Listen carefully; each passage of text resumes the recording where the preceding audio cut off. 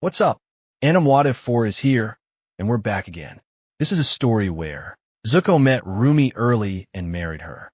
But before we start, please consider subscribe to the channel and give this video a like. Don't forget to check the description for more informations. Also, this is a translate version. You may find some mistakes, specifically in the character's gender. Izuku, of course, is a male. This time, no changes in the genders. Welp, with that out, let's get into the story. The rain was falling on the city of Nusa Tafu. It was not a rain as strong as others, but it was not something to worry about. The cars drove peacefully through the streets, while most of the people were at home, enjoying the peace that the rain could bring them. Let's emphasize most because there were cases of people who had things to do and couldn't stay home, from a man going to work to a simple child playing in the rain. Izuku Midoriya was that child. Izuku stood under a small waterfall of a river, feeling the waterfall on his body. The river was not very strong. There was barely enough water to be considered a river. However, it was enough for Izuku to enjoy his moment alone. The moment where the beatings that Kaken wanted to give him didn't matter, where the fact that he was quirkless didn't matter. It was a moment where he could smile without fear of someone destroying his smile. Izuku got up and started jumping over the water, ignoring the pain of the burns that Kaken caused him. His radiant smile seemed to have no end. The boy was living his moment, so much so that he jumped into the lake to which the river connected and had fun swimming like a soul without worries about life. The green-haired boy knew that his mother would kill him for playing in the rain, but he didn't care. He was only interested in having fun at this moment. But then Izuku heard a loud thunder, and reality returned to him. The boy recovered the shyness and fear that characterized him. All the joy and freedom he was having went away faster than his father. When he found out he didn't have a quirk, Izuku quickly got out of the lake and looked at the sky. The 5-year-old boy managed to see how it started to rain harder, much harder. Izuku ran around the area, looking for a place to take shelter from the rain and the thunder. Izuku believed that if he angered the thunder, it would send lightning at him, and the green-haired boy was even more afraid of lightning. Izuku entered a local park and looked for shelter, finding a small pretty kiosk with a roof big enough to prevent lightning from striking him. Izuku got under the kiosk and tried to sit on the bench. However, due to his short height, he had to jump to do so, which left him with his legs dangling. However, the green-haired boy watched as a girl of about 13 years old entered the kiosk. She was wearing a wet school uniform and had various bandages on her face. Izuku was surprised by that. Why would a girl, a young woman, have wounds on her face? Plus, she had bunny ears, a fluffy tail sticking out of her mini-skirt, and her skin tone was brown. The girl watched Izuku for a moment. He felt nervous and hid in his raincoat. The girl simply ignored him and sat on the other side of the bench, shaking her body a little to get rid of the water. Silence filled the place. The only thing that could be heard was the sound of rain, the sound of the river moving, the lake's flashing water. Izuku felt nervous, and he started to sneeze due to the cold. However, he did not make eye contact with the girl at any time.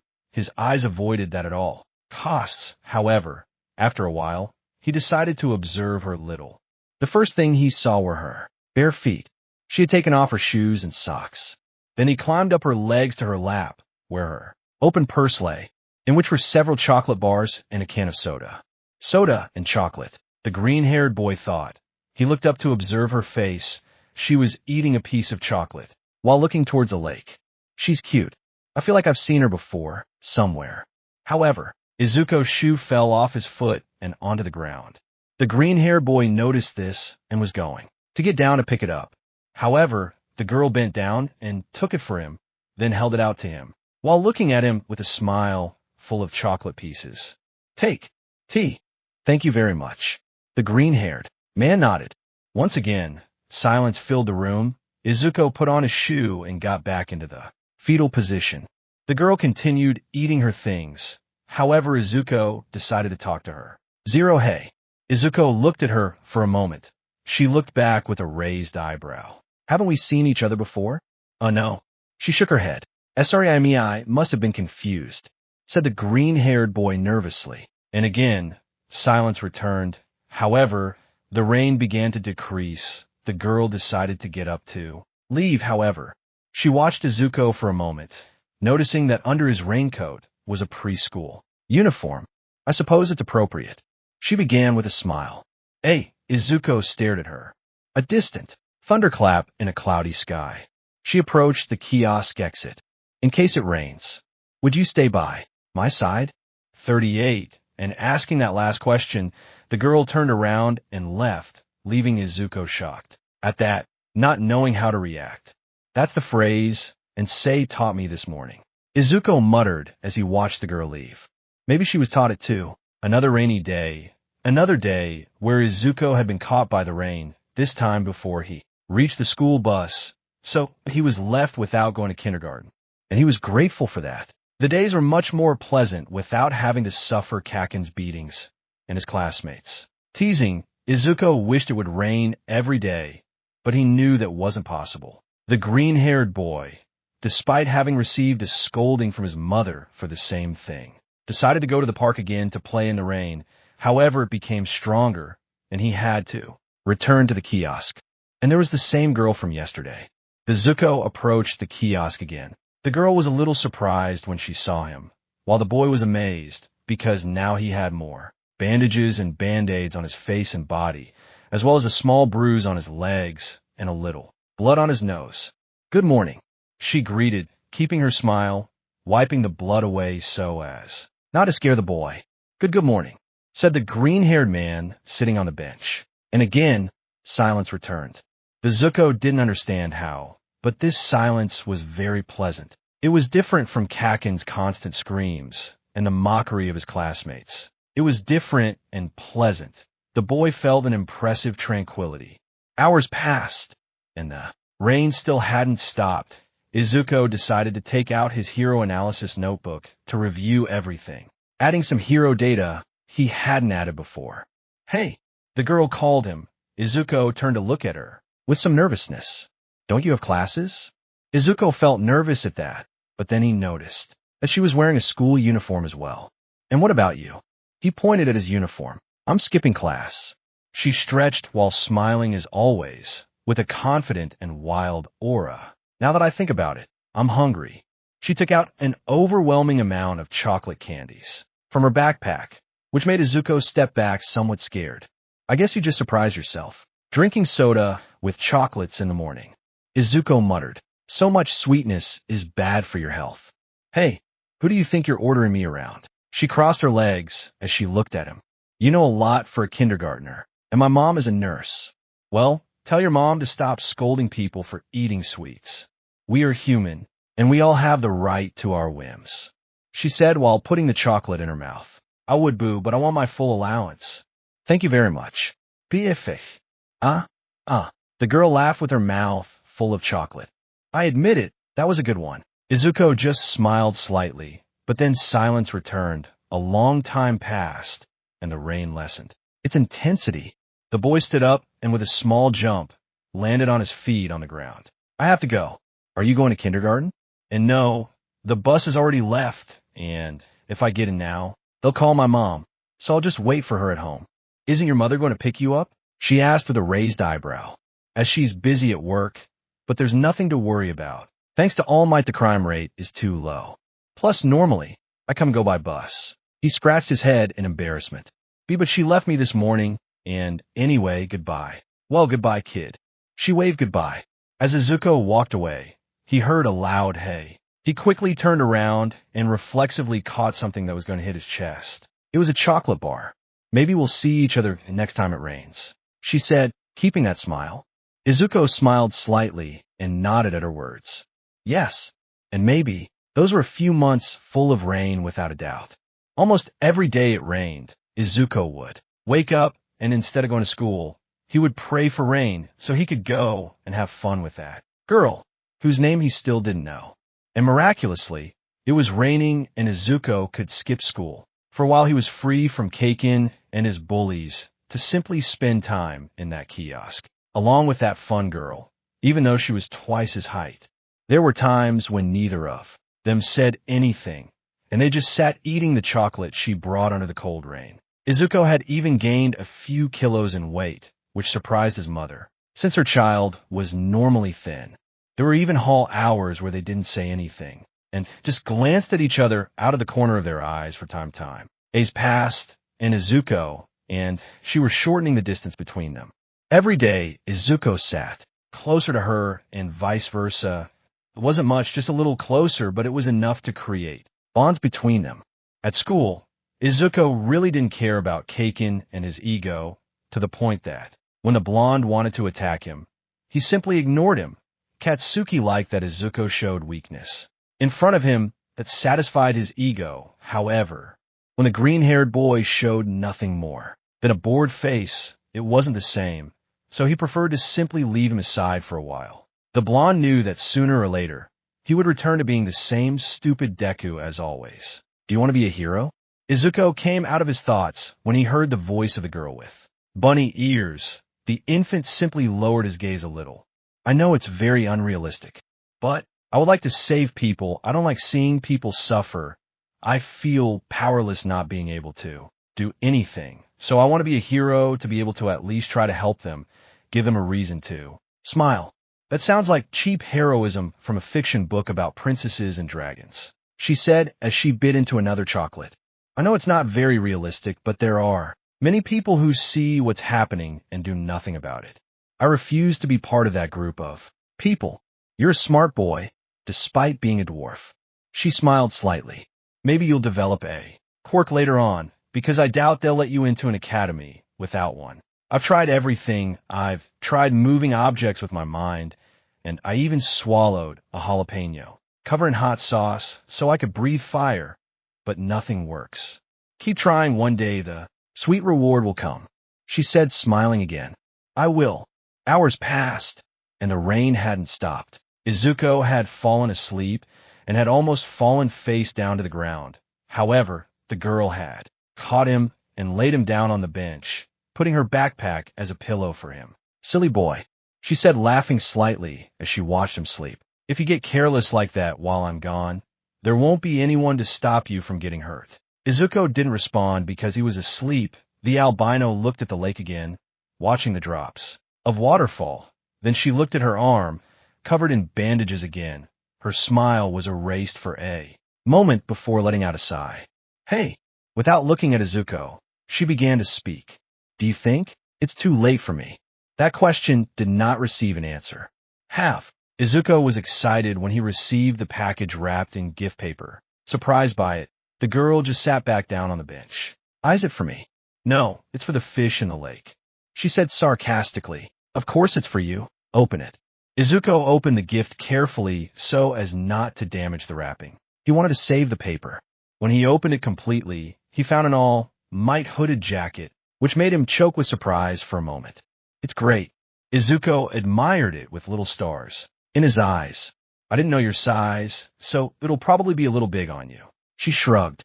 Maybe if you work out, you'll stop being such a dwarf, and it'll fit you perfectly. Izuku pouted, but didn't say anything. He just put on the jacket with a smile. It reached his calves, his arms didn't fill the sleeves, and the hood covered his face completely, but he still enjoyed having it on. Thank you very much, said the boy, smiling. You're welcome, she smiled back. Just don't break it. It took me a while. I promise not to break it, he said confidently, before shrinking a little. I wish I had something to give you. Nah, don't worry, dwarf. She dismissed that. If you smile for a moment, I'll be fine. It took the girl a while to realize his words. When her celebration made a click, she noticed how Izuku was staring at her. With his face completely red, the boy quickly turned around and covered his head with the hood of his jacket. The albino's face also turned red. Don't even think about misinterpreting that. Izuku was leaving his kindergarten. The boy had a small burn courtesy of Kaken. However, he couldn't wait for it to rain soon, so he could meet that girl again. However, as they were leaving, they saw a crowd at the building next door. Their school had 2 buildings divided into 3 buildings on the same street, kindergarten and primary. A teacher noticed that her students were looking in that direction and quickly intervened. Come on, guys, let's keep going. Sensei, what's going on? Katsuki asked. There was only one problem with 2 students, but everything is now being resolved. Izuku couldn't help but look over there, noticing for a small second an extremely familiar face. A face full of bruises. Izuku's eyes widened at that, his face filled with surprise. However, he couldn't go and check what he saw, since his sensei forced him to get on the bus. And from that day on, it didn't rain again for a long time.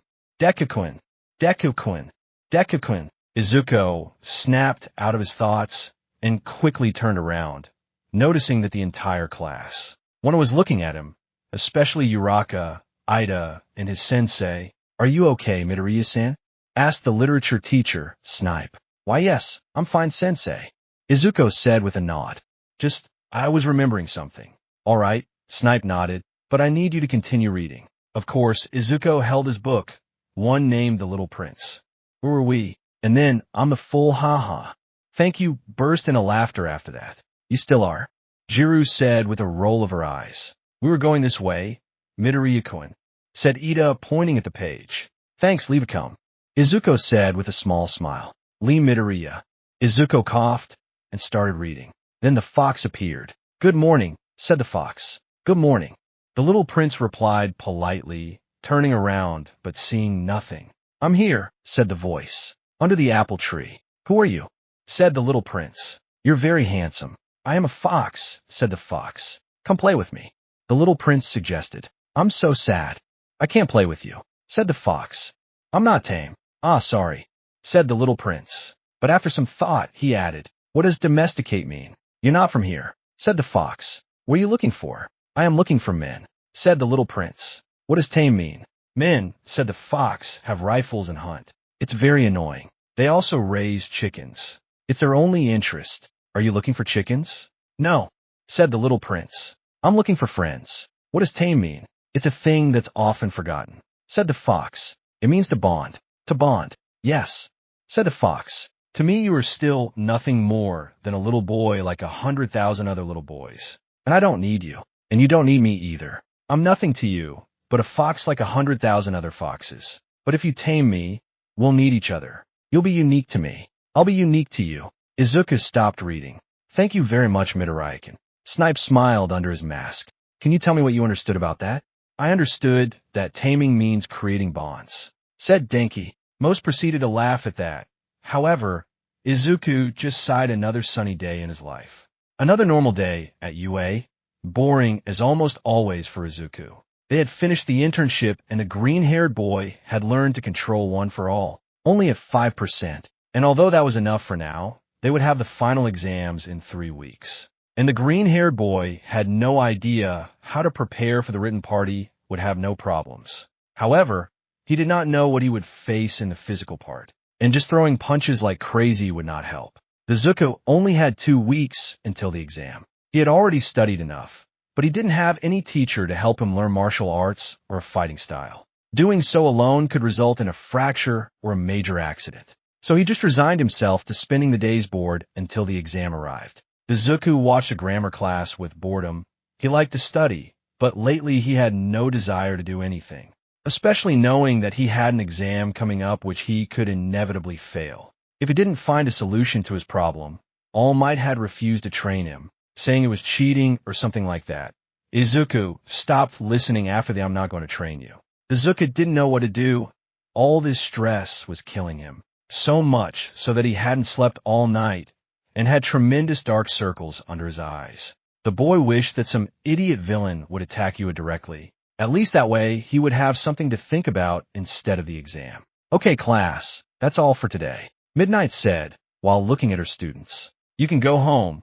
Remember, you have 2 weeks of vacation before the exams. Don't waste them playing video games. Better train your mind and body as much as possible." "Materia." "Hey." Izuku snapped out his thoughts and looked at Midnight. "What's wrong, sensei?" "Stay wild. I need to talk to you alone." "Materia, damn it." Mineta got angry. "So you have an adventure." "Mineta." Izuku moved like a zombie, staring at the dwarf with balls on his head. "Do I look like I'm in the mood for your nonsense?" Many were surprised by the boy's aggressive response. Back you go let out a light laugh. Mineta was about to reply. However, Izuku pointed to the door, while 5% of One for All manifested. Get out of here before I threw you out the window. And so the dwarf ran faster than. Speedy guns all ass in order to get free. Uraka was worried about her friend's fitness. However, Ida told her that they should let him rest. So she went with him, but not before waving goodbye to the boy. Once the classroom was empty, Izuku stood in front of Midnight while she was putting her books in her backpack. What's wrong, sensei? Izuku asked sleepily. The boy received a slap that almost knocked him to the ground. Midnight crossed her arms while staring at him. I don't want to see you using your quirk without permission again, understood? Why yes, sensei, Izuku said, nodding quickly. Okay now. Midnight smiled a little worried. I notice you're very tired. Didn't you sleep well last night? And no, how did you know? Guess, are the exams stressing you out? Izuku nodded. I see. You look like a Zawan in his youth. He also ended up like that because of the exams won. Thank you. Izuku didn't know how to respond to that. Listen, she put her hands on the green-haired man's shoulders. I understand that you wanted to make an effort, but you can't put the exams on your health. Even the Plus Ultra has its limit. But Izawa said that those who failed wouldn't go to camp. It's a lie. The entire trip has already been paid for, and even if everyone fails, they'll still go. Izuku blinked in surprise at that sentence. I think I just look like a clown. Midnight let out a light laugh at that, then lightly stroked the teenager's hair and took her bag, taking out some kind of coupon. Here, it's a gift from me, so you can relax tonight and sleep like a baby. Hey, Izuku shouted with great shock when he saw what it was. Sensei, this is a coupon for a VIP night at the most expensive spa in Yasutafu. You're welcome, she said with a smile. Originally, this was going to be my gift for the students who did best on the exam, but I think it will be more useful to you. How did you get this? This spa is extremely expensive. Viteria, weren't you taught that it's rude to ask where gifts come from? Sorry. Well, since you asked, I'll tell you anyway. I'm a very frequent client at that spa. This beautiful skin doesn't take care of itself, you know, she said with a smile and a wink. They gave me several as a gift in exchange for appearing in a commercial promoting it. I see. The salary of a professional must be very good. Izuku thought before saving the coupon. Thank you very much, sensei. You're welcome, kid. She poked his forehead with 2 fingers.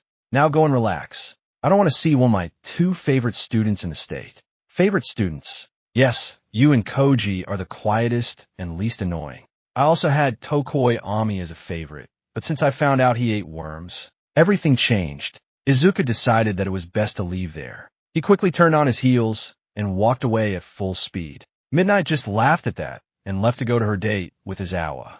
Izuku was taking a train to the place where the spa was supposed to be. He had called his mother, so she wouldn't worry about his absence. Izuku didn't even wait to get home and change. He was going to go directly to the spa to relax a bit, following his sensei's instructions. Perverts. Screams and blows were immediately heard on the train. People moved away from the cloud of smoke that had formed. The unmanly screams of a man scared Izuku when the smoke dissipated. A woman stood up while fixing her hair. At her feet was a heavily beaten subject. You try to touch the tiger's tail, but as soon as she attacks you, you don't face her claws. You're losers, she said mockingly while stepping on them. Izuku wasn't innocent enough to not understand that those guys had tried to grope that woman, so he decided to stay quiet and look the other way. He wasn't going to defend a couple of perverts. However, the woman took her bag and walked away from those guys, standing right next to them. Izuku couldn't help but look at her a little. He blushed because of how pretty she was, but there was something about her that seemed familiar. What are you looking at? She asked, having to lift her head a little to see him, since the boy was taller than her. Izuku looked away, both because of how annoyed she looked and because of the looks he received from the rest of the people, in addition to their comments. You saw what just happened, and you still have the balls to look. Idle. What a pervert. And look at those dark circles under his eyes. He's probably a desperate virgin. Izuku was embarrassed by that, and as soon as the train stopped, he got off as quickly as possible and headed towards the spa. Everything was fine, until he realized that the same woman was walking behind him and in the same direction. Izuku didn't even dare to look over his shoulder. The boy walked until he finally found the spa, which was quite luxurious. Izuku entered it quickly, hoping to lose that woman. But since fate is a bitch, the woman who had walked near him enter the same spa, Izuku could only break out in a cold sweat as she approached the counter. The green-haired man could notice that. The girl had a voluptuous body, but she also had muscles, so he preferred not to get into trouble. Finally, a tall man with huge muscles, black hair, and a white suit appeared. Izuku felt a little intimidated by his presence. However, the man showed a big smile and shook Izuku's hand. "Hi, nice to have you in my spa. My name is Crunk." He took out a tray with empanadas. "Do you want some? They're chicken. Do I have to pay for them?" "Oh no, they're courtesy of the house for anyone who comes." Izuku took one of them and took a bite, automatically having a kind of culinary orgasm. Since he fell to the ground, fainted, and after 3 seconds he got up smiling. "They taste amazing, even though they have a lot of onion." "Understood. I'll try to do better next time." He wrote down in a notebook what Izuku said. The albino coughed falsely to get Crunk's attention. "Oh sure." Crunk placed a tray on the reception table and stood at attention. "What do you want?" "The usual," the albino said as she stretched. "My legs hurt from working so hard." "What?" Izuku was confused by that. "Of course, but I'll need your payment in advance." The woman reached into her purse to look for her money, but she couldn't find it. "What?" She quickly searched her bag, but found nothing. "Damn, how did this happen? Is something wrong?" She growled in annoyance at the question. "My money was stolen. It was probably on the train while I was beating up those perverts." "Oh, I'm sorry." Crunk put a hand on her shoulder. "I'm really sorry that happened to you. Do you want a chicken empanada?" "No, I'm fine." She crossed her arms annoyed. "Can I use your phone to call a friend to come pick me up?" "Sure." Crunk nodded. The albino went to get the phone. The man looked at Izuku. "And your friend?" "I have this." Izuku took out the coupon that Midnight gave him. Crunk was surprised to see it and took it roughly. "Where did you get this?" "We only give it to Deluxe Premium VIP members. One of them gave it to me Midnight to be specific." "Ah, I understand now." Crunk looked at the coupon. "But this is for 2 people. Why didn't you bring anyone?" Izuku blinked in confusion. Was he so tired that he hadn't seen it was for 2 people? "I hadn't noticed." "Well, you could still use it, but it would be a waste if it was just 1 person." Izuku looked to the side, noticing that the cute woman with bunny ears was trying to call. However, there was no answer. The boy's brain made a click, and he quickly whispered something to Crunk's ear, which made him smile. "Excellent. Go ahead while I talk to her." Crunk pointed to a door with a sign that said men and entered through it. "Rumi." The woman named Rumi put down her phone and looked at the strong man. "But Crunk, I'm trying to call Ryuko, but the damn thing isn't answering." "It won't be necessary," he said smiling. "The guy who came just now used a coupon for 2, so you and he will have a free night here." Rumi blinked for a moment before letting out a grunt. "That perverted brat. He's definitely up to something," she said before looking at the women's door. "However, it would be a sin not to take advantage of this." "Well, what are you waiting for, Crunk?" "Serve me like always." Crunk smiled and led Rumi to the women's room. Izuku was sitting on a massage table, patiently waiting for his masseuse. The place smelled amazing and was quite relaxing. So much so that Izuku almost fell asleep 3 times. The green-haired boy was only wearing boxers and was covered by a white sheet. "I'm here." Crunk appeared while cracking his neck. "It's time for your massage, buddy, then I'll do your nails, cut your hair, moisturize your skin, clean your teeth, and much, much more." Izuku gulped at that and settled down. Crunk stood next to him and proceeded to grab his head. "Were you?" Crunk twisted his head from side to side, causing bones to crack. "Ouch!" Izuku exclaimed with some pain, but then was surprised to feel less tense. "Wow, how did you do that?" "It's my job. Now stop. You have a knot in your back." Izuku grunted in some pain as Crunk worked on his back. However, soon the pain turned into a rather nice feeling. "Whoa, I feel much better. This is a product of stress," Crunk exclaimed while massaging Izuku. "Anything worrying you lately?" "School exams. I saw that your uniform was the same as the UA one. Are you studying to be a hero, or are you in some other course?" "I studied to be a hero." "Well, I wish you the best of luck," he said while massaging Izuku. "I wanted to be a hero, but Daddy didn't like it and didn't want him to give me a thumbs down. That must hurt. Not as much as other things. My first wife turned into a squirrel. It's hard, my friend." Izuku left the spa, and he felt alive. His dark circles were no longer so big. His skin was soft and bright. His posture was firm and full of life. Plus his nails had been cut and cleaned. He had taken a bath in a jacuzzi, and his hair had been fixed. The boy felt like new. "Ah, thank you very much, Midnight Sensei," said Izuku, smiling while stretching. "I should save up to come with Mom sometime." "You." The Zuko quickly turned around. Watching as Rumi walked out of the spine, approached him with an angry look. "Come here. You're going to explain everything to me now." Izuku, seeing a muscular, angry woman with a scary aura, did everything a future symbol of peace and student to brave hero would do. He activated his quirk and ran away at full speed like a coward. The albino did not hesitate to follow him with great leaps. Due to her quirk, she could do that with ease. "Come back here." Izuku Midoriya had done many things in his life.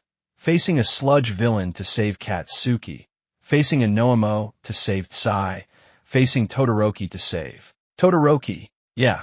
And he also faced Stain to save Ida. And now he was running at full speed from a woman who was chasing him. How can he jump so fast? That's not that he was afraid of her. She wasn't even half as scary as Stain. He just didn't want to get into trouble with anyone. He wanted to go to sleep in his little bed with all-night sheets. However, a crazy woman with bunny ears was chasing him. "Got you." Izuku received a strong kick in the back that threw him into an alley. It wasn't strong enough to break any bones, but that was definitely going to hurt tomorrow. The boy got up leaning against a wall. However, a leg was positioned next to him, preventing him from escaping. "Okay, you damn pervert. What did you expect to achieve with that?" The albino asked angrily. Izuku felt his brain shut down for a moment before realizing what was happening.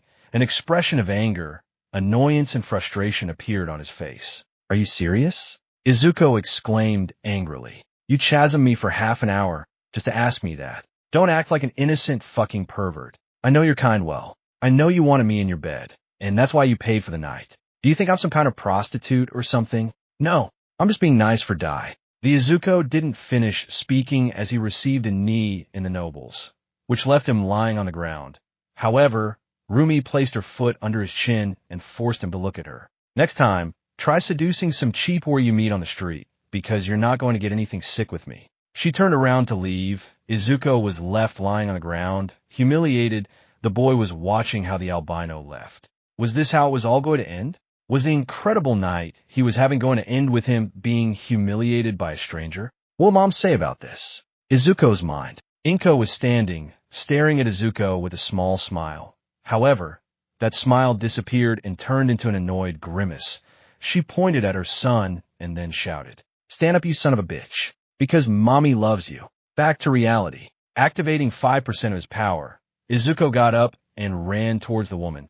He heard the footsteps and turned around quickly. "Do you still want to continue being humiliated?" Slap. The albino was completely silent after receiving a slap. However, Izuku did not stop there. He was angry, very angry. All the stress that had been removed with a massage had returned and turned into anger. The green-haired man took a breath to speak furiously. "Listen to me carefully, idiot. I don't know if you think you're the queen of the universe or the most important person in the world. But you know what? You're not. I was just trying to be nice to you because I felt sorry for you. But right now I regret that. Since I realized that for some reason you have a too high ego to believe that everyone wants to have something with you. I just wanted to have a quiet night, and now you ruined it. I hope you're happy because I'm definitely not that fucking crazy." Izuku walked out of the alley, but before leaving, he looked over his shoulder at the rabbit girl. "Oh, and by the way, it's not like you're that beautiful.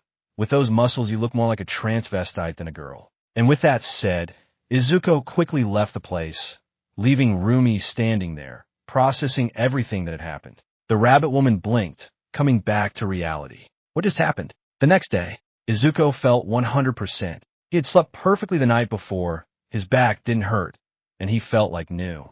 The boy jumped out of bed and landed on the floor, and the memories of the previous night came to his mind. Oh shit. The boy left his room and went to the bathroom to wash his face. I shouldn't have been so hard on her. Foolishness. Izuku looked to the side, finding a small all-mind on his shoulder, dressed as if he were the devil. "She hit you in the balls. She deserves everything Shounen got her." "I guess so," Izuku murmured. "Don't listen to him, Shounen." A small all-mind appeared on her other shoulder, dressed as an angel. Hitting a lady and insulting her is not proper of a man or a Shounen hero. You should not hold a grudge either or you will spend the rest of your life bitter, said the angelic Hall Might. Do you want to end up like Izawa? The demonic Hall Might was going to say something, but Izuku covered his mouth with his finger. No, he has a point. The green-haired man mentioned thoughtfully. Izuku, they're looking for you. Izuku finished brushing quickly and left the bathroom, walking towards the living room, finding his mother standing in the doorway with a nervous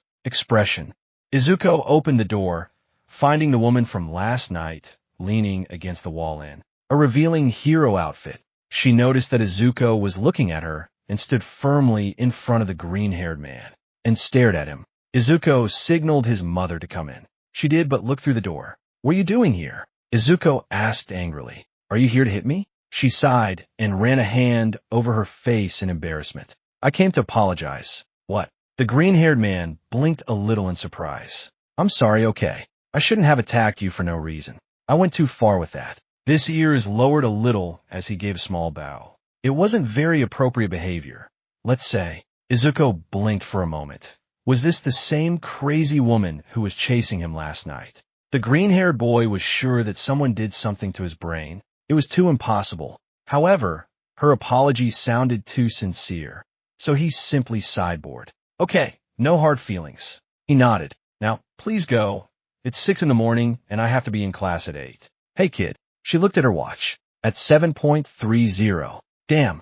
Izuku entered his house and closed the door in the woman's face, then jumped on the dining room, using one for all. And when he landed, he rolled on the floor, then ran to the bathroom. It took Izuku 10 minutes to take a bath while he just threw water, soak, and then threw water again, get dressed, and take his books. Then he said goodbye to his mother with a kiss on the forehead and left his home. When he left, he was about to crash into the albino woman, but he stopped in time. What are you still doing here? I have to get to class. That's what I was saying. She turned around and squatted down. Get on my back. That. Woo. She shouted with excitement while jumping from building to building at high speed. Why did I accept? Izuku thought as he held onto the woman tightly. Don't worry, kid.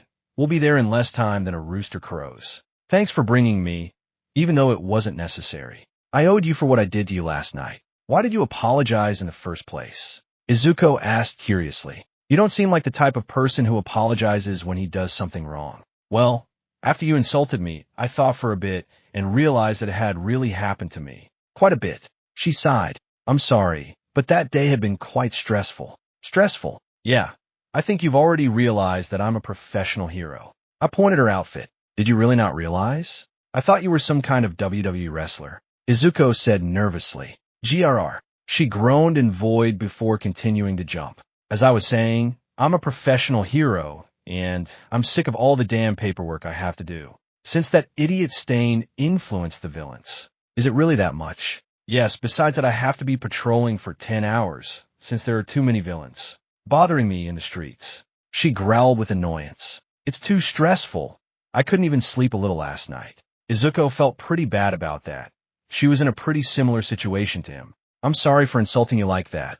I didn't know you were so bad. Don't worry, I probably deserved it.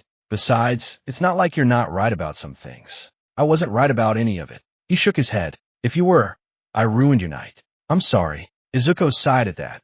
How did he get to this point in his life? Okay, I'm sorry for calling you a transvestite, he said with some embarrassment. I only said it because I was angry. So you think my muscles are pretty? She asked, looking at him over her shoulder with a mocking smile. Izuku blinked for a moment. The albino's smile was replaced by an old smile. One he hadn't seen in a long time, it seemed too familiar to him. Hey, why are you staring at me? Huh? Oh, sorry. He shook his head. It's just that. You look very familiar. Have we met before? Well, yesterday was stupid. And no, I mean long before. Now that you mention it, you also seem a little familiar to me. She blinked for a few seconds when she realized. I remember you now. Oh, really? You're the kid who broke his mother at the sports festival. Izuku had a nervous twitch in his eyebrow at that. Why does everyone recognize me for that? Because it was brutal how you ended up destroying yourself. Ha ha ha. She started laughing. Seriously, I died laughing when you crashed into the wall. That was because I didn't control my power well.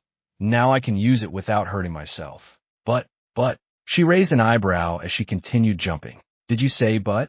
I don't know how to fight. Izuku sighed. UA finals are in 2 weeks, and he's still throwing punches like crazy. That's the reason why I was so stressed when I went to the spa. Are you worried about failing? Not as much as before, but I really don't want to fail the exam. I feel like I would be disappointing someone very important to me. Rumi stopped, smiling wildly, and looked at Izuku with a serene look for a moment. The image of the green-haired boy changed to that of a little boy with 2 black bunny ears. Finally, they arrived at UA. Izuku was going to get off and thank the woman for taking him. However, she started running inside the academy. Hey, what are you doing? I'm going to do you a favor, kid. She smiled wildly. But first I have to talk to the chess-addicted rat, come on. Izuku simply held on to her to avoid falling. He didn't objective all since even if he didn't admit it, he was curious to see what the woman would do. By the way, what is your name? The albino asked while running. I'm IzukuxMiruko. Izuku almost fell when she turned sharply. Well, squirrel, I'm Rumi Isagiyama, but everyone knows me as Miruko. Miruko. Izuku had never seen in his entire life, but he had heard of the only female heroine who had reached the top 10, since she always missed interviews and normally only appeared on screen from time to time. But Izuku never managed to see her. The green-haired boy couldn't say anything, since Rumi accelerated the speed to Nizu's office, leaving the boy to remain silent and only be able to hold on. Was that Midoriya? Shinsu wondered, watching the boy being carried by a woman. I don't get paid enough for this, said his AWA board. Wait, do they pay you? All Might asked, surprised. Nizu was a rather calm being, a small humanoid mouse who loved tea, chess, coffee, and psychologically torturing his students. But all the calm went to shit when someone kicked his door, knocking it to the ground and destroying it. Hey Nizu, Miruko exclaimed, abruptly entering with Izuku on her back. I need to talk to you. Nizu took a breath, remembering how, when she was studying at UA, she was the student who caused the most problems and stress. So much so that when she graduated, Nizu prayed to all the existing gods, without exception, that she would never return to the academy. And yet, here she was. She was considering becoming an atheist. Hello, Miruko. Nice to see you, said Nizu with a fake smile and a twitch in his eye. Hello, Nizu. I see you're still the same shorty as always. The director's tick increased. Well, I came to ask you a favor. Tell me, do you see the boy on my back? I pointed at Izuku, whose eyes were spinning like spirals. I'm planning on taking him with me for 2 weeks to give him heroic training, but I need your permission to justify his absence. I'm sorry, but the exam will be in 2 weeks, and young Materia must prepare. Oh, I guess I'll have to train him at UA then, said Miruko, smiling evilly. Permission granted, Nizu said, quickly standing up from his chair. I'll give you 10s on all your grades until the day of the exam. Oh really? What's more, if you take the boy, I'll give you 100 yen, he said, taking a bill out of his pocket. Miruko smiled and took the ticket. Thanks, tell your mother about his mistakes. See you. She carried Izuku on her shoulder. Come on, kid, we can't waste any more time. Miruko jumped out the window with Izuku on her shoulder. Destroying in the process, Nizu sighed in relief. Well, at least it was just a window. Miruko came back and smashing a window that was next to the window she had broken before. By the way, I'll take his hero suit for his training. I hope you don't mind, bye. Miruko jumped again, shattering the last unharmed window in the room. Oh my god, Nizu sighed. I'll have to take a slice of the security budget again. A few hours later, Izuku Materia had strange experiences in his life, but being in an adult woman's apartment was the strangest of them. Izuku was changing clothes, putting on his hero suit. The boy looked at himself in the mirror for a moment. It still bothered him that those who repaired him made so many changes to the suit his mother gave him. The worst thing is that they didn't make it more resistant or anything like that.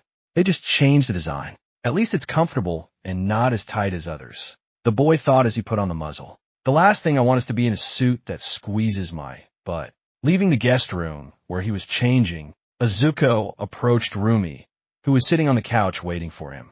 Once she saw him, she jumped up and smiled wildly at the boy while pointing at him. Okay, kid, I hope you're ready, because I'm going to use these 2 weeks to turn you into a killing machine. I don't think that's necessary. Izuku shook his hands. As long as you teach me how to fight, it's fine. Although I still don't understand why you do it. It's a way to make up for the blow I gave you, and stop asking so many questions. It's rude to refuse a gift. Izuku blinked a little, and simply sighed. Miruko opened her apartment window and jumped out. Wait, what? Izuku peeked out the window, seeing that Miruko had landed on a building. She looked over at Izuku, frowning when she saw that he hadn't jumped yet. What are you waiting for? I asked, annoyed. First I want to know how good you are at moving, boy. Now get your butt over here in one jump. Izuku knew it wasn't a good idea to disobey her, so he sighed as he took a few steps back. The boy took a breath as 5% of one for all manifested in his body. One for all. Full cow 5%. Izuku gritted his teeth. Here I go. The green-haired boy ran to the window and jumped with all his might. But he only managed to get halfway there before he started to fall. The boy screamed in fear as he watched the asphalt approaching. However, Miruko caught him before he fell to the ground and landed on the street. She left Izuku on the ground and kicked him in annoyance. Why didn't you come? You don't look half as strong as you did at the sports festival. I told you I control my quirk, but I can only use 5% of my power without hurting myself. I am working to strengthen my body, so I can master more power. So you don't control it, you endure it, she said with her arms crossed. Don't overestimate yourself, kid. Anyone who can't use their full power in combat can't consider themselves in control of their power. Besides, I saw how stiff you were when you jumped. You can't even use 100% of your 5%. She sighed and stood behind Izuku, then jumped on his back. The boy caught her by instinct, but felt quite nervous having a woman on his back.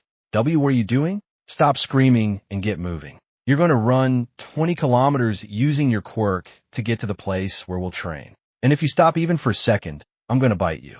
That's too much. It's just too much for the squealing bitches. Now run. With no other option, Izuku activated one for all and started running, being careful not to deactivate it or raise the percentage at any time. 1 hour later, Izuku was tired, extremely tired. He had bite marks on his ear, and he was sweating profusely.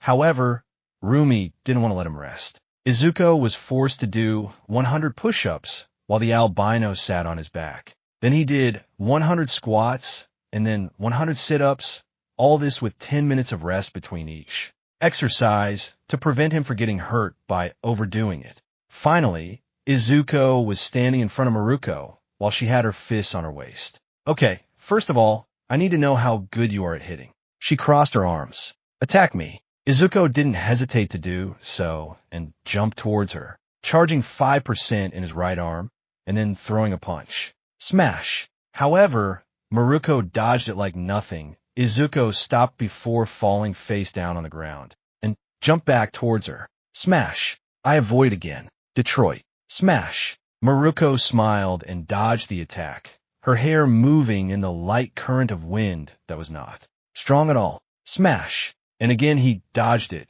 A few minutes passed where Izuku was not able to hit Miruko. The green-haired boy was breathing heavily with his hands on his knees. She sighed, disappointed. You're too impulsive. You don't know how to take advantage of openings. You limit yourself to only using your fists, and every time you have a chance to do something useful, you end up doing the same thing as before, expecting a different result. How the hell did you survive until now? Sorry doesn't fix anything. Do you think the villains will care that you don't know how to fight? No. They will go straight for your head and then boast that they killed a would-be hero. Now sign. Izuku stood firm, but quite tired, so much so that he could barely maintain his posture. Pay attention. She stood in front of a tree. Were you going to attack? Go all out. Show no mercy to anyone, because they won't show mercy to you. Miruko kicked the tree, breaking it and causing it to start falling. However, she ran to its side and kicked it so that it lifted into the air. Don't just follow a plan. Whenever you see an opening, take advantage of it. She jumped and kicked again, breaking the log in half, but then she did a perfect split and turned both halves into nothing more than pieces of wood. And remember, you have legs, idiot. She fell to the ground epically, raising dust from it. Now, are you ready to train? Izuku was passed out on the ground because one of the pieces of wood fell on his head and knocked him out. Miruko fast up him to that. Izuku was kicking Miruko. The green-haired boy had taken off the top half of his hero suit, so he could breathe better and stay warmer. Lift your leg higher, she said, easily blocking his kick. Do you think that's being flexible? Even my grandmother is more flexible than that, and she's in a wheelchair. Izuku continued training with the albino, using one for all at all times. Even when bathing, he was forced to use it, which caused him to break the bathroom doorknob more than once. The boy did all kinds of exercises to strengthen his body, and then he trained to strengthen his fighting skills. Izuku slowly began to move faster and faster, to the point where he seemed to leave a long trail of lightning with his movement. He was using 7% of one for all. It hurt to use it, but he could still maintain it for a few seconds. And as for the 5%, Izuku could move like a fish in water using it, and that had only been a week. He had also learned to kick and move like Miruko. Currently, Izuku was jumping alongside Miruko through the buildings. The boy had managed to match his speed, or so he thought. Miruko smiled and kicked in the air as she jumped with Izuku at her side. "Are you having fun, kid?" Izuku landed on a sign and then jumped again, this time much higher than before. He was using 7%, and even though his legs hurt, the adrenaline wouldn't let him stop. "Of course, Shorty, I told you not to call me that." Izuku had begun to gain a little confidence with a brown-skinned woman. He had even given her the nickname Dwarf because she was shorter than him, which made Miruko quite angry. Both were going to continue jumping. However, Rumi stopped at a building and took out her cell phone. Izuku stopped and turned off his quirk, letting Miruko talk on the phone before hanging up and looking at the green-haired boy. "Listen, kid, I wanted to go back to the apartment and wait for me there. There's an emergency on the other side of the city that needs to be attended to," she said, cracking her knuckles. "Why can't I go with you?" That was another thing. When Miruko wasn't training him, she left him at her apartment and went to work as a hero. Izuku felt like he should help her, but she was too stubborn. "I already told you I don't like to team up with anyone. I do my work alone. But I'm your friend. You should let me help." "Excuse me." She raised an eyebrow. "I'm just doing you a favor, brat. We're not friends. Don't confuse things. So if we're not friends, let me help you as a way of returning the favor." Heroes who join their companions to fight are cowards. They don't trust in their own strength, and that's why they prefer to trust in the strength of others. Unlike that bunch of losers, I do trust in my own strength. She turned around. "Go to the apartment and wait for me. I'll be back in a while, and tomorrow we'll continue with your training." Miruko took a big leap and left. Izuku watched her leave with a worried expression, then looked at his own fist and clenched it, then jumped with his quirk activated, following the rabid heroine. "Run." He's a villain. A giant man with a turtle shell and horns was destroying everything from cars to stores. He laughed with malice, while causing terror in the citizens. His companions followed him while he continued destroying everything. But before things could get any worse, he received a strong kick from Miruko to the face, which left him KO on the ground. "That's what you get for causing trouble on my territory," Miruko said, grinning wildly. Miruko smiled and stepped forward for the civilians, showing her strength and confidence. One of the companions of the man with the shell was going to attack her from behind. She smiled. She had heard that, and was ready to dodge his blow and humiliate him quickly. However, before she could act, Izuku appeared and kicked the villain's partner in the face, leaving him completely KO on the floor. The green-haired man landed next to him. Rumi was going to scold him angrily, but the other villain companions surrounded both of them.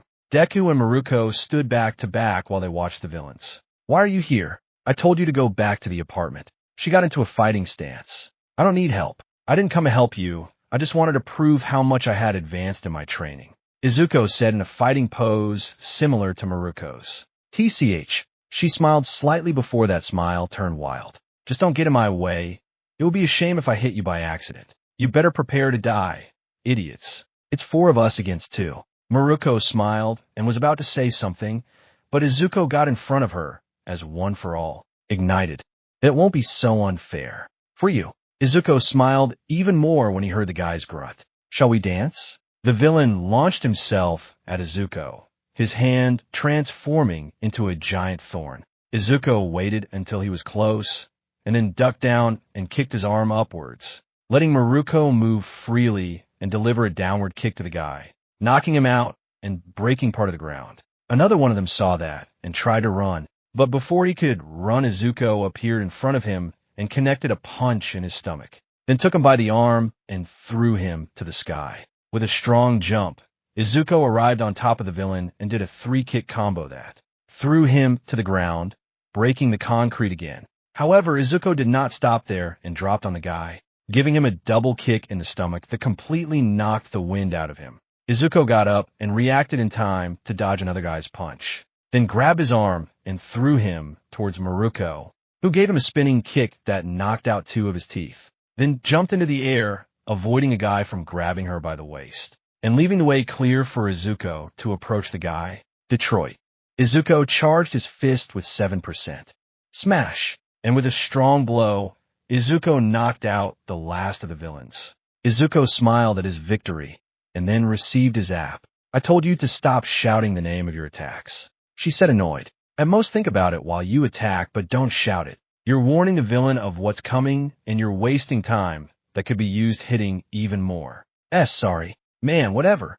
She dismissed. You did a good job staying out of my way. In your way. But I even helped you win faster. He crossed his arms. I think you were the one who got in my way, in NA.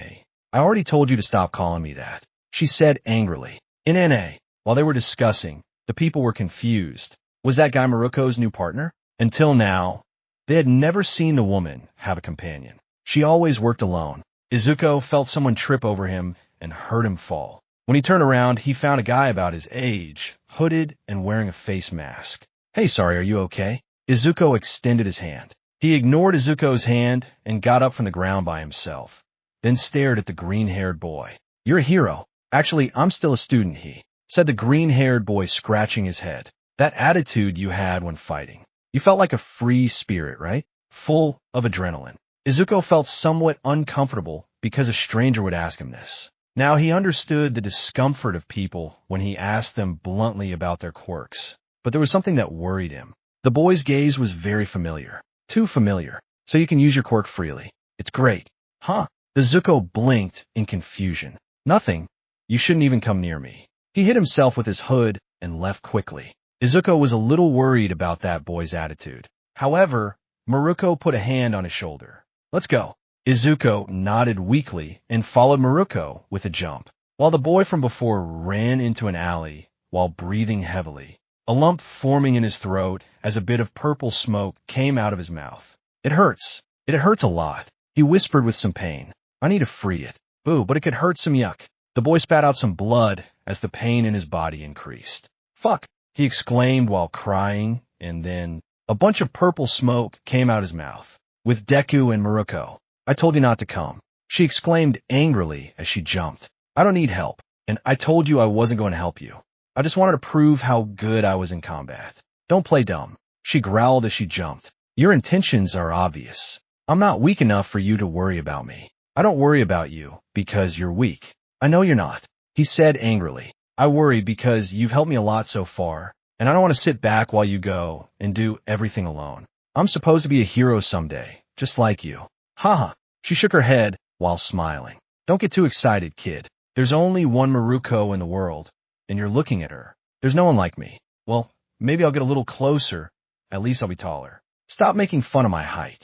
Izuku was going to answer her. However, he saw something purple in the sky. He stopped at a building and turned around, observing how the sky and a large part of the city was being covered by a purple gas. Izuku looked at Miruko, who was squatting on top of a water tank. They both looked at each other for a moment. Before he attended, Izuku put on his mask, while Rumi tore off a piece of the suit and used it as a mask. Then they both jumped in the direction of the purple cloud. Upon reaching her, Izuku tried to use his Delaware smash to disperse the air, but his 7% wasn't enough. The boy saw how Miruko entered the cloud of smoke and came out with several people in her arms. However, she was getting tired. The boy growled, looking at his fist, and then clenched it while making a decision. One for all. Izuku raised his hand, pointing at the smoke. 100%. His finger was covered by green lightning. Delaware smash. A strong current of wind dispersed with extreme ease, revealing a horrible landscape. Many people lying on the ground unconscious. Some were just agonizing due to pain. Miruko, seeing this, hurried, while Izuku grabbed his finger with a little pain, then looked around, searching for the origin of the smoke. Seeing that it was coming from an alley, Izuku quickly rushed to the alley, finding the same boy from before sitting on the floor while breathing heavily. Get away from me. As soon as he saw Izuku, the boy got upset.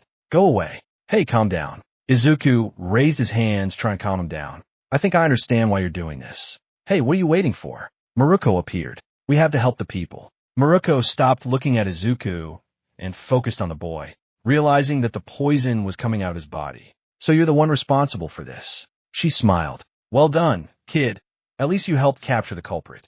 Miruko was going to jump towards the boy to hit him hard, but Izuku stood between them to stop her. Wait. He stopped her. Move. I have to knock him out before he starts blowing more smoke. Maybe he has his reasons. He shook his head. That look he had is the look of someone who envies people with good powers, who envies how much fun they have using them. I know when someone has that look. The masked boy was quite surprised by what Izuku said. However, Miruko crossed her arms, her brain clicking quickly. I understand now. Calmer now. She turned to look at the boy. Hey, can't you control your power? The boy froze for a moment as they both looked at him, until out of nowhere he fell to the ground as he began to cry loudly. Hey, that's right, my quirk is a powerful poisonous gas. Boo. But ever since I was a child, I released it unconsciously. That's why I wore this mask. He took a mask out of his pocket. It was the one he wore before. But if I don't release even a little of the poison, it accumulates inside me. And even though I'm supposed to resist it, it's too much. And it hurts a lot. The boy began to cry harder, causing Izuku to have a lump in his throat at that image. I wanted to release it several times, but the use of quirks in public is prohibited. I tried to endure it, but with each moment it hurts more and more. He burst into tears. I had to free it or I was going to die. Does that make me a villain? Is not wanting to die a bad thing? I couldn't bear it anymore. Do you know what it feels like everything inside you burns during all the damn days of your life? Do you even know? Release him. Izuku said in a serious tone. Huh, have you gone crazy? Rumi asked with a frown. This makes me sad too, but we can't risk more people getting hurt. I know what I'm doing. Izuku looked at the boy. If you release all your poison, you'll be fine, right? I've been holding this in for years. What I just released is only 20%. It's too much. I know what I'm doing. Izuku took his shoulder. Trust me, I know what it feels like to bear so much pain inside you. Without anyone helping you, I have a plan, and I know it will work. Now I need you to trust me. Izuku took off his mask, showing the boy a big smile, which for some reason filled him with confidence and tranquility, as if everything was okay, because he is here. Now Miruko. He looked at the heroine at his side. I need you to throw it into the sky, as high as you can, then you. He looked at the boy. I need you to release all your gas the moment you feel you can't go any higher. And when I say all, I mean all. Don't leave even a little bit. Hey, are you sure about this? Beige, how would you neutralize the gas? Izuku looked at his right arm for a moment, knowing perfectly well what he was going to do. I'll just say that this will hurt tomorrow. Kid, remember that I'm the professional here. We're not going to do this unless I give the go-ahead. A hero's job isn't just to defeat the bad guys. It's to save people. Izuku looked at her as he stood firm in a striking position. Help me save him. She looked at him seriously, waiting for him to lose his composure under her gaze. However, he didn't. Miruko smiled at that and took the boy by the shirt. Then let's do it. Miruko spun the boy around in her hand several times. Then, using her great strength, she threw him upwards. The boy even reached higher than the largest building in the city. When he was at his highest point, the boy released all the gas he had inside, forming a huge purple cloud. Izuku sighed when he saw it, and then one for all manifested in his arm. Texas. Izuku took a great leap, climbing onto the roof of a building, and then increased his power to 100% as he charged his dock. Smash! And then, the green-haired boy threw a punch into the air. The power of his attack was so much that a cyclone was formed with just his punch. The gas dispersed with extreme ease, and even the clouds around it also dispersed. Miruko was impressed by such a display of power. However, she reacted in time and caught the gas boy before he fell. He was about to become unconscious. The pain is gone. He smiled as a few small tears fell from his eyes. Thank you, heroes. Miruko smiled and landed in the same building as Izuku. She was going to comment something about what had happened. However, her smile was erased when She noticed that Izuku's arm was broken and was also bleeding. However, the green hair man had not lost his smile. So can we go to the hospital, please? Izuku left the hospital with Miruko following him. The green-haired boy had his arm bandaged. However, it was not broken thanks to the doctors. You're an idiot. I know. You heard yourself. I was to save the boy. You broke your damn arm. She shouted angrily while looking at Izuku fixatively, making him step back in fear. You're lucky the doctors were able to heal you. What do you think would have happened if they didn't have such good healing quirks? We would have had to go back to you, and we wouldn't be able to continue with your training. Asari, sensei. She let out a long sigh and pulled him by the arm to make him walk faster, causing him to let out a groan of pain. It doesn't matter. Let's go home. You have to rest so that tomorrow you can be 100% for training. Will we be training again so soon? Don't start crying now. You didn't when you broke your arm, she said, although she smiled slightly when she mentioned that. I must admit that what you did, despite being stupid, was incredible, kid. Thanks, but stop calling me kid. My name is Izuku Materia. You call me dwarf, so I'll call you boy as many times as I want. The heroine mocked. And whatever, Izuku said with a sigh. Will the boy be okay? The police said they would take him to his parents and give him help, so he could better control his quirk and unleash it from time to time without everything ending in tragedy. He'll be fine. Thank heavens. By the way, I wanted to ask you something. She looked at him fixatively. When we were there, you said you knew what it was like to feel so much pain inside you, without anyone helping you. What did you mean by that? The Izuku sighed at that. He knew how insistent Rumi would be if he didn't. I told her about this. She could be very persistent if she put her mind to it. Izuku just sighed and looked at the sky for a moment. My quirk didn't awaken at the same age as the average person, Izuku said, looking at the sky. You see, my power is a kind of energy accumulator. Izuku had thought of a perfect excuse for when someone asked him about it. His power, and he had perfected that excuse. Apparently, he accumulated energy and then used it to enhance my body. My quirk did not awaken because he was accumulating enough energy to enhance my strength quite a bit. However, the doctor was wrong in the x-rays, and I was wrongly diagnosed as quirkless. Miruko blinked at that. Had this boy been quirkless? She had nothing against them. Did she consider them weaklings who were not at her level? Yes, but she had no reason to hate him.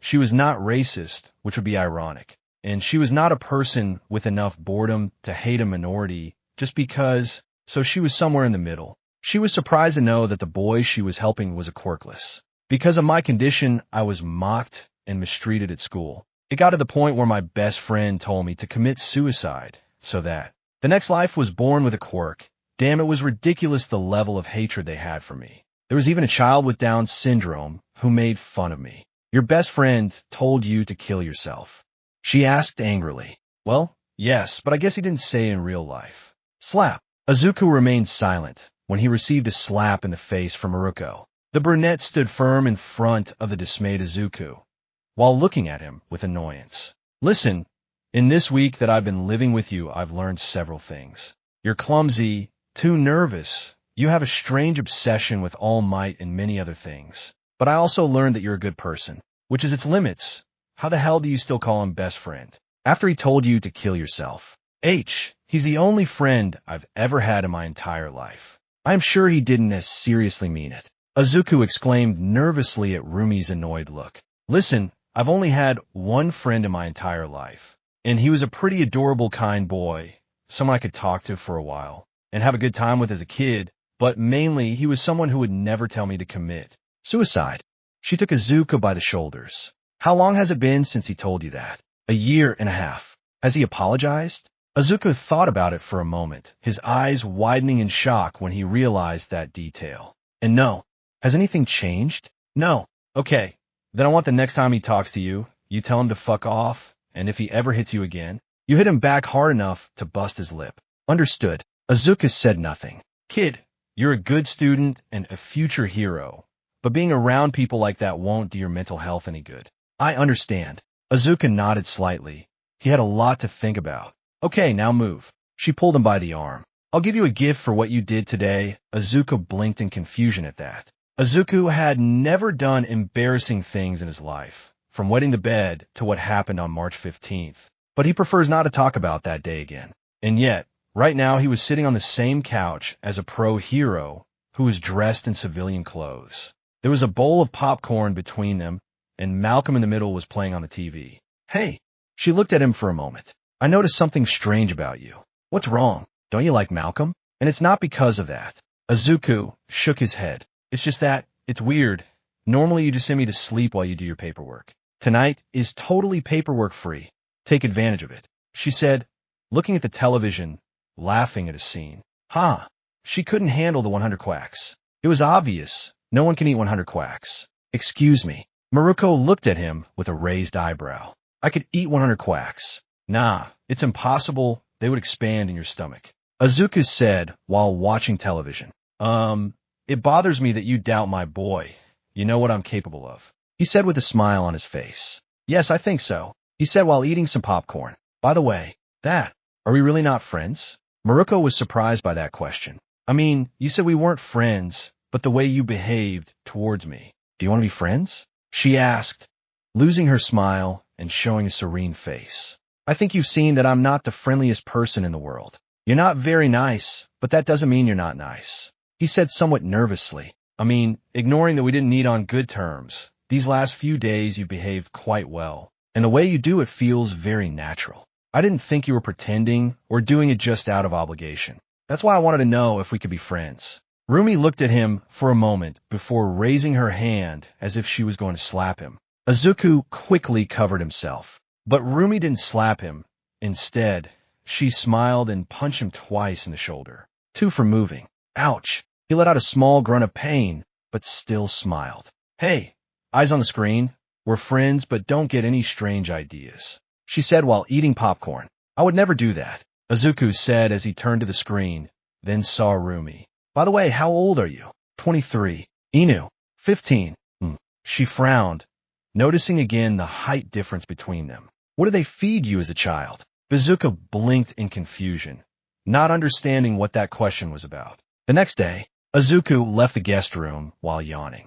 He was ready to take a bath and continue with his training. However, he noticed Rumi, instead of being dressed in her hero costume, was adjusting a black skirt.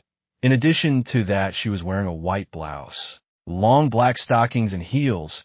Izuku blushed a little when he saw her. He had to admit that the rabbit woman was quite beautiful. Rumi realized that Izuku was watching her. Ah, you're awake, she said as she finished adjusting her skirt. Change of plans. We're not going to train today. I have to go to the police station to deliver some reports. Can I go? As if he were a little kid, Izuku asked. I've always wanted to know what a police station looks like inside. Seeing Izuku's excitement, Rumi just sighed and nodded. Okay, but put on some nice clothes. You won't be wearing that t-shirt you wear so much. What's wrong? That shirt literally has shirt written on it. Do you want me to continue? Izuku decided not to say anything and go take a shower, although a thought crossed his mind. People don't know what good taste is. After bathing, Izuku and Rumi left the brunette's apartment. Both took a taxi to the station. Izuku carried the albino's bag while she was checking some documents. The taxi driver dropped them off at the entrance. Miruko paid for the taxi, and they both entered the police station. Izuku was amazed by what was inside. So many officers with simple but still fabulous quirks, like one that looked like a miniature version of Gadger or another that had demon wings. However, he couldn't look much since Rumi pulled him into the elevator. Upon entering, the albino touched a button to go to the top floor inside. It was 80 floors up, and it was going to take a while. By the way, what are the reports about? Izuku asked curiously. Of all my activities during the week, all the villains I captured, the number of accidents I stopped, and those I didn't stop, etc., she said looking at her papers. Honestly, it's something extremely tedious, but you get used to it over time. Although it still doesn't stop being boring. Does paperwork bore you? Of course. It's horrible. I'm a woman of action, not a damn secretary. She growled annoyed. I could help you with those papers. Miruko looked at him. I know I don't know much about that, but at least I can help you fill them out faster. I guess. She shrugged. What do you want in return? Nobody does favors for free.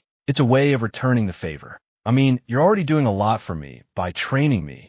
At least I could each help you with something, Izuku said with a small smile. Rumi smiled back, They continued talking for a few more minutes until the elevator stopped. When they got out, they both walked a little until they reached the police chief's office. Wait here, I'll deliver this quickly. Boom. Rumi couldn't finish because a loud explosion was heard. The albino quickly looked out the first window she saw, discovering that something had exploded. In the train station. Shit. Rumi took Izuku by the arm and pulled him quickly, taking him to the changing rooms that the station had available for professional heroes. Your suit is in the bag. Get dressed quickly. Huh. Izuku opened the bag, finding his full hero costume. W. Where did you get it from, H? The green-haired man stopped talking when he noticed what Miruko was doing. His face turned completely red at the side in front of him. Rumi said nothing. Izuku didn't say anything either. What are you expecting, baby? This isn't the time for hormonal thoughts. Lives are at stake. Izuku reacted quickly and turned around, taking off his clothes, very embarrassed and with his face completely red, and putting on his hero suit. When he turned around, Rumi was adjusting the shoes of her suit. Ready, she said, stomping on the ground to adjust her shoe. Ready to save lives, kid. Izuku didn't say anything. He put on his mask and ran quickly, then jumped out the window. Rumi didn't say anything and just smiled to jump after him. Both of them jumped directly to the place of the explosion. Izuku and Rumi were jumping towards the place of the explosion. Both the green-haired and the albino were perfectly synchronized in their jumps. They would reach the place of the explosion in less than 2 minutes. If he's a villain, you save the civilians while I stop him. Understood. Upon arriving at the site of the explosion, they found a destroyed train station, with one of the cars literally hanging by a thread. Izuku was terrified by this. If the car fell, it would not only kill everyone inside, but also the people below. Listen, stay calm. Rumi said, looking at Izuku out of the corner of her eye. We have to get the people out of the car little by little. How are we going to do that? The car is about to fall. If we get in or try to move it, it will fall and everyone will die. Don't think they'll die, she said firmly. Always keep your eyes fixed on the success of a rescue. If you focus on failure, you'll only put doubts in your mind that won't let you do it right. I understand. He nodded, now much calmer. What should I do? Miruko frowned, observing the situation ahead. She couldn't make a mistake or many people would pay for it. She observed how the back of the car had something to hold on to. However, the train was considerably heavy. It wasn't something easy to hold, less with gravity against it. But she had carried worse things. I'll hold the car, she said determinedly. Once I do, I want you to get inside the train and get the people out as fast as you can. Hey, are you sure you can hold it? Trust me, kid, because I trusted you can get them out in time. Izuku smiled and nodded. Both of them jumped towards the destroyed train tracks. Then Miruko approached the wagon and held it tightly. She grunted when she felt the weight, but stood firm and put all her strength into that grip. Now, kid. Izuku jumped into the car, going through the window when he fell to the ground. The green-haired man met the gazes of around 20 people, all silent and completely still. Are you crazy? One of them asked angrily. You could have made the train fall. Don't worry, my friend is holding the train. It won't fall, said the green-haired man, trying to calm them down. I'm going to get you out of here. Oh, really? Take me out first. No, me. I have a son at home. No, don't listen to her. Get me. I have connections. I can make you a millionaire, boy. Enough. Izuku suddenly shouted, silencing them all. I'll get you all out of here, one by one. You. Izuku pointed to a pregnant woman. The green-haired man walked slowly towards her.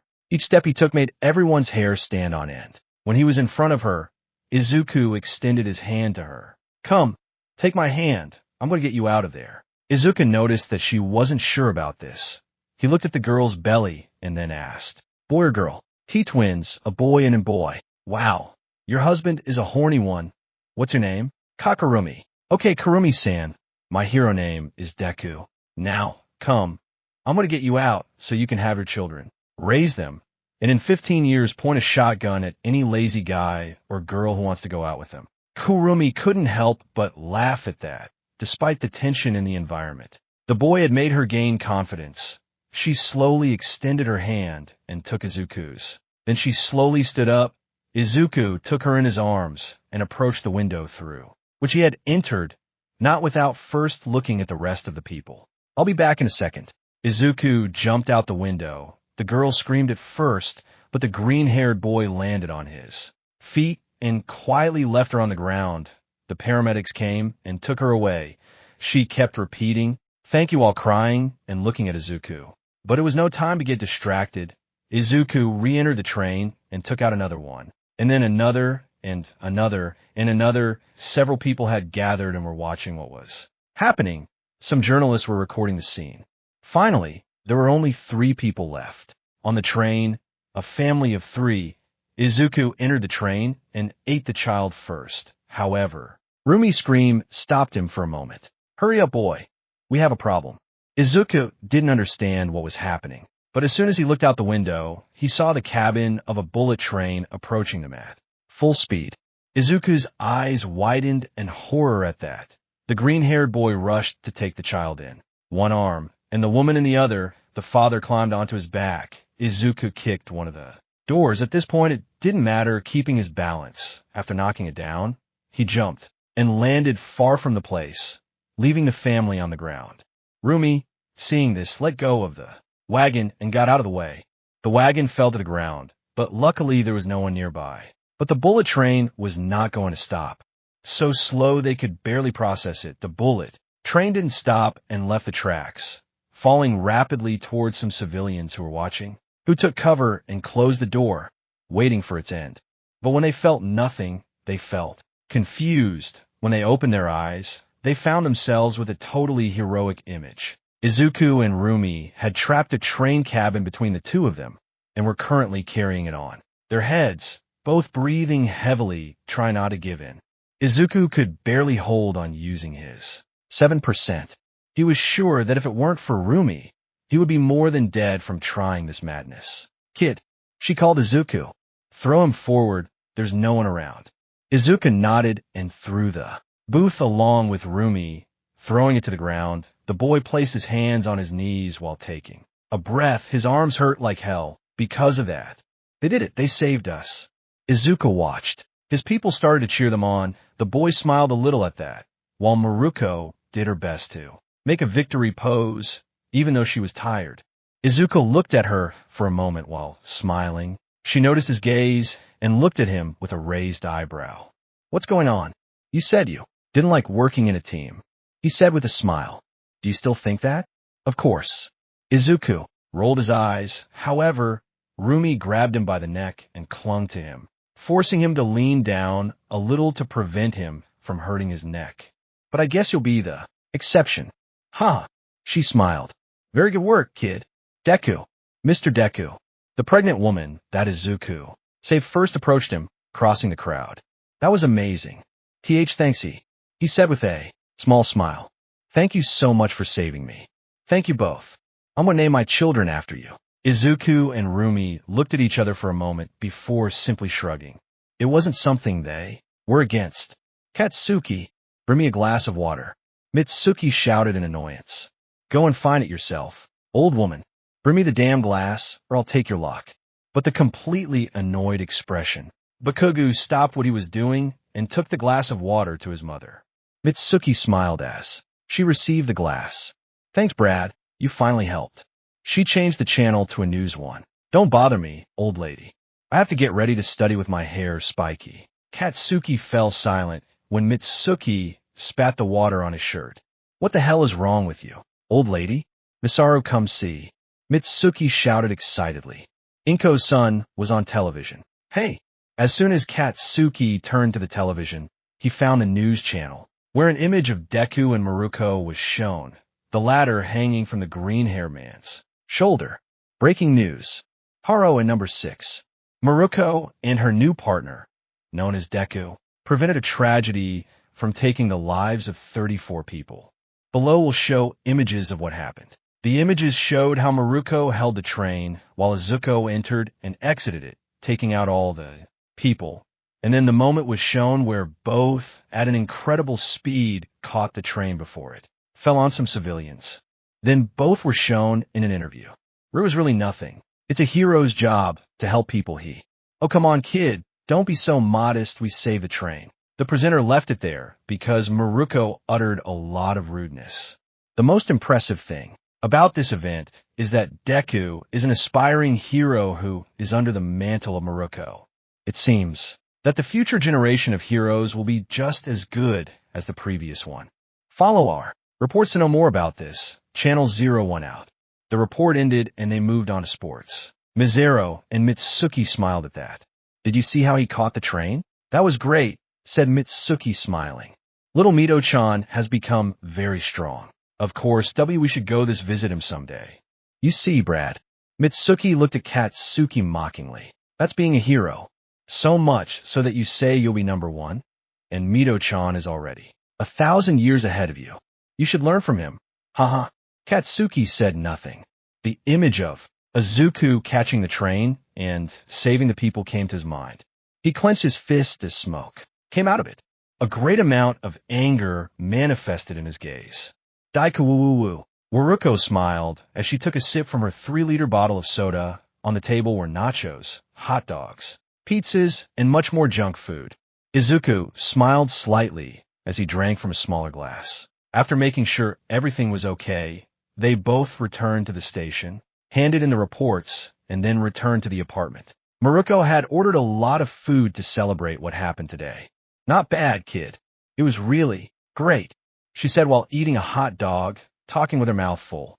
I never thought we'd catch him at the same time. Me neither. It was instinctive. I felt like you were going to jump too, and that's why I jumped too. I felt something similar too, but well, it was probably just a reflex. She dismissed while eating. I can't believe that girl will name her children after our hero. I think I was just exaggerating. Believe me, people like that don't exaggerate. You'd be surprised how many children are called Almied all over Japan. For things, they'll get bullied. A lot for that. Damn, today was a great day, she said while devouring a hamburger. You know what? I have a proposition for you. Proposal. I love working with you. So from now on, you'll be doing your UA internships with me. You're officially my new partner. I never said yes, but it's not like I was going to refuse. The green-haired boy smiled a little. I promise to live up to expectations, Miruko-san. Bah, call me Rumi. Izuku, she said with a big smile. She said before taking some chocolate sticks. Now eat heartily. I'll go see if there's a good movie on HBO Max. Can I choose it? What's on your mind? Looney Tunes back in action, said Izuku. It's the best movie they have. You have good taste. I'll go put it on. Izuku smiled as he watched her leave. She looked pretty, cute, eating like a glutton. Heroine number 6 is partner. Izuku looked at the food on the table before taking a piece of pizza. Not bad for a first-year student. Now boy. Understood. The villain received a double kick that sent him directly to the world of dreams as Izuku and Miruko landed on the ground, both smiling at the victory they had just had. Then they looked into each other's eyes and high-fived while the people applauded their victory. It had been several days since the train incident, and there was more and more talk about the new heroic duo. When Izuku wasn't training, he went out to do hero work with Rumi, and when he wasn't doing that, he was watching movies with her in her apartment. They had even had several movie nights. Izuku had been gaining popularity among people due to his work with the heroine number 6. They praised him, saying that he would be a great hero in the future. And even now he had his own Instagram with 300K followers. As Izuku took the moment to take a picture with Rumi next to the villain's body, the brunette made a pose showing her muscles and smiled wildly while Izuku just made a peace sign. Hashtag Team Up Heroes. Wow, they really hit that guy hard. Deku, you are so cute. Parry me and your arms around the city. Holy crap, having such a sexy heroine next to him all day. Lucky shit. Are we going to ignore the fact that the guy is having convulsions? Yes. As Izuku put away his phone, he would check his Instagram later. He grabbed the villain by the shoulder and handed him over to the authorities. Then he looked at Rumi, who stopped attending to the reporters to talk to him. Well done, kid. We gave him a beating, she said, smiling. I guess so. He smiled slightly. By the way, the UA exam is in 3 days. Do you think my training is ready? Haha. Kid, with everything I've taught you, you could beat up your entire class and walk away unscathed. There's no way you can fail that test. She punched him in the shoulder before turning around. But enough about that. Let's get back on patrol. Izuku laughed lightly with a small blush on his face. He found the way Rumi got excited very cute. He flexed his legs and took a big jump, following the brunette with ease. They both jumped from building to building, feeling the wind hit their faces with each jump. Izuku did a little Parker to pass the time while they patrolled. It was great to be able to use his quirk freely while he was with Rumi. The rabbit heroine began to imitate him. They both did Parker through the buildings, until Izuku slipped and ended up falling to the ground. Thanks to one for all, nothing was broken, but the blow did hurt a little. Hey, Rumi stood next to him. Are you okay? Why, yes. He stood up quickly. I'm fine. Izuku checked his pocket, feeling his phone and some pieces of glass. When he took out his phone to check it, he realized it had broken during the fall. Oh, great. He growled under his breath. Mom's going to kill me for this. Hey, don't be alarmed. It was just the screen, Rumi said, looking at Izuku's phone. There's a repair shop in the mall. Let's see if they can fix it for you. Izuku nodded slightly and followed Rumi into the mall, jumping next to her again, but being careful not to fall again. Izuku sighed as he stood up again and ran towards Rumi, throwing two kicks that she quickly covered. His cell phone would take a few days to repair, but since he had an exam, he decided that Rumi would pick it up and give it to him afterward. Izuku had no problem with that. The green-haired boy snapped out of his thoughts and dodged a kick from Miruko, only to receive another one in the back. Move faster. Yeah. Izuku got up and ran back to Miruko. He jumped and kicked her face, which the heroine caught. But Izuku used his other leg to hold her arm with both.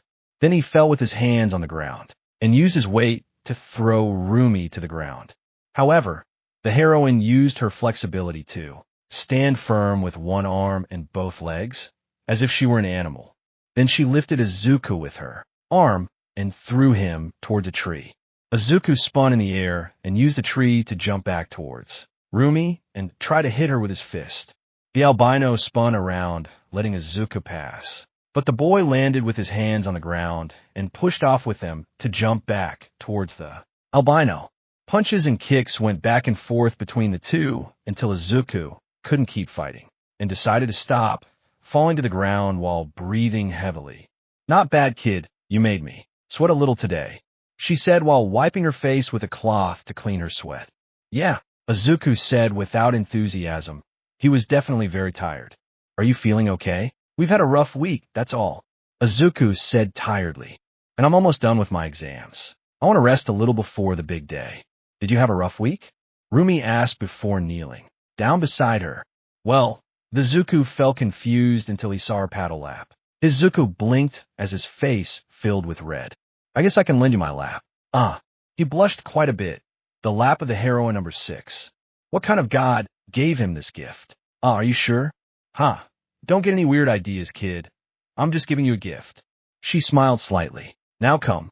Izuku thought about it for a moment before walking over and putting his head on Miruko's lap. Izuku felt quite comfortable. Even though his legs were muscular, his thighs were quite soft. They looked like two quite comfortable pillows. The boy smiled and settled on them, while Rumi crossed her arms. Don't enjoy it too much, pervert. But you were the one who told me to do it. But I didn't tell you that you'd enjoy it. As Izuku felt Rumi move, and now his head was being crushed between the woman's two thighs. And I didn't say we were done training, either. You fell right into my trap, she said with her classic mocking smile. Only this time, she was sticking her tongue out at him. He blushed quite a bit. The lap of heroine number 6. What kind of god gave her this gift? Are you sure? Don't get any weird ideas, kid. I'm just giving you a gift. She smiled slightly. Now come.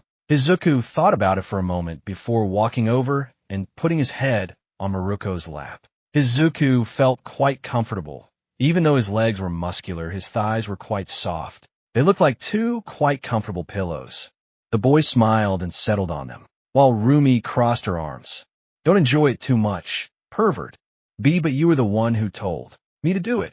But I didn't tell you that you'd enjoy it. Izuku felt Rumi move, and now his head was being crushed between the woman's two thighs. And I didn't say we were done training, either. You fell into my trap, she said with her classic mocking smile. Only this time she was sticking her tongue out at him. The green-haired man tried to free himself, but the strength of the thighs that were strangling him was too much to try to get his head out, so he had to try something else. The Izuku placed his feet on the ground and lifted the upper half of his body, doing a sit-up. The force he used was enough to lift Rumi along with him. Once he was up, he got up from the ground little by little. Rumi increased the force she exerted on her thighs to make Izuku give in, but the green-haired man didn't give up on that. Instead, he began to spin forcefully. Rumi tried to hold on, but she couldn't do it in time. And finally, he flew away. Izuku rubbed his neck while Rumi spun in the air and landed on her feet. She smiled wildly as she looked at the green-haired boy. Izuku smiled in the same way and activated One for All. Both ran towards each other, ready to attack each other. Rumi entered her apartment being careful that Izuku wouldn't hit the door. She was carrying the boy on her back, who was unconscious. After his training session, the brunette left the boy in his bed and covered him with a blanket. She smiled a little when she saw her friend sleeping peacefully, so she only hit him lightly on the forehead with her fist, without doing it so hard as to wake him up. Rest easy, kid, you did well. Rumi left the room and went to take a bath, feeling quite tired from all the action today. She would do the paperwork tomorrow. Finally, the day of saying goodbye had arrived. The Izuku was standing at the train station. Rumi was in front of him. The albino was dressed like any civilian. She smiled as she watched the boy fix his UA uniform. As Izuku wasn't even going to stop by his house to greet his mother. No, he would go directly to UA to take his final midterm exam, and then he would arrive home with victory in his hands. The boy was full of confidence. He firmly believed that he was going to achieve it, and nothing was going to stop him. Wow, you've really changed a lot since you arrived. She smiled.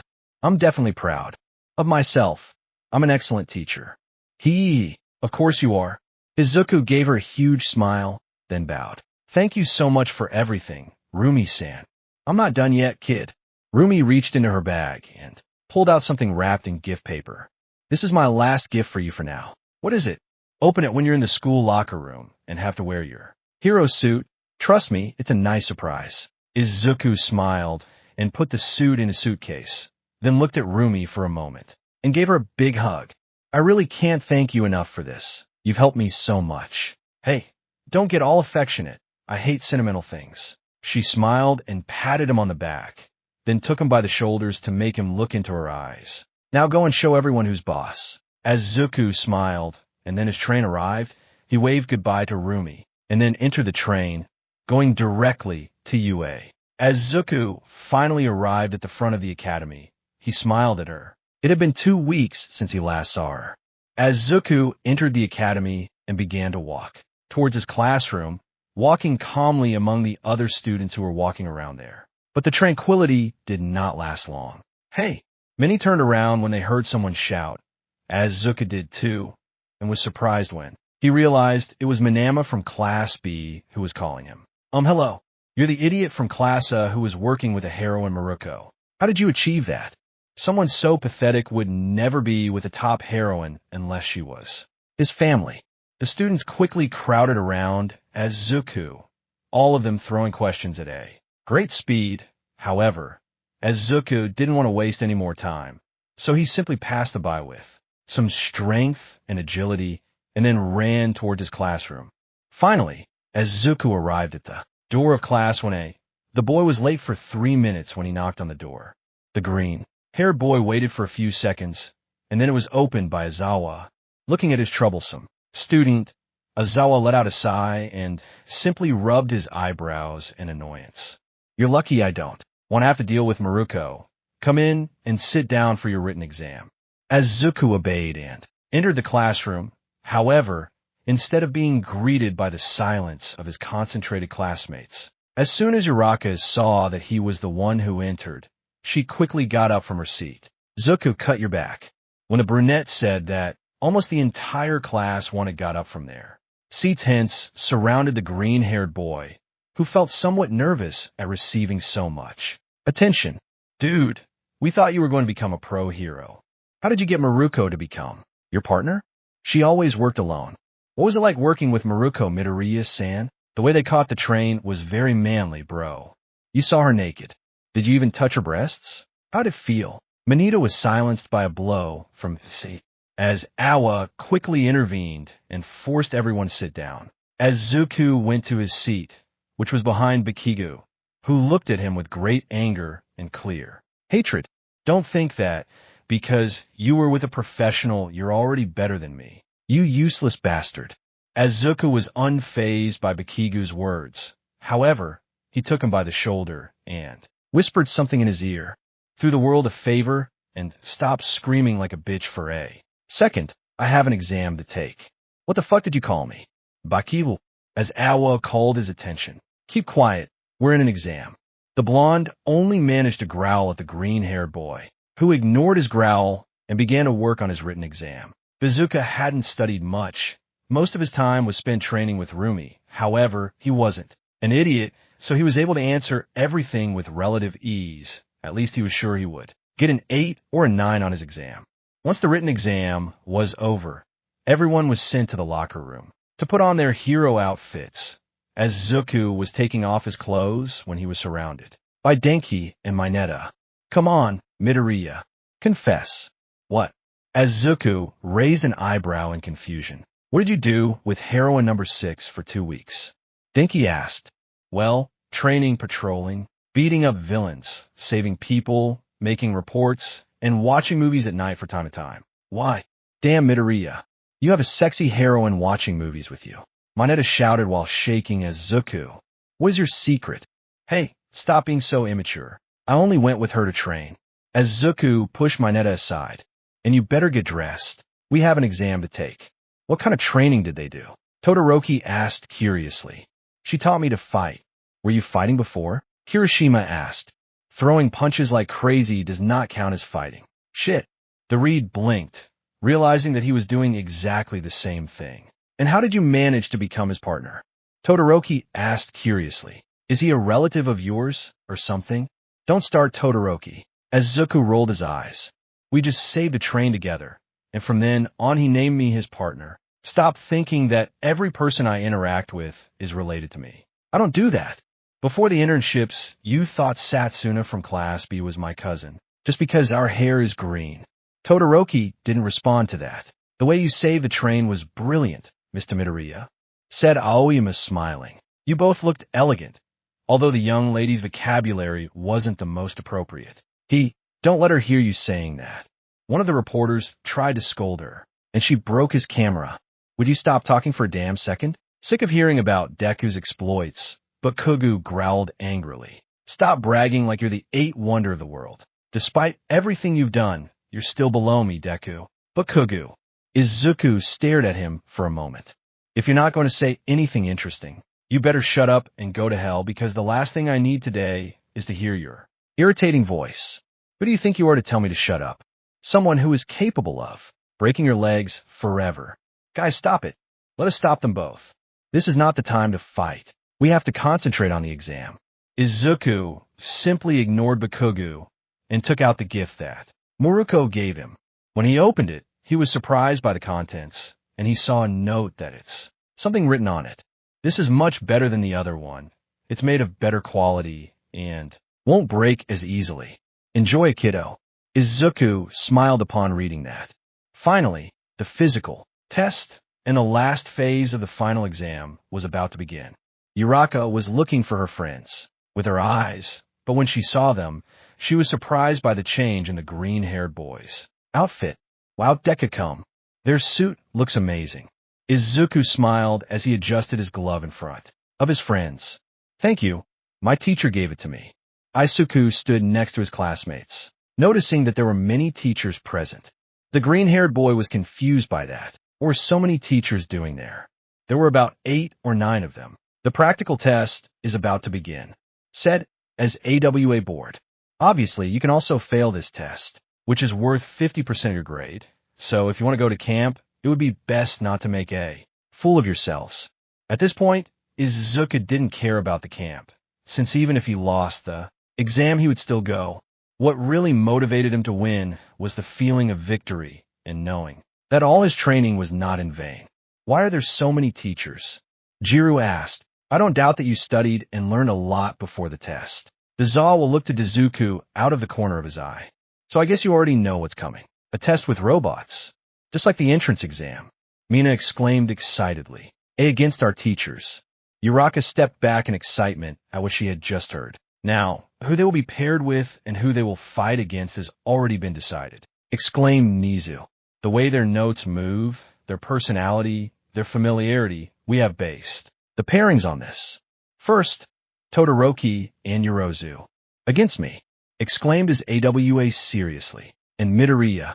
Izuku looked at his AWA expectantly. You will be with Bakugo as a team. Those words were like a bucket of cold water for Izuku. He turned to see Bakugo, who was also dismayed by the news. And as for who his opponent will be, it will be me. All Might fell from the ground, landing in front of Izuku and Bakugo. Both of them looked at the muscular blonde in amazement. He just smiled at them. I'm here to test you. He smiled even more. Now cooperate and face me. Their companions gave them their condolences mentally. They couldn't help but feel sorry for both of them. It was impossible for them to beat All Might, although they were also happy to know that they wouldn't face him. Bakugo clenched his fists tightly. He was nervous. Why was he nervous? He was going to be number one. And for that, he had to crush All Might. Bakugo turned to the side, looking to see Deku nervous. That would at least lift his spirits. However, Izuku wasn't nervous, or at least he didn't seem to be, on the contrary. He was smiling. The damn bastard was smiling with excitement. Izuku looked up to see All Might fix it. He was surprised by the look on his student's face. It was not the look that characterized him. It was a look much more ferocious and battle-hungry, a smile that someone who called himself a symbol of peace would never wear. Nizu recognized that smile perfectly, and a shiver ran through his body. It wasn't exactly the same, but it was too similar to be a coincidence. What did I do? I will give everything I have to win you, All Might Sensei. The 10 teams will start in their respective stages simultaneously. The main idea of the test will be explained to them by the teacher they will be facing, said Aisawa, completely ignoring Izuku's audacity. You will be transported by campus buses. Your time is precious, so don't delay in leaving.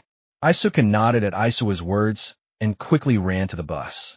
The adrenaline running through his body was incredible. Before he would have been completely scared of doing this. But now he was fucking excited to face the person who gave him his quirk. He was going to show him how powerful he had become. And he was not going to show mercy, just like Miruko taught him. The ride on the bus was very uncomfortable, but Kuga had sat on the other side of it to be as far away from Izuku as possible. All Might suggested playing something to calm the atmosphere, which didn't work. And he was already being scared by the fact that his disciples still hadn't stopped smiling in that strange way. Finally, they arrived at the battle stage. A scaled-down city. All Might stood in front of both of them. Very well, this is the stage where we will fight, said All Might smiling. You will have 30 minutes to win. The conditions are one, that you put these handcuffs on me. All Might gave them one each, as Izuku kept it in one of the pockets that his new suit had. They were quite useful. 2. If any of you escape from the city through the exit routes, you must assume that you are fighting against a villain much stronger than you. Trying to win is fine, but if you can't win, use your wisdom and escape to seek help. Win by fighting or win by running away. Izuku muttered. I asked the support department to do this for me. The blonde took some wristbands out of his pocket and put them on. They have half my weight in them. It will make it harder for me to move, and it will reduce my strength. Wow, they're heavier than I thought. This is all to make us consider fighting. Are you underestimating me? Bakugo asked. Who knows? The doors closed behind them both. Izuku and Bakugo looked at the fake city for a second before the blonde started to move forward. Don't follow me. I'm going to knock out that muscled idiot. I'm not following you. We're just walking in the same direction. Izuku shrugged. Besides, you should avoid a fight. Neither you nor I are at All Might's level. I'll guide him around, make him spin around, and knock him out when he's tired. Do you think you'll tire out the symbol of peace in 30 minutes? I don't think your ass can take the beating he'll give you in that time. Izuku shook his head. Who do you think you are? Even if the chances were 99%, The mere idea of trying to knock him outie. Crack! Izuku was silenced when Bakugo hit him in the face, knocking him to the ground. The blonde looked at Izuku angrily as he touched the spot where he had been hit. Not one more word. Don't you dare underestimate me, or I'll fuck you. Pam. It was too fast. Bakugo only managed to see a trail of green lightning, and then a blow hit his face, knocking him to the ground. Bakugo touched the place of the blow. Islip was bleeding. Hit me again, and I'll break your arms so badly, you'll have to learn how to shoot explosions out of your butt just to remain a student to a hero. Who the fuck do you think you are? Do you think that by spending time with a big-ass hero, and you're already on my level? Don't disrespect him, you son of a bitch. They could not continue their discussion, since a strong gust of wind interrupted them both. Izuku felt how suddenly the air turned cold and a pressure flooded the environment. The green-haired man stood up little by little, taking a small stone from the ground. Collateral damage, who cares? A smile full of malice flooded All Might's face. If you're thinking of this as a test, then prepare to suffer. I'm a villain against you heroes. Come against me with everything you have. All Might remained silent and caught something that was going to hit his eye. When he opened his hand, he saw that it was a stone. It was only 3 seconds, but it was enough for Izuku to move at great speed and appear in front of the blonde, raising his leg to kick. All Might raised his arm to cover himself, believing that the kick was going to his face. However, Izuku lowered his leg at the last second, directing the kick to the left side of his abdomen, to his wound. Smash! All Might felt a wave of pain run through his body the moment Izuku hit his wound. The blonde spat blood and hunched over. However, the green-haired man didn't give him time to react, and jumped, head-butting him on the chin, raising his head. Sorry, All Might. The green-haired man spun in the air, kicking him directly in the face. But Izuku fell to the ground and propelled himself towards the blonde again, preparing to slam his fist into his stomach. I will not have mercy. But just as he was about to hit him, All Might caught his fist with his hand. Izuku felt all the adrenaline go away at that moment. All Might grabbed Izuku hard and threw him to the ground, putting him in a key to keep him immobile and hurt his arm at the same time. Is that all you got? That tickled me. Sheenie. Bakugo jumped towards All Might and attacked him with his explosions. However, the blonde went through the man, hit Bakugo with a punch in the stomach. All Might smiled at that, but received a strong kick to the face. Izuku fell to his feet and launched himself back at the blonde. All Might tried to catch his punch. However, Izuku passed by, positioning himself behind him. All Might turned around to grab him in his arms. But Izuku had jumped and then gave him a roundhouse kick to the head. Karate Kid style. The green-haired boy was going to attack the blonde again, but the latter grabbed his leg and threw him toward the building, causing him to crash into its wall. He then grabbed a railing from the street and used it to keep Izuku attached to the wall, preventing him from escaping. All Might walked towards Bakugo, who was still recovering from the blow. The blonde watched his Bakugo breathe, trying to catch his breath. I understand. Are you upset about young Midoriya's sudden growth? All Might stood in front of him. If you compare someone level 1 with someone level 50, the way in which both of them advance will not be the same. What you do is a waste, boy. You can grow even more, but what you need to grow is not your strength, just as young Midoriya does not need his own strength to grow either. Both of them need another external force. Bakugo growled as he slowly stood up, glaring at the blonde. Shut your mouth, All Might. Bakugo stared at the blonde. If one day I need to take that small and useless force, it would be best for me to lose everything. All Might put on a serious look upon hearing the blonde's words. If that's the case, you regret it sooner or later. Don't talk about what you don't know, sensei. All Might turned around upon hearing Izuku's voice. But it was too late. The kick had already hit his wound, making him hunch over in pain. If I realized anything these weeks, Izuku punched the blonde hard in the stomach, then used his fingers to poke his eyes out, giving him enough time to kick his face again. The only thing I don't need in my life is the support of that piece of shit. Izuku shouted, smiling wildly. I already found the true strength I needed to move forward. Izuku rushed to grab Bat-Kugu's arm, knocking off one of his bomb gloves in the process, then threw the blonde towards All Might. Bat-Kugu instinctively attacked All Might with his explosions. However, they did nothing. All Might knocked Bat-Kugu out of the way. Too bad that thanks to that, he didn't realize that Izuku aimed at him and removed the ring from Bat-Kugu's glove. The explosion directly hit All Might. All Might clapped his hands to disperse the smoke, but when he did, he saw how Izuku had jumped towards him with a double kick. The blonde put his arms in an X shape to defend himself. Seeing that, Izuku opened his legs and closed them tightly around All Might's arms, preventing him from separating them. And with a quick movement, he took the handcuffs from his pocket and placed them on his arms. All Might went into shock when he heard the handcuffs close, and he couldn't separate his arms. Izuku was left hanging from them, as if he were a monkey, but his smile didn't disappear. Instead, it widened even more. And then he screamed with all his might. Villain captured. Izuku shouted in victory.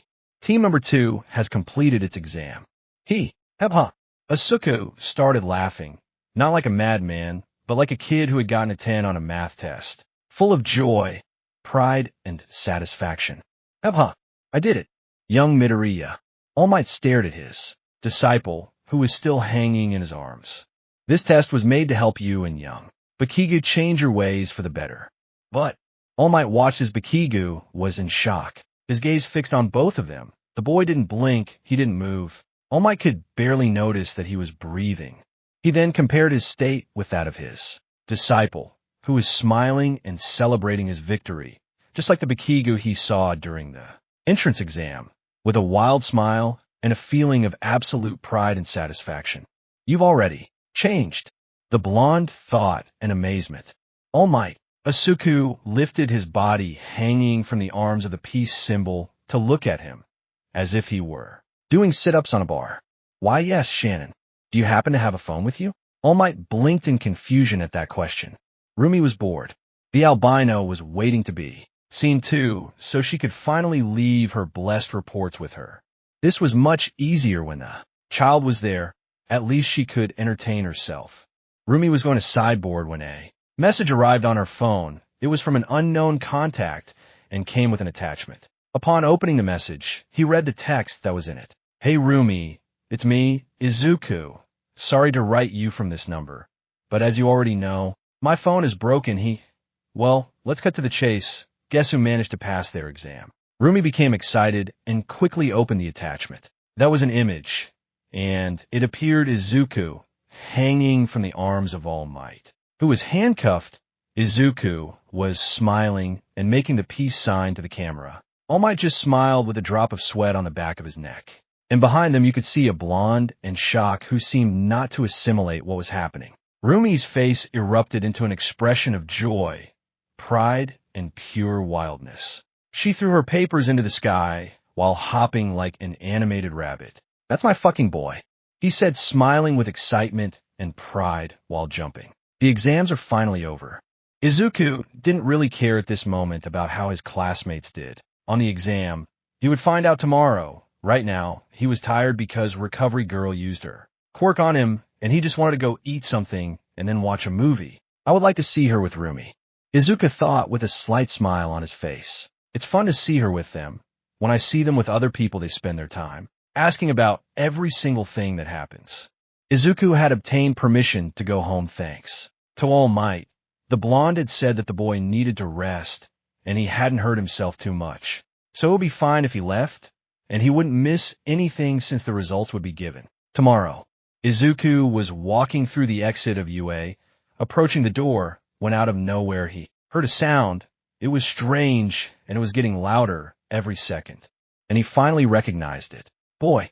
Izuku moved quickly when something landed in front of him. The green-haired boy was surprised by what it was, but he didn't have time to think since Rumi took him in her arms and gave him a tight hug. You did it! You did it! You did it! She said happily while waving it back and forth. I'm so proud of you, Rumi-san. Izuku blushed at the proximity. W, what are you doing here? What am I doing here? I came to see my favorite student, she said while smiling at him. Yes, but what about your hero costume? Indeed, Miruko was not dressed in her hero costume, but was dressed in casual clothes. She looked like a beautiful girl in her 20s and not the fierce hero in Miruko. Although for Izuku, she was the same, it was impossible not to recognize the smile. I left it at home. Now let's celebrate that you passed your exam. She took him by the arm and started pulling him. Move it, kid. We're going to have a great time tonight. Izuku just blushed and let himself be guided by the heroine, feeling quite warm when she took his arm.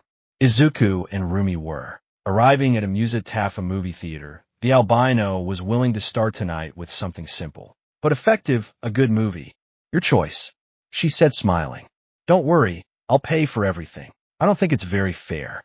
Kid, my salary is more than what your mother would earn in a year. Just choose the movie. Okay. Izuku turned to look at the billboard, noticing that there were several good movies, but one in particular caught his attention.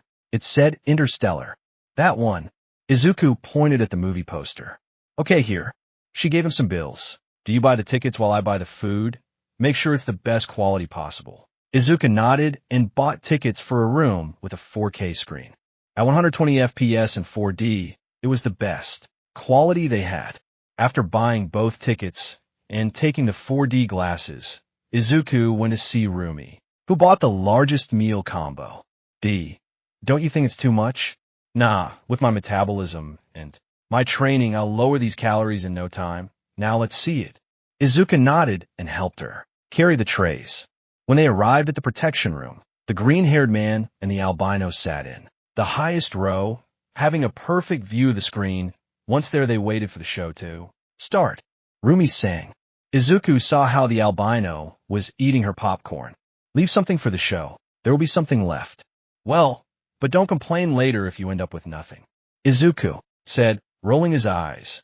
Finally, the movie started. Izuku and Rumi put on their glasses and watched. The movie, Izuku watched with curiosity the future in which the movie was set. Damn, can you imagine that future ever happening? Izuku asked while eating popcorn. If it happens, we'll definitely solve it. We already beat the quirks after all. The movie continued. Izuku felt quite attracted to the subject of gravity in that room. How was it that they sent the coordinates to both of them? While watching the movie, Izuku noticed that a couple was kissing passionately in the row in front. The green-haired boy blushed quite a bit and was embarrassed by it. Then he looked at Rumi for a moment and looked away, blushing even more. Izuku watched as the father said goodbye to his daughter. To go into space, the boy couldn't help but shed a tear at that. Are you crying? Rumi asked, looking at the green-haired boy. It's just, I imagine myself with my mother. Someday it will happen, she said while watching the movie. When it happens, it will help you strive to win and return safely. Izuku smiled at that and continued watching the movie. They now arrived on a planet full of water, but because of the woman who accompanied him, they wasted too much time. And the protagonist saw on some videotapes how his children grew up without him to the point where they were already his age and even older. Not even Rumi could help but cry at that scene. However, the sadness was replaced with anger when she saw that the couple who were previously kissing now raised their voices. Hey! The brunette suddenly shouted, drawing everyone's attention. This is a cinema, not a damn motel. Let them watch the movie in peace, you pigs. The guards took the horny couple out of the place. Rumi smiled satisfied at that, but when she was going to continue eating, she realized that everything was already gone. Izuku wasn't even halfway through his food. Night, child. I know what you're going to ask, and the answer is no. The movie continued, and now they arrived at another planet where there was a scientist who turned out to have sent erroneous data so that someone would come and rescue him. Please. No. Please. No. Please see. Izuku sighed and took the hot dog he was eating and offered it to Rumi. He knew that if he didn't give her something, she would continue for the rest of the movie. However, instead of taking it, she bit him directly, brushing her teeth a little with the green-haired man's hand. Izuku blushed a little at the touch. Finally, they reached the last act of the movie. Izuku and Rumi's brains were blown away when they saw the scene of the father in the fourth dimension. It was simply impressive. And finally, the movie ended with an open ending. Izuku and Rumi left the theater with their brains in shock from what they saw. That movie was amazing. Izuku murmured in amazement. Rumi just nodded her head. After they came out of their stupor, they both walked through the streets of Muzadafu while talking calmly. That movie was really amazing. I'd like to watch it again. Izuku said, smiling. I'll watch it again some other day. Haha, it seems you like those kinds of movies, kid. Stop calling me kid, shorty. Don't call me a dwarf. I won't call you a dwarf if you don't call me a boy. TCH, it's okay. Izuku. She shrugged. Well, what else do you want to do? I'm really tired. I want to go home. He yawned. Well, let me escort you. She took his arm. It would be bad if they try to rob you, without me there to save your ass. I think I'd be the one to save your ass. Huh, don't come at me, kid. I'm the strongest one here. Izuku was going to say something, but he tripped on a rock and almost fell, but he managed to catch himself in time to avoid falling. The problem was that as he held on, his hand grabbed onto Rumi's hand, so now they were both holding hands.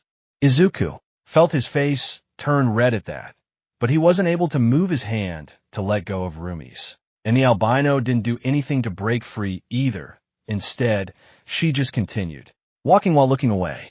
They both continued walking through the cold night, without letting go of each other's hands. Izuku had to admit that the brunette's hand felt very warm. In fact, not just her hand, Rumi's presence was quite warm, even when he had gained more confidence. When speaking thanks to her, he couldn't help but stutter and feel nervous when she made a joke, or when they were very close. It was as if the albino was unique in the world for him. As for Rumi, she didn't understand why she wouldn't let go of the boy's hand, and she didn't understand why it was red either. Why was the heroine Miruko nervous about holding a boy's hand? It was strange, and Rumi didn't know how to explain it. It was as if the boy's presence overpowered her, as if his touch was enough to break those firm barriers and bring out the most tender side of her heart. She didn't understand this feeling, but she didn't hate it either. They were both walking next to a garden that was near the green-haired man's apartment building. Izuku was surprised at how beautiful the flowers were. They were dark purple with white dots. Unconsciously, the green-haired boy caressed them as he walked, and by accident, he plucked one. Izuku felt bad for picking the flower from someone else's garden, but he couldn't return it. The boy picked up the flower and stared at it. It really was very pretty, and he noticed that Rumi was also staring at it. Izuku, seeing that the albino was also looking at the flower, smiled awkwardly and very nervously, then extended the flower to the albino, who felt a warm flutter face when the boy offered it to her. She took the flower and placed it in her hair, feeling that she would look beautiful there. Izuku thought she looked beautiful with the flower in her hair. It matched her hair well. After that, they finally arrived at the door of the apartment building where Izuku lived. The green-haired boy let go of Rumi's hand, feeling as if he were detaching from something that was attached with glue. Izuku didn't understand where this sea of sensations came from, but he didn't dislike it at all either. Well, Izuku looked at Rumi for a moment. Thanks for tonight. I was planning on doing more, but I see you're really tired. She smiled.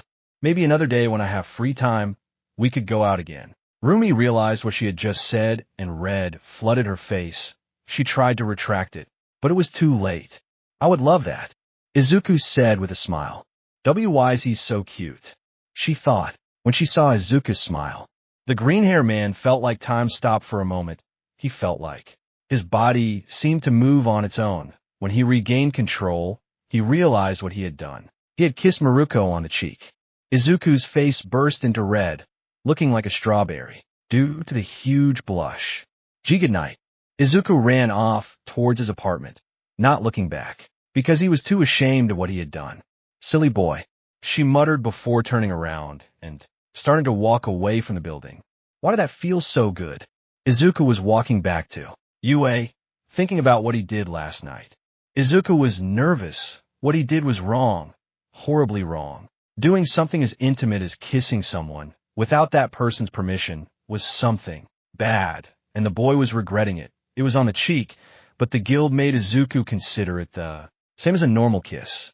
The worst thing was that that person was a recent friend, Rumi. Izuku didn't want to ruin his friendship with a brunette, Just because of a small mistake, Izuku remembered how he had lost several friendships as a child for being too affectionate, although, well, that was before they told him he was quirkless. The green-haired boy was still thinking about that while he got on a train that was on his way to UA. Izuku was still nervous about what would happen next. Tommy saw Rumi. If he ever saw her again, then the doubt returned to his mind. What if she was bothered by the kiss? What if she got angry with him? What if she thought he did it because he was a horny teenager who wanted to sleep with her? What if she reported him for harassment and ended up in jail? Okay, I was exaggerating quite a bit with that last bit, but I'd had a misunderstanding with Rumi before, and I didn't want to have another one. Izuku stopped thinking when he heard a girl's voice calling him.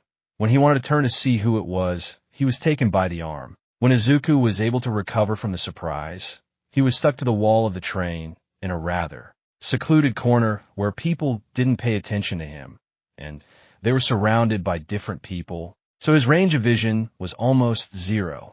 Izuku was standing with a girl in front of him who had her back to him and had her butt pressed against his member. Izuku felt his face turn completely red at that, his brain shutting down as he tried to say something, but all that came out of his mouth were random noises. We finally meet, Deku-kun. She caressed his face without turning to look at him, increasing the movement of her hips. You had me worried. You haven't uploaded any photos on Instagram for days. Izuku was surprised. Did this girl know him from his Instagram? The green-haired boy was going to answer. However, the girl let out a giggle that made him realize something. His little buddy that was between the blonde's buttocks. Izuku had to stop her now. He didn't even know the girl's age. He could be in troubles if he continued. The green-haired boy was going to separate the girl, but she put her hand inside his pants, which left him completely blank. Ah, you don't know how much I wanted this, to be able to be united with my greatest love. But still, I have work to do. Maybe we can have fun later. Did you know I'm good with my tongue? She smiled even more, showing some small fangs. Deku-kun, would you bleed for me? And then Izuku saw a knife go straight to his face. Hours before, Shigaraki Tamura, all for one student and current leader of the League of Villains, was sitting at his bar table, staring at a picture of Izuku Materia when someone interrupted him. Mr. Shigaraki, you given the city a lot to talk about these days, everyone says. Something big is going to happen, said a guy entering the room with two people behind him. Who are they? Shigaraki disintegrated the photo with his quirk. You know, now that I see you, I realize that you are incredibly ugly, said a black-haired man with boredom.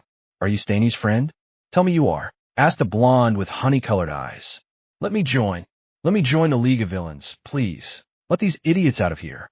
Shigaraki ordered the guy who brought them. It seems you brought two packages with hateful things, useless shit, and an idiot who doesn't know about respect. Our guests went through a lot to come. We should at least listen to them. Besides, the contact who sent them to me is someone of prestige. They must have some advantage, too. Give us. He directed his gaze to both of them. Introduce yourselves. My name is Toga Himiko, she exclaimed, smiling. Life is hard, and I would like to live it easier. I want to become the great Staney. I want to kill Staney, and I want to fill my beloved Deku-kun's face with blood. Let me join the Tamura-kun League. I didn't understand a damn thing you said. Are you retarded? Don't worry. He can hold a conversation. And now, this man, he doesn't have any notable crimes, but he takes Stain's ideals quite seriously. I'm not sure. Do they even have a cause here? And will they really let this crazy woman join? Wow, dude. Even the little blonde shit managed to tell me her name. Are you some kind of emo or something? My name is Dabi. I'll say the rest when I feel it necessary. And I'm going to fulfill the hero killer's wishes. There's no need to spew so much shit I didn't ask you about. Could you all stop talking about Stain? Stain this, stain that. Shigaraki let out an annoyed grunt. If you want to be part of this, then you'll have to prove to me that you're worth it. Shigaraki took out a phone and held it with 4 fingers, then opened Instagram and went to a specific account. He showed them both a picture of a green-haired guy making a peace sign to the camera while smiling. The new generation that wants to imitate the previous one, that wants to follow their stupid ideals and mainly that could keep them alive, must be eliminated. Shigaraki held the phone with his 5 fingers. I want their head. The phone disintegrated, as did the picture of Izuku that was on it. Present. Izuku caught Toga's hand by the wrist and then kicked her in the stomach, sending her away from him. The blonde spun in the air and landed on her feet. Those on the train watched the scene in amazement. Izuku ran a finger across his cheek. The knife had managed to cut a little of it, making it bleed. The blonde stood up and looked at Izuku fixedly. It's no fun hurting your girlfriend, Deku-kun. She raised the knife while smiling again. I'll have to teach you a lesson. Izuku knew he couldn't fight here. He was surrounded by people, and that would take away his mobility, plus someone could get hurt. He looked out the window for a moment, noticing that he wasn't in a tunnel, though Gar ran towards him trying to stab his abdomen. But the green-haired man grabbed her by the arms and jumped with her out the train window. They both fell abruptly to the ground, but Izuku didn't miss the opportunity to kick her away from him. Izuku slowly got up, but as a blue light was reflected in one of the broken window panes, he quickly jumped, avoiding a bunch of blue fire from crashing into him. The green-haired boy landed on the ground, carefully watching the guy who attacked him. And you stay still for a moment. Copy might? Dabi asked, staring at the green-haired boy. Copy might? Nay, not Abi. Deku-kun is bad. He didn't let me cut him. Stop the nonsense. I don't want to waste more time than necessary. Dabi said with a sigh. Mistakes will come soon if we don't hurry.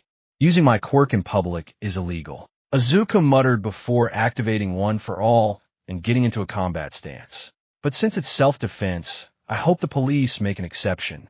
You talk too much, Copy might. Stop calling me that. He's right. Stop calling Deku-kun that, Dabibaka, said Toga angrily.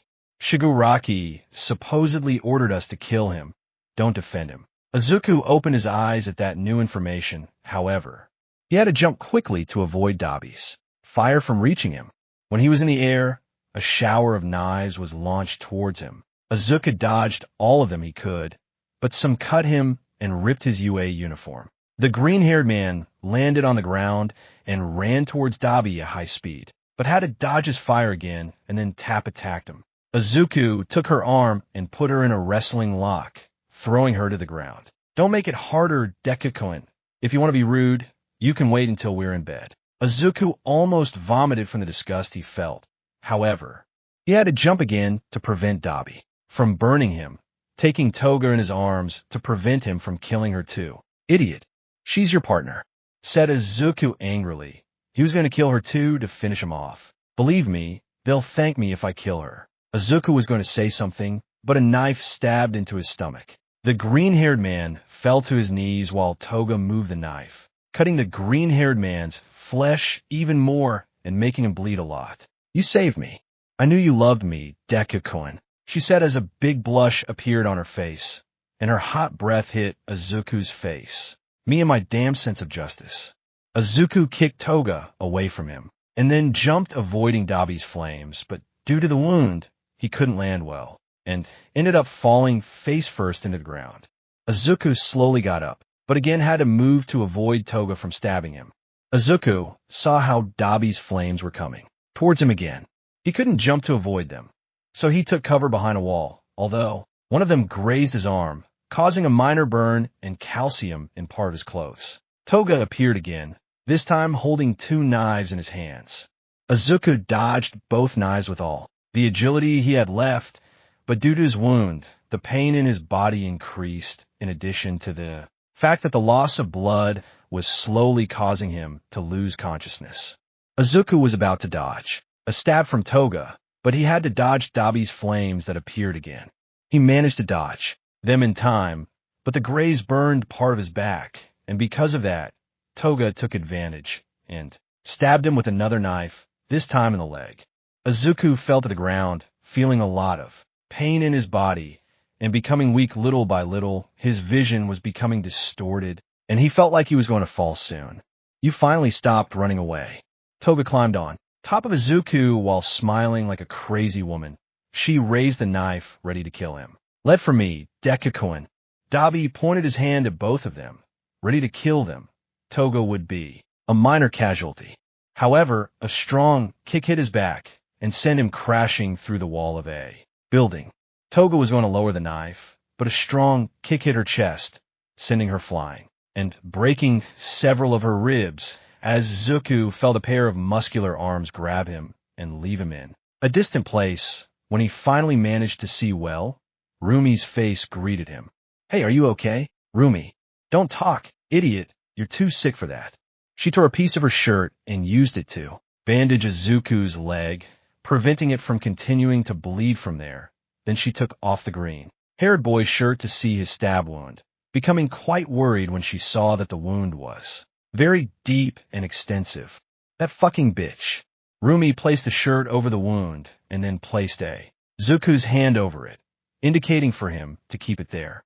"But pressure on him, try to stop the blood from coming out," said the albino, quite concerned about the boy's well-being. Izuku nodded weakly. Izuku spat out blood in the process. The albino took something out of her pocket.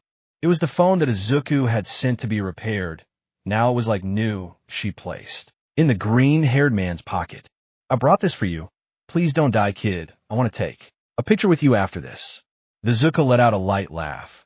Rumi simply smiled and got a little closer to Izuku and kissed his forehead. The green-haired boy was surprised by that kiss, but Rumi got up and quickly went towards the villains, with an expression full of anger on her face. "I'm going to make them pay for this." That was the last thing Izuku heard before everything went black. The Izuku was never a fan of hospitals. They brought back bad memories. Even though he was constantly in an infirmary due to the misuse of his quirk, the boy still hated the feeling of being in a bed with several devices helping in his recovery. Izuku tried to move, but the pain in his abdomen and legs stopped him.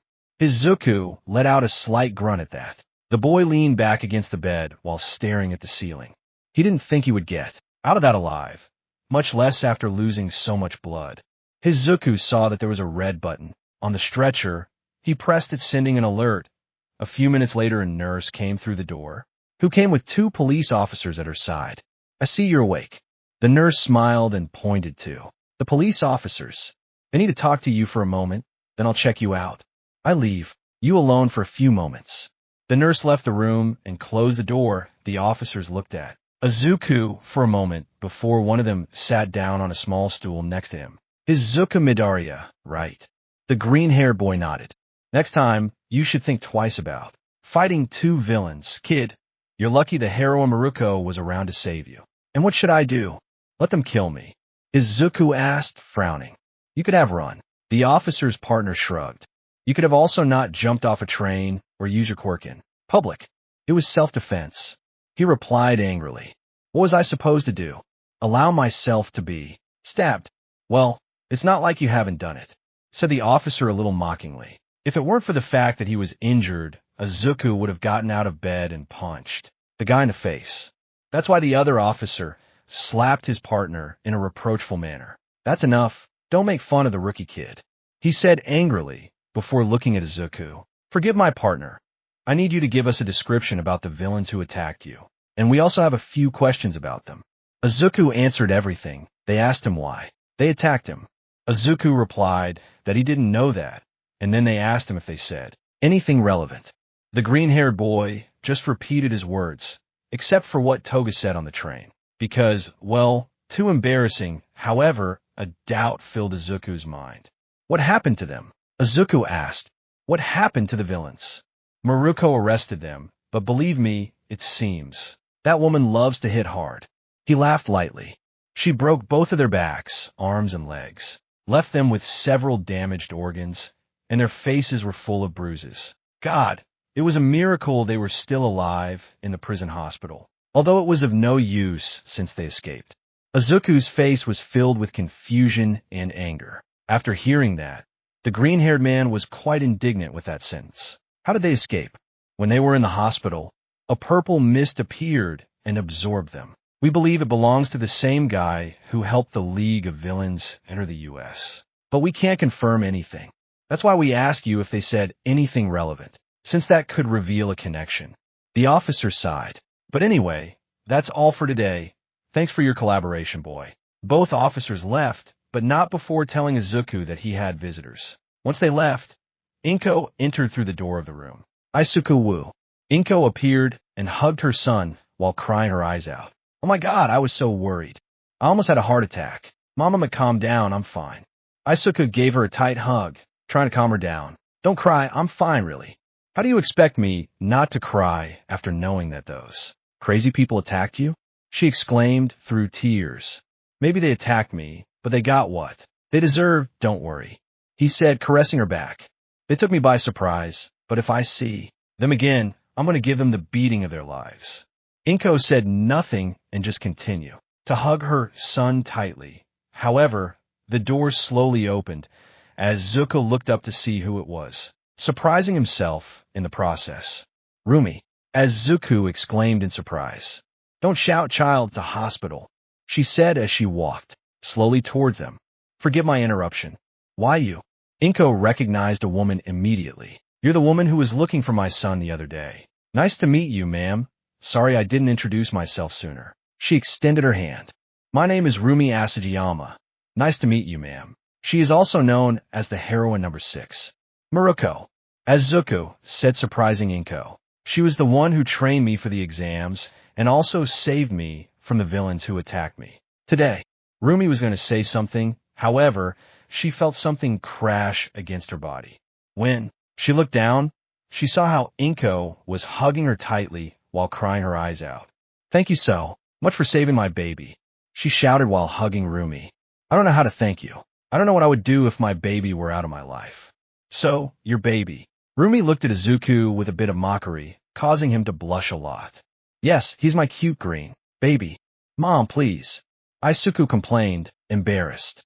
Miruko couldn't take it anymore and burst out, laughing at that. She was quickly followed by Inko, and then by a still embarrassed Izuku. Once they calmed down, Inko and Rumi sat next to Izuku. The albino took a bag of different vegetables out of her bag and began to eat them. As Izuku looked at her strangely, when Rumi noticed his gaze, she raised an eyebrow in confusion. That, I thought you only ate junk food. As Izuku, Inko frowned. Don't be rude. Haha, don't worry, ma'am. Your son and I are friends, she said, smiling. And as for you, kid, I like junk food, but I also like vegetables. These abs are not maintained, only with exercises. I thought rabbits only ate carrots. That's a very silly myth. Carrots are actually not the favorite of rabbits, she said while eating. And by the way, being half rabbit doesn't mean she has all the characteristics of one. Wow. Inko looked at Miruko's muscles. You are very athletic. Thanks for the compliment. She smiled as she looked at the woman. Although if you want some advice, you should start training. It's not good for your health to be so obese. Sorry, I think I've been really careless these years. Haha, Rumi slapped Inko on the back, nearly knocking her to the ground. Don't worry, ma'am. You just have to try hard and you'll be as good as new in less time than a hawks can sing. Hawks, what's more, if you want I can give you a training plan for you to do, she said, smiling. Though you could come with me to my personal gym, I'm sure I could do something for you. I don't know if it's a good idea. Well, as Izuku looked at his mother with a small smile. I would like you to go. I'm also worried that you'll gain so much weight, ma'am. Besides, maybe you'll grow again and you won't need me to get you the cereal. Inko blinked for a moment at that, before looking at Miruko with a smile and stars in her eyes. Please train me, Miruko-san. Haha, that's the attitude, ma'am, she said, smiling as always. You should come with us too, son. As Izuku tilted his head upon hearing that. But I already trained. I just want a little extra support. But if it bothers you, I understand. I'm going, he said, smiling. Miruko let out a laugh at that before staring at Izuku for a moment. Kid, as Izuku blinked. I forgot to ask, are you feeling okay? Don't worry, I've been in worse, he said, looking at his wound. I'll be fine. TSK, don't be so confident. She pulled his ear. Ouch, ouch. I don't want you to lose to any villain again. Is that clear? She said angrily. I didn't train a loser. Sorry. HMPF. She pouted, annoyed. By the way, thanks for bringing me my phone. Although I don't think I'll touch it again anytime soon. You're welcome. I also bought you some headphones. I saw that the ones you had were already getting damaged. Wow, thanks. Izuku smiled gratefully. You're welcome, Izuku. She smiled. By the way, in how many days will that camp you're going to be? I think in 2 or 3. Perfect. You'll have time to go to our movie night. She celebrated that small event. Movie night. Inko asked. Oh, Rumi-san and I watch movies on days when she doesn't have much paperwork. That day we don't have any paperwork to do, said Izuku. Yes, it's fun, although this guy is scared and doesn't want to watch any horror movies. Inko's brain flickered for a moment before looking at Rumi. How old are you? 23, why ma'am? Inko looked at her son, then at Rumi, then at her son again, and finally put on a thoughtful expression. It's not much of difference. Is something wrong? Rumi asked. It's nothing. She shook her head. Well, we went out on patrol. We beat up villains. We saved people. We were going to eat. Inko listened to everything they both said for a long time, surprised by the chemistry they both shared, until there came a point where she had to return to work. So she said goodbye to Izuku with a kiss on the forehead and left, leaving them both alone. Huh, the baby is still kissed on the forehead by his mommy, said Miruko mockingly. Izuku was going to answer something, but out of nowhere he remembered the kiss that Rumi gave him on the forehead, blushing instantly. Rumi noticed his blush and also remembered what he did, looking away. Don't you dare think that wrong, kid. I was just paying you back for what you did yesterday. I am sorry. Izuku said, embarrassed. I am sorry I did that. It must have been really annoying. What? She blinked in confusion. It wasn't annoying. I admit it took me by surprise. But come on, it was just a silly kiss on the cheek. Hey, aren't you upset about that? No, of course not. She shook her head. It's okay. Hey, Izuku said calmer. I thought you would stop being my friend because of that. What? Are you stupid? She said with her classic smile. I have so much fun with you. I would never stop being your friend because of that. But a kiss is supposed to be something very intimate. I thought you would think that I am a pervert and wanted to sleep with you or something like that. Hey, Izuku looked down. F. He. Rumi burst out laughing. Hey, Izuku, it was just a kiss on the cheek. It's normal. In fact, look, I'll show you. What do you mean? All time seemed to stop for Izuku when a pair of lips collided with his. Hey, Izuku didn't understand what was happening. His brain turned off for a moment, feeling the taste of those lips. There was a bit of lettuce and chocolate on them. Hey, Izuku closed his eyes, enjoying the taste. And then his brain turned back on. When he stopped feeling her lips, Izuku opened his eyes, meeting Rumi's shocked gaze. Hey, Izuku realized what had happened. They had both kissed. Hey, I have to go. Miruko quickly got up and ran out of the room. Rumi-san, wait. Hey, Izuku tried to get up, but his wounds and the cable prevented him. The boy could only watch helplessly as she left. What did I do? Rumi left the hospital while touching her lips in horror. What did I do? Please answer. Hey, it's Rumi. Leave your message and be quick. I have work to do. Please. Hey, it's Rumi. Leave your message and be quick. I have work to do. At least accept the call and tell me to fuck off. Please, Rumi. Isn't Miruko supposed to be afraid of anything? Hey, it's Rumi. Leave your message and be quick. I have work to do. Hey. Izuku gave up and hung up the phone as he continued walking towards UA, his eyes letting out a couple of tears as he walked, avoiding all the people around him. Hey, Izuku felt like garbage right now. Why did these things happen to him? Why the hell did he have to turn around at the last minute? If he hadn't, Rumi would have just kissed him on the cheek and he wouldn't be in this situation.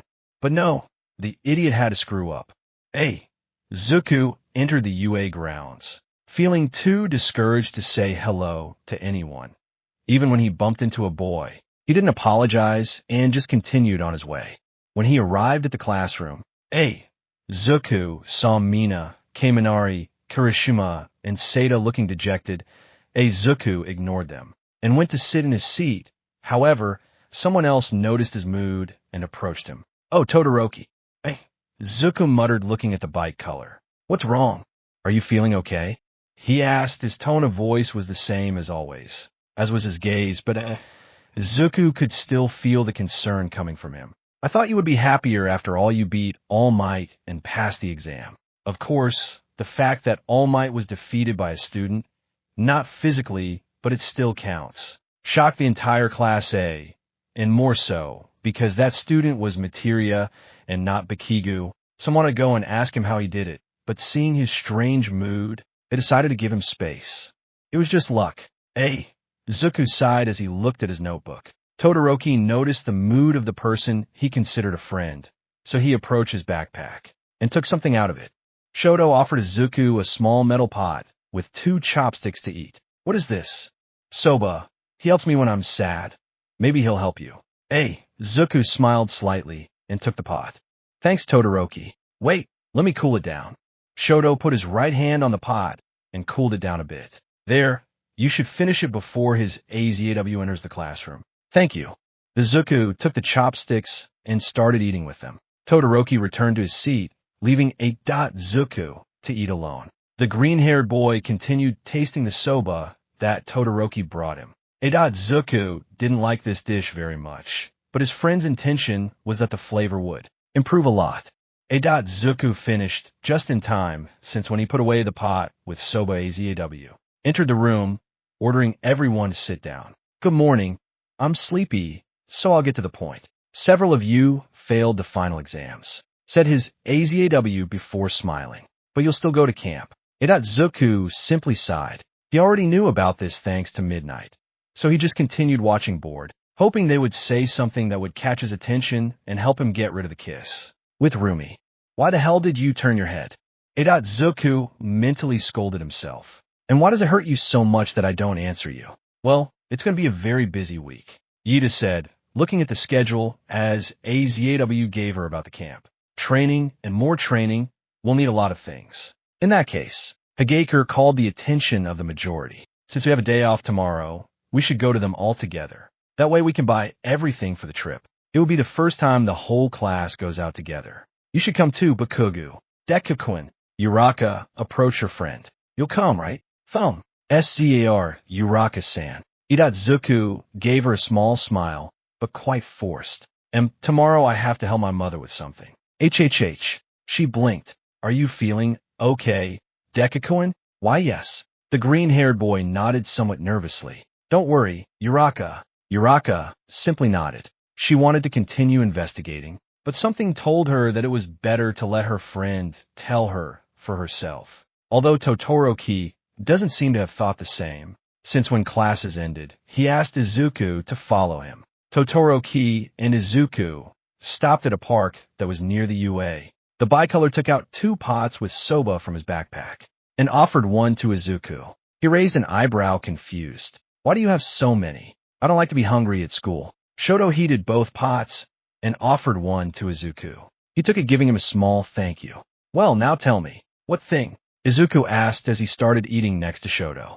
Was you like this? Shoto asked, staring at his friend. I noticed that you've changed a lot since you left with Miruko, but I've never seen you so depressed and guilty. I screwed up, Izuku said while lowering his head and continuing to eat. I did something I shouldn't have, and now she probably hates me. She won't answer my calls. She won't reply to my messages. She won't even let me send more, because she blocked me after the 3rd message I sent her. Wow, you must have done something horrible, said Shoto looking at Izuku. Thanks for the encouragement, Todoroki, said the green-haired boy with his eyes rolled. And what did you do? I kissed her. Shoto spat out some of the soba he was eating in surprise, then looked at Izuku with a dismayed expression. Izuku was embarrassed by his gaze. It was an accident, as she was going to kiss me on the cheek, and IT turned around by mistake. He said quickly, I didn't mean to do it.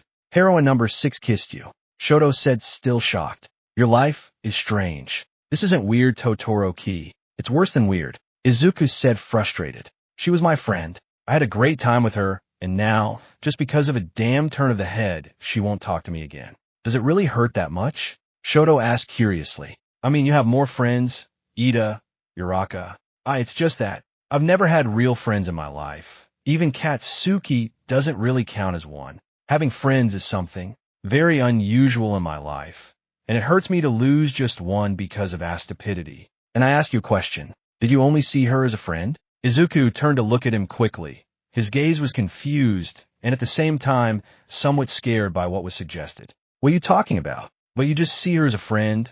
Or does it hurt for something else that I didn't talk to you? Asked the bicolor, drinking his soba. Shoto, she's older than me. She is 23. Don't try to hide behind morals, Midorilla, he said, frowning. You know that having a relationship with someone older is perfectly legal after the age of 15. But, you said, but, That means you're considering it. Since when are you a detective? He asked, frowning. Since you lied to me and told me that All Might isn't your father. He's blonde and I have green hair. But your mother has green hair. Genetics can be a very good ally when it comes to hiding evidence. Shoto said, eating his soba calmly. And don't try to change the subject. I guess it hurts that she doesn't talk to me, because I really like doing things with her. Izuku said, eating the soba that his friend gave him. What were they doing? Throwing out on patrol together. Saving people, beating up villains. Watching movies, doing paperwork and accounts. Eating, laughing, more food. Playing some games she had at her apartment. Gifts, training, the typical thing for two hero partners. Midorilla. Shoto stopped eating his soba. Accepting the heroism part, that sounds more like what a couple who really like each other would do. Now, it was Izuku's turn to spit his soba on his friend's shirt. What? Izuku said, blushing. Fudo Todoroki, this isn't funny. I don't love her. I didn't say love. I said believe it or not, there's a big difference between the two. Shoto said, wiping the soba off his shirt. I think the reason it hurts is because you like her. Izuku was going to say something, but Shoto interrupted him. Before you try to say otherwise, look me in the eyes and answer me. Did you like that kiss? If not, Izuku gulped at that question. He looked into his bicolored friend's eyes for a moment, feeling quite strange. Then he opened his mouth, then closed it again. Izuku wanted to answer no, but he couldn't. He simply couldn't deny it. Yes, I like that kiss, Izuku said, lowering his head. Her lips tasted very good, and the sensation was electrifying, attractive, and very warm. I think that was the best thing I've ever felt in my life. Dude, I just asked if you like me. Shoto slurped some soba. Now, because of you, I want to kiss someone. Shoto, back to the topic, mystery solved. Shoto said, finishing his pot of soba. You like Miruko? Rumi. Her name is Rumi. Izuku said, lowering his head with a blush. And, I think I do like her. Mommy be just a little. Wow. And I thought you were in love with Uraka. Uraka-san is just a good friend. Izuku said, shaking his head. Well, what do you plan to do now that you've confirmed this? Nothing. Izuku shook his head. I can't do anything. Knowing that I like her doesn't change anything. She still doesn't talk to me, and you're gonna let that stay like that forever. Shoto said, heating another pot of soba he took out of his backpack. What can I do? I already told you not to answer me. Have you tried sending him a voice message? I won't listen to him. It's not worth it. At least try. Todoroki said, smiling slightly. But be honest, don't try to beat around the bush. At some point he'll have to listen to it. I guess you're right. Izuku said, finishing his pot of soba. Thanks, Todoroki. You're welcome, friend. Shoto took another pot of soba out of his backpack and offered it to Izuku, who tried to find logic in it, but couldn't find it. How the hell do you fit so much of that stuff in your backpack? I practiced since kindergarten to be able to do it.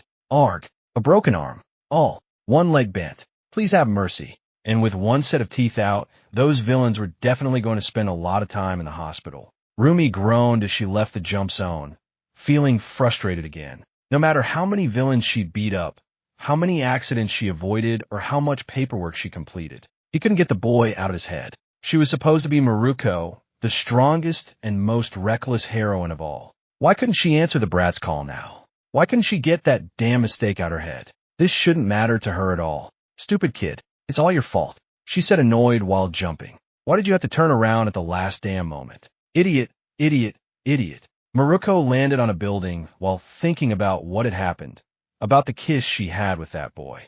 Her face had a big blush, both from anger and from the affectionate feeling that remembering that gave her. What she did was wrong, horribly wrong. Although nowadays, due to the advancement of society and court marriages, it was possible for minors from the age of 15 to be intimate with adults. With a maximum age range of 25, morally, what she did was disgusting. She was not a pedophile. She shouldn't have done that. She shouldn't have even tried to kiss his cheek in the first place. Rumi took a deep breath, then put his face in his hands and let out a strangled scream, releasing a great deal of his frustration in the process. He was burning his head with this. And the worst thing was that the boy kept calling her, but she couldn't answer. The mere idea of having to address that subject made her back off immediately. It was very frustrating. Rumi felt that she had to go see the boy and break the damn phone so that he would stop calling her. But to do that, she would have to face him. and I wasn't in any condition to do it either. Or, if I was, damn, this was so annoying. Couldn't there be some large-scale villain attack, a war, or something? She muttered as she went to her apartment. Once he arrived there, Rumi took off his suit and gave a bliss. However, the child's gaze still did not leave his mind. Rumi felt like he was going crazy. Why couldn't he just forget it? Pretend that all this didn't happen and continue with his life? Why don't you get out of my head, kid? She murmured angrily, while running a hand through her hair to clean it with shampoo. After finishing showering, Rumi dressed in tight jeans and a brown blouse. She was barefoot because she was too lazy to look for some shoes, and she was in her own house, so she didn't need to have them on. Rumi threw herself onto the bed while sighing. Her phone rang again. At this point, she didn't even want to pick it up to see if it was someone else. She was just waiting for the call to end. Rumi sighed as she turned in bed. She was stressed and quite tired, but for some reason, she didn't want to block the boy's number to stop listening to the phone. It was inexplicable, confusing, and ultimately very annoying. I need to relax, the albino said with a sigh. The spa should be open today. But that thought in mind, Rumi grabbed her shoes and bag and headed straight to the spa, making sure that this time she did have money. After taking a few trains, she finally arrived, and even though she came to relax, she still couldn't do it since this was where she met Izuku. On bad terms, but hey, this is where she met him. Upon entering the spa, Miruko headed to the counter, where Kronk was sitting talking on the phone. I already told you that I don't know how we got home on time. I don't think it was because of the magic of Wattpad, said Kronk talking to a person on the phone. Kronk, Rumi greeted, looking at the muscular man. Rumi. Kronk hung out the phone. Nice to see you. What brings you here? Massage. I want to relax. She roughly placed some bills on the table. Now, right away. Kronk took the bills and led Rumi to the massage room. Rumi murmured satisfied as Kronk massaged her back. Well done. Was there a lump there? Actually, you don't have any knots. You're just tense, said Kronk, massaging Rumi's back. Did something happen recently? Some villain bothering you? Huh. Those insects are nothing to me. Well, what's wrong with you then? I'm not going to talk about that, Kronk. I came here just to forget about it. Forgetting problems is never the solution, because when you remember them, they're much more annoying than the first time, said Kronk, massaging Rumi's back. On. Tell me, talking could help you. No. Yeah, please, he said as he worked on the brunette's shoulders. You won't leave me alone until I tell you, right? Sorry, I just like gossip. Grrr. She growled, annoyed. Do you promise not to make fun of it? I swear, on the honor of captain of the Squirrel Scouts. Well, I can't get someone out of my head, she said with a sigh. I did something very intimate with him, and since then I can't stop thinking about it. What did you do? I pissed him, and he was a minor, said Rumi, annoyed. What I did was wrong since he and I are a few years apart, but now he spends his time calling me. And why don't you answer him? I can't look at his face or talk to him. I just can't. It's weird and annoying, but every time I try something stops me and I hate being stopped. You seem scared. Excuse me. She looked at Kronk over her shoulder with anger in her eyes. I am the heroine Miruko. I'm not afraid of anything. No, right now you're just Rumi Isegiyama, and it seems you're afraid of facing the consequences of your actions. Kronk said, looking at the albino. Or maybe you're not afraid of the consequences, but of what comes after them. Tell me, who is this boy and what is your relationship with him? He's a student to Hero. He asked me to train him, she said, murmuring under her breath. We lived together for a while, and then what happened. What were they doing? We patrolled, fought villains, saved people, trained, ate together, watched movies, did paperwork, basically my routine but involving him. And how did you feel at that moment? It was the same as always. No change. Kronk raised an eyebrow. Well, her ears drooped for a moment while she thought. He was fun to be with. He wasn't like the rest of the losers I sometimes worked with, because I was forced to buy the AMH. Are you having fun with him? PFF. Having fun was not enough, she said with a smile. He was wonderful. The boy knew how to kick ass, and it was very funny to see how he blushed every time I played a joke on him. He looked like a stuffed animal. Did you feel like hugging him? Yes. Wait. Rumi blinked, realizing what she said involuntarily. It escaped her lips without her realizing it. Kronk. Hey, I just asked. You were the one who answered. He laughed while massaging her feet. Was he cute? Of course not. It wasn't at all. Oh, so he's the handsome type. Kronk laughed lightly. I didn't know you were so bold as to notice men, Rumi-san. Crunk, shut up her. I'll pay you dearly. No, I know you won't, he said as he massaged her back again. And how did you feel being around him? I'm not going to tell you anything else. Oh, come on, he said pleadingly. This is for your own good more than mine. Drop the always tough heroine act for a moment and open your heart. He was very cute, okay. She clicked her tongue. The boy knows how to treat a lady. Well, if that's true, I don't think you should keep calling him boy. Don't interrupt me. She frowned. Like I was saying, he was very nice. Whenever I needed help with something, he was there to support me, even though it was only for 2 weeks. I admit I missed him when he left. Not having him in my apartment felt unnatural. Not patrolling with him was strange, like a piece was missing. Were you feeling lonely? Yes, I admit it.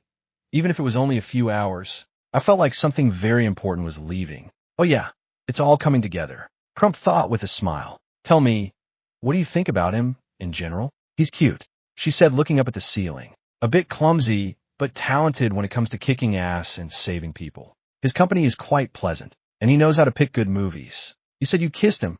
How did that kiss feel? It was electrifying, so to speak, for a second. I didn't think anything was wrong and just enjoyed it like you can't imagine. Crunk was massaging Rumi and looked over his shoulder to find Crunk hopping like a happy bunny. Oh my God, you like him? What? No, of course not. Oh, of course, Crunk said smiling. You can fool anyone else by saying no, but you will never fool a masserer. You like that guy a lot. Of course not. I don't like a 15-year-old boy. Age is just a number, as long as it's only 10 years apart at most, according to the law. Crunk said thoughtfully before smiling. But who cares? My beautiful client is having an affair. Crunk, stop making fun of me, or I'll kick you out the window. Calm down, Rumi. This is one of the most anticipated moments in the life of a masserer, he said smiling. Now that's enough massage. Crunk removed his hands from Rumi's back. I want you to get up from here and go talk to that boy. I already told you I don't like Crunk. You'll have to find out for yourself. Crunk said smiling. This reminds me of when my wife and I first met. It was a beautiful day. Oh no, I'm not going to sit and listen to the story of how you and your wife met. She stood up and went straight to the locker room. And I already told you I don't like it. You can deny it all you want, but Cupid is never wrong. Rumi grunted as she entered the locker room. Once inside, she closed the door and leaned against the wall as she sighed. I don't like. The image of Izuku smiling at her came to mind, causing a blush to appear on the albino's face. I don't like. The moment Izuku kissed, her cheek manifested, causing a small sparkle to appear in her chocolate brown eyes. I don't like. And finally, the kiss on the hospital bed reappeared in her thoughts. She even remembered when Izuku didn't even separate, but accepted the kiss with great pleasure. Rumi's bunny tail twitched happily, her ears flopped down tenderly, and a tender smile appeared on her lips. I don't like it. The day to go to camp had finally arrived. Izuku hadn't gone with his friends to the mall, but nothing interesting happened either. Izuku was packing his backpack to leave. Izuku hadn't sent any messages to Rumi yet. The green-haired boy had decided to wait a little longer. He needed to concentrate on the camp. Izuku hadn't even paid attention to Minama's teasing or Mineta's perverted comments. He simply got on the bus and sat next to Todoroki, who at Izuku's request had brought him a pot of catsup in his backpack. In exchange for a little money, clearly, Izuku was starting to think that his friend was a food smuggler or something, but he was too lazy to ask, and the catsup was too good to complain. Izawa saw how everyone on the bus was having fun, as if this was some kind of field trip and not a training trip. He sighed as he ate some soba from the pot that one of his students had sold him at a really good price. Anyway, her days of fun are numbered, Izawa thought while eating the soba. Wow, this is really good. I wonder who makes them. Shoto passed a pot of soba to Kaminari as he gave him the money for the purchase. The two-color man smiled as he counted the bills, deeply thanking his sister for just cooking and not asking questions. Finally, the trip ended, as Izuku stretched as he got off the bus. Mineta shouted, asking for a bathroom. But it's not like anyone cares about his health. Is this a rest stop? Hiroshima asked, seeing the large drop on the other side of the safety railing. It looks more like a viewing platform. And where is Class B? To say there's no reason for this would be a lie. Izawa muttered, Hey, Eraser, it's been a while. Guys, Mandalay leaned over the cliff and shouted loudly. Feel free to use your quirk in our domain. You have 3 hours. Use your own feet to get to the camp. And don't give up when you cross the forest full of magical beasts. Did he say magical creatures? Sounds like something out of Dragon Quest. I can't take it anymore. Mineta ran to the trees. I have to let him go. Did Mineta pee? Yes, but not in the normal way. More like you peed in his pants when one of the creatures Mandalay spoke of appeared. Kuda's ability didn't work. Before the magical beast attacked Mineta, a large green lightning passed between everyone and pierced the beast, destroying it completely. Izuku smiled when it stopped, then turned to see Mandalay, who was on top of the cliff. Thank you so much for giving me something to entertain myself with. This trip was being very boring, Izuku said with a battle-hungry smile. At the top, he eraser. What? Izawa asked, eating some soba that he stole from Todoroki's backpack, taking advantage of the fact that Todoroki had fallen and couldn't see him. Is that child related to Miruko, by any chance? Mandalay asked somewhat nervously. Not that I know of, but he trained with her and became her partner. Mandalay froze as horrible memories came to mind. Oh no, returned. Izuku didn't even bother waiting for his companions. The excitement of the battle invaded him, and he simply began to run at high speed, while destroying the earth beasts with a punch or a kick. Definitely Rumi's influence had changed him. Izuku ran, destroying with a kick to earth beasts that attacked him from the side. The smile on his face bred when he saw 2 more approaching. The boy concentrated 7% of one for all and prepared a kick. St. Louise. Izuku lifted his leg. Smash! The impact of his blow shattered both monsters and created a small shock wave. Izuku smiled when he saw the beast destroyed and continued running. He wanted to be the first to reach the camp. Why? Nothing special. I just wanted to win. Izuku watched as more and more creatures approached him. He smiled as he once again focused his power on his legs, imitating a movement that Rumi taught him during his training, hitting 2 monsters at once. Moonring. Izuku smiled as both beasts' heads exploded. It had been 4 hours since he fell from the ravine. But finally, Izuku had arrived at the camp. The green-haired man stood on his knees while breathing heavily. Luckily, Todoroki had given him that cat's hidden, because if not, Izuku was sure he would have died of hunger while he was coming toward the camp. The green-haired boy finally got up and walked toward the building, seeing how Mandalay came out of it, and was surprised to see him. And the rest. I don't know, I lost sight of them after the 7th beast. Izuku shrugged as he stretched a little, making his bones pop. Couldn't you wait for them? It's not my fault they're so slow. Izuku smiled as he stretched his arms. I'm not going to stop moving forward in my own way, because some turtles can't keep up with me. Mandalay had a drop of sweat on her head at that. This boy definitely reminded her of Miruko. Hey, Izuku noticed a little boy behind Mandalay. By the way, who is he? Oh, this is Koda, my nephew. Mandalay looked at the boy. Koda, come say hello. They will be with us for the next few weeks. Hi, I'm Izuku, nice to meet. Izuku moved in time to dodge a blow that was going straight to his balls. The boy stared at the child with some annoyance. Man, I know why you did that. HMPF? I'm not going to play dumb with a bunch of idiots who want to train to become pathetic heroes. Well, it's strange that you're with your aunt, since according to your words, she would be a pathetic heroine. Izuku said annoyed before looking at Mandalay. Is there a bathroom around here? I have to clean the dirt off. 3rd door on the left. I'm sorry my nephew did that. You don't have to apologize. Izuku looked at Koda over his shoulder. I'm used to dealing with dogs that bark a lot but bite little. Koda let out a growl.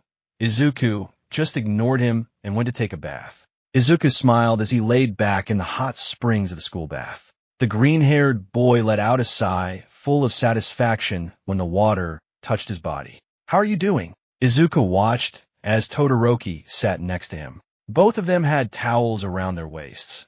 Although, well, it's not like the water will let you see much. I relax. It's the only thing you can do after such a tremendous race. Izuku said, smiling. It wasn't a race. You could have helped us. It's not my fault they're so slow. Besides, they had you and the Muslim. They'd be fine.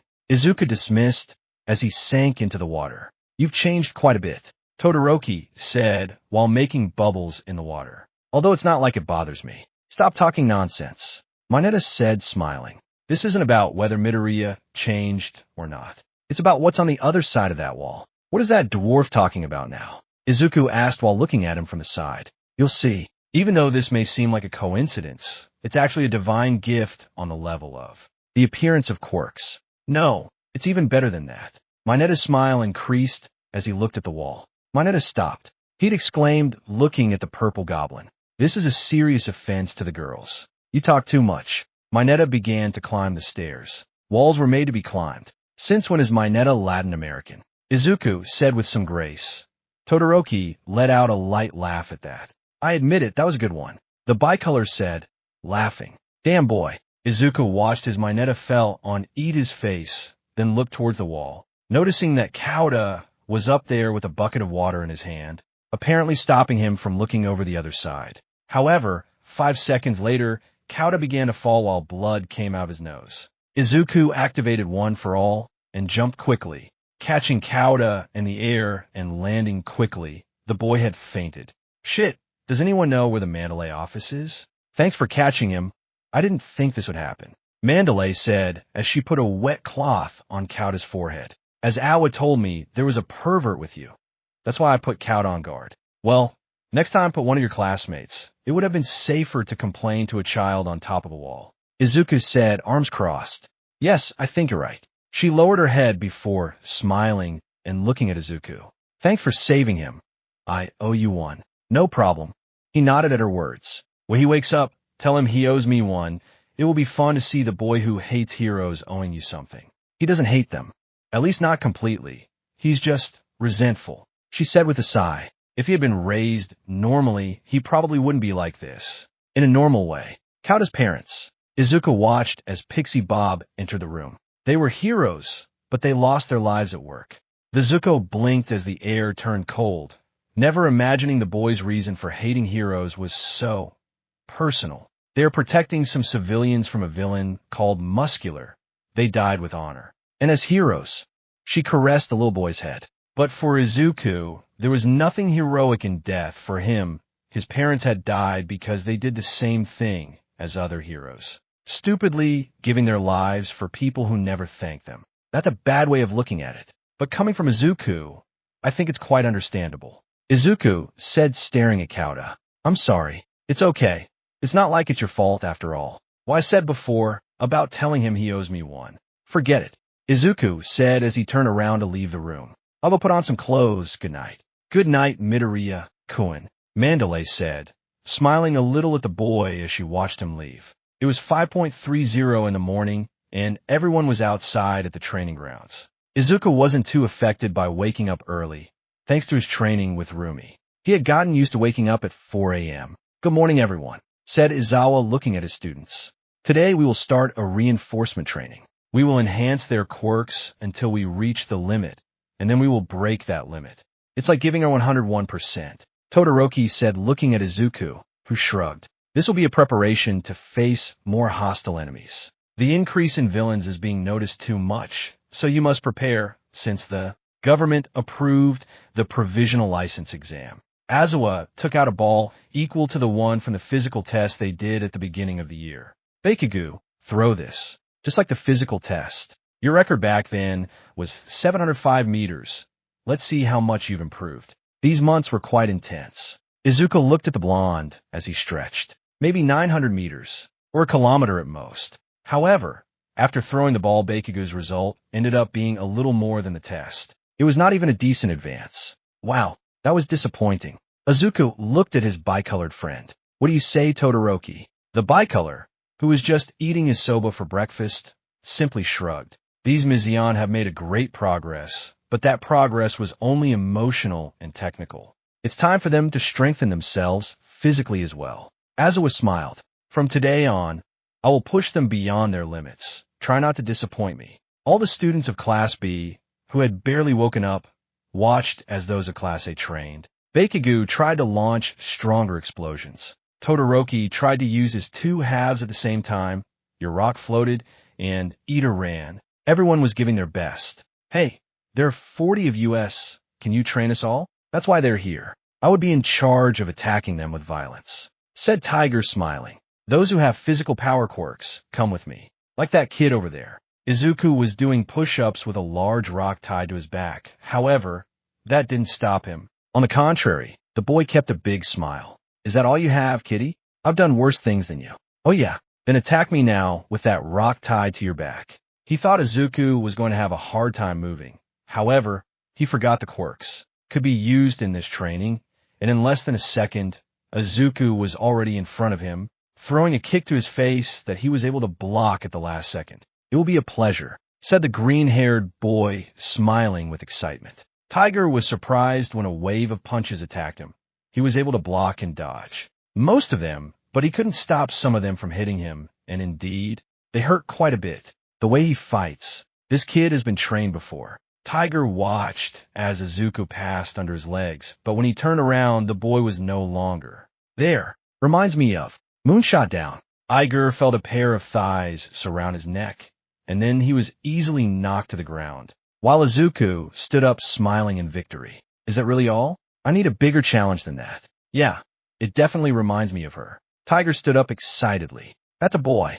Make that excitement burn. Yes, sir. Izuku activated 7% and jumped back towards Tiger. Izuku was sitting next to Todoroki while they ate. The Pussycats had let them cook for today as a recreational activity. Izuku was eating quietly until he saw Kaw walk away from everyone. Izuku decided to take an extra plate of food and follow him. Kaw walked up a mountain. The green-haired boy saw how he sat on the ground looking at the forest. Izuku approached with a plate of food in his hand. You should come back. It's very cold here. How did you find me? I followed you. It's not very good for a child to be alone in a place like this. Get out. I don't want to be with your kind, much less in my secret base. Nice base. Where's the owl mobile? Izuku asked with some mockery. Stop bothering me. Izuku sighed and placed the food on a stone, then approached Kuda. Your parents were the aquatic hero's waterhouse, right? Did Mandalay open his mouth? Kuda was going to continue speaking, but Izuku looked at him with a look full of murderous intent, which scared the boy and left him silent. You should respect your aunt. I haven't seen you apologize for the rudeness you said about her. Izuku said, calming down a little when he realized what he was doing. And I'm sorry for your tragedy. Screw you. She didn't have to tell you anything. He said angrily. Why would I have to apologize? And why are you sorry? You don't know what it feels like to lose your parents. Of course I don't know, because my father didn't die. He abandoned me as soon as he found out I had no power. What? Could have stepped back a little upon hearing that. My court didn't wake up when I was 4 years old. It woke up when I was 14. But the damn doctor had the brilliant idea of declaring me quirkless. Izuku said, annoyed. Well, my father knew that. He didn't want to take care of the garbage and left. And guess what? I don't blame my mother for that, nor do I treat her badly. Izuku approached Kuda, making him step back, but Izuku grabbed him by the shirt and pulled him closer, causing him to look into his eyes. From what little I've seen, your aunt loves you very much and has taken care of you since your parents died. But you treat her like she's cum. Guess what, kid? Losing a family member is no excuse to treat others like shit. We all have our tragedies, but you can't be so ungrateful to a person who loves you so much that you put up with your tantrums. Izuku noticed the boy's scared look, sighed, and let go, then turned around and walked away. Forget it. I don't even know why I'm telling you this. Izuku turned around and walked away. He'd then go back to camp. You have to go to bed early. And after saying that, Izuku left there, leaving Kuda alone and overwhelmed. Midoriya. Hey Todoroki. Izuku was resting in his room in the building when he saw the bicolor enter through the door. What's wrong? Pixie Bob told me to let you know you were coming down. We're going to do some recreational activity or something like that. Okay, I'll be there in a minute. Izuku sat on the bed while looking for his shoes. By the way, has he replied to your message yet? Ha who? Don't play dumb. You know who. Well, the truth is that I haven't sent it to him. Izuku said, lowering his head. Not yet. Todoroki blinked in confusion. And what do you expect? Well, I wanted to wait until I got home. You know, I need to focus on camp. That seems like a pretty lame excuse to me, because if that were the case, I would have sent him before the camp, so I wouldn't have to worry you. Todoroki stood in the doorway while crossing his arms. Why are you so interested in this? I ask you that too when you try to help me accept my left side, but you never told me why. He smiled slightly. I don't have to do it either. Izuku took out his cell phone without saying anything. What should I tell him? Be sincere. Let the words flow, and your heart will do the rest. How are you so good at this? The green-haired boy asked, genuinely surprised. Fayumi and I gives me advice, hoping I'll get a girlfriend. He shrugged. The old man would probably scare away anyone who doesn't have a good quirk. Not that Momo cares about that, though. Are you dating Yo-Yo Irozu? But you remember I told you the other day that because of you I wanted to kiss someone. Don't tell me why. Hey, Yo-Yo Irozu-san. Momo turned around to see Todoroki. Huh, what's wrong, Todoroki? I was talking to a friend who described a kiss with his girlfriend, and now I want to kiss someone. Said the bicolor. Can I try it with you? If you don't want it to be romantic, we can do it to strengthen the friendship. Todoroki didn't even know when he fell to the floor with Momo on top of him, ready to kiss him. But he wasn't going to complain either, so he just shrugged and accepted the kiss. Once it ended, they both separated and looked into each other's eyes without saying anything. It tastes like chocolate. The bicolor murmured before looking back at Momo. Can I kiss you again? Only if you agree to go out with me tonight. And you agree to go out with me after several dates. And then you're faithful to me and don't cheat on me with any girl or boy. Oh, no problem. Todoroki shrugged again before their lips were taken again. Wait a minute. Todoroki realized a slight detail. Why do I specify that with no boy? Does he think I'm gay? And that's what happened. Izuku had nothing to say regarding his friend's story. Anyway, I'll tell Pixie Bob that your stomach hurts. That will buy you a few extra minutes. Thanks, Todoroki. You're welcome. Now hurry up. Izuku looked at his phone. In this place, there is no good signal, so the message would take a while to arrive. The green-haired man sighed as he dialed the rabbit's number. Hey, it's Rumi. Leave your message and be quick.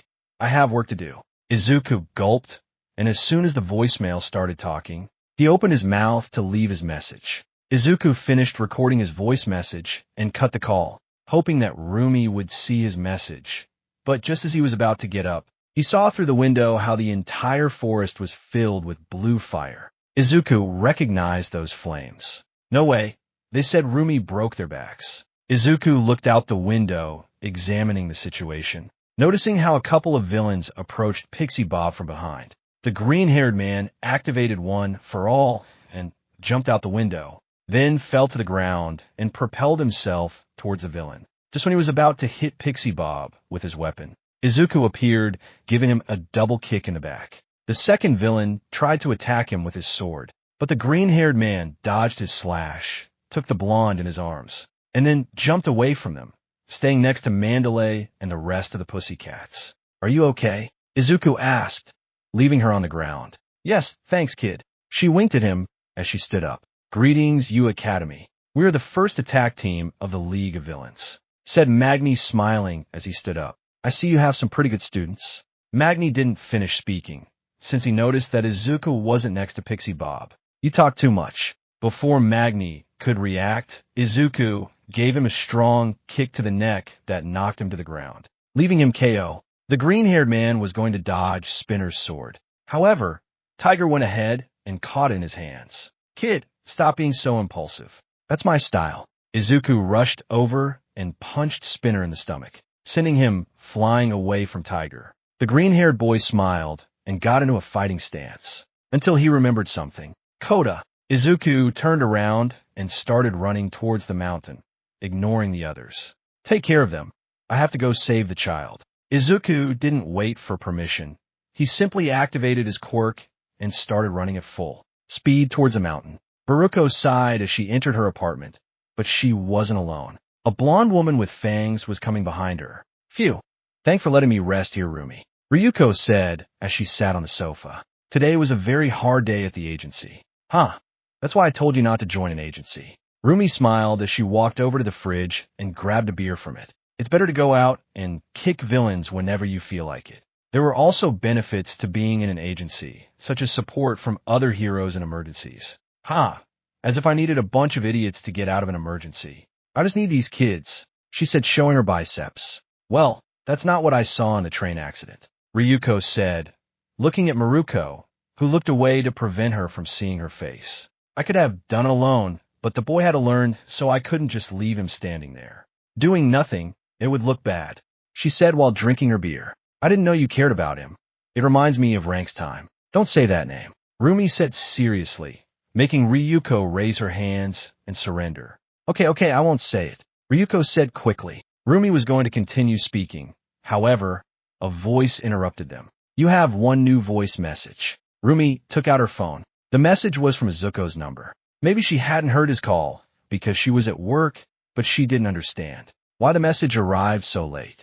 Aren't you going to listen to him? Ryuko asked as she grabbed some salad from Rumi's fridge. She hesitated for a second, but her fingers unconsciously tapped the screen, playing the message. Hoda stepped back in fear, seeing the big monster in front of him. It was a giant guy with a hood that didn't let his face be seen. Before Kuda could escape, the villain took off at high speed and landed in front of the boy, his hood disappearing, revealing his appearance. Why you are? Kuda remembered what they said on the news about the villain who attacked his parents. His main feature was a scar on his left eye. You're him. You're the one who killed them. Mom, Dad.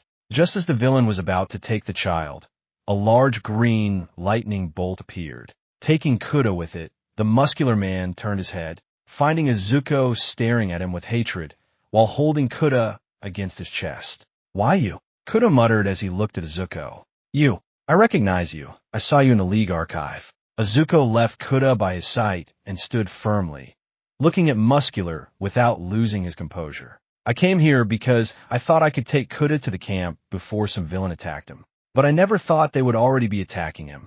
Izuku thought as he looked at Muscular. I don't see any weak legs or any irregular movement. He has no physical problems that I can take advantage of to harm him. Izuku activated one for all at 7%, staring at Muscular, who looked like a lion about to attack. I had to find a way to finish him off, or at least give myself enough time to escape. Izuku smiled, trying to calm himself and Kuda down. Don't worry, Kuda. I'm going to save you. Are you going to save him? Haha.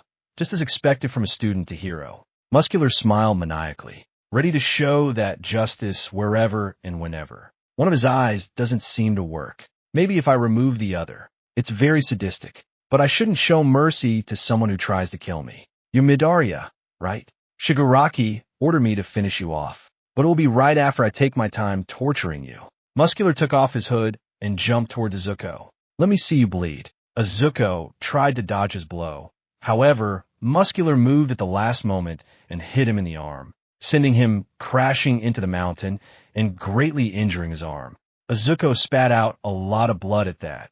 The green-haired man grabbed his arm in pain. His blood began to fall from the wounds. Shit, he almost broke it. This hurts. Izuku grabbed his arm in a lot of pain. Oops, I almost forgot. Muscular stood in front of Izuku and leaned down to look at him fixatively. Where's the boy named Bikigu? Ask your mother. That bitch slept with him this morning. Muscular blinked for a moment at that. Izuku took advantage of that small second to bring two fingers together and pierce Muscular's right eye with him. Aya! The blonde shouted, grabbing his face. Izuku went under his legs, trying to escape, but Muscular kicked him in the leg that sent him flying. Izuku spun in the air to land on his feet, and then jumped towards Muscular, throwing a punch to his face, but he blocked it like it was nothing. Damn piece of trash. Muscular hit Izuku in the forehead, causing him to fall to the ground with a large wound on his face that was bleeding quite a bit.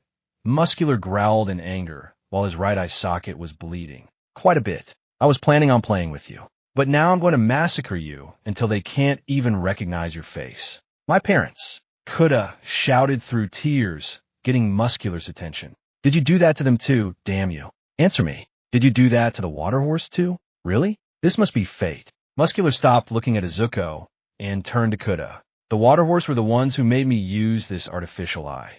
They took my left eye. Damn monster. Be worth to blame for his death. No hard feelings, kid. I never intended to kill your parents specifically. He shrugged with a smile. I just wanted to kill something, and your parents tried to stop me. Your stupid parents peeked their eyes where they were not called, and that was their downness. Muscular was going to attack Kuda. However, he heard someone jump, and when he turned around, he saw Izuku jumping towards him. Why, you little? Do you still want to make me Angier? My arm is almost broken, so it doesn't matter anymore. Izuku activated 100% in his arm. Stop talking nonsense. Izuku took Muscular by the shoulder, putting his hand between his muscle fibers to hold on. Putting ourselves into places we're not called, risking our lives, and moving forward is our job. Izuku shouted, raising his fist. We are heroes, you damn idiot. And with that said, Izuku punched Muscular in the face with his fist. The shockwave of the blow was strong enough to destroy part of the mountain. Kuda was sent flying and was about to fall into the void, but was caught by Izuku. A smoke screen had risen from the ground. Izuku lifted Kuda up and then lay back against the ground. The green-haired man was breathing heavily as he tried to ignore the pain in his arm. Damn, I had forgotten how much this hurt. Izuku looked at Kuda, who was dismayed to see Izuku in that state. Asari, I didn't mean to send you flying. Izuku slowly got up. Let's go back to the building. It's not far from here. Oh no, you gotta be kidding me. Muscular was getting up from the rubble.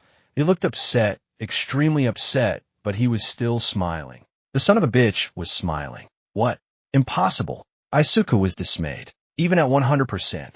But that blow was equal to All Might's power. Midoriya, the villain's muscle fibers increased. I mustn't let him rest. First you take away my only good eye, Kuda, and then you throw me against a mountain. You have some big balls, kid. As soon as I hit him, run away, said Izuku. Well, Kuda just cried in shock. Izuku grabbed Kuda and jumped before Muscular could hit them. The blonde's blow shattered the mountain even more. Izuku threw the boy to the ground and then quickly jumped towards Muscular, charging one for all in his arm to 100%. Detroit. D.E.S. my Ayash. Rumi was excited when he realized that he had pressed play. However, it was too late. Hey, it's me, Izuku. Izuku. Who is Izuku? Ryuko asked, looking at Rumi, but she was too busy listening to the message. I really don't know if you listened to this message. After all, you haven't answered me since. Well, our kiss in the hospital. The dragon heroine's jawed ROP to the floor when she heard that, and her eyes widened to an insane level when she saw the blush on her friend's face. But I have nothing to lose by trying one last time. If I don't get a response from this, I'll stop calling you, and you won't hear from me again. I'll get the hint, don't worry. It really is strange. We haven't known each other for too long, but the warmth I feel by your side, it's very familiar, and I love it. I love being by your side, going out on patrol together, eating together, spending time. Even the moments where we look into each other's eyes and smile. They're great. There's something I appreciate a lot that make me smile and feel butterflies in my stomach every time I remember them. Kodorin, Izuku shouted while stopping Muscular with his arm. I'm not going to let him pass over me. Just run away. You piece of shit. You're someone quite unique. No one is perfect in this world. But somehow, you make me adore your flaws as much as your virtues. Every time I see you, every time you smile. Hell, even when you beat me in our training, I feel a flame burning inside me. I definitely have some kind of unique connection with you. Or maybe it could be my hormones. Or the weather. Asari, I'm rambling. I'm going to crush you, and then I'll dance on your corpse. Muscular shouted, applying more pressure. Close. Damn. Gokaya. Izuku shouted angrily while trying to survive. I know you probably already know these words. You probably had a lot of idiots behind you repeating the same thing. After all, you are the most beautiful woman in this world, and I really can't imagine someone who won't love you just by seeing you. But I'm not that someone. I'm the person who adores everything you are. Rumi, Miruko, a heroine, a woman full of adrenaline. I really love all your facets, and I would like to appreciate them longer.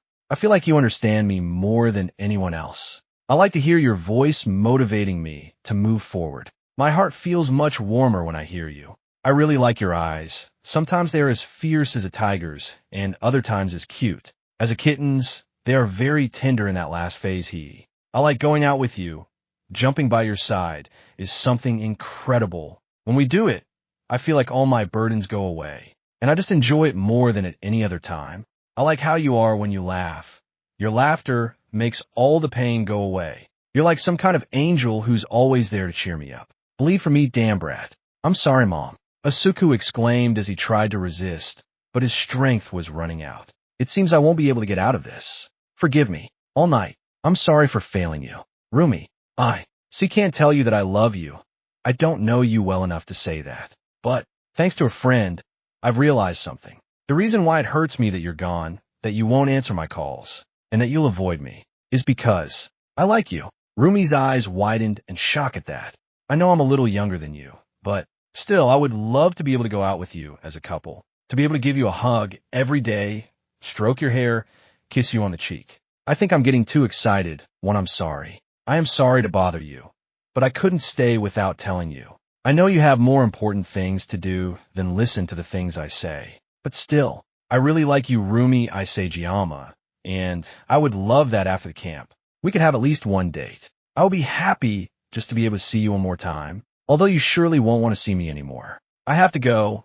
They're waiting for me by a building camp. Goodbye, Rumi. Meeting you is one of the best things that has ever happened to me in my life. I hope you listen to this message. You know something? There is a stanza of a poem that my kindergarten teacher told me. It was very popular among all the schools, and I think it fits perfectly for this moment.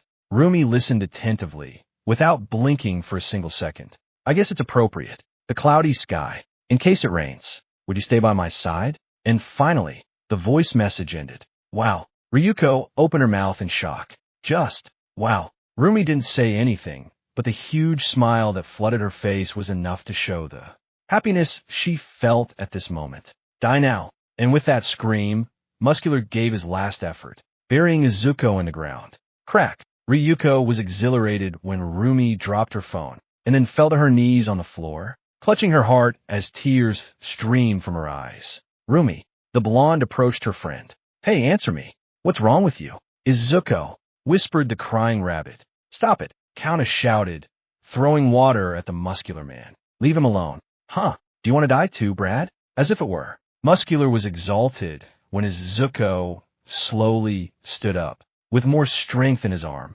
What? Are you still alive? To die against a piece of trash like you. One for all. 1,000,000%.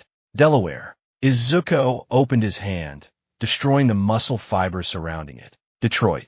The boy pulled his arm away, preparing to deliver his final blow. Smash. And with that last blow, Izuku slammed muscle into the mountain, completely destroying his internal organs, and leaving him with a white stare. He had lost. Countess fell to the ground, shocked by what he had just seen. He remembered the words of his Aunt Mandalay. They didn't leave you alone. They gave there also other people. Wouldn't have to go through your pain. Countess, someday you'll find someone who will be willing to do the same for you, and then you'll understand.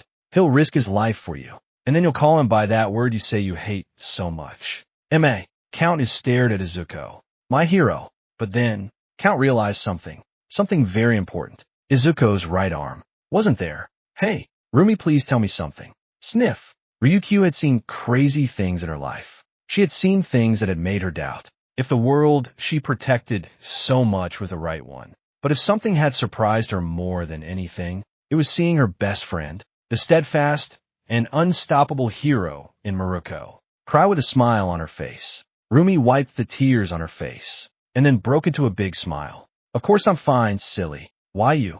Hoda looked at Izuku in dismay, seeing the blood falling from his wounds, and the lack of an arm was too much for a child like him. Izuku put one foot in front of the other, approaching Koda. The black-haired man was scared. However, Izuku gave him a small smile. W, would you lend your shirt? Hoda didn't understand why he wanted that, but the shock of the moment made him say nothing and just obey, taking off his black shirt and giving it to Izuku. The green-haired man tore the shirt with his arm and his teeth, and then tied it on the stump, stopping the bleeding of the large wound that remained in the place where before only his arm remained. Rumi had taught him this thinking about the day when he could lose an arm, and that day had come. It's not time to cry, Izuku. The green-haired boy tried to get up but fell back to the ground. Damn, unfortunate quirk. You were supposed to help me be a hero, but you've only caused me harm. At least, give me the strength to keep the kids safe. Izuku got up again, using one for all on his body, this time keeping it at 5% so as not to feel so much pain. Kokoda. Izuku knelt down with his back to her. Get in. The forest is on fire. I can't dodge the flames. I'm too weak. Did you think you can put them out and hold on at the same time? Essel. Koda nodded. Yes, sir. Call me Izuku, kid. I'm too young to be called sir. Thank you for saving me. Despite what I did, NS told you. Hey. Izuku interrupted him while looking at him with a smile. Stop thanking me. It's what heroes do. Instead, you should apologize to your aunt as soon as we get back. Okay. Why, yes. Okay, now get on my back. See, can you really move? Why your arm? Relax. I'm not in, and I'm character who takes 3 seasons to discover he has legs. Izuku smiled as his quirk manifested. Boo, but the balance. Boy, just get on my back. Ezawa was running through the forest, He had just faced a guy who threw blue fire and needed to look for his students. The black-haired man was going to follow Todoroki's clues. However, he heard some branches breaking. When he turned to the side, he saw one of his students carrying Mandalay's nephew. His heart stopped for a moment when he noticed the lack of his right arm. Midoriya. Izuku quickly ran towards Izuku with great concern on his face. Sensei, I have a lot to tell you, but there's no time. Izuku left Koda on the ground. Take him and keep him safe. With your quirk, we can put out the fire. Forget the fire. What the hell happened to your arm? He lost it saving me from a V-villain. Koda said, feeling the guilt inside him rise. See you. Izuku was going to jump using one for all. However, his quirk didn't want to work. When he turned to see Izuku, he had red eyes and his hair floating. Sensei, this is not the time for this. Stop being so impulsive for a moment. Who do you think you are? All Might. Izuku frowned. You must receive medical attention immediately. That wound is not something to be taken lightly. And you think I don't know? Do you think I don't want to sit down and scream from the pain I feel right now? Izuku growled annoyed. Well, most is to stop, but I can't.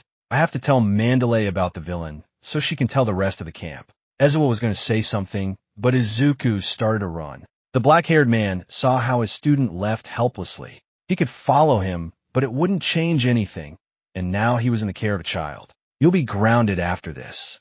Izuku thought annoyed. Damn, somehow, I feel like he's going to end up like Shurikomo if he keeps this up. Viteria. Izuku stopped and looked over his shoulder at his awa, waiting for his words. Tell Mandalay something for me. Mandalay and the others were fighting the villains. The brunette was going to receive a spinner cut with her sword, but Izuku appeared in time, kicking the lizard in the back with his leg. Mandalay. Izuku landed on the ground, using his one arm and two legs for support. Kuda is safe. Mandalay didn't finish speaking, since when she noticed Izuku's missing arm, she was horrified, covering her mouth with one hand to avoid screaming. Listen, Izuku-sensei said you'll send a message to all the students. Izuku said while trying to stay standing. Tell them they're authorized to fight. Students of Class A. Mandalay spoke telepathically. Izuku gave you authorization to fight. Defend yourselves. Spinner was going to attack again, but Izuku punched him in the stomach with his only good arm, sending him flying. The lizard tried to recover in the air, but Izuku attacked him again, then bounced off a tree and hit him again, and another, and another, and another, until finally, he gave him a spinning kick that sent the lizard into the world of dreams. Midoriya stopped fighting. Mandalay said worriedly, your injuries are too serious. I'm sorry, but I have work to do. Izuku said seriously.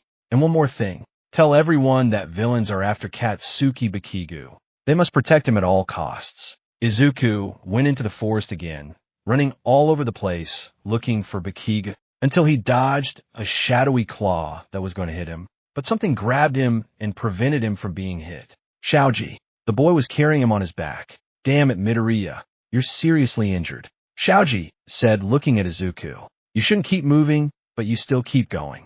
They're definitely crazy. Wait, your arm. Shaoji opened his eyes in horror at not feeling his friend's right arm. That dark claw, was it a villain? Izuku asked, trying to change the subject of the conversation. We have to find a light source to calm his quirk. Izuku muttered, and I think I have the right one. Izuku saw how in the distance there was a yellow light. It was the type of light that the fire caused. Todoroki and Bakigu were fighting a razor-toothed villain. However, they stopped when they heard a voice that stopped them. They're fighting. Shoto, Izuku shouted, getting the attention of his soba dealer friend. Stop making an idiot face and throw your damn flames. The bicolor obeyed the order and activated his left side, quickly generating a large amount of flames that made Dark Shadow shrink little by little. Munteshabin defeated by the Bird Boy's quirk, so there was no need to worry about him. Shaoji, let me down.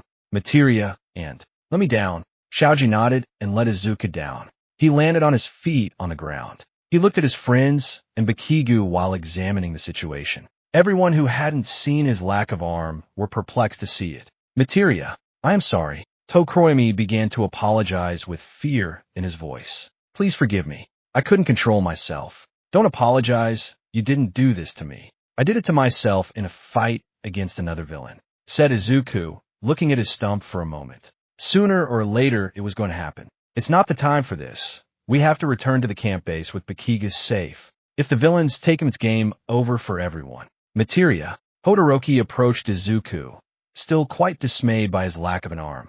Are you sure you can walk? I'm missing an arm, not my legs. This is not the time for jokes, Deku. Katsuki said, annoyed. You're missing an arm. Damn it. Take this seriously. Don't act like you care about my well-being. You didn't care about me for 10 years, said the green-haired boy, annoyed. And don't think I don't know you. As soon as we're not looking, you'll go on your own to face the villains. Shoto, freeze him. Don't you even think about it, you half bastard. Bakiga turned around to confront Todoroki, which Izuku took advantage of to hit him on the back of the head, knocking him unconscious. Izuku looked at Todoroki and he nodded, freezing Bakiga all over his body except his head.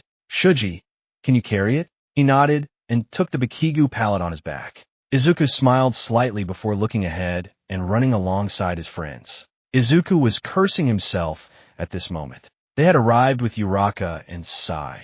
To their bad luck, the crazy knife woman was nearby, and she stared at him. However, she just left without harming them. But then a guy dressed as a magician appeared and captured the Baku pallet and Tokoyami in spheres. Izuku saw how the villain dodged Todoroki's eyes and skipped away. Fuck it. But out waiting for his companions, Izuku began to jump behind him, using everything he learned from Miruko to move easily between the trees. Izuku was not going to let them leave. He already lost the damn arm. He wasn't going to lose this battle. Izuku saw how the villain finally landed. He was next to Dabi, and another villain.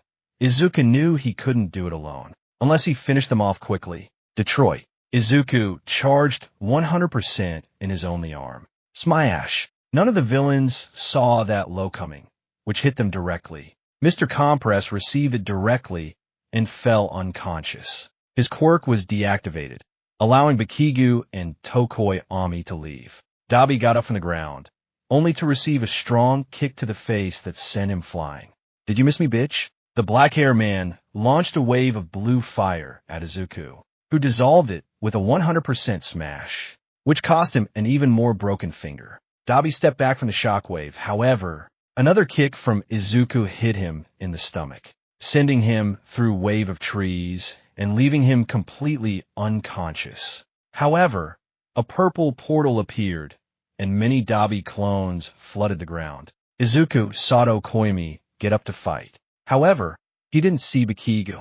When he managed to see him, he was being held by the neck by Animu. Izuku opened his eyes at that, launching himself towards Bakiga. The twice clones tried to get in the way, but Izuku dodged them and jumped towards the blonde, Katsuki. Don't come, Deku. And that was the last thing Izuku heard before the portal closed. Twice his clones dissolved.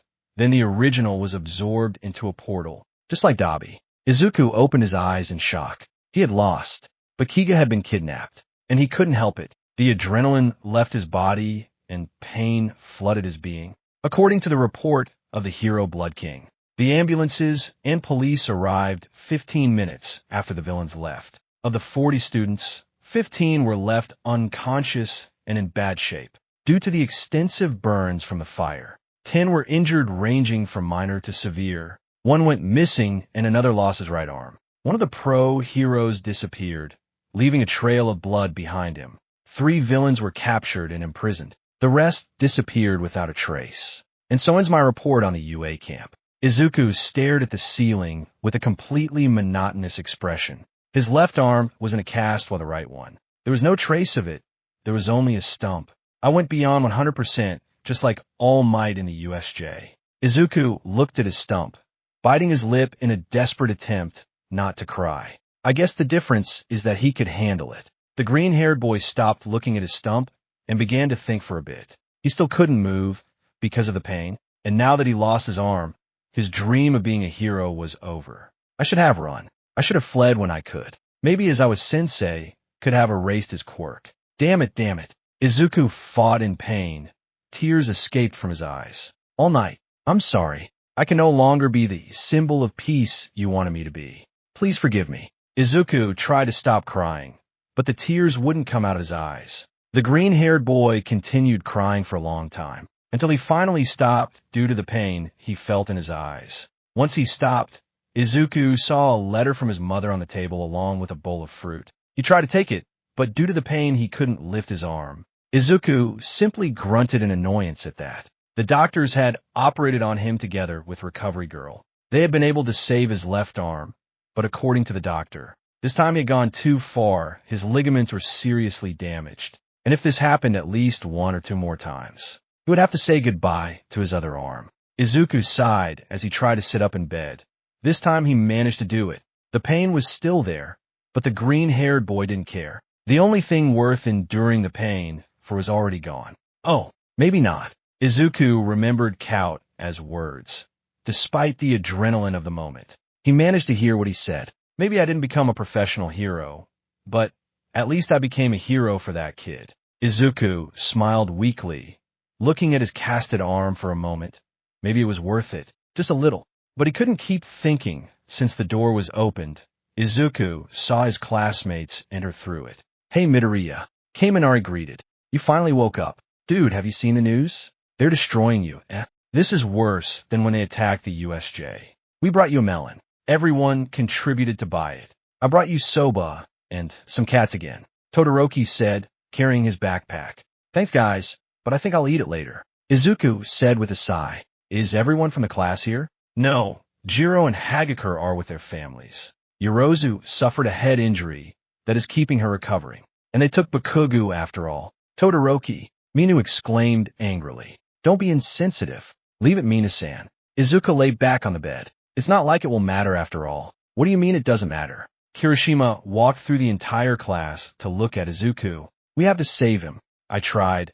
I broke my only remaining arm, even more to prevent them from taking it away. And look how it ended. Izuku raised his casted arm a little. The doctor said that if I break my arm 1 or 2 more times, I'll lose the only one I have left. So no thanks. Izuku looked away. Besides, the idiot said not to go, so I guess I listened to him. You can't stay like this while who knows what the villains do to her, said Kirishima angrily. Todoroki and I heard how Yorozu spoke with the police. She put a tracker on one of the Nomas. They managed to find out where the villain's base is. Perfect, now All Might and the police can go after him. Said Izuku with false excitement. How can you just stand by and do nothing? Kirishima shouted angrily. The others tried to calm him down, but he kept shouting. You couldn't stop your friend from being kidnapped, but now you can. How can you call yourself a hero if you don't at least try? You can still raise your hands to reach. Kirishima closed his mouth when he realized what he was going to say, and Izuku's glare didn't help at all.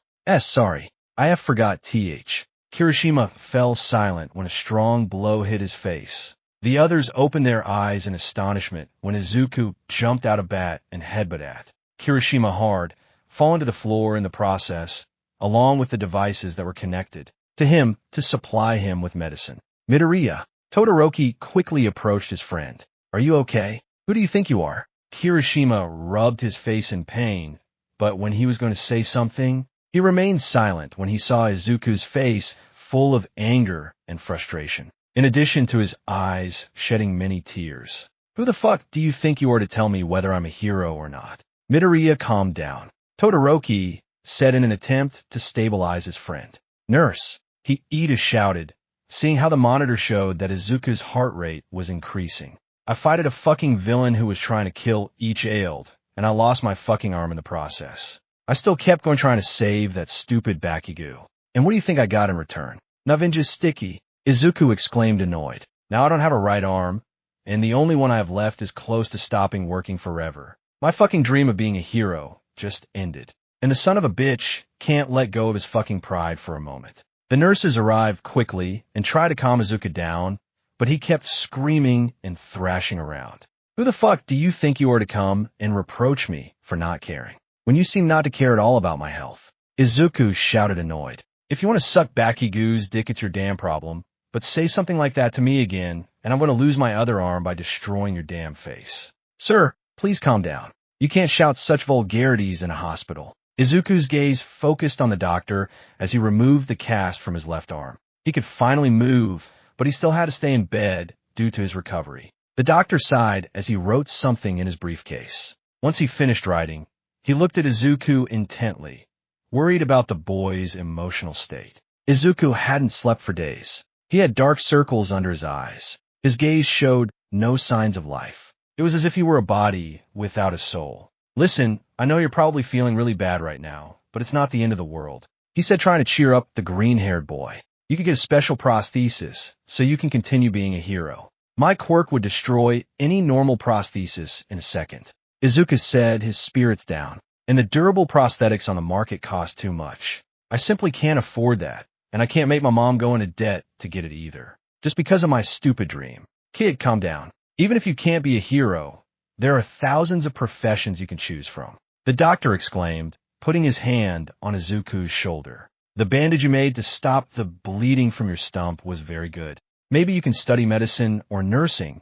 You would help save lives. You would be a hero. I think I could think about it. The doctor heard Izuku's tone of voice and realized that the boy was totally discouraged. He definitely wasn't going to think about it. But the sigh, he got up and left Izuku on his bed, connecting again all the machines that helped him recover. Then he got up and was about to leave, but seems he remembered something. All right, I forgot. The doctor looked at Izuku. There's someone who wants to see you, but I don't know if you want to receive visitors again.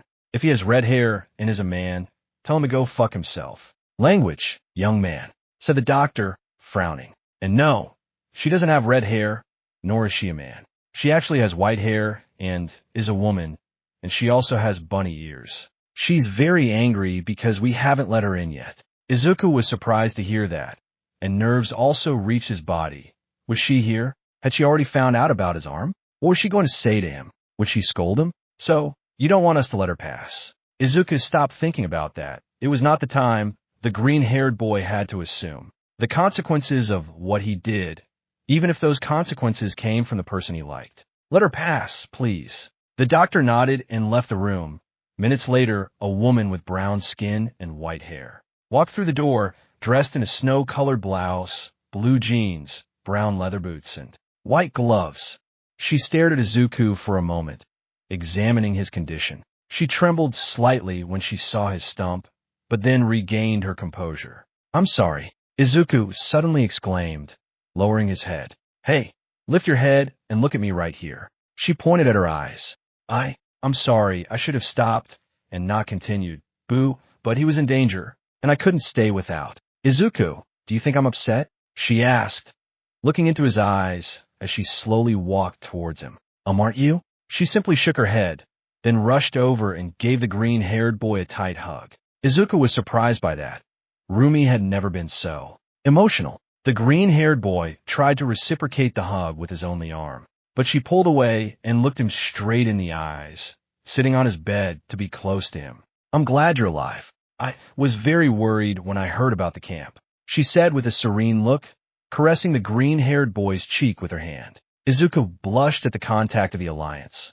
Why was Rumi doing this? He knew she had her sentimental side like everyone else, but she had never shown it completely. Her fear-sent emotional side was always present.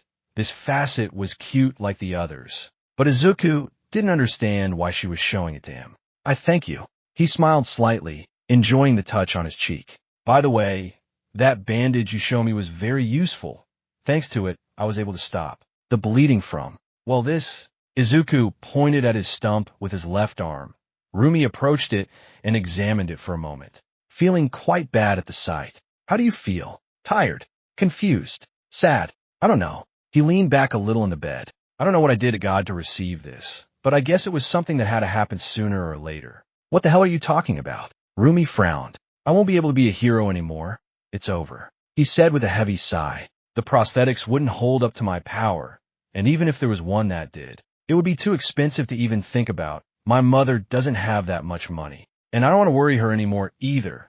This has already gone beyond all limits. Rumi's gaze darkened as Izuku spoke, though the boy failed to notice. I guess he'll take me out of the academy as soon as I'm discharged from the hospital. Maybe I should look for a university that gives scholarships for the disabled. Izuku let out a dry laugh, devoid of all emotion. Or maybe I should just keep going and wait for some villain to kill me. Yes, that would be the best option. I can't believe it. Izuku blinked to Termi's voice, which held both anger and sadness in it. When the albino looked up at Izuku, her eyes were wet, threatening to cry. Are you going to throw all the training I gave you in the trash? Are you going to throw everything you've done so far out the window? Just for a damn arm. She said, annoyed while looking at Izuku fixedly. You're not the first, nor the last aspiring hero to go through this situation. Not everyone can get ahead, but you can do it. She slapped Izuku on the legs, making the green-haired boy get a little excited and pay attention to her. You still have your legs. You can fight with them. Don't you have money for a prosthetic that can handle your power? Then I'll help you then become my private student, and I'll make sure to get you a license once you're ready. You have more than enough opportunities to get ahead. So don't you ever insinuate something like that again, or I'll tear you to pieces. Izuku stepped back a little in bed at Rumi's outburst, but she anticipated his actions and came even closer, leaving the distance between the modern minimum and with their faces too close. Stop getting depressed over nonsense and try to continue, damn it. You had the balls to say you liked it. Now have them to get out of that bed and try to achieve your dream. She said, frowning. When we met, you said you didn't like seeing people suffer, and that you refused to be part of the group that just watched and did nothing. Keep your stupid words. Izuku blinked for a moment, instantly becoming confused. When we met, the phrase you said to me in the message you sent me. She blushed a little, remembering the message, but kept her composure. Don't you remember having said it to a special girl when you were a child? Or that girl saying it to you? Izuku began to murmur, searching for that memory in his mind. When he finally found it, the green-haired boy opened his eyes in surprise at the image that manifested in his mind. The green-haired boy stared at Rumi for a second before gasping in surprise. The albino smiled happily when she noticed that he was already remembering. I'm sorry for disappearing out of nowhere, but at that time I was going through a difficult time with my family, she said with a sigh before smiling. You're my friend from the park. Yes, isn't that curious? She said with a small smile. Who would have thought that that small and tender boy would appear again in my life many years later? That explains the chocolate flavor. Izuku exclaimed, still surprised by this fact. Wait, chocolate, your lips. Izuku touched them with a finger. Not even he knew where he got the courage for that daring. When we kissed in the hospital, they tasted like chocolate. She blushed a little, remembering the kiss. Izuku remembered it too, and his face got a red tinge as well. As if by magic, the environment became silent. Only the sound of the fans spinning could be heard. Izuku and Rumi stared into each other's eyes, without taking their eyes off each other. Their hearts both began to beat like crazy, while the intensity of their gazes remained. Hey! Rumi smiled slightly as she pressed her forehead against Izuku's, making the boy blush even more. Everything you told me on the phone, is it true? Or did you lie to me? The green-haired man gulped. I thought I would never lie to you about something like that. Ha! She let out a small laugh. That's good, because I would be quite disappointed if it were the other way around. The Izuku stepped back a little, but Rumi didn't let him escape. With a quick movement, the albino sat on his lap, making them lie on top of each other in the bed. Izuku blushed at feeling such intimate contact with Rumi. But the sensation wasn't so bad. It was quite warm. He was quite liking it. Do you know something? She took Izuku's face with her hands, caressing his cheeks again. You should stop being so pessimistic. I hate seeing the person I like doing that. Izuku's face burst into red at that. However, a small, nervous smile escaped his lips. Rumi smiled slightly at the smile on Izuku's lips. Listen, if I do what I'm about to do, which is morally questionable, legally normal, and I personally love it, could you promise me something? Rumi took Izuku by the chin, making him stare at her. The heat in the room had risen quite a bit. The green-haired man listened attentively to what the brunette had to say. Bet out of this damn bed, and continue being the same as before. I don't want to find you in a rope. I've already lost someone like that, and I'm not going to do it again. Izuku was surprised at that, but simply stared at his missing right arm for a moment, and then looked at Rumi with a small smile, nodding slightly. Okay, close your eyes, kid. I won't do it if you call me that. The green-haired man replied. Okay, close your eyes, Izuku. Izuku complied, closing his eyes completely, feeling Rumi move a little even though she was on his lap, a sweet chocolate breath hitting his nose. Izuku felt like an electric current ran through his body when Rumi finally kissed him. Emotion and heat filled Izuku's body, which he reciprocated the kiss as best he could, since he was not an expert kisser. Rumi continued the kiss firmly. It was quite addictive. She didn't want to stop kissing the green-haired boy. She wanted to continue and continue for longer. She took Izuku's hand and brought it to her waist, inviting him to take it. The green-haired boy accepted the invitation and took Rumi by the waist, using a little force to hold her to him, deepening the kiss even more. Rumi put her arms around the boy's neck while continuing the kiss, greatly enjoying the sensation that was felt in her body. Even her tail moved from one side to the other with happiness at that sensation. Finally, due to the lack of air, they both broke the kiss, leaving a threat of saliva that joined their lips. Rumi let out a small giggle as she saw Izuku's blushing face, who smiled foolishly. "Don't you have any experience kissing? And my first kiss was with you in the hospital." Rumi blushed a little before that, but then smiled affectionately. "I'm glad to have it. It would have been quite bad if your first kiss was with someone other than me." "Ha ha ha." She laughed lightly.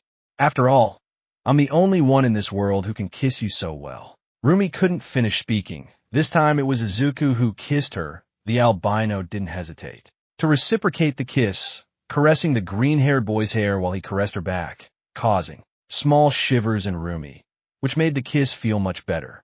Rumi moved a little to accommodate herself on top of Izuku, avoiding hurting him in any way. Izuku tried to go a little further, lowering his hand towards Rumi's legs, caressing them lightly. The albino smiled at that and deepened the kiss even more, enjoying the green-haired man's caresses that sent spasms to her body. Finally, they both broke the kiss again. Now they were out of breath and had trouble breathing. Izuku smiled slightly as he looked at the albino. "You talk too much," said the green-haired boy, smiling. "Oh yeah." They were both going to kiss again, but they heard something fall to the ground. When they turned around, they saw someone standing in the doorway while looking at them in shock. "Hello, mother-in-law." Rumi raised a hand in greeting, while smiling as always. "It's a pleasure to see you. My baby has already become a man." Inko screamed as she left the shock and started crying. Silence abounded in the room where Izuku was hospitalized. The green-haired boy watched nervously as his mother and his girlfriend sat, while staring at each other. Rumi was drinking some chamomile tea that Inko had offered her. The green-haired girl was also enjoying the drink. However, she didn't take her eyes off the albino. "See, can I say something?" "No, dear. This is a mother-in-law, daughter-in-law matter," said Inko, looking at Rumi, who finished drinking the tea. But, hey." Rumi looked at Izuku out of the corner of her eye. "Your mother said no. Be quiet, honey." Izuku blushed at the way Rumi called him, causing the albino to smile with a bit of happiness and mockery. Inko coughed slightly, drawing both of their attention. "Well, Rumi-san, I think it's time we talk about the situation in which I found you with my son," Inko said, staring at Rumi seriously. "Well, I don't see what's wrong with what we were doing. It's normal for a couple to kiss from time to time." Rumi dismissed with a hand moving in front of her. "You're older than him. You know what I'm doing is legal," Rumi said calmly. "This type of relationship has stopped being illegal for years. Yes, it's no longer illegal. But to have them, you must have the consent of at least one of the parents," Inko said, frowning. "And I wasn't aware of this. We were going to tell him about our relationship once Izuku got out of the hospital. Did he think we were going to hide it from him? Or something?" Rumi let out a light laugh. "I'm not that kind of person. Why are you so calm?" Inko frowned. "You know I could sue you for this." Please Inko-san, stop acting." Rumi left the teacup on a nightstand and smiled slightly. "A woman as sweet as you wouldn't be capable of trying something like that, especially knowing that your son doesn't feel bad doing this. Right, Izuku?" The green-haired boy blushed at his girlfriend's gaze, then looked at his mother who was waiting for his answer. Izuku smiled foolishly and nodded at her. "I don't think I've felt this good in years." "Ah, that's so cute. Come here." Rumi took Izuku in her arms and pressed him against her, giving him a strong hug that made the green-haired boy's bones rattle. However, it didn't hurt. On the contrary, he was enjoying that hug a lot. Inko observed all of this and could only sigh. She felt a little happy to see her son in that state. "But I suppose you've noticed the condition my son is in," Inko said, feeling a tightness in her heart at the sight of Izuku's missing arm. Do you know how things will be from now on, right? Yes. I'll get you a prosthesis, so you don't have to suffer from missing an arm. Inko opened her eyes, quite surprised at that. It took her a few seconds to react. But prosthetics are too expensive. So, she raised an eyebrow. I don't see any reason why I can't give my boyfriend a gift. But, arg. Inko rubbed her forehead with a hand. I feel like you're going to give me a lot of headaches. That's what daughters-in-law are for, mother-in-law, she said, smiling while continuing to hug Izuku. By the way, when are they going to get you out of the hospital, honey? They said I could leave tonight. The green-haired boy said, a little blushing. It would take him a while to get used to someone other than his mother calling him that. Well, then tonight you and your mother will go to dinner with me, she said, smiling. You must be bored of hospital food. Well, the truth is that yes. But I wouldn't like to make you spend more money. Nonsense. It's not a problem. Of course it is a problem. Izuku interrupted Rumi, frowning. You've already done a lot for me. You're my girlfriend, not my walking bank. I appreciate the gesture, but if someone should invite you to dinner, it should be me. Oh, that was so sweet. Before Inko's gaze, Rumi hugged Izuku while giving him several kisses. The green-haired girl was surprised by the albino's behavior. She never expected that beneath that strong physique and that look full of thirst for battle that she had when she was Miruko, there was such a loving woman. I think I shouldn't have judged her too soon. Besides, it's not that much of a difference.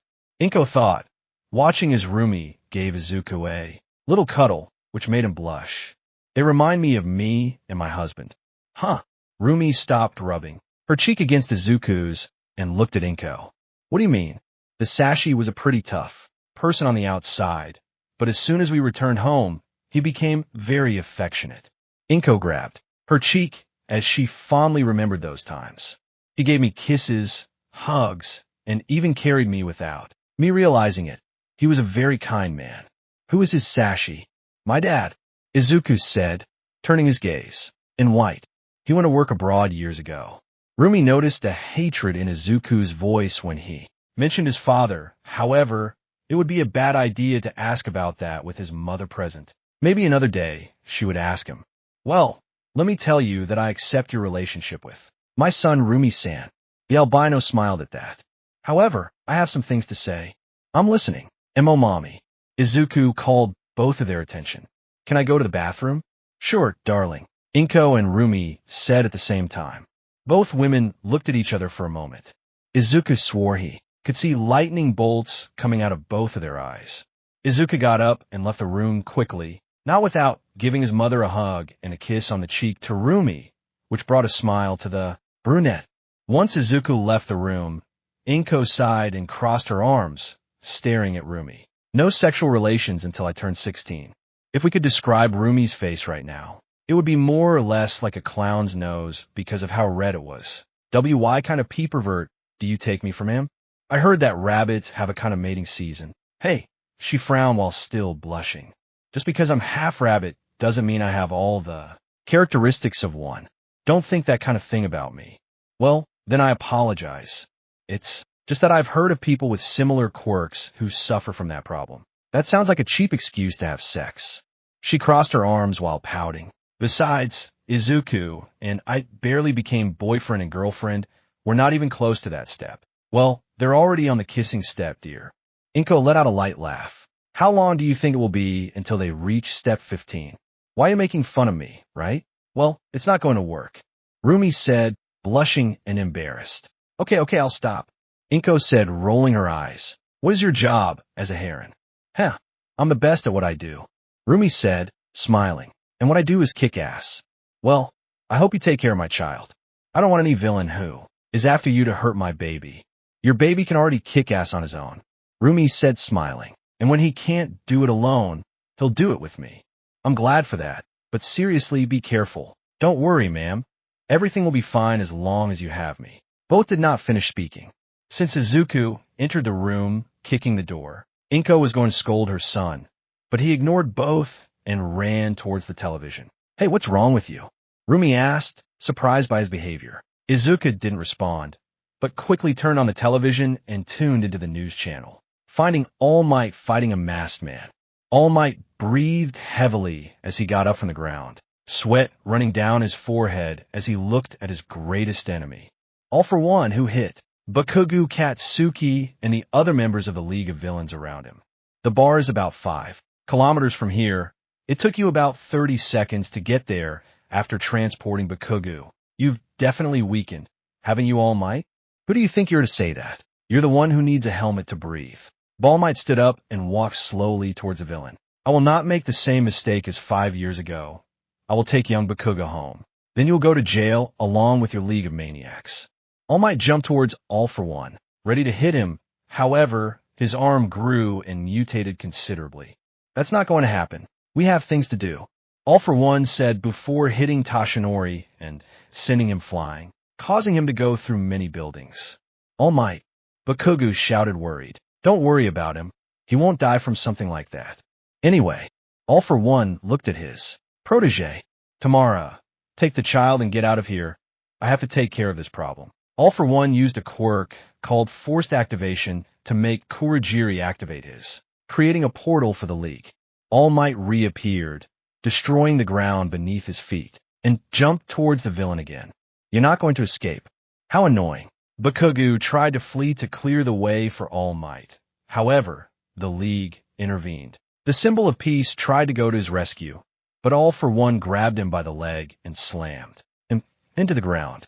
Bakugo was going to continue fighting against the League. However, he heard a loud noise when he turned to see Todoroki and the others were moving with ice in the sky. Kirishima extended a hand towards the blonde.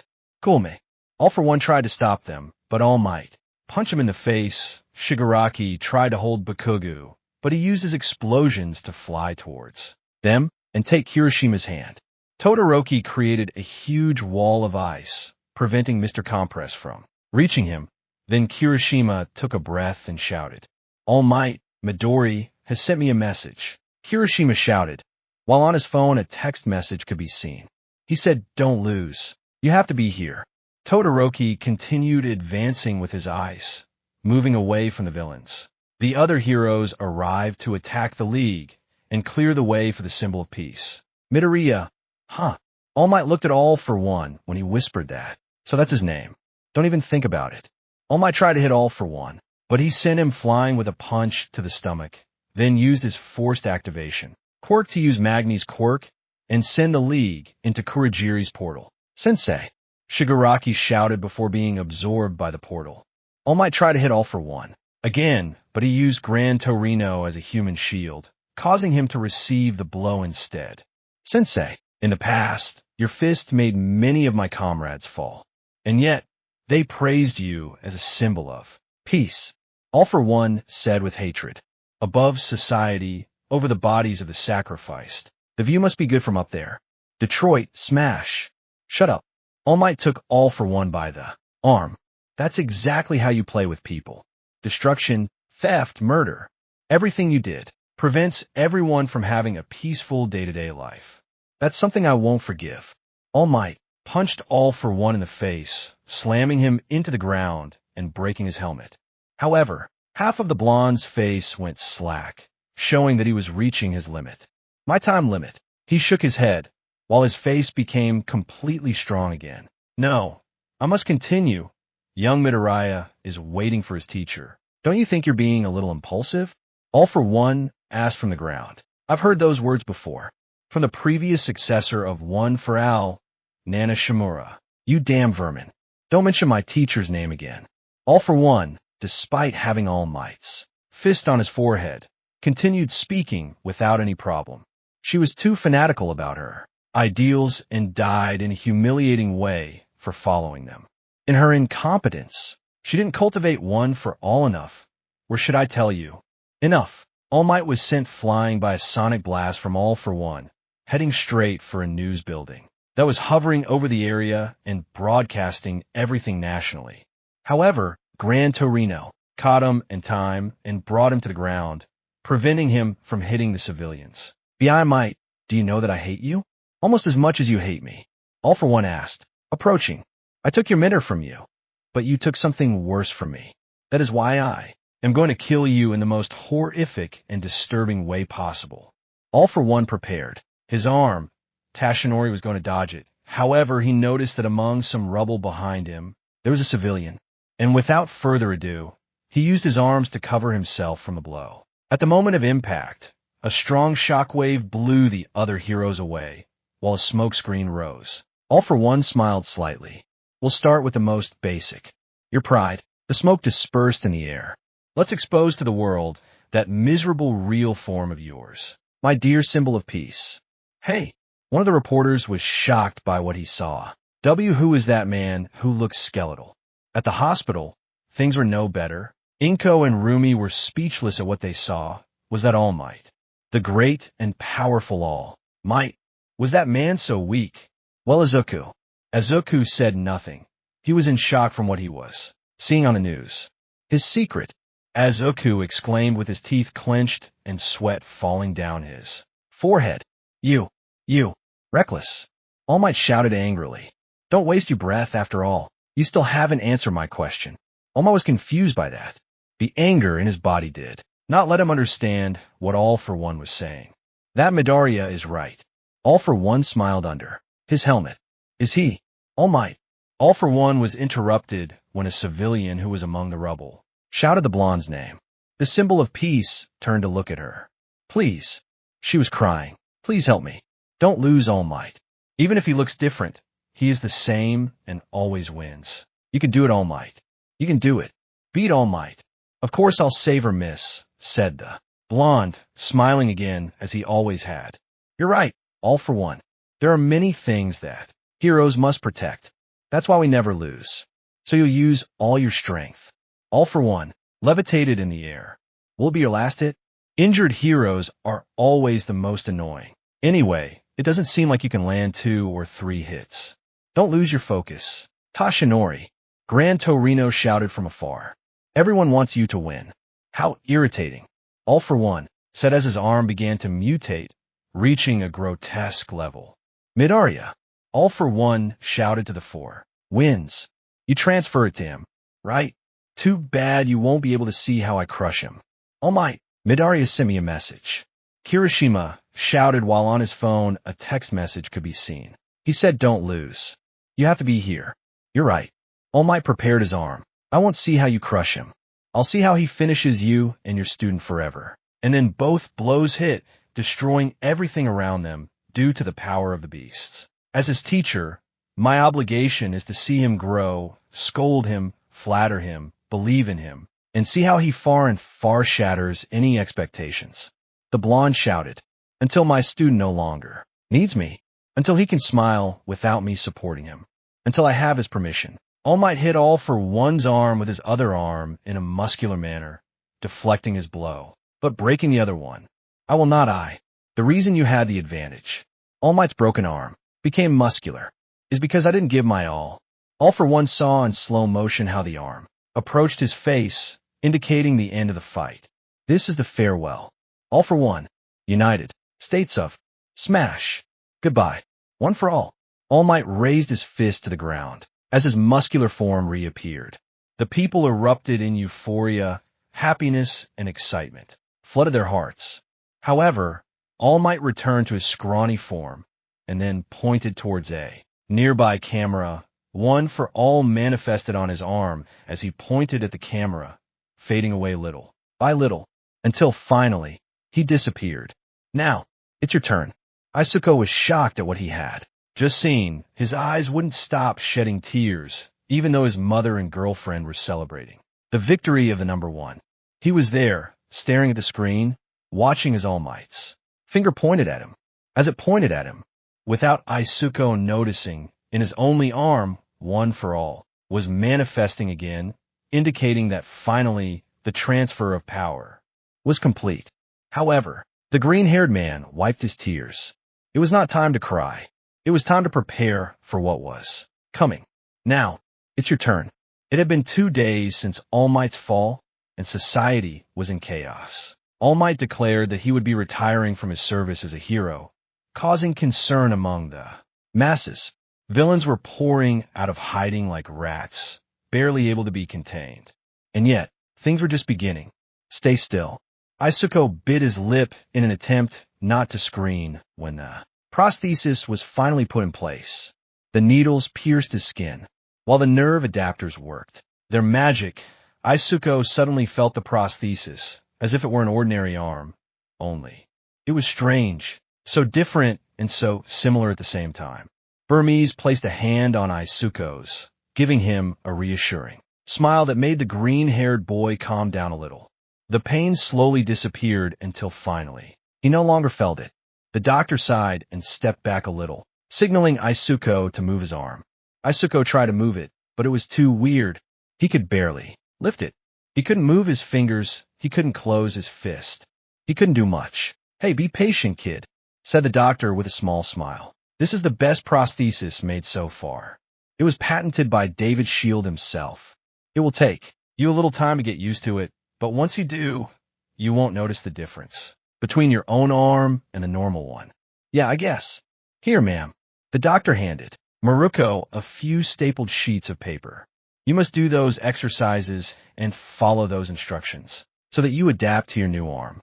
I also recommend some gymnastics, but don't overdo it, understand?" "Yes, don't worry. I'll make sure you do everything correctly," said Rumi, looking at Izuku with a smile, causing the green-haired boy to blush. "Well, then it's time for you to leave the hospital and go home," said the doctor, smiling. "Take care, Materia. Take all your medicines and please, don't let this happen again." After that, Izuku was finally able to leave the hospital. The green-haired boy breathed deeply when the scent of medicine and sadness finally disappeared. Rumi smiled as she saw Izuku smile as he looked around. "Didn't you like being in there?" "I don't think anyone would like it," Izuku said, smiling slightly.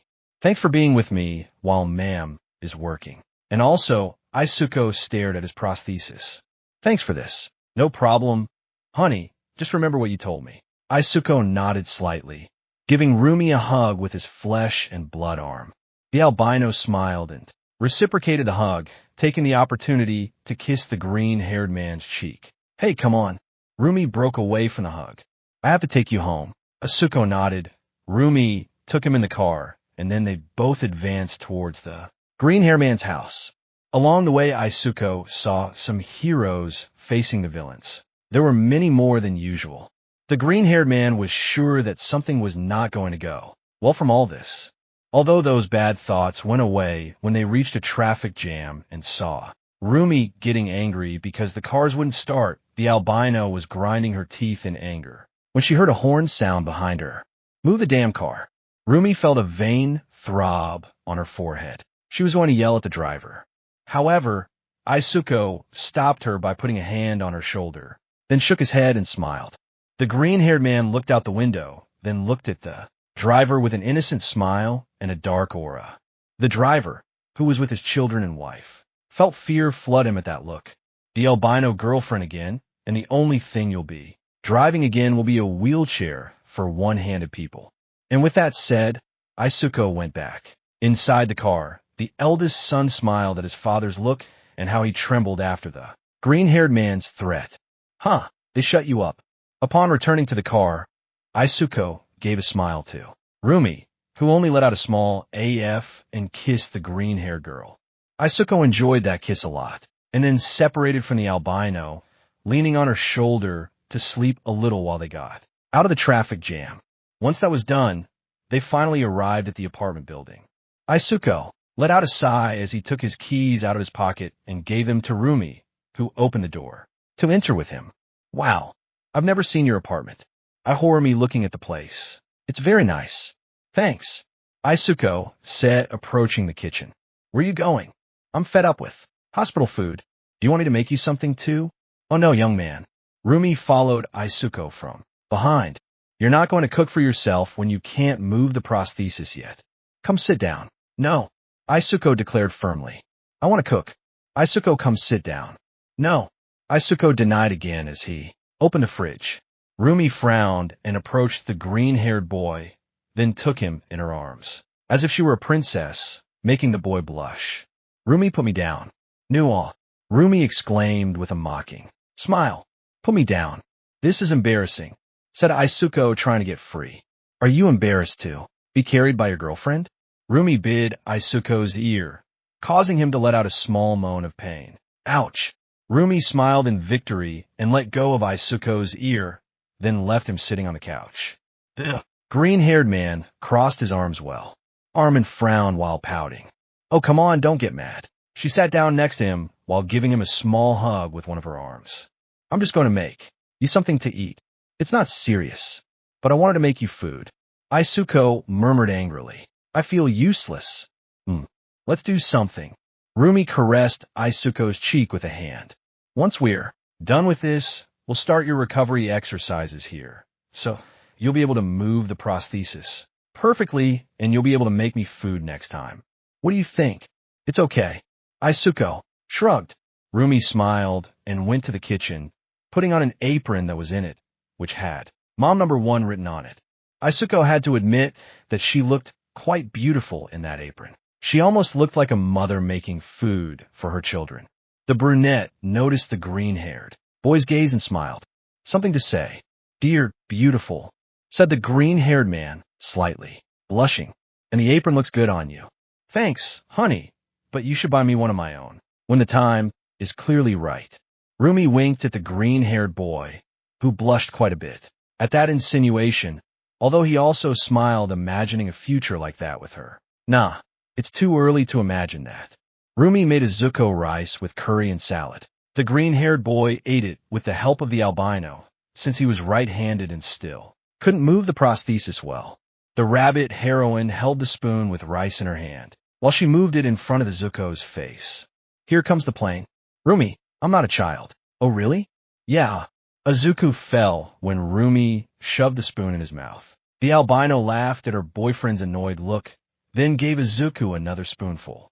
The green-haired boy waited for the third, and then intercepted the brunette's finger instead of the spoon. Rumi dropped the spoon with a blush, while Izuku gently bit her finger. The boy smiled and let go of his finger, and then ate by himself with the spoon. Once he finished, Izuku rested a little so the food would go down. Then he and Rumi moved the furniture in the living room, leaving a large space to exercise. They put a gym mat on the floor and went to change. Izuku was dressed in a white shirt and sweatpants and was barefoot, while Rumi was wearing a black sports top and tight sweatpants that had a hole for her tail, and her hair was tied in a ponytail. Okay, so first you have to get used to the basic movements. Watch me and repeat my movements, okay? Izuku nodded at his girlfriend's words. Rumi took 2 small weights and gave one to Izuku, then leaned the upper half of her body down and moved her arm, first forward and then back. Izuku bent down as well and tried to imitate the movement.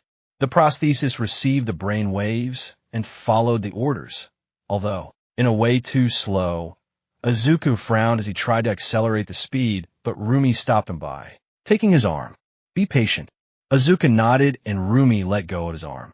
They did 10 repetitions of the same movement, then began to rotate the arm in circles to the right.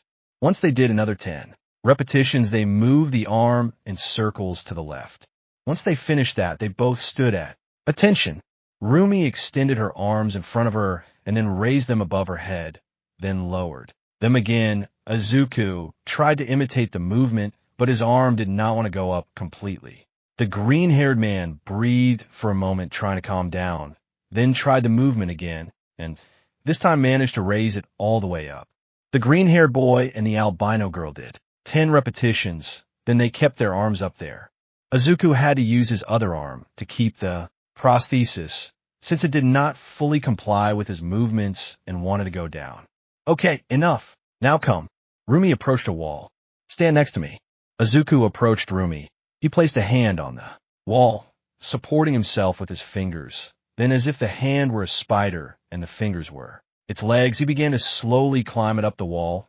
Then he slowly let it fall and repeated the movement. Izuku imitated Rumi. This time he didn't have to use his good arm to perfectly complete the exercise. After that, Izuku and Rumi stood face to face on the gymnastics mat. Rumi raised her arms to the sides and then raised them above her head, high-fiving. Izuku imitated her movement, having difficulties with the prosthesis for a moment, but then moving it with ease. After that, Rumi and Izuku put their arms behind their backs, grabbing each other's hands and then stretching them a little. The green-haired man stopped, noticing the difference in the movement of the prosthesis with that of his common arm, although the sensation when touching was very different. Okay, that was all the exercises for today. You have to do it once a day for a week, so you get used to it, Rumi said, looking at the green-haired boy. Now let's do a few stretches. To warm up, ready? Izuku nodded. Rumi put one of her hands on his head, then held his elbow with the opposite hand, and threw the elbow towards the back of his neck. Izuku imitated his girlfriend, only he used the arm with the prosthesis first, instead of the normal one. After 15 seconds they repeated the same process with the other arm. After that, Rumi separated both legs and touched one with the fingers of one hand, while raising the other arm above her back. Izuku imitated his girlfriend's movement. Both did 20 repetitions before finishing that stretch. After finishing that exercise, Izuku and Rumi sat on their heels and lowered their shoulders, as if they wanted to touch the ground with them. Only Izuku's prosthesis failed, and the green-haired boy ended up kissing the ground. Ha ha! Rumi couldn't help but burst out laughing as she helped her boyfriend up. Hey, are you okay?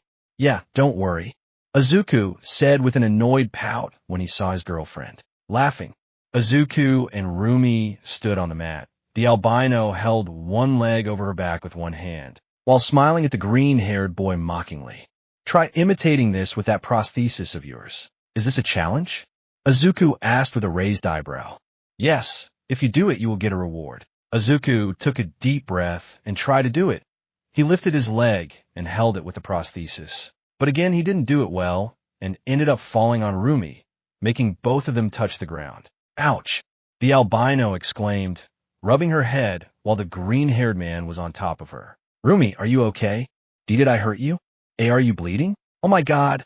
I'm sorry, I'm so sorry. I didn't mean to do. Izuku was interrupted when Rumi, still under him, lifted her head and kissed him on the lips, completely silencing the green-haired boy. Rumi broke away from the kiss a few seconds later. Hey, don't be so exaggerated. You need more than one hit to make me bleed, she said, smiling while touching Izuku's nose with hers. Don't forget who your girlfriend is, honey. Izuku smiled slightly as a blush appeared on his face. Then he stood up and helped Rumi up. They continued doing gym exercises for about an hour, until they decided to stop. Izuku wasn't tired of all, but it was best not to go to the limit on his first day. Rumi took a blue towel and dried some of the sweat, then took a bottle of water and drank it. Izuku watched his girlfriend for a moment, watching as the sweat ran down her muscular body. She noticed the green-haired man's gaze and raised an eyebrow. Is something wrong? Nothing, it's just. Izuku smiled at her. Thank you very much, Rumi, really. Hey, idiot. How many times have you thanked me? Said Rumi, smiling. I already told you it's not a problem.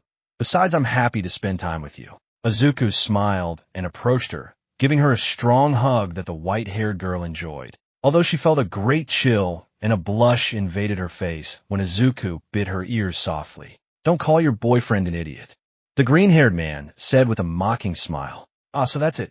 Rumi smiled slightly. I suppose you won't mind if I get revenge because you fell on me. Izuku blinked for a moment before quickly running away.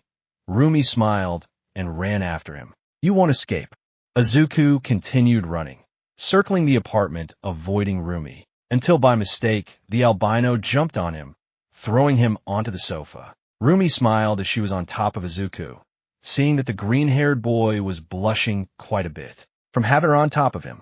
The albino looked at Izuku for a moment before kissing him again. The green-haired boy was a little surprised by the sudden kiss, but quickly went with the flow and reciprocated, grabbing the rabbit by the waist to pull her even closer to him.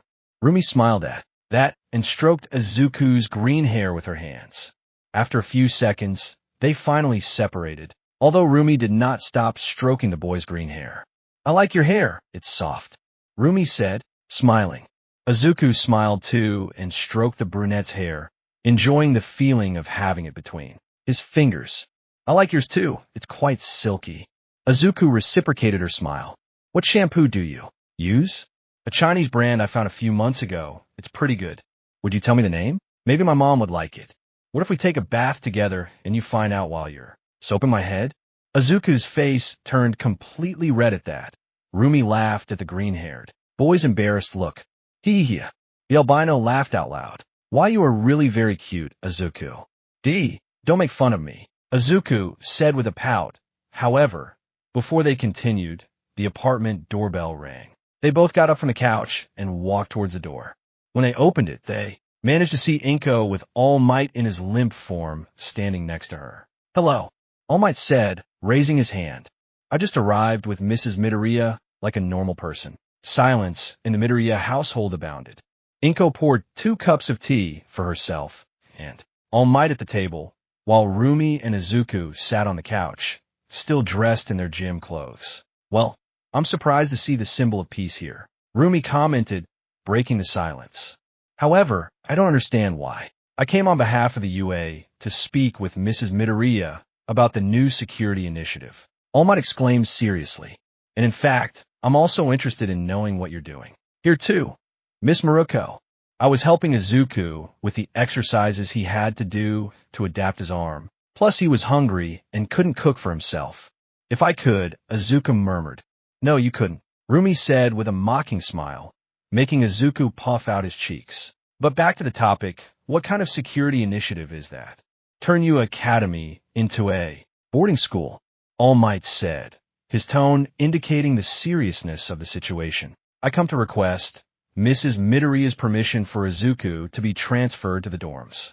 It is too dangerous for him to walk the streets without protection, even more so when the violence began to increase due to my retirement. And what assures us that the dorms will be safer? Rumi responded with a frown. They always claim to be the best academy. They confuse their arrogance with self-sufficiency, and what was the result? She crossed her arms annoyed. 2 attacks in less than a year. One of their students lost an arm, and the rest were injured. What assures us that there will be no more attacks in the future? What assures us that Izuku won't lose his other arm? Well, to be fair, the loss of my arm was partly my fault for exceeding my limits. Izuku scratched his head somewhat nervously. You did it to save a child who wouldn't have been in danger if the supposedly best school had good security. I understand you're concerned, Miss Miruko, but this is a decision that only corresponds to young Midoriya's mother. I refuse, Inko said firmly, without causing any kind of surprise in the former symbol of peace. Izuku's quirk didn't manifest when he was a child, but he still wanted to be a hero, an incredible one like you. When his power finally manifested, he was able to enter UA and fulfill his dream. Bupa. Inko stared at her son, her eyes falling on the prosthesis he was wearing, causing a few small tears to fall from her eyes. He kept getting hurt more and more. He was getting more and more damaged. And this was the result. Inko couldn't take it anymore and started to cry.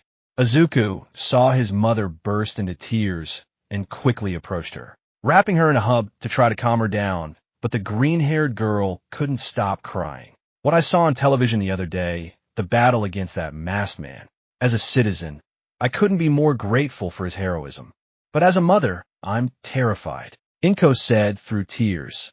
If Izuku's destiny in becoming a professional hero is as bloody and horrible as that battle I saw on TV at the hospital, if that's what the future holds for him, the green-haired girl lowered her head sadly, while her tears fell to the ground. Why did he have to awaken his power? Why did he have to be accepted into UA? Couldn't he be a doctor, a lawyer, a police officer? Does he know what I feel every time I see Izuku with that mechanical arm? Does he know how scared I am that instead of losing his arm, he'll lose his life? Inko tried to look at All Might firmly, but her tears and the trembling in her body wouldn't let her. As Izuku's mother, there's no way I'll trust him with my son's life again, Inko said, staring at the blonde. In fact, I don't even know if I can trust any Hero Academy anymore. I don't even know if I can continue allowing him to study to be one. What? Izuku frowned at his mother's words. Izuku, I'm sorry, but I'm scared. Inko looked at her son sadly. I'm afraid that you'll lose your life. My heart can't bear to see you like this anymore. I couldn't even bear to hear that you died. I know. It would hurt me too to hear that. But being a hero is no longer an option, Izuku said, looking at his mother. What are you talking about? Asked Rumi, who until now had decided to remain silent. Shigaraki Tamura is on the loose, and someone has to stop him. If All for One comes back, someone will have to make sure he stays in prison. And why do you want to be you? Inka shouted through tears. There are thousands of heroes and more students. There are millions of people with different powerful quirks. Why do you want to be the one to stop that monster? It's not that I want to, it's my duty to do it. Midori is Shanin. All Might tried to stop a student, however, it was too late. Why is it your duty to do it, Izuku? Why do you have to face that thing? Because I am a successor of One for All. I am a successor of All Might. All Might broke into a cold sweat when he heard Izuku say those words. Inkash stopped screaming his confusion and baited her. Rumi just remained silent as she listened to everything. Izuku sighed and extended a hand forward, opening his palm. Before everyone's eyes, a white sphere appeared above it, while 8 colored lights manifested in it. Shouninen, I'm sorry, All Might. Izuku interrupted his predecessor. But this is my quirk now, and I'm not going to hide the truth from my family any longer. Izuku sighed as the colored lights moved through his body, as if it were an electric current through wires. A long time ago, in the era where quirks were just appearing and society was adapting to change, it was a time where progress stopped because what human once meant was being questioned. In fact, a guy once said that if it weren't for the appearance of quirks, we could already be enjoying interstellar travel. You're getting off topic. Rumi scolded. Asari, darling. All Might was surprised by the way Izuku called the heroine. However, the green-haired man continued. At that time, a person appeared, one who stole the quirks of others. With his immense power, he expanded his influence and moved masses that followed his plans. He conquered Japan in the blink of an eye, like some kind of evil ruler straight out of science. His name was All for One, the villain that All Might defeated recently. Izuku snapped as he clenched his fist. A white light began to spin around him. Besides stealing quirks, he could give powers to others. Sometimes it went wrong, and the vessels became speechless dolls, but other times the original quirk and the one granted joined and formed a new one. He had a quirkless younger brother. The white light intensified for a second. He had a great sense of justice. His older brother's actions reached his heart, and he opposed it. All for One forced his brother to receive an energy accumulation quirk. If he did it out of kindness or to control him is something we do not know.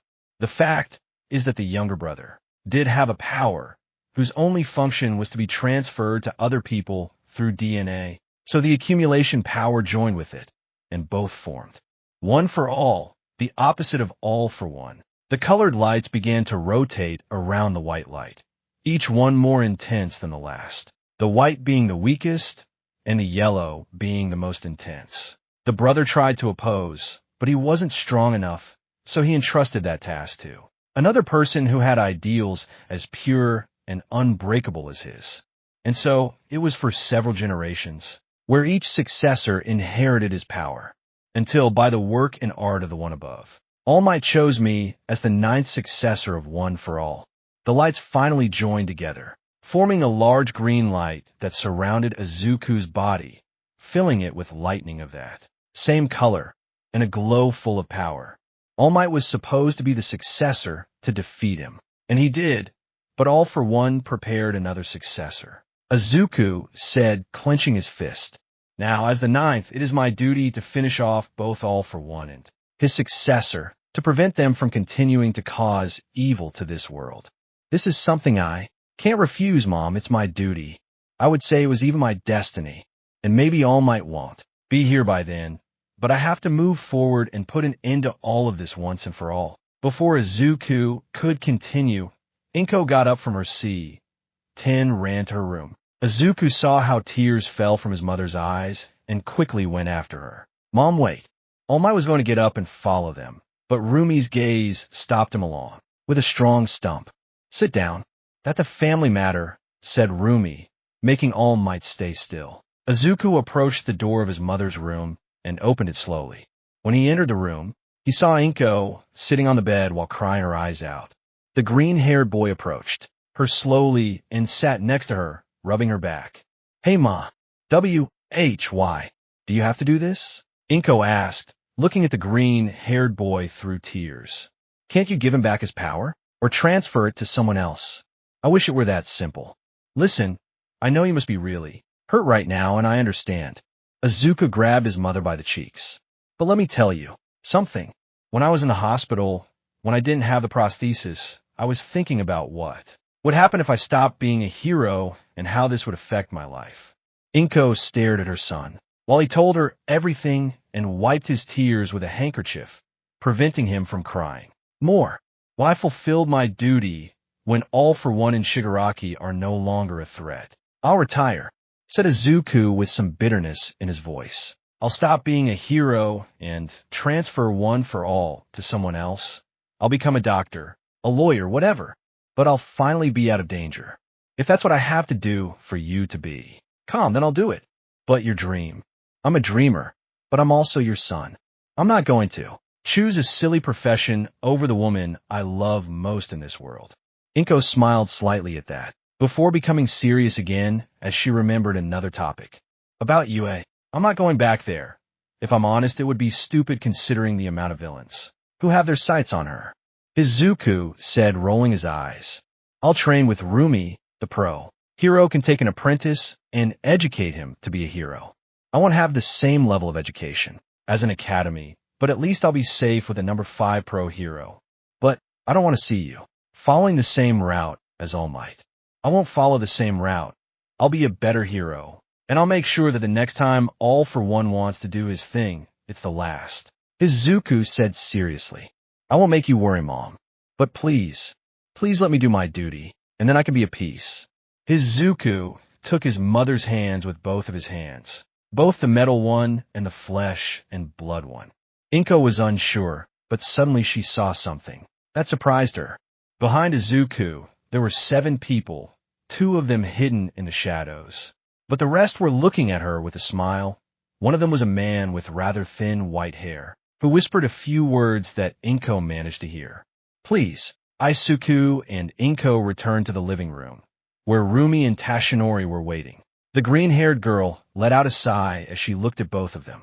All Might, I'm sorry, but Izuku will be removed from you, I can't trust him to his school. Tashinori let out a defeated sigh, but Inko didn't stop talking. However, I promise you that Izuku will not stop being a hero, at least not until that All for One, and his successor can't do any more damage. Rumi-san. The albino stared at the green-haired girl, expecting what she was going to say. Inko held back tears and spoke. I entrust you with the education and safety of my son, so that he can be a professional hero. And I also ask that you teach him everything you can, so that when the time comes, no one will be able to stop him in battle. Rumi smiled slightly at what Inko said. Count on me, Mrs. Materia. Ball might walk out of the apartment building, looking one last time at Izuku's apartment window.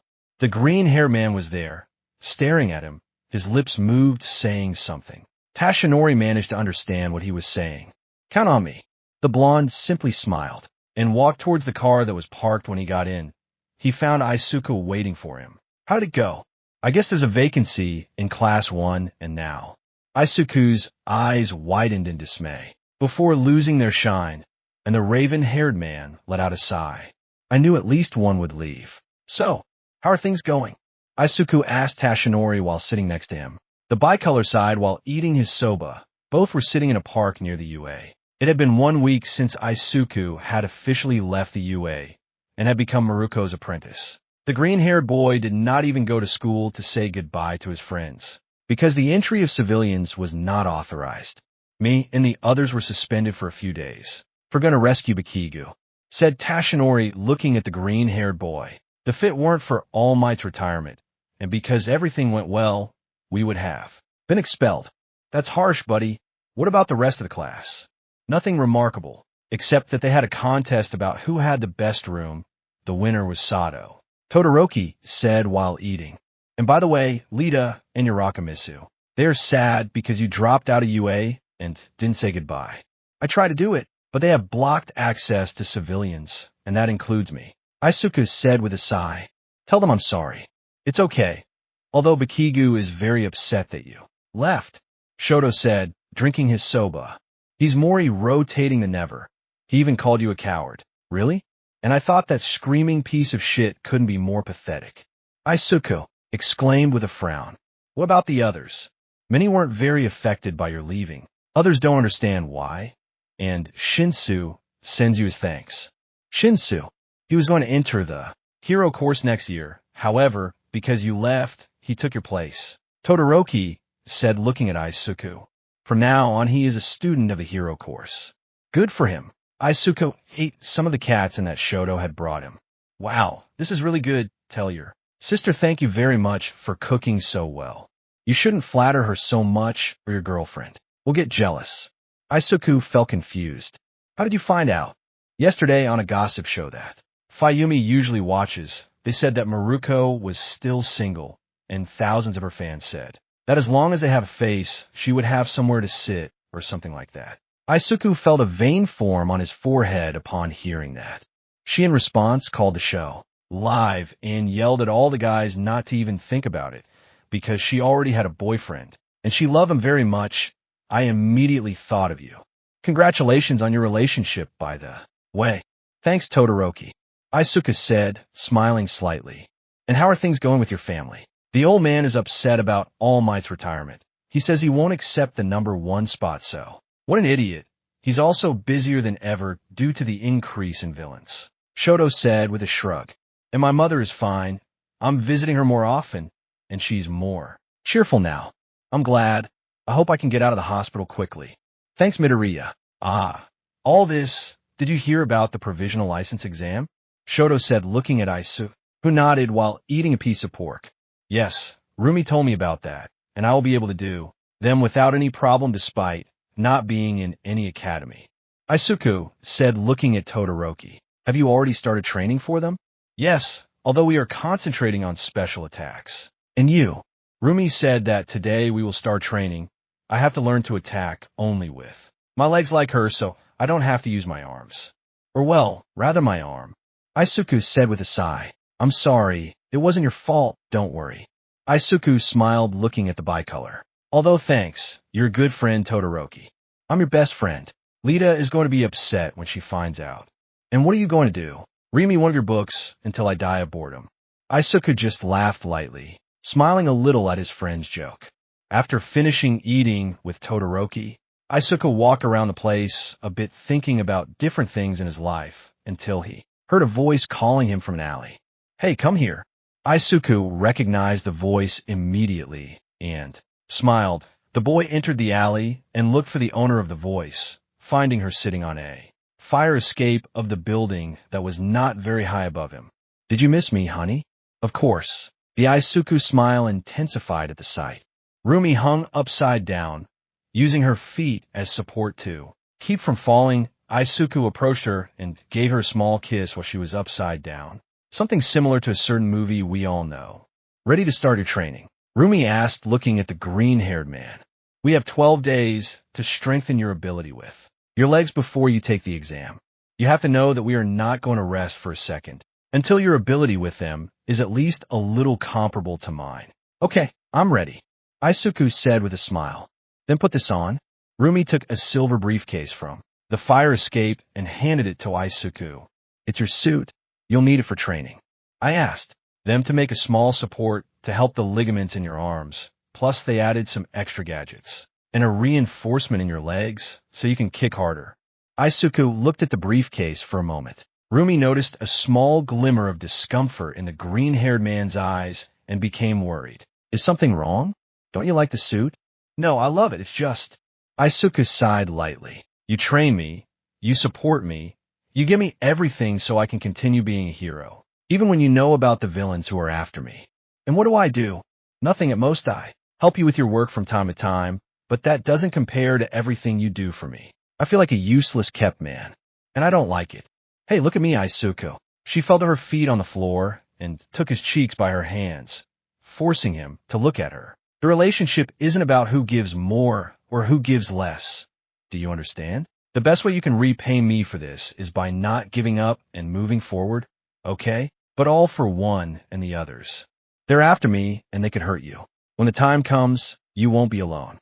I'll be with you, and we'll both kick their asses, Rumi said, smiling. So stop moping and let's get training. Thanks, Rumi. Izuku smiled slightly. But I really would like to make it up to you, even if it's just a little.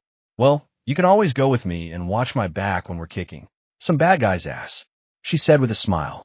Or maybe a date tonight. Who knows? Izuku smiled and took the heroine by the waist, clinging to her. Rumi was surprised by the green-hair boy's sudden movement.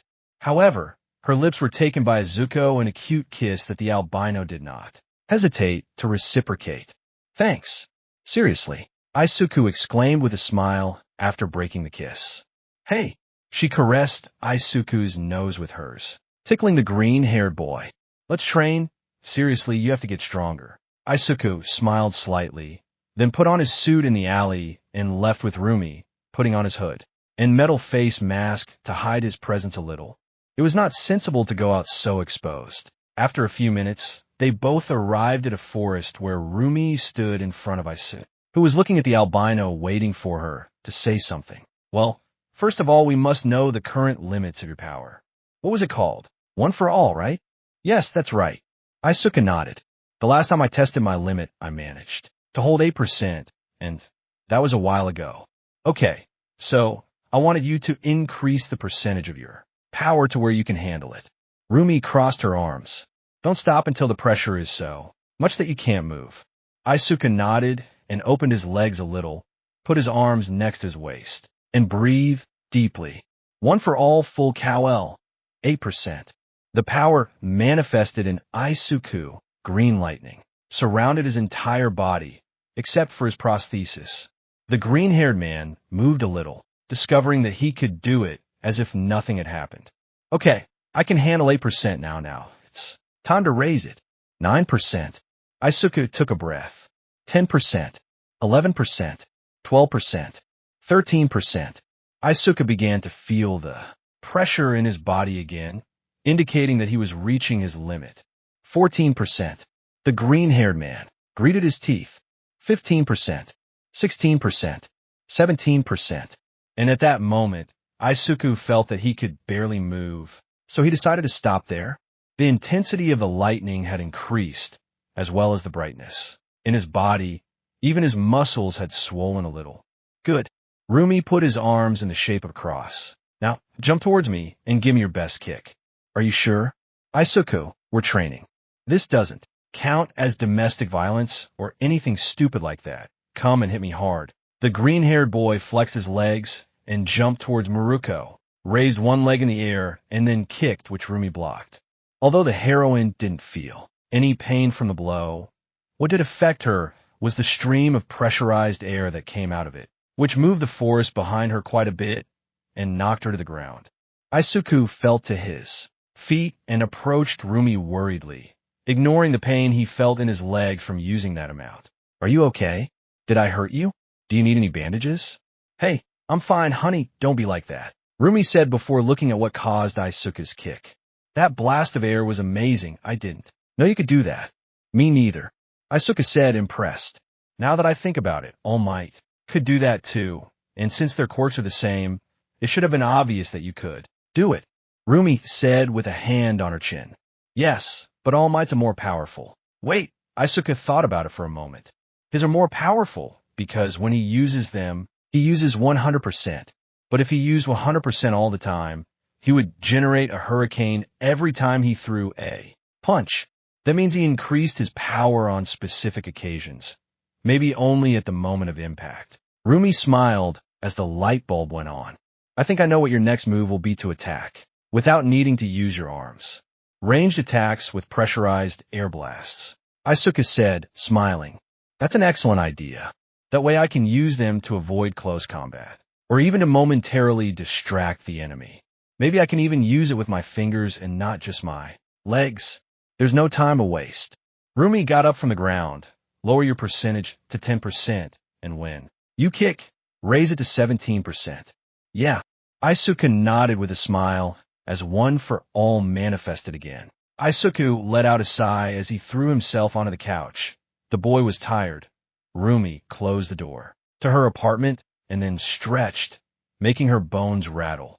They had spent the whole afternoon practicing Izuku's new movements. The green-haired boy hadn't succeeded yet, and his legs hurt a lot, but at least he had advanced even a little in his new movements. Izuku sighed as he turned to see Rumi, who took a towel. I'm going to take a bath. You should do it too. You're very sweaty, said Rumi, looking at the green-haired boy. Okay. By the way, Izuku looked at Rumi. Is that 8 still valid? Rumi was surprised for a moment before blushing a little and smiling happily. Of course, darling, but first things first. Rumi pointed to the towel on her shoulder. Go take a bath once your legs don't hurt so much anymore. Hi. Izuku replied tiredly. The green-haired man stayed on the couch for a few minutes before getting up and walking to the bathroom while taking off the top of his suit.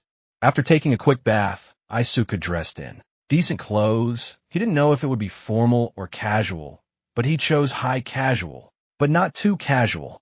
Leaving the room, Izuku headed to the living room. However, he didn't find Rumi there. The green-haired boy searched the kitchen and other places to find her, but he didn't succeed. Rumi, Izuku shouted in search of his girlfriend. I'm getting ready. Wait a minute. Izuku sighed and sat on the couch to wait for his girlfriend, taking out his cell phone to check the news, discovering that crime was rising and alarming rate. He also started watching some YouTube videos about different heroes' combat styles, becoming curious about the one beast genus used. The threads he used were quite versatile. If I get something similar to those threads, I could use them instead of my arms. Maybe a grappling hook or something. Okay, I'm done. Izuku turned to look at Rumi, and when he did, he was completely speechless. The green-haired boy dropped his phone in shock. Rumi was wearing a long-sleeve black blouse with a little neckline. Her hair was wearing tight, completely black pants and heels of the same color. Her hair had been tied in a pretty ponytail. Her face had a little makeup, but it was not excessive, just a little eyeliner and gloss on her cheeks, in addition to having black lipstick. Well, how do I look? Rumi asked, smiling. Izuku still didn't speak. What? Do I look bad? And no, not at all. Izuku shook his head quickly, still dazzled by the sight before him. It's just wow. Yeah, very beautiful. Yeah, you should be jumping for joy at having such a cute girlfriend, Izuku. She approached the green-haired boy and took his chin with her hand, guiding his mouth towards hers, giving him a soft kiss that made the boy blush a lot. Then she separated and looked at him with a smile on her beautiful face. Come on, our first date is a couple awaits us. Rumi took the green-haired man by the hand and led him out of his apartment. He noticed a detail in Rumi's words. Is this our first date as a couple? The green-haired boy thought as Rumi pulled him by the hand. After leaving the albino's apartment, Izuku and Rumi walked through the streets of the city. The night was quite beautiful, and the stars lit up the sky. Surprisingly, there was a pleasant silence in the environment. That made the night much more enjoyable. Izuku held Rumi's hand firmly as they walked side by side, enjoying each other's company. Izuku looked around for a nice restaurant to go to. He didn't want something too expensive, but he didn't want a cheap one either. Rumi deserved something nice. Look, Izuku pointed to a restaurant that looked good, not too luxurious nor too casual, but it didn't seem that expensive either. You have to eat there, it's my treat. Are you sure? It looks a little expensive. Nonsense. Come on. Izuku squeezed his partner's hand and guided her to the restaurant. Rumi just smiled slightly and let the green-haired boy guide her. Upon entering the restaurant, Izuku asked for a table for two. The music playing in the place gave a very romantic atmosphere. The voice of the girl who sang was beautiful and made the joy never die. I think I know that song. Izuku murmured. It was called Garnet. It's very pretty. I'll look it up on Spotify later. Rumi said as she approached the table. The Izuku removed the seat so that Rumi could sit. With a light laugh, the albino sat on the chair at the same time as Izuku brought the girlfriend closer to the table. Then the green-haired man sat in front of her. What a gentleman, Rumi said with a slight smile. Tiash, thank you. The green-haired boy blushed a little at the compliment. You know, I like seeing you like this. What are you talking about? In a calmer and sweeter way. Don't get me wrong, I love how rude and full of energy you're almost all the time. I find you very beautiful and even tender that way, but I also love seeing the side of you. You're the first person I've shown this to, and probably the only one, so feel lucky. I think luck folds short. Izuku scratched his neck somewhat nervously. Going out with a woman as incredible as you goes beyond luck, I don't know what kind of. God, I owe my soul to for blessing me in this way, but I will always be grateful for everything I can do with you. All. Training with you, jumping on buildings with you, going out with you, holding your hand. It's really something I love and hope to never lose. Izuku said with a dazed smile. I trust you'll never do that. Rumi said with a small smile. After all, I'm sure the person who proposed to me so beautifully is incapable of doing anything. Stupid. Did you find it pretty? Izuku lowered his head, somewhat embarrassed. I think I was too cheesy.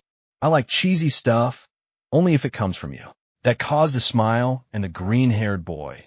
Both were interrupted when the waiter came to ask for their order, as Izuku and Rumi chose quickly and the waiter left, leaving them to continue with their conversation.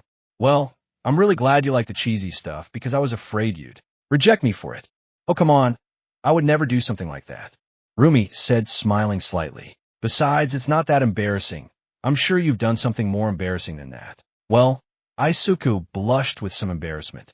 Once when I was a kid, on my first day of school, I was scared to go, and to not be scared, I decided to wear an All Might costume over my uniform. PFF, haha. Rumi laughed at the idea of Izuku arriving at school in an All Magnan costume. My God, I would have loved to see that. And you? Any embarrassing experiences? Not really. I've always been amazing. Rumi said with a big smile. Now that I think about it, you haven't told me much about your childhood. You haven't even told me why I never saw you again. I will at some point, but not right now. Rumi said with a small smile. Let's just enjoy the food, okay? Izuku nodded slightly as he saw the waiter approaching with their orders. I'm full, Rumi exclaimed, touching her belly as she left the restaurant. The food was very good. We should eat here more often. I agree, but next time I'll pay. Izuku, after many insistences from Rumi, had managed to pay the bill in full. Even though it had been a blow to his wallet, he was happy to do something like that for his girlfriend, even if it wasn't much. This time it was Izuku who took Rumi's hand first, surprising and making the albino a little happy. They both continued walking through the streets without any worries, until the green-haired boy saw a pretty necklace in a jewelry store. Izuku looked at the necklace for a moment, seeing that it was a pretty heart with an emerald on it. Izuku took out his phone and took a picture of it without Rumi noticing. Then he put his phone away and continued walking with Rumi. And what do we do now? Izuku asked, looking at his girlfriend. What do you want to do? Well, plus ultra combo. Miruko wins. Whoa! Rumi exclaimed, excitedly looking at the arcade machine screen. Izuku smiled a little seeing her so happy. He never thought she would take his suggestion of going to an arcade, but he was happy that she did, because now they were both having fun at a street hero to machine, where Izuku had chosen All Might as a fighter and Rumi herself. The green-haired man sighed a little at his defeat. Huh, I didn't know you were so bad at fighting games, Rumi said, smiling with excitement. Though I don't blame you for losing, I've been playing this game since I was a kid. They're so good, I couldn't even do a combo on you. Oh, come on, you make me blush, she said mockingly before putting another coin into the machine. Rematch. Izuku was once again crushed by Rumi in the fighting game. After that they went to a bowling game there, where Izuku achieved a perfect streak, thus winning enough tickets to claim his prize. I want that one over there. Izuku pointed at a Miruko plushie on the counter. The seller gave him the plush, and Izuku went to show it to Rumi, who was in a shooting game with a plastic gun.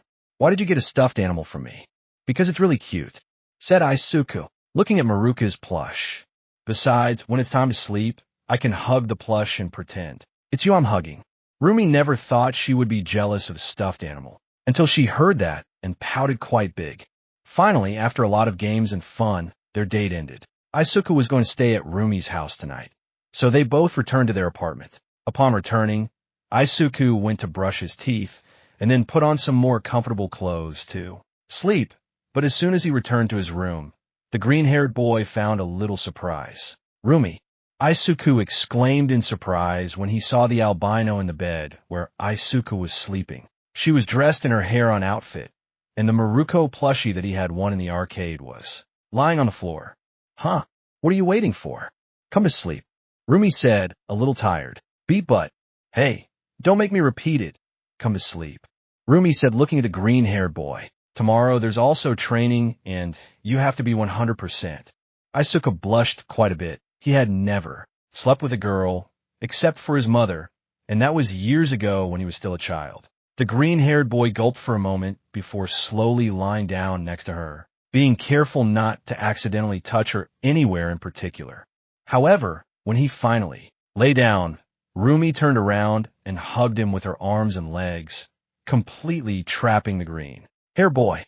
Izuku blushed at the closeness, feeling how his girlfriend's attributes collided with his body. The green-haired boy blushed to the maximum. You don't need a silly stuffed animal if you want to hug me. Rumi yawned.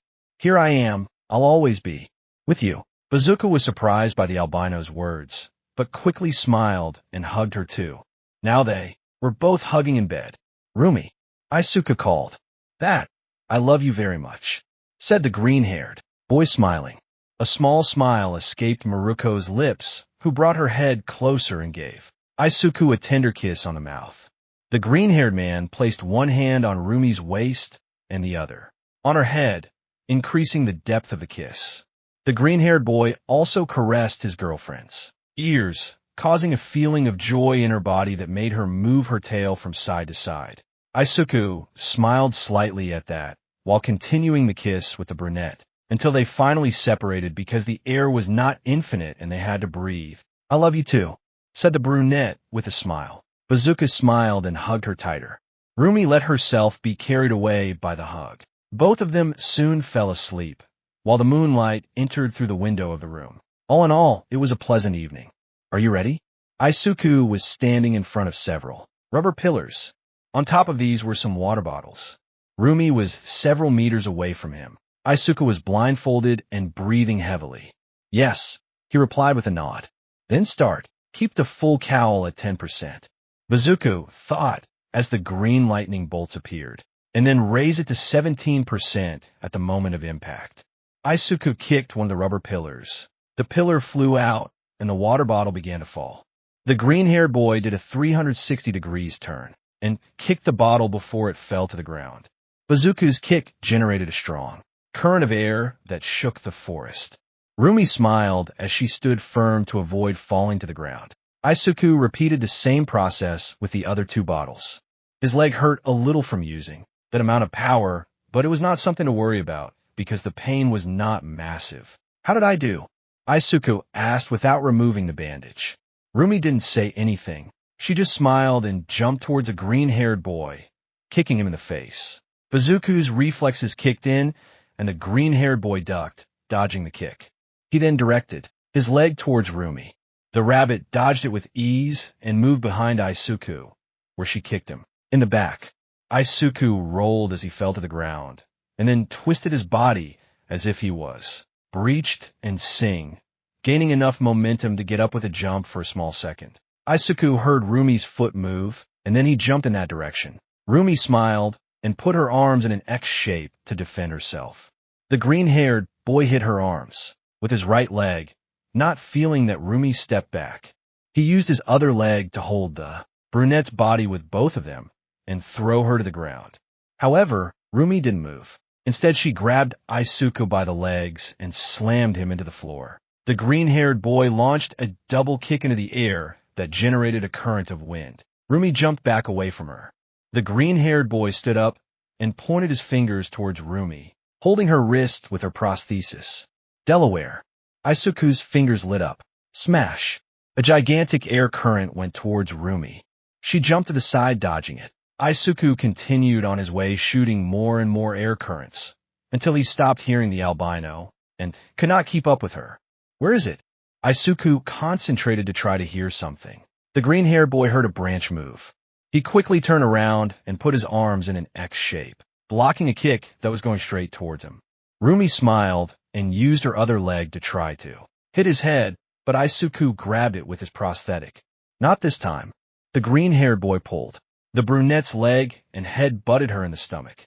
It wasn't strong enough to hurt her, but she felt the blow and fell to the ground on her back.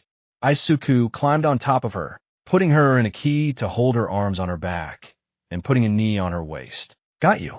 Not bad. Rumi smiled. But you forgot about the legs. Izuku's neck was grabbed by Rumi's legs, and the green-haired boy was sent to the ground, where Rumi put him in a key that immobilized him. I got you, she said mockingly. Ah, okay. Izuku snorted annoyed. I give up. The albino smiled and released the green-haired boy, extending a hand to help him up. Izuku stood up and removed his blindfold. You're ready, she said, smiling. Now you can kick everyone's ass on the test. Izuku laughed lightly.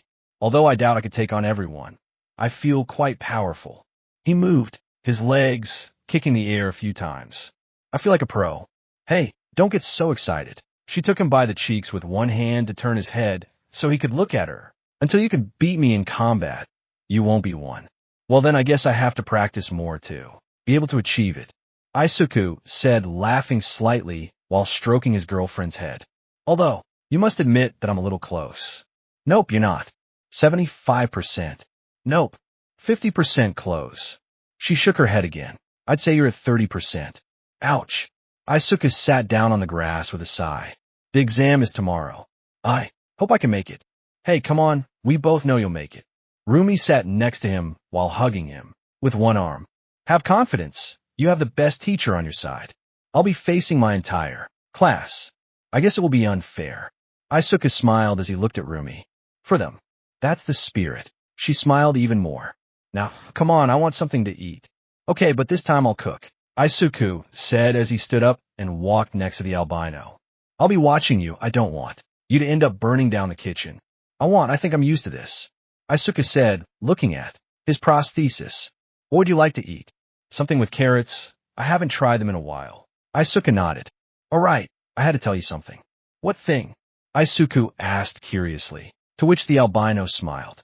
I got an invitation to an alumni party from the Hero Academy where I graduated, said Rumi, walking next to Izuku. At first I didn't want to go because it seemed boring, but a friend convinced me. But like I said, I don't want to be bored, so I thought maybe you'd like to go with me. Or really? Izuku blushed a little and then nodded. Of course I would like to go with you, but is it okay for me to go? The invitation said I could bring a guest if I wanted, and like I said before, I don't want to get bored, she said, walking beside a green-haired girl. So, are you going or not? Of course I'll go. Izuku smiled. After I get my license in the exam, clearly. Great, now I can brag to spinster Ryuko that I do have a boyfriend.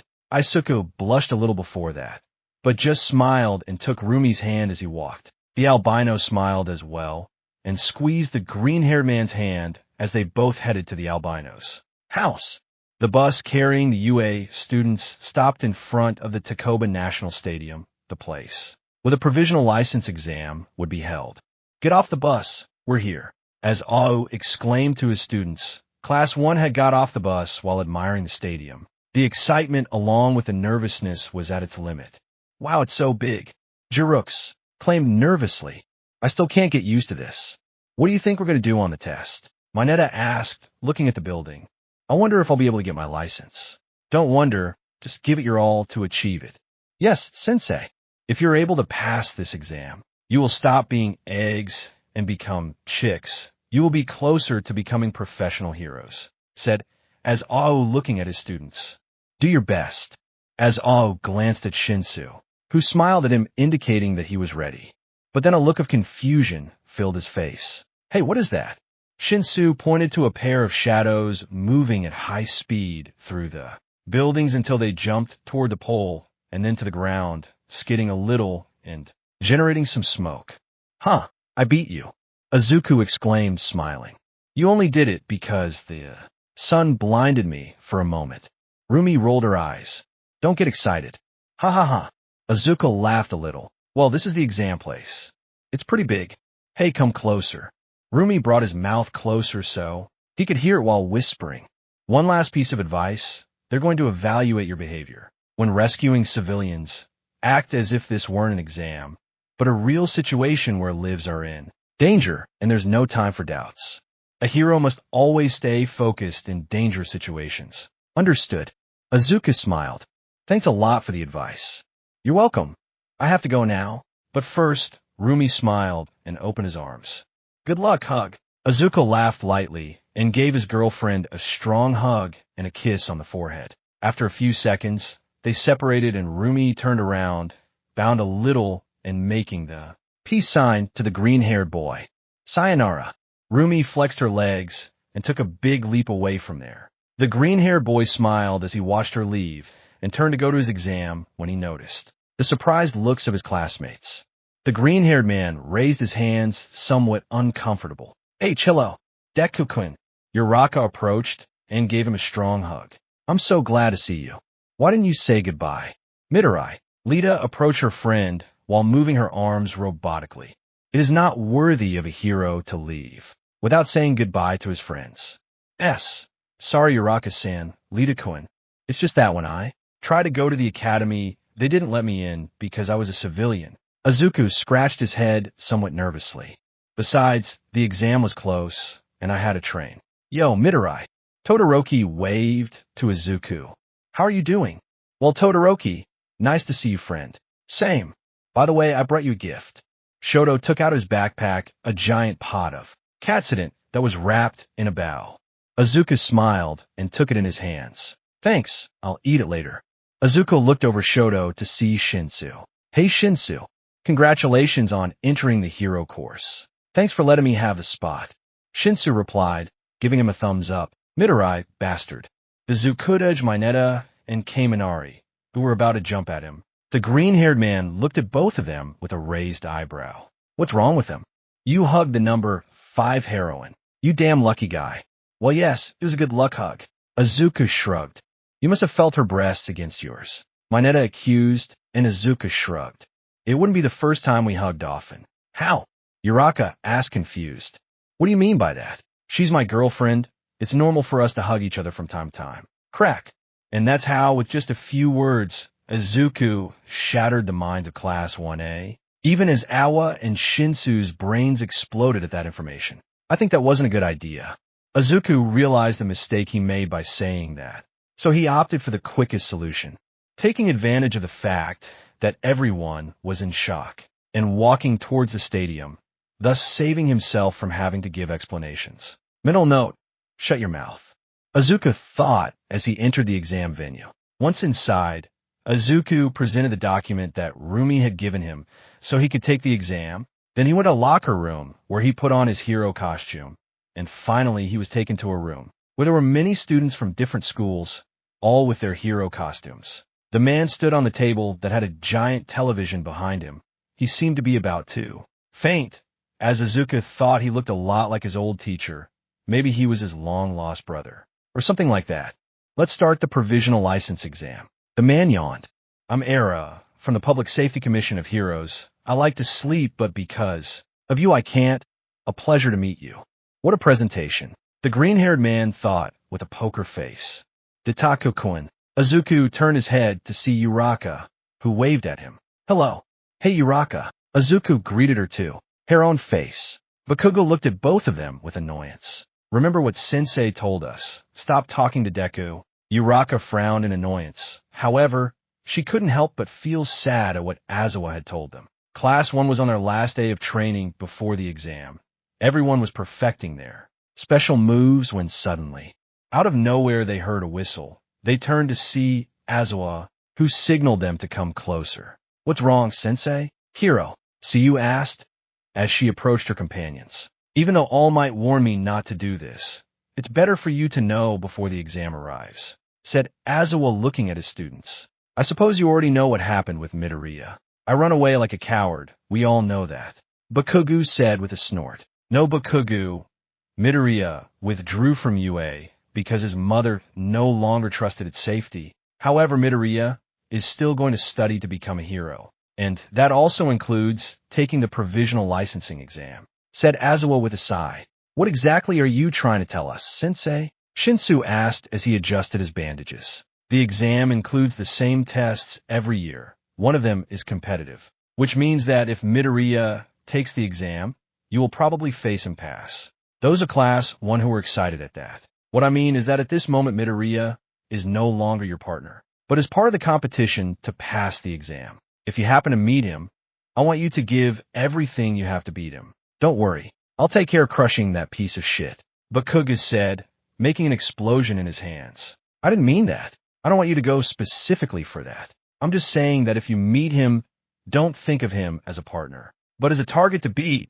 I don't want any of you to fail for holding back against Midoriya. I'll be brief. 1,540 students are participating in this exam. We're going to reduce that number with a test, said the person in charge. The day society is saturated with heroes, and after the Stain incident, people are suspecting the association, in my opinion, although it is true that many heroes seek reward. They also do their job of saving lives. And now time is running out to stop suspicion. You must keep up, so the first 100 to complete the test will be the only ones who will advance in the exam to obtain their license. Wait a minute. That means not even 50% will pass, complained a student. Bad things have been happening to everyone lately. Just think of it as bad luck. The man pulled some orange balls out of the desk drawer. Each participant will have 3 benches on their body. They can't stick them on their feet or armpits. Find a place where everyone can see them. You must hit the targets of the other participants with these fears, and if all 3 targets light up, that participant will be eliminated. Whoever lights up the 3rd target will be the one who gets that person's elimination point. You must eliminate 2 people to pass. After the expansion, we will give you your things, and after everyone has them on the exam will begin. Expansion. Before anyone could continue speaking, the walls and ceiling of the room opened up, revealing a large area. Use your powers wisely and complete the exam well, said Mara. Well, we'll show you the grounds to start. Yes, it's unnecessary since I can't sleep because of this. I must choose a place to work. Izuku thought, looking at the terrain. The mountain is very open. I could see others with a naked eye, but they could too. The city is my strong point, and with my Parker I could move easily, but others could too. Take advantage of it. There's also the forest and the power plant. In the forest, I won't be so exposed, and I would be able to use my Parker. But I don't like a terrain with such a small field of vision. I think the best option is the city. Izuku placed his targets on his body, then took the balls and stored them in the tactical pockets of his suit. Well, I hope I don't run into any of my former class. It would be horrible to have to beat up an ex-classmate. Izuku stretched a little, although I remember Rumi telling me that every year there was a tradition of destroying UA. I hope they don't suffer too much with it. Izuku took a deep breath. He could see how little by little everyone was putting on their targets. The green-haired boy looked at his hand for a moment, before smiling with emotion. It's time to start the show. For some students started running in different directions. Izuku only ran with 10% into the city, leaving only a trail of green lightning behind him, because due to his speed, they couldn't follow him with their eyes.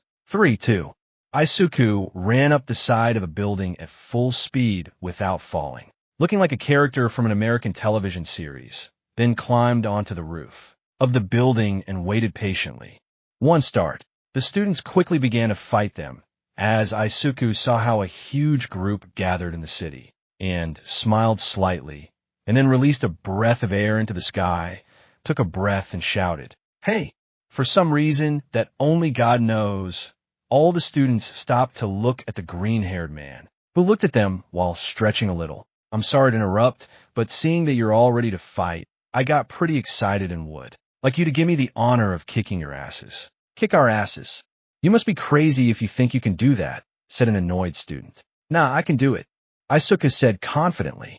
Do you think we're weak? I doubt they are on a general scale, but against mine, they don't look very challenging. Wait a minute. I recognize him now, said one of the students. He's the boy who used to be in class 1I, but dropped out of UA. A former UA student. Forget everything. Let's go for him. That academy has already got a lot of merit. They really are obsessed with UA. Izuku thought as he saw everyone preparing.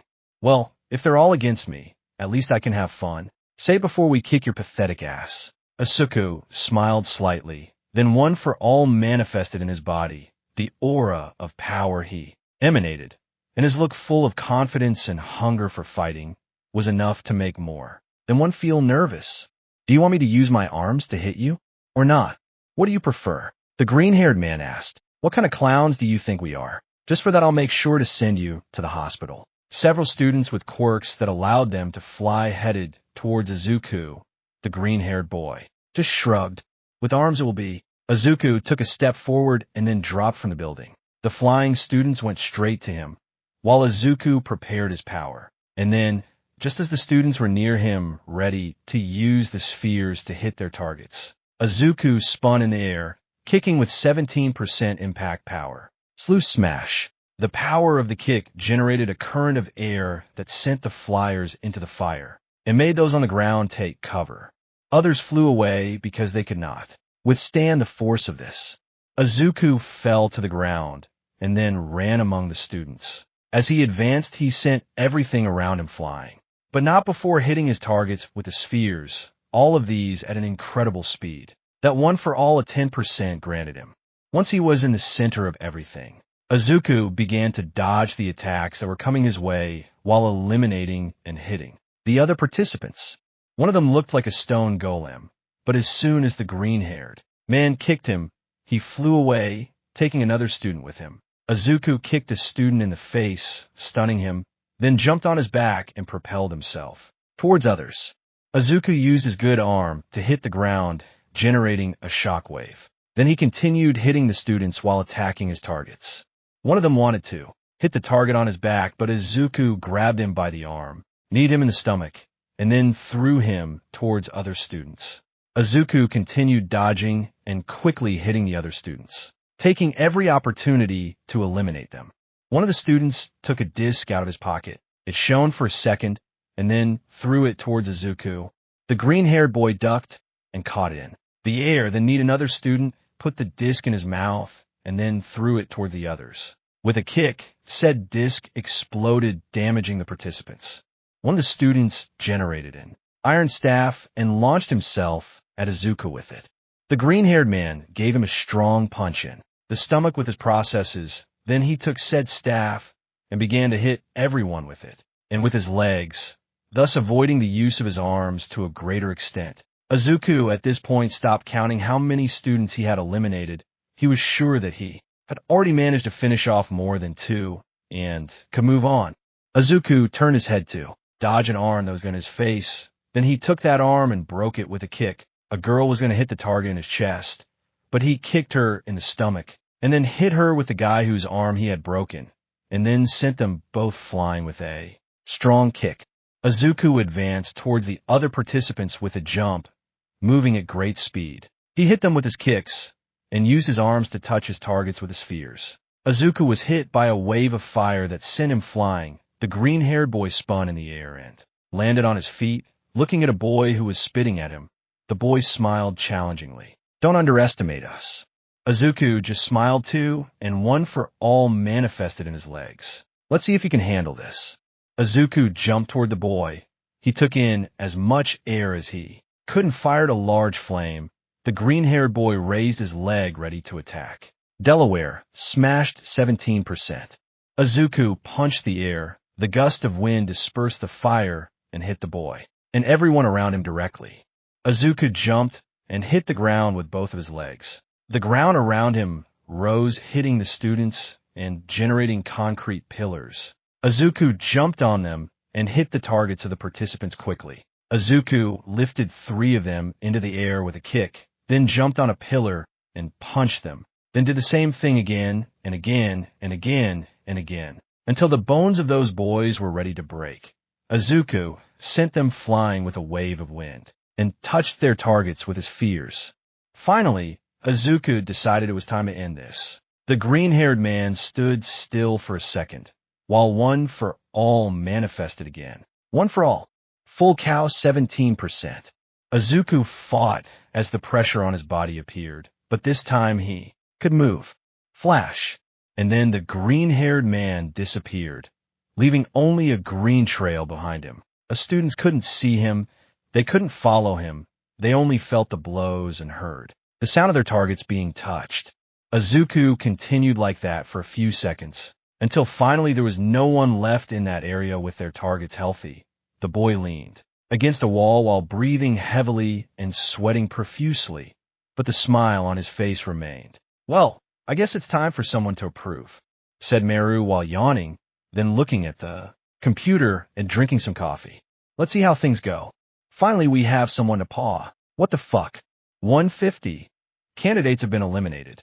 One person defeated, 150 to move through." Izuku smiled slightly at that. He knew he had eliminated many, but 1507, that was better than he expected. However, it was not time to stop. Strong air tornadoes propelled spheres towards their targets. Izuku moved and dodged them quickly. However, one of them managed to hit one of his targets. Izuku landed on the ground, looking at his new enemy.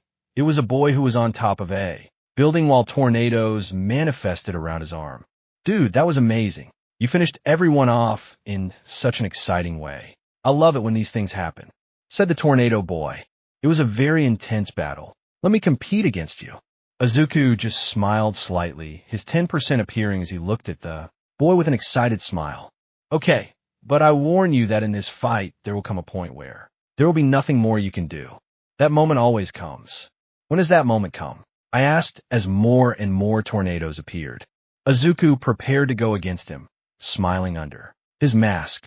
"When I have you in front of me and all your bones break," Izuku said before jumping towards the boy.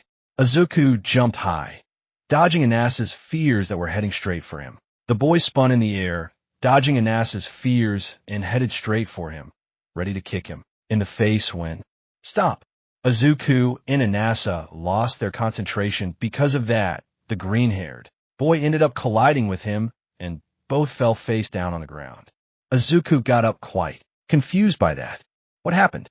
"Kid who defeated 150, you've already passed the exam. You don't have to fight anymore. Just go to the passing room." "Huh? But they never told me to stop. Literally, your targets turned gray, and a boy said you passed as soon as you eliminated the first two." Izuku looked down at his targets, noticing that they were indeed a different color. The green-haired man scratched his head somewhat nervously at that. "I think I must have overlooked it." Izuku murmured, somewhat embarrassed. "Well, there's nothing to do except walk away and avoid embarrassment." Izuku left there with a great leap, leaving Anasa confused behind him. However, the boy had no time to waste, so he got up and went to look for some students to approve. Once he arrived, he noticed that he was the first one to arrive, so he just sat and waited for the first 100 to pass. Izuku took his phone out of his pocket and sent a message to Rumi. He needed something to do while the other students arrived. "Hi, Rumi. How are you?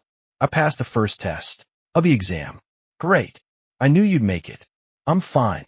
I've already finished the damn paperwork." "I'm glad. Next time I'll help you with all that." "Okay. I'll leave you. I have to go do something. But I wanted to talk to you. I'm alone in this waiting room. You need to focus on your exam. Honey, now put down your phone and go show his boss. Love you, bye." Rumi sent a gif. Izuku sighed as he put his phone away. He really wanted to talk to his girlfriend for a bit, to kill the boredom, but she was right about focusing on his exam. Although now that I think about it, he asked me what I was going to do. Izuku thought with a hand on his chin. Maybe he's training. Izuku took out his phone again, opened the gallery, and moved through the camera photos, stopping on a picture of Rumi drinking water after training. She looked quite pretty doing that, and also sexy because of her training clothes, which caused the boy to blush. Now that I think about it, we've been dating for almost a month. The green-haired boy thought, putting his cell phone away again. Does a 1-month anniversary exist? I guess so, but what should I get her? Izuku forgot that he was in the waiting room for an important exam and started thinking about what to give his girlfriend. It had to be something very nice, since Rumi only deserved the best. Well, I already have the necklace that I was going to give her on her birthday, but I guess it would be okay to give it to her now. Izuku thought, crossing his arms. But it's too simple and cliché. What if I cook her a buffet? She loves to eat. But I don't think it's enough, God. Why is it so difficult? Izuku knew that Rumi had done a lot for him during this time. That's why he wanted to give her the best of the best on their anniversary, 1 month. But an anniversary, after all, the problem is that no matter what he thought, he always believed that what she thought was very little. Maybe. Wait, what if I do all that? The green-haired boy thought, smiling.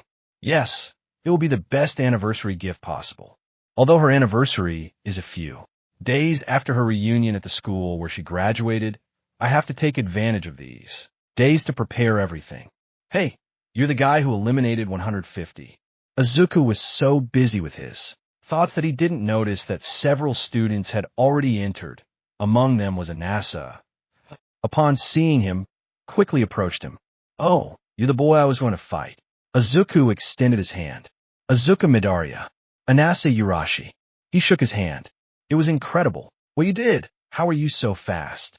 It's because of my quirk, I guess, said Izuku, scratching his head somewhat nervously.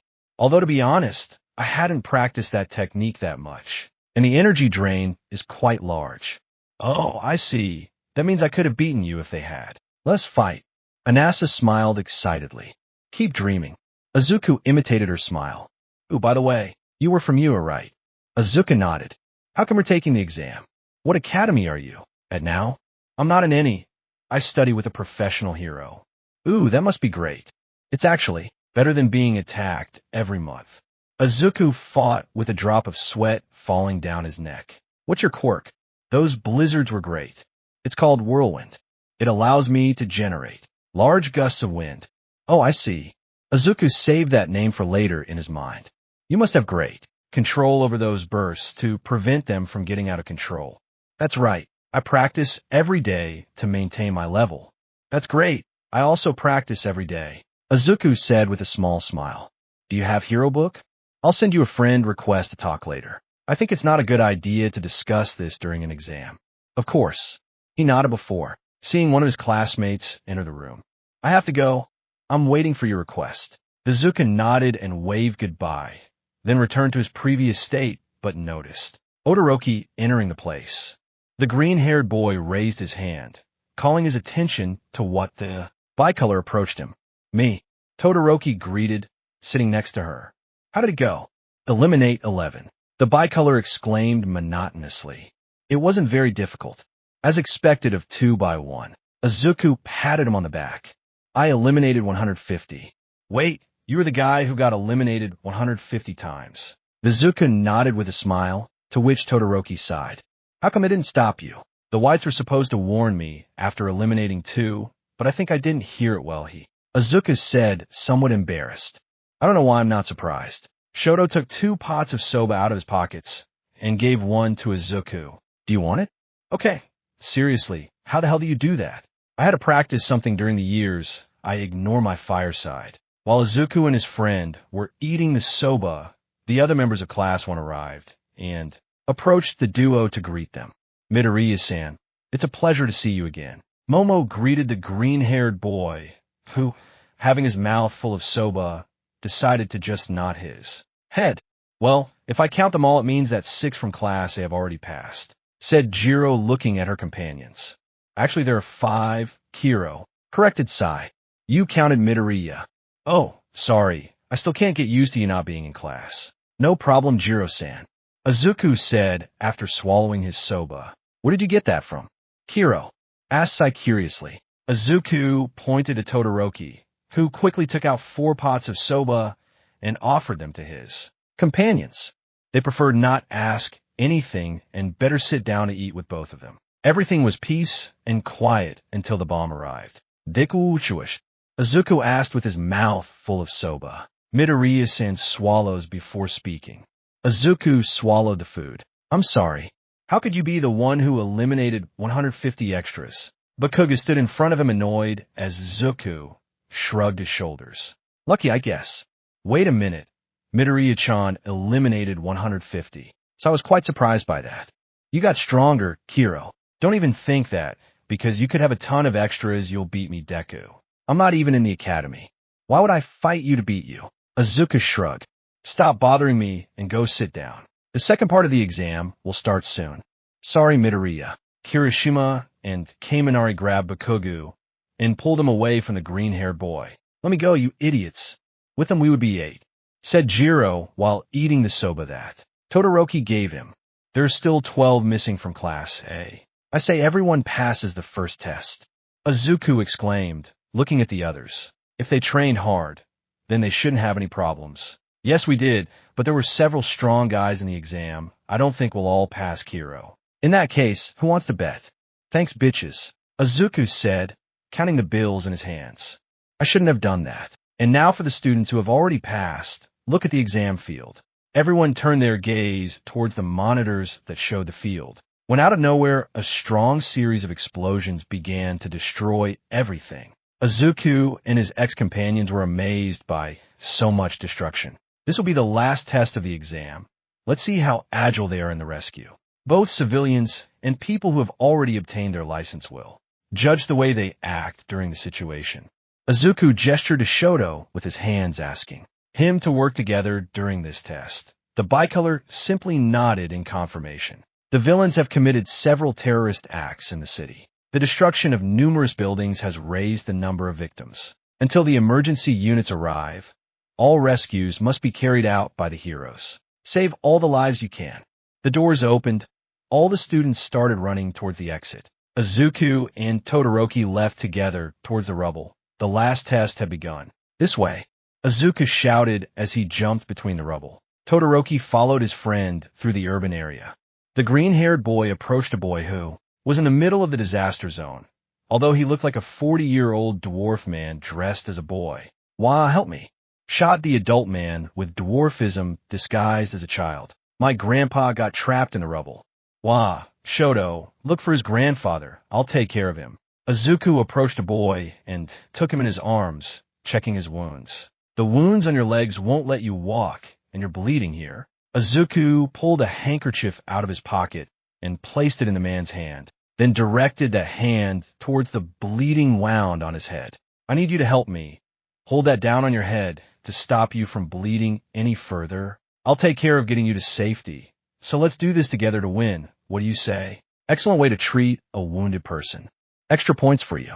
Thank you, sir. Don't forget the situation. I'll take away your extra points. Izuku said nothing and just ran towards the rescue area, using one for all.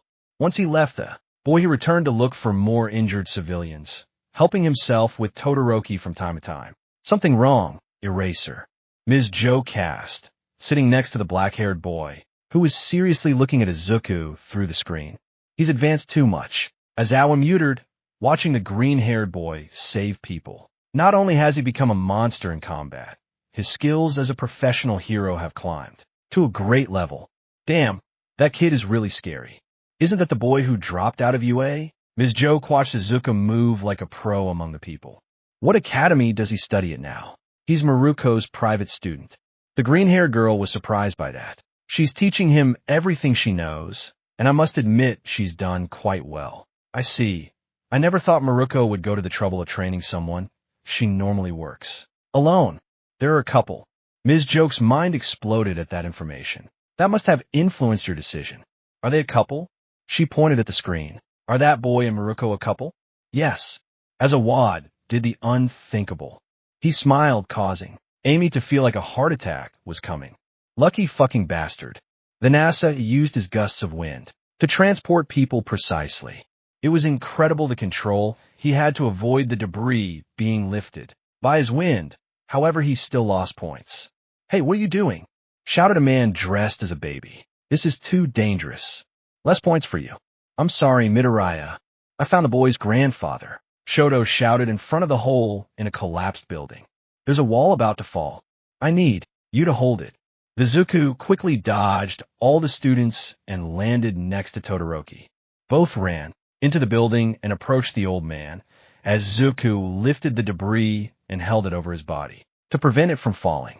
Todoroki took the old man in his arms and took him away from danger. "Check if he has any injuries," as Izuku said, throwing the debris aside. "It's just his leg that's bleeding. Here, bandage him and take him to the aid area." As Izuku gave the bicolor some bandages before leaving the building. "I'll go look for more winded." Shoto nodded as he reassured the old man, then glided away with his eyes to the rescue area. "Our arms are hurt," said an old woman through tears. "It hurts so much. Please help us." "Shut your damn mouths," Bakugu shouted angrily. "Help yourselves." Hey, Bakugu, don't be too much," Kamenari said from beside him. "Yes, old man. They could be seriously injured. Kirishima supported Kaminari. However, before anyone could say anything, a green lightning bolt passed by and took both people away. Izuku ran with him in his arms, moving away from the trio, but not before sending in. Annoyed looked to a certain ash blonde who clenched his fists. Don't worry. I'll make sure you get out of here alive. Izuku told them both with a radiant smile. I promise. He's a saint, said the old man, wiping his tears with a handkerchief. Take me flying, said the old woman in the green-haired man's arms, causing him to have to hold back the urge to vomit. He liked older women, but not that old. Izuku left both of them in the emergency room, and then left, not before saying goodbye to the wounded with a reassuring smile. So that's how things are going, Mara murmured as she watched the student's performance through a computer. There are many students below average, but surprisingly, fewer penalty points are being handed out than expected. Things are going very well. Are you listening to him? To protect the people, heroes will be asked to not only perform rescue actions, but also a strong explosion destroyed a part of the wall of the exam area, causing a small earthquake that alerted everyone. Enemies, will they be able to take care of them in parallel? I wonder. Gang Orca, the number 10 ranked hero and number 3 in the area of those who look the most like villains. Izuku thought looking at the man in a suit. But the villains on the scene, the chase, has begun. The hero cadets on site must suppress the villains and continue their rescue works. What will your answer be, heroes? Gang Orca's gang ran towards the heroes. However, a strong earthquake stopped them from advancing. You're not going to pass, shouted a black-haired boy who looked extremely similar to Izuku.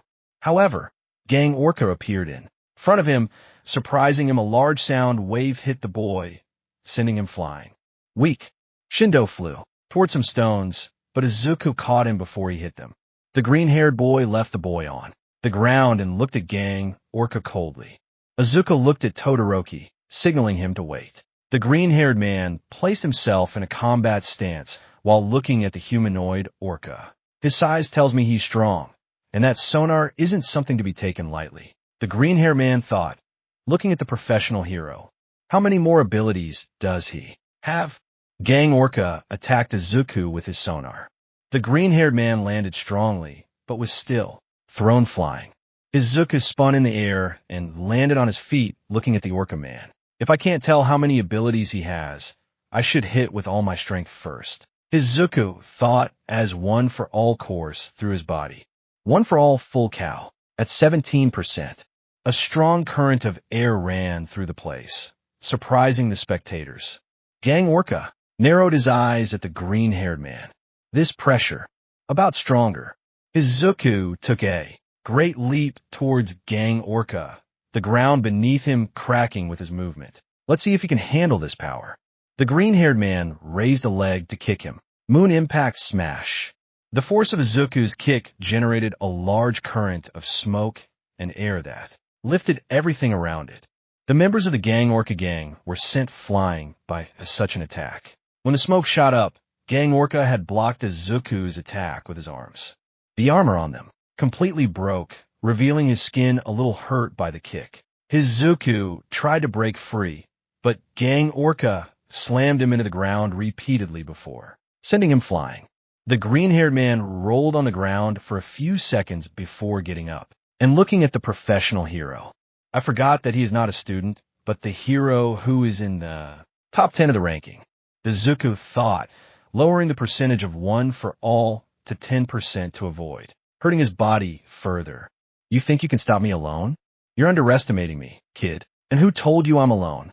Izuku placed his fingers on his mouth and let out a whistle. Todoroki generated a large amount of ice in the direction of Gang Orca that hit the hero by surprise. However, it was destroyed by a current of wind that attacked the number 10 hero directly. Intruder villains. This will be interesting. The NASA shouted, smiling before a rock hit him on the head. Ouch. Hey, don't be an idiot. Izuku shouted, looking at the black-haired man. If you're going to attack, make sure you don't get in the way of the others, or we won't be able to stop it long enough for the civilians to be rescued. Focus on the damn exam. Bang Orca was going to fire his sonara at a NASA, but an air bullet hit his eye, Stunning him, Shoto took advantage of that and attacked him with his fire sight in a powerful flare. Anasa. Izuku called the black-haired man as he prepared to kick again. Use your wind, waves to generate a fire tornado around him. We must suffocate him. One of the henchmen tried to shoot them with his cement gun, but Izuku jumped and sent them flying with a blast of pressurized air that his kick generated. An assassin that obeyed the green-haired man and generated a tornado around Gang Orca. Shoto's fire mixed with the wind, generating a crimson sea. However, it was not enough to stop the number 10 hero. He crossed the flames and sent Anasa and Shoto flying with his sonar. Izuku, seeing this, tried to jump towards him, but also flew away. As soon as they tried to get up, they were bombarded by shots from the cement guns. They tried to defend themselves, but it dried at high speed through their bodies. Izuku tried to get up, but was hit by many cement shots that had been imprisoned, until a strong earthquake destroyed the cement on their bodies. Izuku turned to see Shindo, with one hand on the ground. The green-haired man gave him a smile before standing up and looking at Gang Orca and his gang. Anasa, Todoroki. Do it again. Yeah. Obeying the green-haired boys. Instinct. Both young men generated a tornado round Gang Orca again. The latter took out a bottle of water to try to hydrate himself, but Izuku sent it flying with an air bullet. Gang Orca growled and then let out a great roar that destroyed the fire tornado, then looked at Shoto and Anasa with anger. Well, what do you have in mind next? Nothing, damn it. What Gang Orca noticed too late is that Izuku had appeared behind him with his leg bent. If my 17% doesn't work, then I'm going to hit you with more power than I can bear. The green-haired man thought, looking at Gang Orca. One for all. 30%. Smash. The power of the blow generated a large shock wave that sent everything around it flying. Smoke and debris rose from the ground once again. Several seconds passed until the smoke finally revealed Gang Orca standing a few meters from Izuku, grabbing his right arm in pain, while the green-haired man was on the ground grabbing his leg. He broke my arm. Gang Orca thought, growling in agony. Even with the armor I'm wearing, he managed to break my arm with a kick. I know that dehydration was something that left me weak, but still, I think I tore several muscles with that hit. The green-haired boy thought in pain. I know I'm cutting the tension, but all the civilians have been rescued, so the provisional license exam is over. Is it over already? The green-haired boy exclaimed in surprise. The scores will be presented to you in the main room, along with the names of those who passed. Those who are injured, please go to the infirmary area. Those who are not, go directly to change, and wait for the results. Thank you for your attention. Mr. Orca Gang. The number 10 hero turned to look at Izuku. The green-haired man took two things out of his pockets. One free of hero, notes and his cell phone. Could you sign this, and let me take a picture with you, please? No problem, said the man, taking the notebook. Why don't you get up? My leg hurts. The Izuku searched for his name on the alphabetical list, quickly finding it in its place. The boy smiled slightly at that. I passed. The green-haired boy thought excitedly. I can't wait to tell Rumi about this. Did I pass? An awesome muttered in surprise. God, I thought I failed. I did it too. Todoroki murmured, looking at his name. Where's my name? Damn it. Bakugu exclaimed angrily, looking at the list. He clenched his fists tightly. Damn it. Hey. Izuku nudged the bicolor in the arm. Congratulations. Likewise. And thanks. I'm sure if it weren't for you, I would have ruined it. Don't judge yourself so much. You would have done well for sure. You made a lot of progress. Too much, I would say, and I need to move forward too. What do you mean? Izuku asked, looking at the curious bicolor. Do you think you can give me a meeting to talk to Miruko? Izuku blinked in surprise at that, before smiling and hugging his friend around the neck. Just don't try anything romantic or I'll break your neck. Huh? The bicolor laughed at his friend's joke. Hey. Izuku and Todoroki turned to see Anasa approaching them. The black-haired man was serious before them. What do you need? Shoto asked, to which Anasa took a breath and began to speak. The Izuku smiled when he saw the photos he had taken and sent to Rumi. One of them was with Gang Orca, and the other was with his hero license. The green-haired boy had his leg bandaged, but he could walk well. Izuku turned to see Todoroki with his own license. Haven't you changed your hero name yet? Izuku asked when he saw that Shoto's hero name was Shoto. Your name is Deku. I don't think you can judge me. Deku means you can do it. Although now that I think about it, maybe I should change it a little. Deku-kun. Todoroki-san. Uraka approached them both. Quickly. Oh, Uraka-san, what's wrong? The boy asked, noticing that his former class was watching him from a distance. I wanted to know if you wanted to go with us to a restaurant. We're going to celebrate having obtained our licenses, said Uraka, somewhat nervous. I know you're no longer part of the UA, boo, but we're still friends, right? The Izuku looked at his phone for a moment, then typed a quick text to his girlfriend, telling her he would be late, and then smiled at Uraka. Who's inviting? Hey, Rumi separated her visit from her phone to watch as Ryukyu called her. Both were dressed in their heroine outfits and were in line to deliver some things to the headquarters of the Hero Regulation Commission. The albino quickly put her cell phone away and coughed a little to pretend that nothing had happened. What's up, reptile teeth? The line is going to advance, move, Ryukyu told his friend, as he took a few steps ahead of the line. Lately you've had your mind elsewhere. We should focus on the increase in villains. Yes, whatever you say. She shrugged. Nothing serious has happened. If someone strong appears, we will simply kick his ass, and everything will return to normal. Take this seriously, Rumi. We're talking about lives at stake. Ryukyu frowned. We must give our best. There's no All Might to keep them in check anymore. And who needs All Might? The rest of the top is also strong. You'll see that everything will be fine. Rumi showed him a big smile. We're going to win this battle.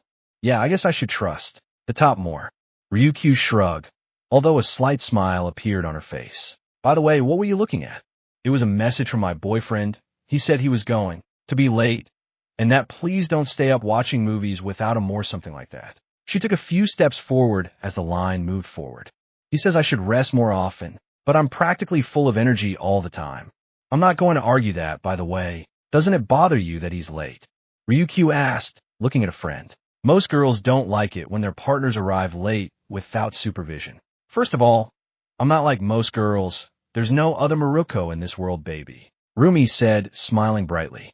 Second, I'm too old to be acting like a toxic hormonal brat. And third, if you're not able to trust your partner, you shouldn't even be in a damn relationship. Sorry, I didn't mean to bother you.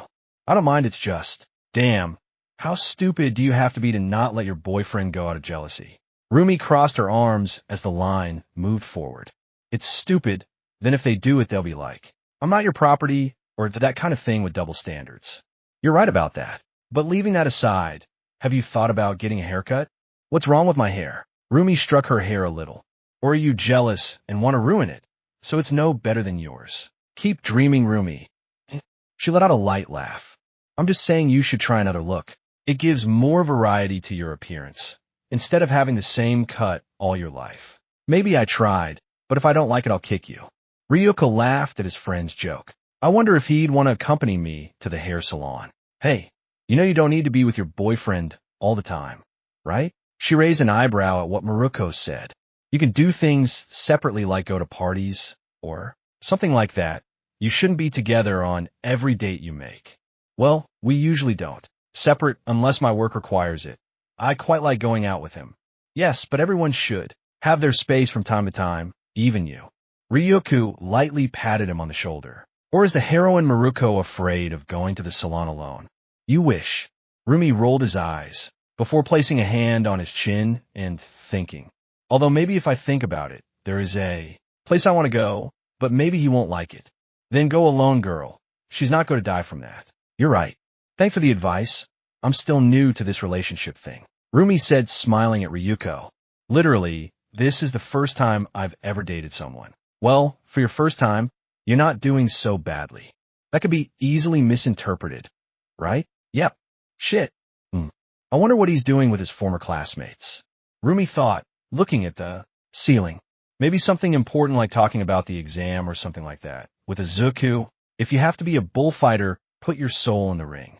The green-haired man sang passionately, standing on the Karaic. It doesn't matter what comes, so you know that I love you. Like a good bullfighter. Oh, shouted the majority of Class A. Izuku's ex-classmates laughed at the sight of the boy singing at full volume. They even noticed how he used his quirk to enhance his voice and make it sound louder. Some girls found it irritating, while all the boys, except Bikigu, could only say, poetic at that sight. Once he finished singing, a man approached Izuku and raised his hand. Then the award for the best voice of the night goes to Midoriya. Izuku, the man in charge of Karake, approached the green-haired man with a smile. The people applauded. Congratulations, guys. Your prize will be free snacks all night long. Individual or group? Individual, child. Don't leave me without food. Thank you very much. Izuku decided to ignore that last part and greeted his classmates, who applauded him like an audience on a game show. I teach classes on Mondays and I get paid a lot. Izuku approached his companions while everyone asked the waiter for their orders. Todoroki asked for the most expensive thing in the place while paying with a debit card completely made of gold with his name written in diamonds. Some were curious about that. Shoto, did you steal your dad's card? Izuku asked, sitting next to Shinsu. No, it's my card, Shoto said, looking at his best friend. You'd be surprised at the profits trafficking Fayumi's food gives me. Okay, a lot of information. Izuku shook his head at that. Deku-kun, you were amazing up there. You're a Rakas, said, smiling excitedly. You look like a professional singer. Man, I have to admit, I never thought someone could raise their voice to that pitch. Jiru said, genuinely surprised. Have you ever thought about being a vocalist? Not really, I wouldn't like to do that. Izuku said, somewhat embarrassed. It's one thing with friends and another thing in front of a bunch of strangers. I really wouldn't feel comfortable. Besides, I'll probably sue you for breaking their eardrums. Shinsu said, drinking some juice. Thanks for the encouragement, Shinsu. You're very kind. Izuku said with clear sarcasm. How did the exam go? Everyone in the class passed. Well, everyone except Bikigu, said Mineta, looking mockingly at the blonde. What did you say? Damn great. Does it burn? Guys, don't fight. Momo scolded them both.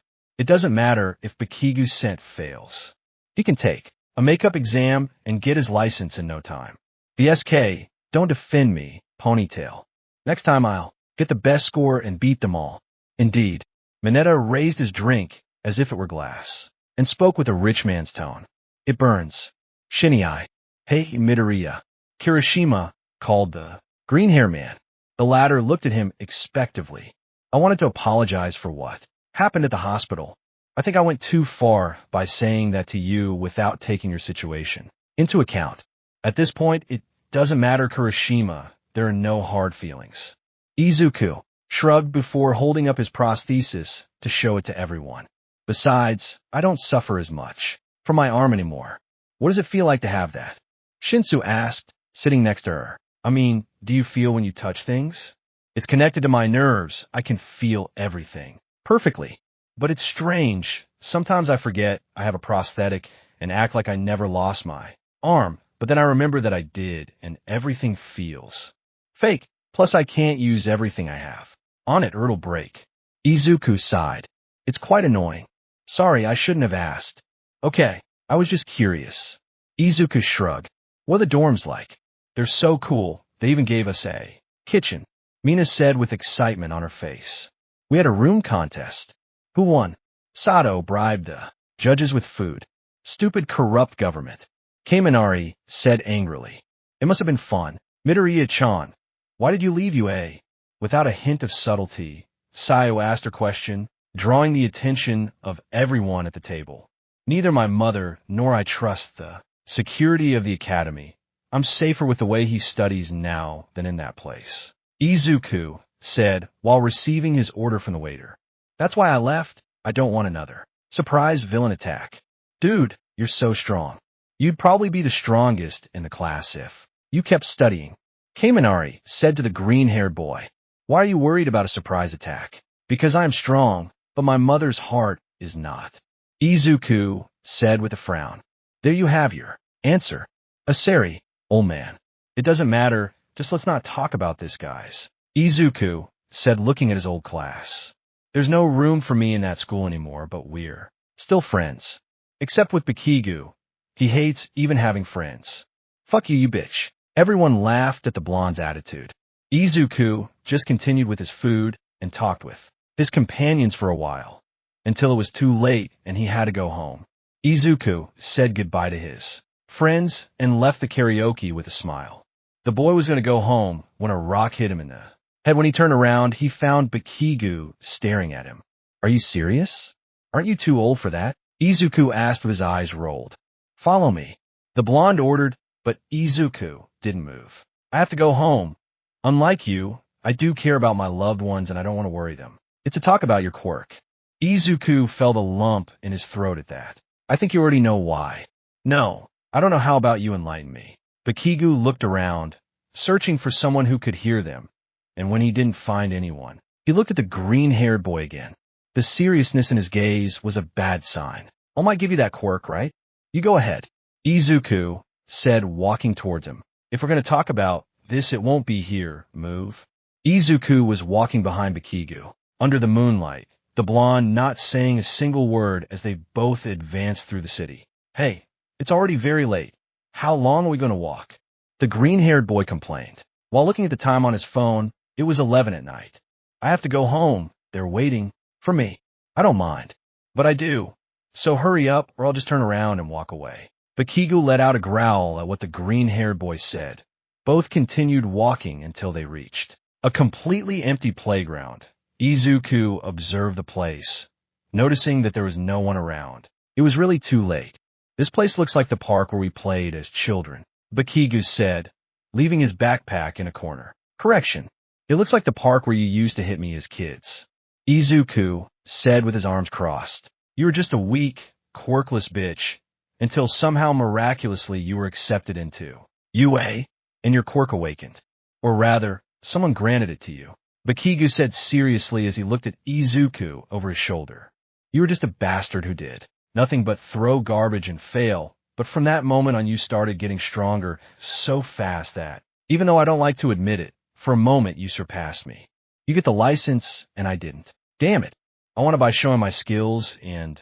Shut the fucking mouth. Bakigu shouted angrily. All of this bothered me greatly. And in the Kamino incident, when that all-for-one guy talked about you and his fight with All Might, I put all the pieces together. He gave you that power, right? So what if he did? Izuku asked with a frown.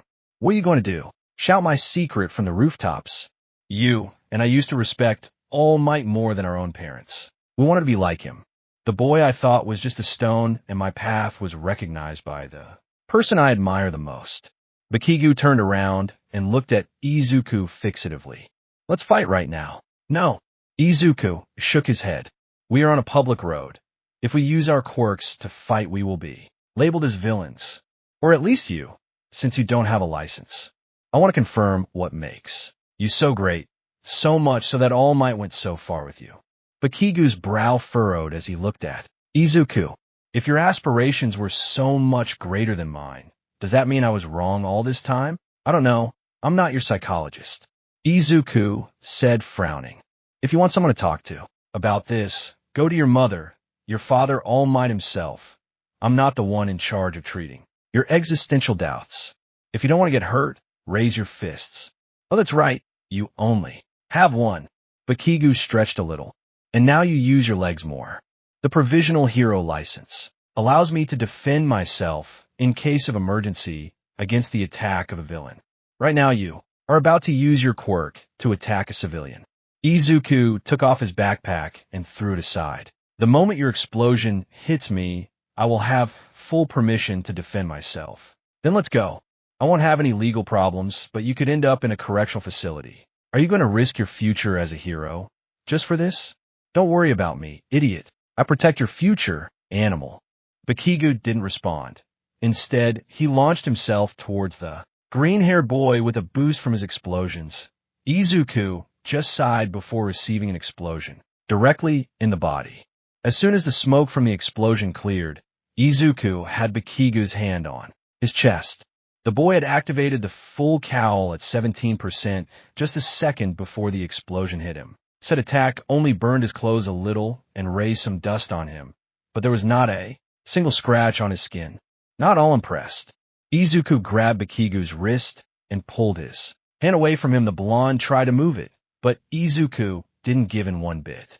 I'm giving you one last chance, drop this shit, go home, and I won't tell anyone what you did. No one will blame you, and your future as a professional hero will be saved. But try to hit me again, and I'll make you feel what fear is. I don't need my other arm to beat you up. Bakigu launched another explosion. With his other hand, Izuku was not affected by this, and gave him a strong kick in the chest. That sent him flying to the other length of the park. The green-haired man cracked his neck with enough as he prepared for what was coming.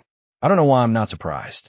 Bakiga launched himself again towards the green-haired boy. Izuku dodged another explosion that was going to his face. Then he caught a kick that the blonde was planning to launch by surprise, and finally he kicked him in the stomach that sent him directly to the ground. Izuku sighed when he saw that the blonde was holding his stomach in pain. Do you need help? Don't give me that crap of concern. Bakiga shouted, looking at Izuku angrily. What the hell is wrong with you? Fight seriously. If he didn't fight, it bothers you. If he fought, it bothers you. Does nothing make you happy? Izuku frowned. Shut up, Bakigu exclaimed, slowly getting up from the ground. Damn it. How did I end up chastening after a piece of shit who was always after me? A piece of shit like you becoming strong and being recognized by All Might, even though I was getting strong too. You out of nowhere made a huge leap before I realized that you became even stronger than before. And that shitty attitude you got, believing yourself to be better than me, even though you were just a fucking jerk who never had anything. Do you feel the frustration? Do you feel the despair and helplessness? Izuku asked, crossing his arms. That's how I felt every day you hit me, and I couldn't do anything. How I saw you progress while I couldn't do anything to improve. Now you know what it feels like. Let's say it's divine karma. Be quiet. Does the truth burn you? But we're an idiot. You're an idiot. And you will continue to be an idiot, Bakigu. The difference is that now you feel what the others you upset felt. Izuku said, frowning, before sighing and turning around and walking towards the exit. This is absurd. I'll go home. Damn it. If he had been stronger, All Might wouldn't have fallen. Izuku stopped in his tracks and looked over his shoulder at Bakigu, the blonde, hitting the ground in frustration as tears fell from his eyes. If I hadn't let the villains kidnap me, then this wouldn't have happened. All Might was trying to keep him afloat, but thanks to me, everything went to hell. Bakiga got up and ran towards Izuku again. I have no idea what I should do. Izuku dodged Bakigu's explosion again and kicked him in the face, knocking him back to the ground. The green-haired man sighed at the situation. Go home, talk to your mother, or go to the academy and talk to All Might, but I can't help you. Izuku said with a frown. I have to focus on my training. Shigaraki is surely getting stronger, and I shouldn't be left behind if I want to finish him off. I must get stronger. Then I'll leave this. Once I'm done with Shigaraki and all four. 1. I'll stop being a hero. The serene green-haired man explained. I'll study to be a lawyer, a doctor, a veterinarian. What do I know?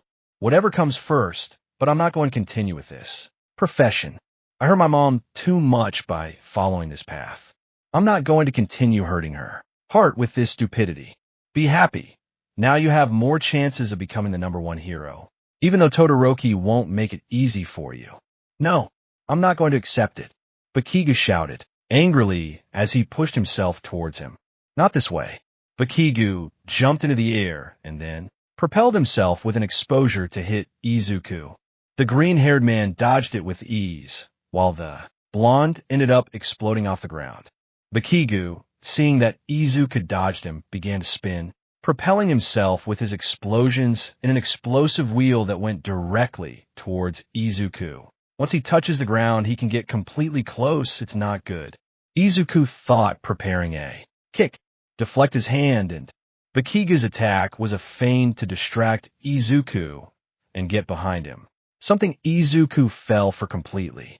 Bakigu threw a punch towards a green-haired boy. Izuku caught it with his arm, and then spun in the air, pulling Bakiga with him. Bakiga was grabbed by the arm and slammed hard into the ground, while Izuku stepped back a little. Bakiga got up and pushed himself towards him. Izuku grabbed a fence and dodged Bakiga's attack. Izuku did a complete turn and kicked Bikigu's face through the bars, then broke them with his legs to be free. The green-haired boy stood up and watched Bikigu get up again. The blonde looked even more annoyed. Stop looking at me like that. You're not above me. No given power will put you above me. Diff dead power. Ironic coming from someone who had everything since birth, unlike you I had. To wait for someone to see something in me. And then I earned my own power. All might help me stand on the same arena as the others, but I was the one who stayed in that arena, and also the one who climbed to a higher arena. This is my court, Bikigu. One for all. The blonde prepared to attack again. You still don't understand, right? Well, I guess it's time to end this stupidity. Izuku sighed as one for all its 17% manifested throughout his body. One for all, full cow 17%. Flash.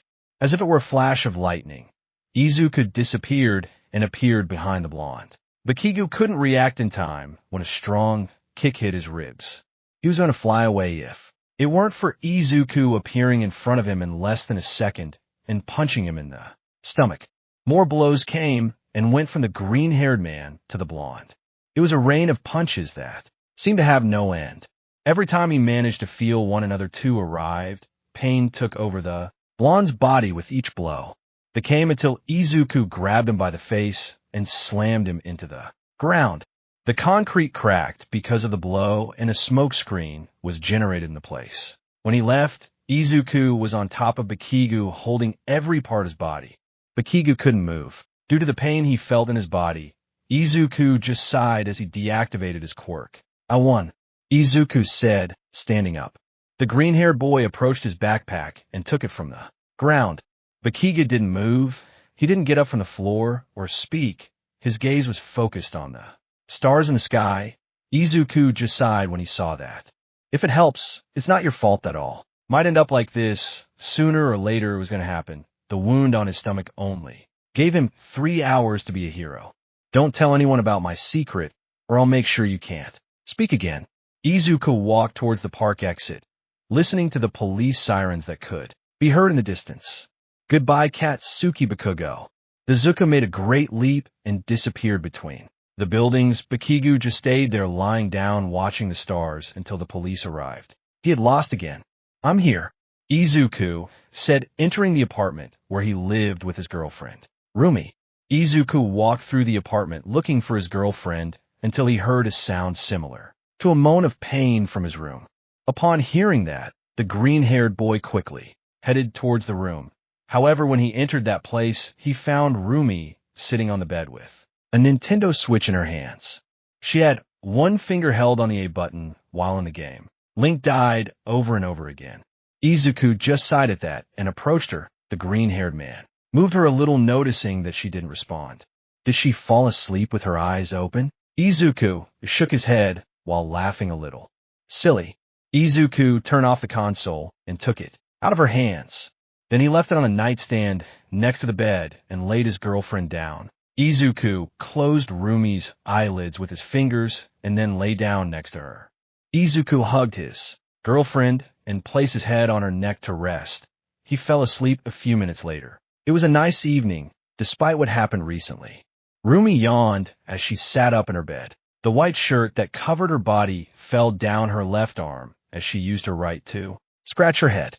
Her hair was quite messy, and even one of its strands covered her eye. I must have fallen asleep. Rumi murmured a little sleepily. Where's my console? Rumi searched the room for his console, ignoring the burning in his eyes and the irritating feeling of sleep getting in the way. When he finally found it, it had a note on it that said, "But it's dead, and I won't give you the charger until next week. You need to stop staying up so late." Izuku. Rumi pouted as a soft growl escaped her mouth. The albino got up from her bed and walked to the living room of her apartment in search of her boyfriend, finding Izuku coming out of the food, eating a chicken empanada. The green-haired boy noticed his girlfriend's gaze and smiled slightly. "Good morning, Rumi." "Good morning, Materia," Rumi said with a completely serious tone. Izuku frowned at that. "Is that the last chicken empanada Crunk sent us?" Izuku directed the empanada to his mouth and took a bite, slowly chewing the food before his girlfriend's eyes. Yes, it is. What did I tell you would happen? If you ate the last chicken empanada, Crunxenas? I don't remember very well. I think it was something about fire falling on the sky. Izuku said, taking another bite of the empanada. Exact. And here I am without an umbrella. Izuku took another bite of the empanada. 13. I feel the storm coming. The couple stared into each other's eyes as the tension in the air increased. An alarm on Izuku's cell phone rang, letting L's theme song play, which fit perfectly with the situation. Sweat ran down both of their bodies as the staring duel continued, with the air pressure increasing every second, until both could not stand it any more and began to laugh at that antics. Izuku approached his girlfriend while laughing and placed the rest of the empanada in her mouth. The albino did not hesitate to consume the food while laughing. Have you washed your face yet? Izuku asked, removing a stray eye. Yes, Dad, I'm going to wash my face. Rumi rolled his eyes and then looked at his partner. But give me the charger for my console. No, it's for your own good. Izuku said, firm as a rock. You must quit that bad habit. Well, whatever you want. I can still buy another one later. Rumi went to wash her face and also brushed her teeth. Then she put on some longer shorts and returned to the living room. Izuku was cooking some egg and cheese sandwiches. She sat on the couch, patiently eating breakfast. The albino turned on the television while scratching her ears. She flipped through all the channels, looking for something interesting to watch until she stopped on the news. The 4-H found a young UA student beaten in a local park. According to the young man's testimony, he was attacked by the League of Villains while he was leaving, after eating with his classmates. It is outrageous that even after the school, assured to improve the security of its dormitories, these things nothing new. Rumi flipped through the channel before a plate of sandwiches fell on his legs. Oh, thanks. You're welcome. Izuku sat down next to him and ate the sandwiches with a smile. Who was the boy the League of Villains attacked? I don't know, but somehow he survived the beating, she said with her mouth full. By the way, tomorrow is the alumni reunion I told you about a while ago. I hope you're ready. Hey, it's nothing special. I'll just meet the guys who had to put up with you before me. She gently nudged him. She didn't want to hurt him with that.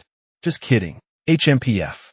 She crossed her arms while pouting, avoiding eye contact with a green-haired boy. Izuku just laughed at that and hugged her waist. Oh, what's wrong with my cute little hair on? Don't call me little girl. I'm stronger than you.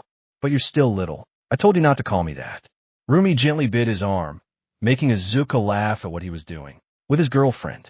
Anyway, don't you have to go to work? I'll take this day off.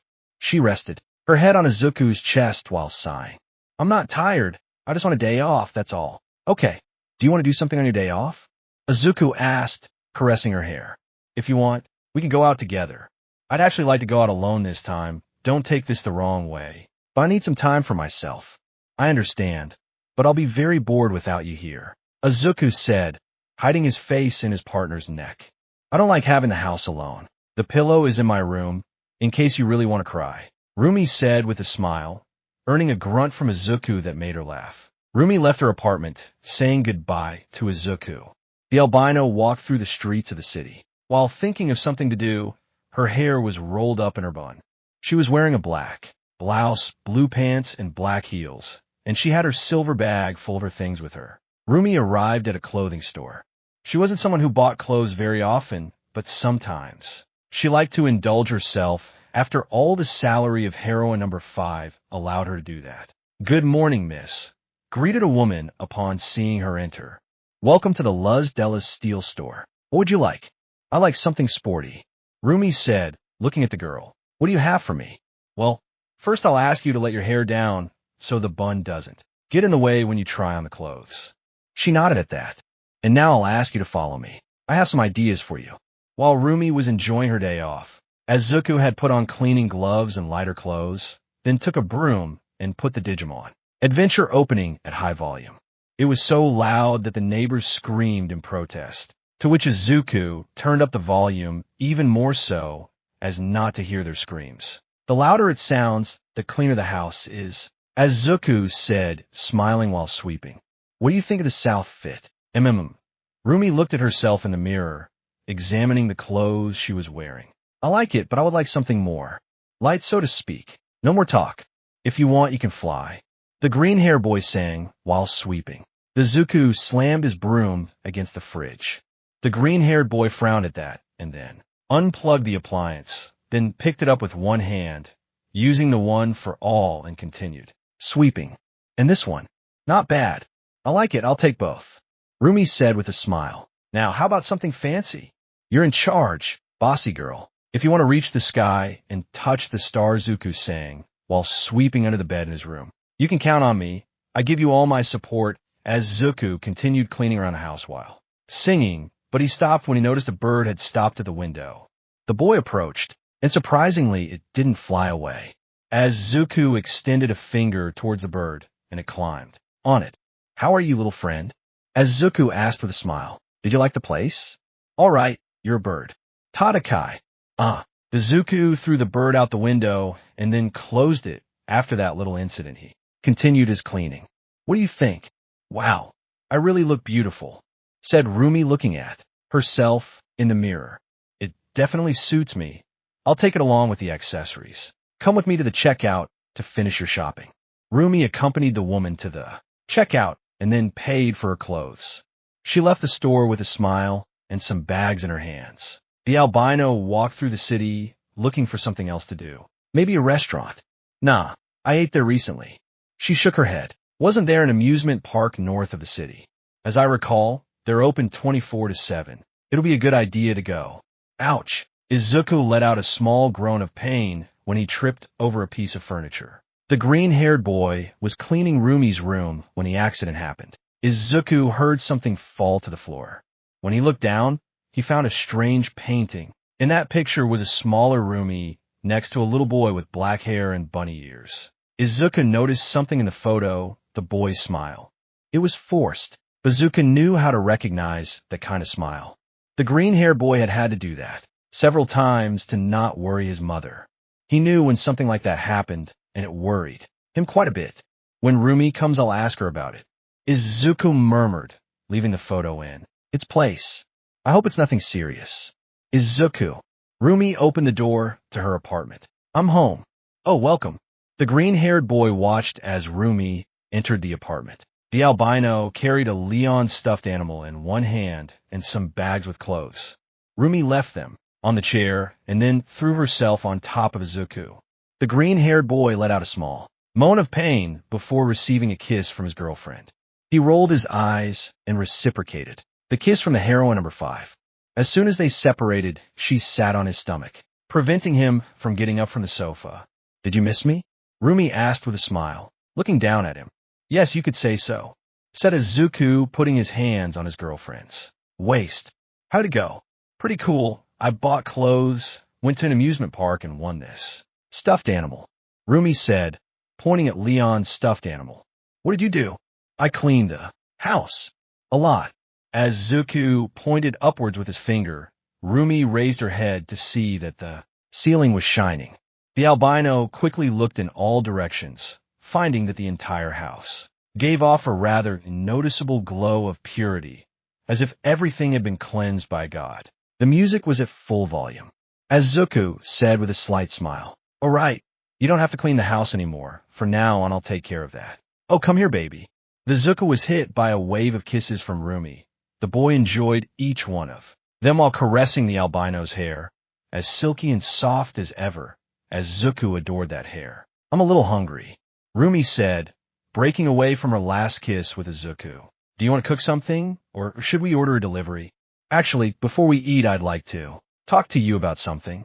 As Izuku sat on the couch, Rumi slipped off his stomach and ended up sitting on his lap. The green-haired boy took a photo out of his pocket, showing it to the albino, causing an incredulous expression on her face. When I cleaned your room, I found this, as Izuku said, showing the photo. I know you're probably upset about me invading your privacy, but I'd like to know who he is. Because, the smile on his face, I used to use it when I was bullied as a kid, as Izuku said, looking at Rumi. I know what it means, and I would like to know what happened to him. Rumi could only let out a sigh at the green-haired man's words. There's no way I can avoid this topic, right? Hey. As Izuku stroked her head to calm her down, Rumi's ears fell at the boy's caress. If you don't want to talk, that's fine. I won't get upset. TCH. Rumi placed her head on Izuku's shoulder with an expression full of frustration. Is my younger brother, Rumi? What happened to him? You do notice that my quirk gives me this appearance, right? Izuku nodded and caressed Rumi's right ear, causing a slight smile on her. A smile that went away when she remembered the subject at hand. It also came with superior abilities like my super strength, but I am a special case. My brother only had the appearance, and nothing to defend himself with. They harassed him, right? The ling of people with quirks isn't very common, but at that time, there was a group of people who seemed to have as their sole goal in life to screw a Kimi over her appearance. According to them, it was pathetic that she looked like a rabbit, Rumi said with a slight sigh. At that time, I wasn't as strong as I am now, but I still tried to prevent everything bad from happening to her, although I always ended up covered in bruises because of that.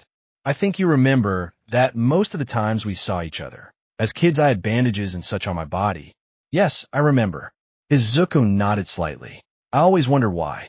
Well, now you know, said Rumi. Things went on like this for a while until one day, Izuku watched as Rumi's lip trembled quite a bit and the words wouldn't come out of her mouth. The green-haired boy quickly gave her a hug, trying to calm the rabbit heroine as Izuku caressed her hair and gave her a few kisses on the forehead, trying to stop her from crying. I understand what happened. You don't have to continue. Izuku hugged Rumi to calm her down. When that happened, her bullies tried to apologize to me, but I took it upon myself to give them the beating of their lives, although I ended up in a juvenile prison for a few years because of that. That's when, said Rumi frowning. When I got out, I decided to become a heroine, and I swore that I would become the strongest heroine ever seen. I'm sorry. Izuku took the brunette's hand and squeezed it gently. I guess I shouldn't have asked. It's okay. You were going to know one day anyway, said Rumi, letting out a sigh. I just wish I had done more at the time. Maybe I could have prevented that from happening. I understand you. I would have liked to be able to do more at some point in my life, too. Izuku caressed his cheek. But at least you did what was within your power. And that's enough. Even though things ended badly, you continued to defend your brother. To me, that makes you a great person. You're not very good at cheering people up, Rumi said, sarcastically. I know. Izuku rolled his eyes with a slight smile. Although I would have liked to meet your brother. They would have gotten along well. He was also a fanboy of the heroes, Rumi said with some nostalgia. I remember that he always asked me to borrow money to buy dolls of All Might and Ever and other heroes. He loved to play with them. Could you cook me something? I'm hungry. Sure, but I think you should get off me first, as Izuku said, pointing out the fact that Rumi was still sitting on his lap. The albino nodded and got up from the boy. As Izuku went to the kitchen, thinking about what he could cook for Rumi to cheer her up. He knew she loved chocolate, and the sweetness of it could cheer her up. Chocolate cake it will be. As Izuku opens the fridge looking for the ingredients. How was it made? Izuku took out his phone and searched for a recipe on YouTube. Once he found it, he grabbed all the necessary ingredients and got to work. While the boy was cooking, Rumi was sitting on the couch remembering her brother. She closed her eyes, thinking about him for a moment, his smile, and his words came back to her for a moment. I'm going to become someone as cool as you. You'll see. She shook her head. I think I shouldn't keep thinking about that. Too much has happened to stop my life. Izuku, what are you cooking? Chocolate cake. As Rumi quickly jumped up from her seat and moved towards the kitchen. The albino jumped over the walls with great skill to reach the kitchen. However, before she entered, Izuku caught her in the air and left her a few meters from the entrance. Curiously, the boy had a pink apron that said, "Kiss the chef. Don't interrupt me when I'm cooking." But who? No way. But, no. Boo. No. The green-haired man gently hit her on the head with his palm. It wasn't something that would hurt her. Oh wait, take a shower or whatever. But don't interrupt me while I'm cooking. But I want to. Eat chocolate.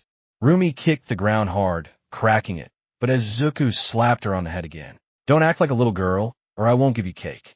Rumi pouted as Izuku just rolled his eyes and kissed her on the forehead. Go take a bath. When you come out, I'll have the cake ready.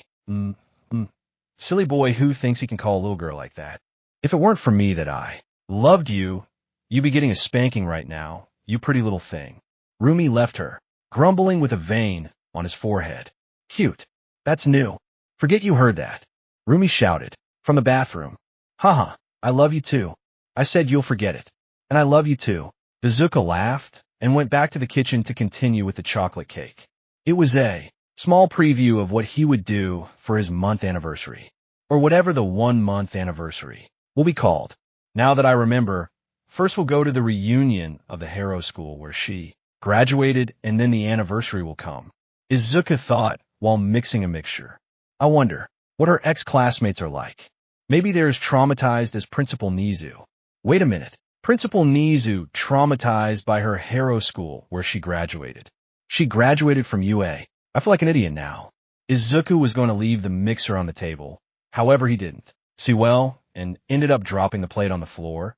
It broke and the mixer dirtied the floor. Okay, I'm not feeling well. Izuku shook his head. I'm stupid. Rumi. Izuku walked through the apartment, looking for his girlfriend. Where are you? The cake is ready. Singing in the bathroom. I remember YOU. The albino's voice could be heard from the shower. Wait, is she still in the bathroom? Izuku muttered to himself. Maybe. We are a couple, so. No, she'll be upset. Or maybe. No, stop, Izuku. Or no. Yes, no, yes, no. And yet the green-haired boy continued, walking towards the bathroom while listening to Rumi sing. Izuku approached the door, and although his mind told him no, he opened it slowly, leaving enough space to look inside. The steam from the shower prevented him from seeing completely, but still his face filled with red when he saw the figure of his naked girlfriend in the bathroom, singing in the bathroom to a rur. Rumi danced in the shower while the foam fell down his muscular body. Singing in the bathroom, I remember you a lot. Singing in the ba. Rumi turned around to see Izuku standing in the doorway, staring at her with a blush on his face. A blush that was shared by the albino, as her lips trembled a little. Both continued to stare at each other for a few seconds until Izuku began to speak. The seat cake is all ready. Ooh, are sure. The albino nodded slightly before noticing Izuku's dirty hands, as well as part of his clothes and face. Why you got pretty dirty? Yes. Well, Rumi looked around. There's room for two in the shower. Izuku was sitting naked in the shower with a deep blush on his face. Rumi was sitting in front of him while cleaning his hair with her hands and a little shampoo. The green-haired boy had a direct view of his girlfriend's breasts in the shower. He was grateful that the water reached a little below his chest and the foam was present. Or else a certain part of him would be in full view, and it would be more embarrassing than it is. Now, God, you have a lot of dandruff, Rumi said as she cleaned Izuku's hair with her hands. Don't you wash your hair well, or something? Why, yes, I do, but for some reason it doesn't go away, Izuku said with a sigh. I've had this problem for a long time. Haven't you been to a specialist? It's just dandruff. I don't think it's very serious. That's why he hasn't left, because of that kind of thinking. Rumi frowned. We'll go with one another day. Okay. Izuku gave a slight nod before noticing a small bruise on Rumi's left arm. And that, this. She pointed at said bruise. Izuku nodded in confirmation. It was due to a carelessness while facing a villain on my way to the address park, but don't worry, it's nothing. If anything, you could have gotten hurt worse, Izuku said with some concern. No villain is able to hurt me. I know you have confidence in yourself, but quirks get stronger with each generation. No one will ever be invincible if that continues to happen, said Izuku. He caressed Rumi's bruise with one hand. At least promise me that you will take care of yourself more often. I don't want to see you in a hospital bed. Okay, calm down. Rumi leaned forward and kissed her forehead. I'll take care of myself, don't worry. Well, now turn around. Rumi blinked, somewhat confused. I'll wash your back. Are you sure you can do it? No, it's just an excuse to see your big ass. What? Rumi shouted with a blush on her face. Just kidding, just kidding. Izuku directed a hand to the albino's head and stroked her hair. Rumi's ears drooped as she pouted. Don't be mad, darling. Rumi turned around and leaned on the edge of the tub with her head in her arms. Izuku took a sponge and began to clean his back. Rumi let out a few laughs as she felt the sponge go up and down his muscular back. I think I could get used to this, said Rumi as Izuku continued cleaning her. The brunette wrapped her legs around Izuku's waist, even though she was standing with her back to him. There are places I can't get to alone. To be honest, I'd be more than happy to bathe with you more often, said the green-haired boy. His nerves had disappeared, but the blush on his face was still there. Do you like it? Are you kidding? I'm bathing with the most beautiful and sexy woman in the universe, Izuku said, caressing his girlfriend's muscular back. I even think it's a dream. I don't think so, Rumi said. You could come a little closer. Izuku nodded and leaned forward, putting his face next to Rumi's.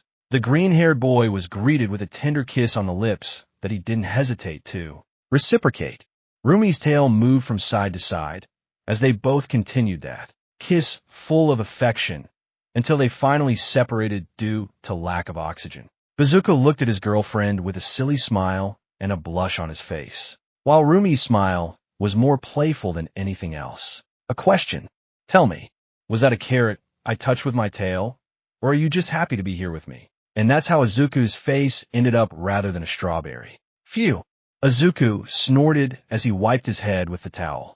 The green-haired man was standing in the room he shared with Rumi, dressed only in black boxers that hid his manhood.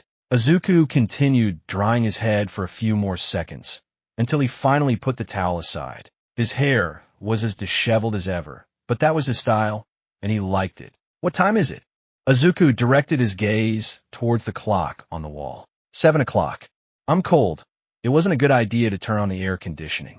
The green-haired boy approached the closet and took out a shirt and some gym pants. The boy threw them on the bed and closed the cabinet.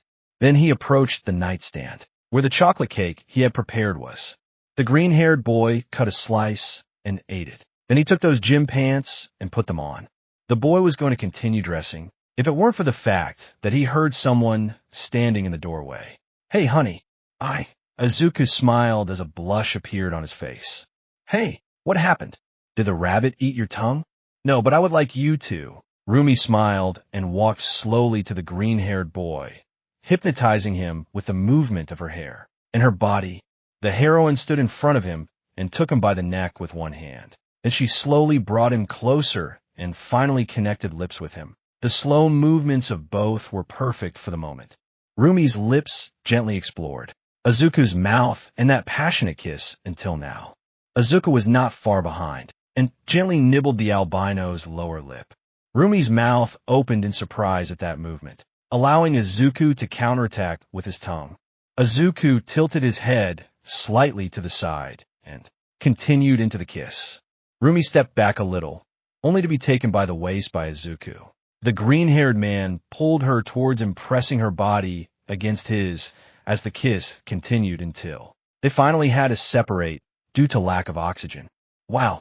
Rumi blinked back to reality. That was magical. Thanks, I've been practicing a little. As the oranges were on sale. PFF. Haha.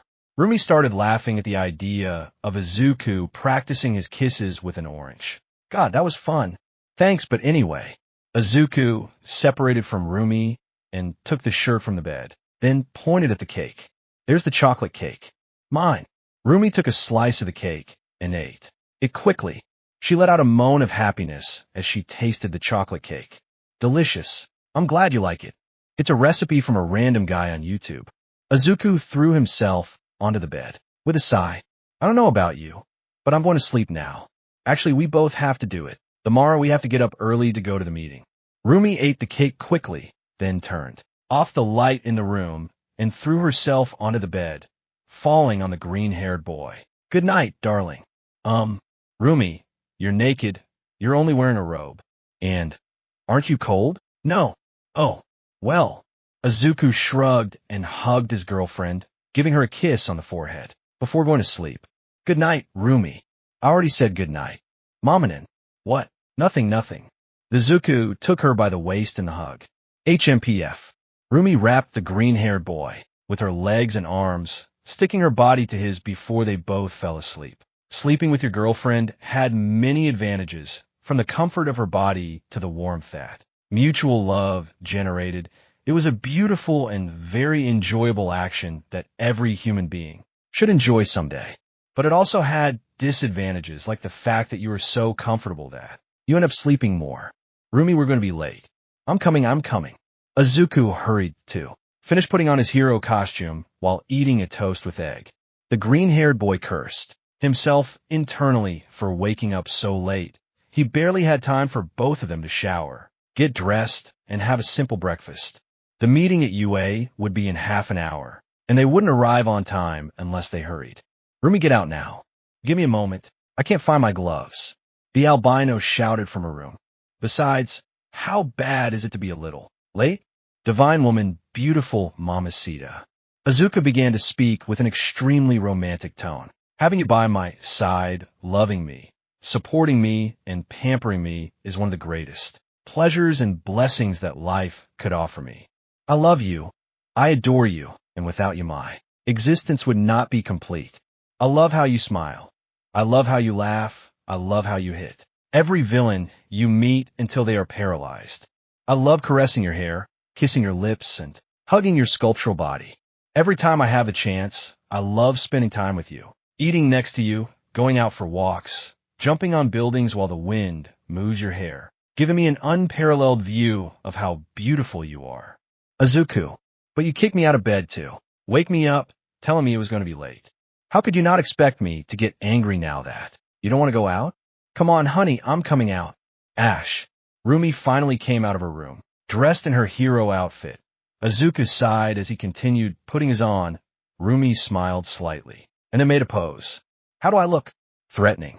Izuku said, smiling, causing the brunette to blush and laugh a little. She changed her pose. And now, cute and sweet. Some hearts are rounded as Izuku's head as he looked at his girlfriend. I love both versions. Thanks. Rumi noticed how Izuku had some trouble adjusting the top of his suit, so she approached him. Let me. In less than 10 seconds, Rumi adjusted everything on Izuku's suit, leaving it perfect. The boy smiled and struck a pose in front of the brunette. How do I look? Sexy. She gave him a pet kiss and then walked towards the door. Now, let's go. We have to get to the UA. At your service, darling. Izuku and Rumi left the apartment and left there taking great leaps. The green-haired boy and the albino moved along the city until they reached the bullet train station, where they got on one of the trains so that it would transport them to the UA. Izuku lay down on it, while Rumi sat next to him. Both of them let themselves be carried away, while the train continued its way to the UA. Hey, Rumi. Izuku caught the heroine's attention. What were your companions like? If I'm honest, I only remember Ryuki. She's the only one I kept talking to, said Rumi while resting her head in her hands. The rest went their own way, and I never saw them again. That's a little sad. Nah, there were really few people I got along with, so it doesn't matter. She shrugged. Are you excited to meet my classmates? They're professional heroes. It'll be great to see them. Plus, I want Ryuki's autograph. It's one of the ones I'm missing from my notebook. Oh, right, your hero notebook. Rumi remembered the book in which Izuku used to write from time to time. She smiled slightly. I still remember when you asked me for an autograph during our first week of training. You look like jelly from shaking so much ha ha ha ha. Well, the fact that you laughed when I asked you to didn't help much. Izuku rolled his eyes. Okay, I'm sorry, baby. She held back, laughed and struck the boy's green hair. Don't start crying. MMPH. Izuku grunted slightly and looked up at the sky, then remembered the autograph in question. Although I never expected you to have such nice handwriting. Izuku took out his analysis book for a moment to appreciate the autograph. It was on a sketch Izuku made of Rumi during their training. What did you imagine my handwriting was like? Well, usually aggressive people don't have very nice handwriting. Rumi raised an eyebrow. I imagined her with letters of different sizes and taking a whole line, just to write 4 words. Not like I was an average high school student. I agree with you there. Izuku shrugged before putting away his book. The boy noticed that the train was passing by a lake. Can we go fishing there sometime? No. Rumi shook his head. Why? It will be fun. It is illegal to do so in all the city's lakes. Fuck. Many professional heroes were entering the UA. Some brought companions from the heroic community, others family, as Izuku and Rumi were quick to arrive, attracting the attention of several who approached them quickly. Miruko senpai, give me a photo. It's Deku, her partner. Deku-sama, give me an autograph. Izuku and Rumi let themselves go and took pictures with the minor heroes and their companions, as well as signing some autographs for them. Then they entered the UA meeting more and more. Professional heroes. They continued their way until they reached Rumi's old classroom. Upon entering the place, they found several heroes gathered in the same place. Miruko looked for one in particular. When she found her, she dragged Izuku towards her and greeted her with a smile. Ryuko. Rumi slapped the blonde on the back, almost knocking her to the ground.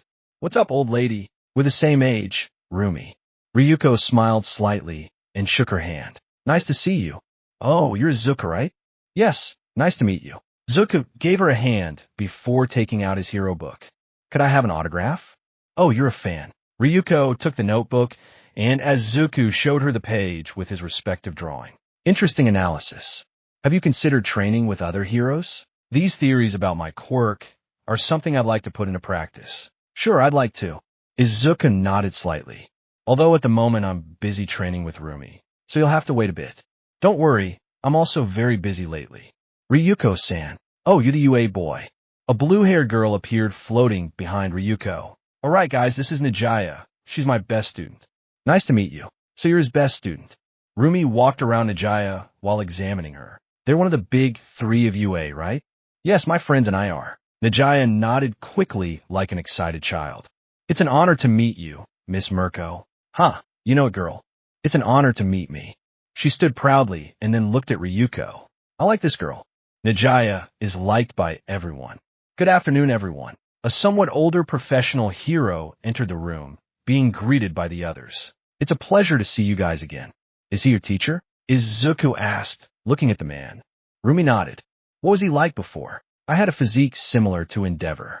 The professor, who had heard Izuku's question, approached the green-haired man and answered him firmly. I was glorious. Izuku looked down at the teacher's body, noticing that his hero suit barely fit him now, due to how obese he was.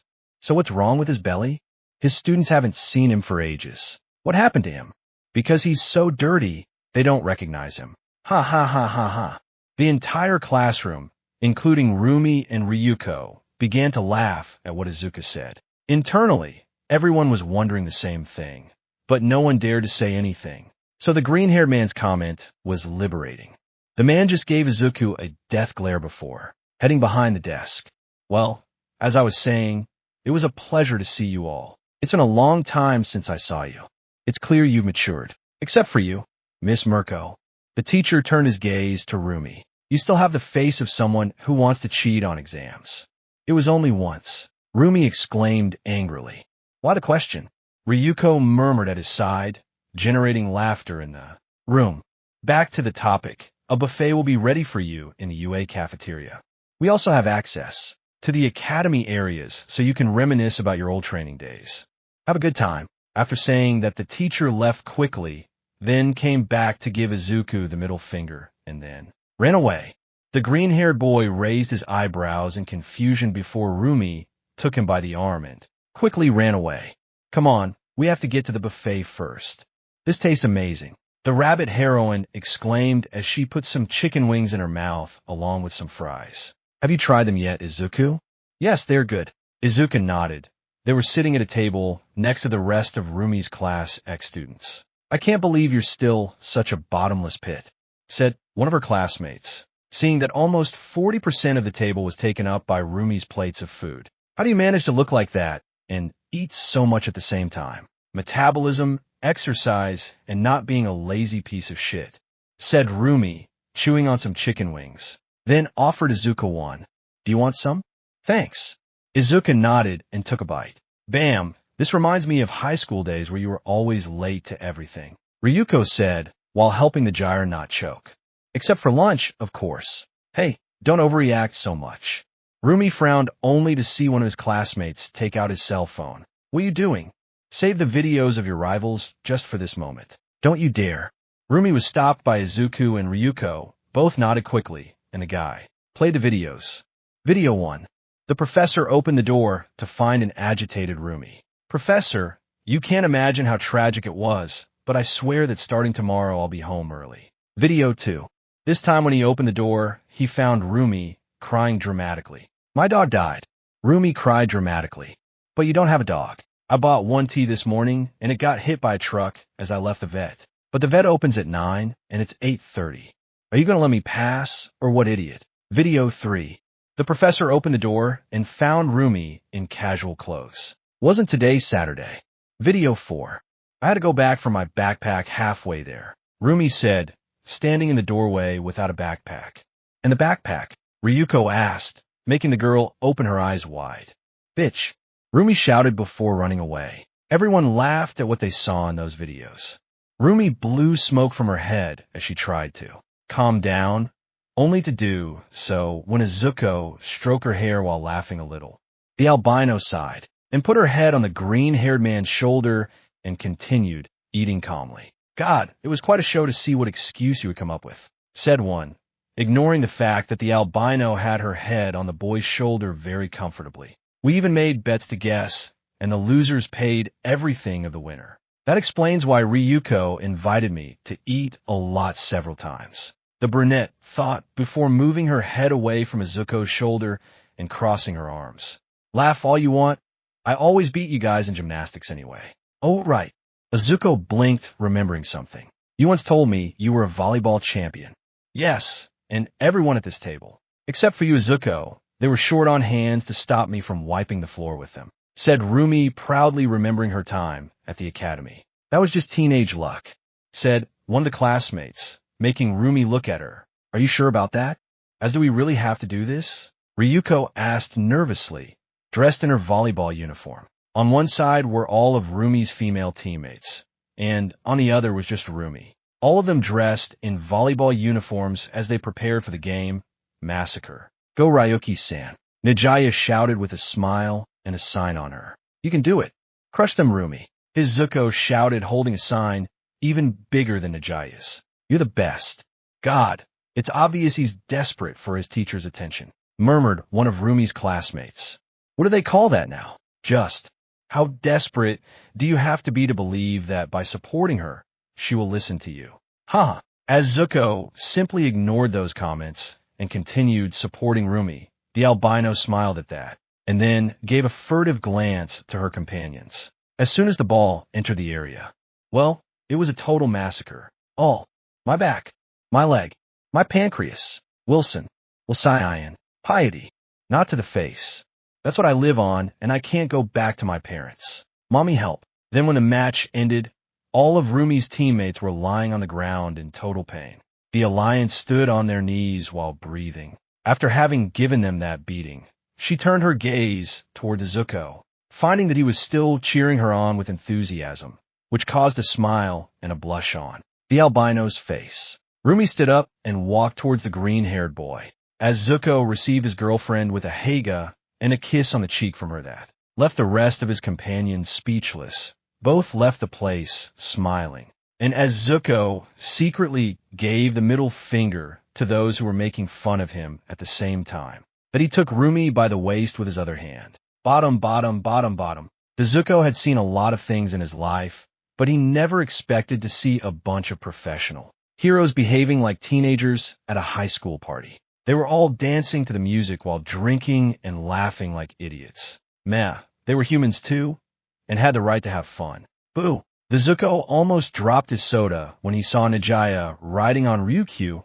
in her dragon form. The latter had lights, confetti, streamers, and other things on her body. Plus there was a huge bottle of beer in her mouth. Nijaya was in a similar state, only she hadn't drunk as much. As Izuku, seeing that, did the most responsible thing possible. He took out his phone, took a picture, and sent it to Todoroki with a text that said, "You have to see this blow, Joe. The world never ceases to amaze me." Izuku said with an amused smile as he watched the professional heroes having fun. There was even a large hero train. Hick, sweetheart. Izuku turned around to see Rumi staggering with a bottle in her hand. Izuku was surprised and scared by that. When did she get to that state? The green-haired man approached her and took her with both arms to prevent something bad from happening to her. My God, Rumi, how much did you drink? Just 2 bottles. Izuku sighed in relief, only to realize one detail. How big were they? Like the one Ryuko has in her mouth, hic. Oh shit, Izuku muttered worriedly, only for Rumi to raise a bottle towards him. Let's celebrate. Birthday. Nobody's birthday today. My birthday is in 2 weeks. Izuku said, taking Rumi by the shoulders. God, I better get you out of here before something bad happens. Nothing bad is going to happen, Jay. Just a party. Izuku caught Rumi before she fell to the ground. I don't want to get too confident. Your drunken things never go well when you leave a drunk person alone. We're going home now. Wait. Rumi held onto a UA locker and looked at the Zuko with a goofy smile. Th.W. What you're worried about? That I might. That's on my worries. Izuku said seriously. Understand, just thinking about it gives me chills. Oh, don't you QHTC? Rumi blinked a little. Don't you want someone to try to abuse me? Nonsense. Pick. No one could take me down. I'm a Ruko. And I know you're strong, but I don't want to risk it. Izuku caressed her cheek gently. Let's go, please. Hey, Hick, do you really want to go? Rumi smiled slightly. Okay, let's go. The albino took Izuku by the hand, but the green-haired man decided to pick the girl up in his arms and take her away from there. Rumi smiled slightly and held onto Izuku's neck while he carried her princess style, dropping her bottle on the head of a drunk guy who was on the ground, who woke up when it exploded in his head. Hey, how about we have fun when we get there? No, you'll take a pill and go to sleep. Tomorrow I'll wake up early and make you some tea. Izuku said seriously. Hey, see, come on, a little diversion won't kill anyone, hick. Listen, at first I thought I only liked you, but I actually love you, Rumi, said the green-haired boy, causing the rabbit hair on to blush. I love you very much. Hey. Izuku stopped walking for a moment and brought his head closer to Rumi's. The boy gently kissed her forehead before continuing on his way. So please stay focused on getting home and resting. You need it, honey. Romantic bastard. Borucho approached Izuku's face and placed a kiss on his lips. The green-haired man accepted it with pleasure and then let the woman rest on his chest. Izuku smiled at that and continued his way to the exit of the academy, pushing away all the drunks who wanted to get close to his girlfriend. Izuku encountered several situations that seemed strange to him, others bizarre, and some that made him laugh, although he never expected to see professional heroes doing those things. Rumi's teacher putting one of his students in the cafeteria oven. 2 professional heroes. Izuku decided to ignore what they were doing on the table. There was also Principal Nizu dancing like Tom Holland on the table next to the professional heroes who were doing that. A dog floating with balloons tied to it, Cementus, and a hero with a water quirk, creating a pool in the middle of the cafeteria as Awa dancing like the guy from. And where are the blondes?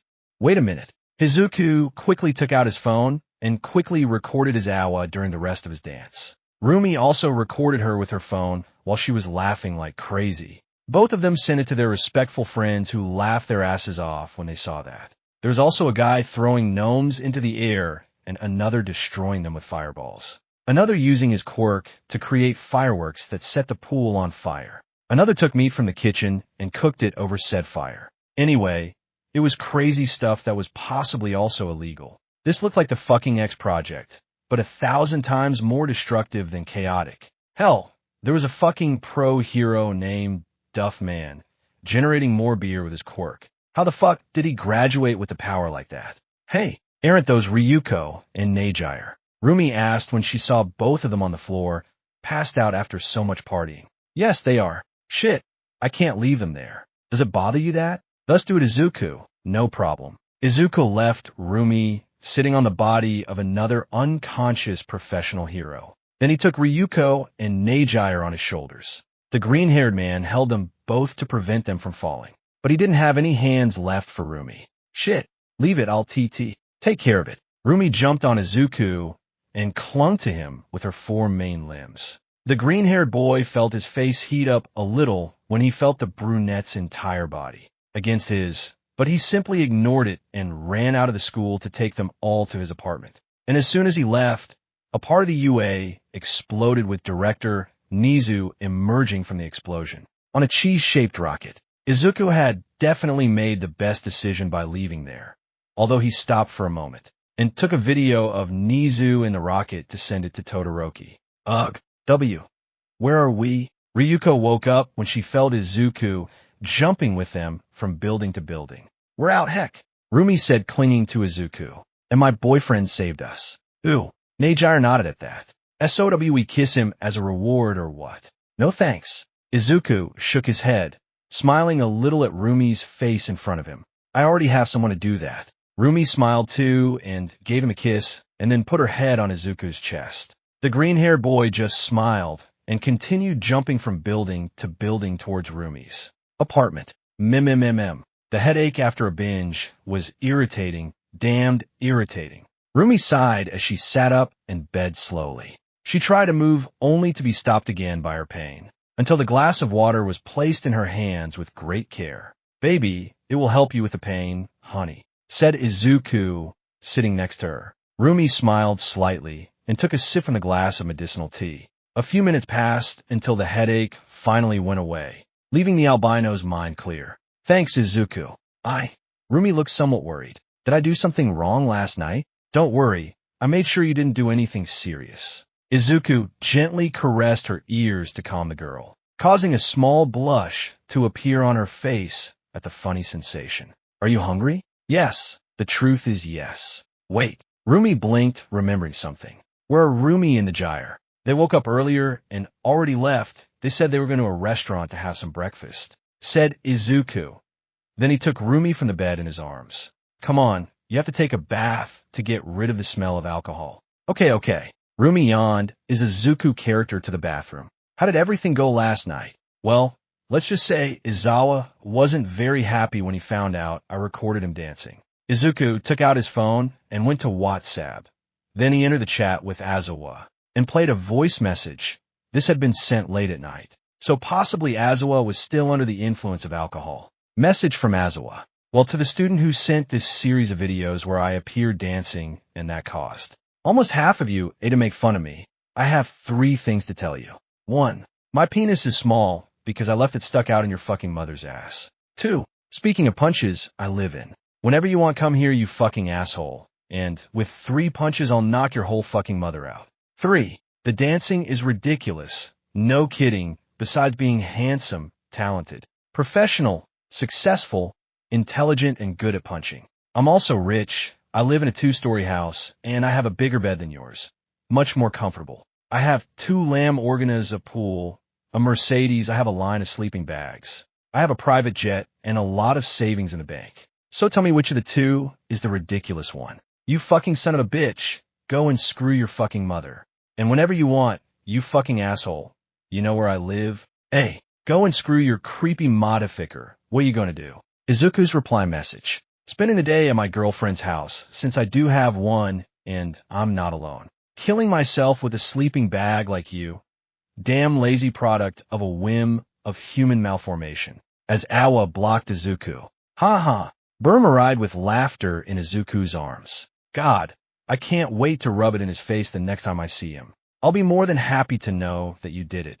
Now that he's no longer my teacher, I can tell him some things I had kept from him. After Izuku bathed Rumi, removing all the smell of alcohol from her body, they both dressed and sat in a living room to rest regarding everything that happened the previous day. Izuku wore a simple outfit while Rumi was dressed in her hero costume. Are you sure I didn't do anything wrong? Rumi asked with a lot of concern in her eyes. Are you not hiding anything from me? No, I'm not.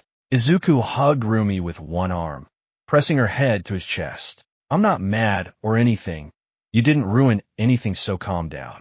Rumi said nothing, just let out a light sigh. Well, Izuku took a piece of paper out of his pocket. Here is the name of the restaurant Ryuko and Neijire went to. Maybe you can find them there. Do you want me to go out? Do you need to clear your mind after that?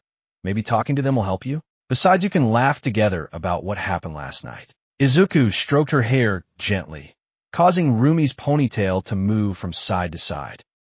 Okay, but I'll come back later. Rumi took the paper and left the apartment, but not before saying goodbye to Izuku with a kiss on the cheek. The green-haired man kept his smile as he watched her leave until the door closed.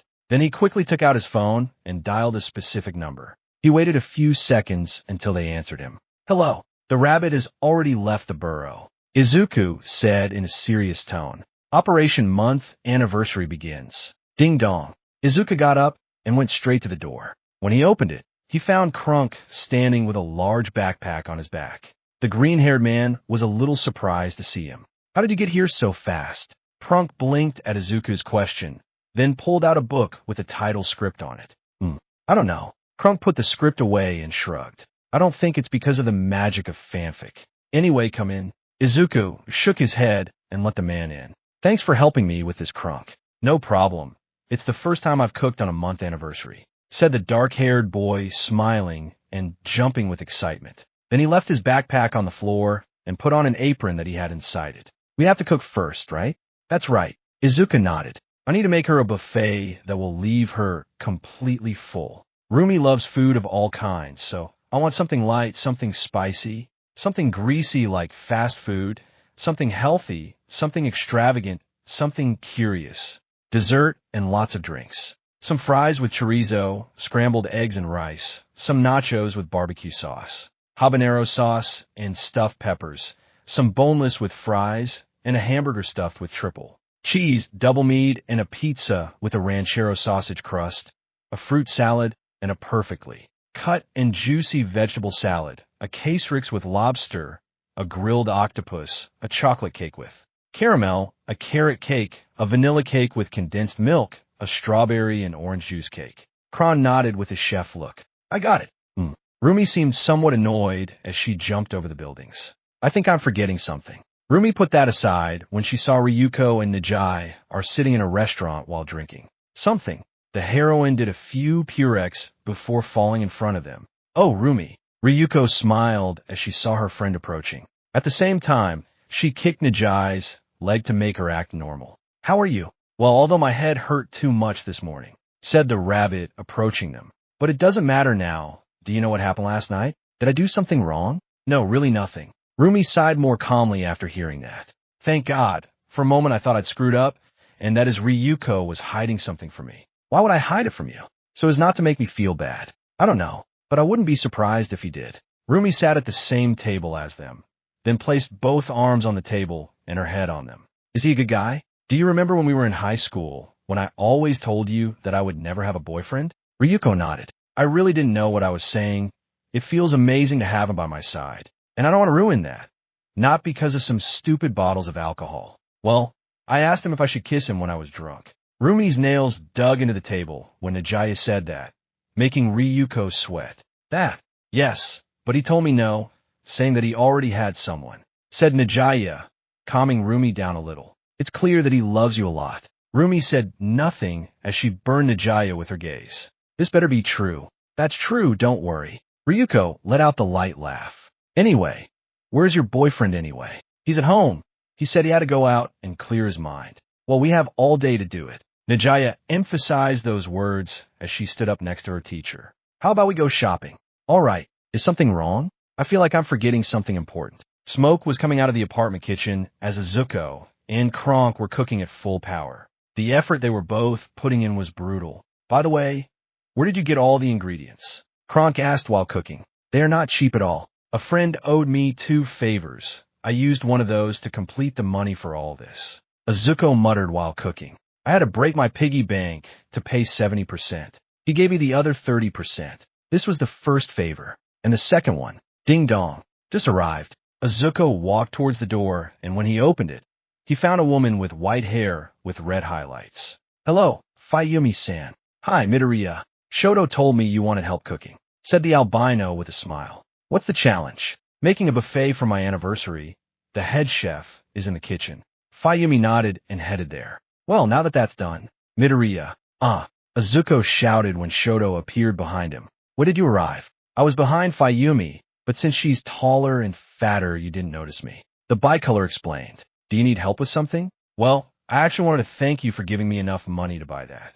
It's my second quirk." Shoto took out his special credit card. "I'm rich." "Yeah, don't brag either." Izuku rolled his eyes before shaking his head. "Anyway, I need help preparing some things here. Help me, and I'll help you. First of all, I need to move all the furniture and leave only a table where we can place the food next to some chairs." Izuku pointed at the furniture in the living room. "I also need to get a red carpet, some red and white rose petals." "What do you have planned?" "Several things. I also need you to get into that box." Izuku pointed to a box in the corner that was almost invisible and generate some fire particles that look like lights. Give me a reason to do that. I'll buy you soba again. Deal. Okay, now we just need to organize everything, wait for the food to be ready, serve it, and prepare everything for the special event, said the green-haired man with a slight smile. Weren't you going to give her an necklace too? Yes, it's reserved in the store. Izuku approached the window, slowly opened it, and then jumped out.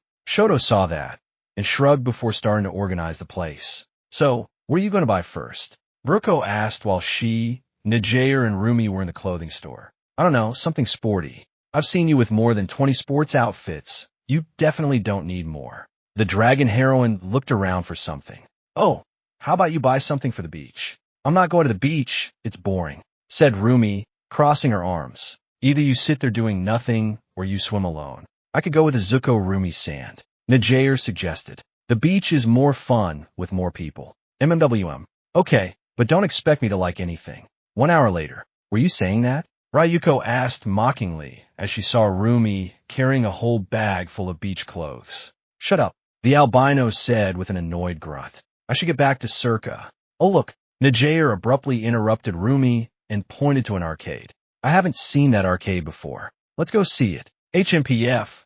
Well, if you want me to beat you up, that's your choice. Rumi said, smiling before heading to the arcade. Ryuko sighed in release seeing that. We'll see. Your student is quite funny. Rumi said, looking at Ryuko. He's taking advantage of his break before we get back into action.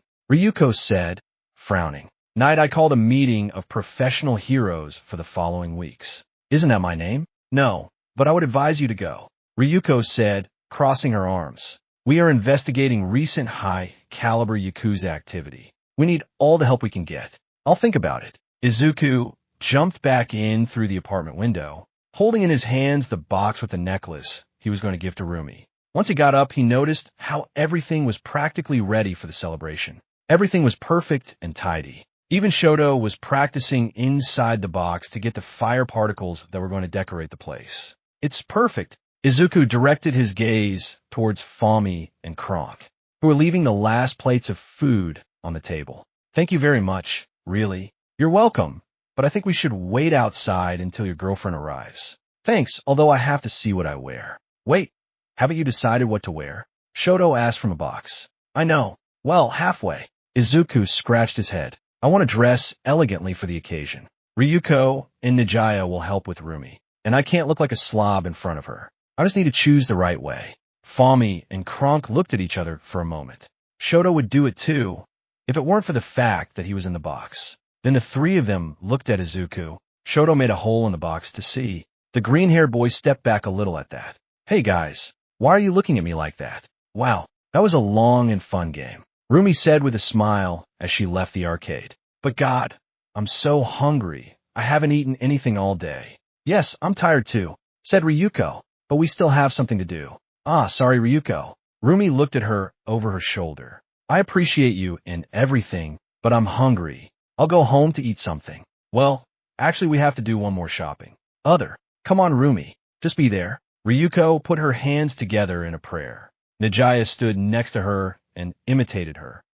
Okay, but make it quick. It's not really a purchase since the dress is already paid for. Dress. Ryuko said nothing the rest of the way, leaving Rumi confused, not knowing what was coming. Ryuko and Najaya waited patiently for the alliance to come out of the locker room. Both were ready for the occasion and had even put bows on their clothes. Hey, who the hell paid for this? Rumi asked from the dressing room. It's beautiful, but it must have cost quite a bit. Just finish putting it on before we go. Can't I wear it at home? I'm hungry. Put on a dress, Rumi, and also the makeup I left there for you.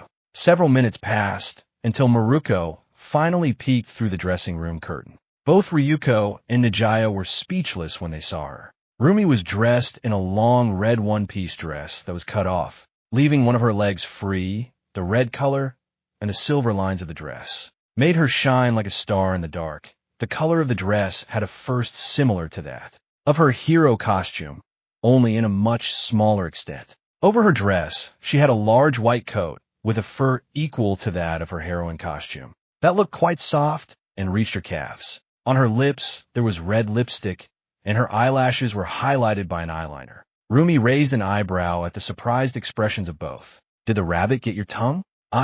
We'd better go. Once they left the store and the mall, Ryuko transformed in her dragon form and lifted Rumi onto her. They flew over the starry night slowly, enjoying the feeling of tranquility it provided, until they finally arrived outside the apartment building where she and Izuku lived. Rumi was surprised to see a red carpet waiting for her, covered by white. Red petals and 2 borders of candles kept the path into the building illuminated. She turned her gaze to Ryuki to find an answer, but she didn't say anything, and just made a gesture with her hand for her to continue. Rumi walked slowly along the illuminated path throughout the building, crossing the different corridors that were completely silent by some miracle of the Lord. The peace and the warm atmosphere were an incredible combination that left her with her mouth open, until she finally reached the door of her apartment. Rumi took the doorknob and opened it slowly, finally entering the apartment. The place was dark, but a lot of floating lights in the air illuminated it enough to see. Rumi found the spheres of fire that vanished after a few seconds of being there beautiful and quality. The albino looked around the place, finding a large table full of different foods that made her drool from hunger. The floor still had many rose petals. In the background, a relaxing tune played. The atmosphere was simply perfect. Nice to see you, darling. Izuku, did you prepare this? The green-haired boy smiled at the brunette's words. I had some help, but don't worry about it. Izuku blew her a kiss that hit Rumi's heart, straight, melting it quickly. Sit down, darling, tonight is our night. Rumi nodded slightly with a smile and a blush on her face. The woman was greeted by many plates of food. She looked at Izuku as her body trembled slightly at the emotion that was flooding her. Rumi slowly sat down on the chair at the table with all that food in front of her. Me too. Go ahead, all this is for you. Or well, for both of us if you wish. I think both are better, said Rumi. I don't think it's good if I eat everything by myself while you're watching. Izuku and Rumi took the cutlery to start eating. The albino was delighted with everything in front of her and its incredible flavor. Her eyes shone with the different dishes that were in the place, and how each one tasted different, but just as good as the previous one. It was a culinary paradise. How did your outing go? Izuku asked. It was fun, and I bought several things, said Rumi, chewing some meat. I even bought clothes to go to the beach. Do you want to go to the beach? Izuku asked with a slight smile. I thought you didn't like it. I can try. Well, one of these days we could go. Izuku continued with his food. I would love to see you in a swimsuit. Wow, someone is really taking this to the next level, Rumi said with a slight blush on her face and a smile. I love it. Your smile, it's beautiful. Izuku kept his gaze on Rumi's face. I quite enjoy the view, much more than any other. To be honest, I'd rather see you smile than a swimsuit, although both options are good. Oh, Rumi stepped back a little, not uncomfortable, but because Izuku was bombarding her with so many compliments that it was difficult for her to respond. Her silly smile and the crimson red on her cheeks showed that she liked those compliments. WL, you also have a very pretty smile. You don't know how much I like hearing that. Izuku showed a bright smile. And you know what's the best part of this smile? But you, and only you can provoke her, darling. The albino blushed furiously upon hearing that. All this belongs to you, and only you, the only queen of my heart. When did he get so good at this? Rumi thought as she continued eating. Thank you. That's very nice to hear. I have no reason not to. Izuku took a sip of his juice before continuing. I played dumb and hide it. If I have something nice to tell you, I'll say it without hesitation. Although there are times when I do have to keep quiet. You're almost always in my head, darling. Part of you is a delight to my heart.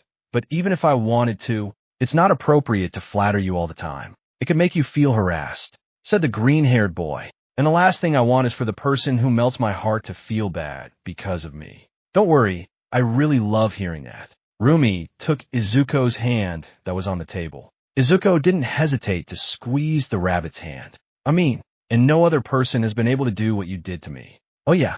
Izuku leaned forward a little, showing a somewhat playful smile. What did I do? Oh, come on. Are you going to make me say it? Izuku held his gaze, causing Rumi to get a little nervous. Why you're the first partner I've ever had in my life. When we're together, I feel happier than usual. When you worry about me despite knowing that I'm strong, I feel appreciated like never before. It's something that only happens with you.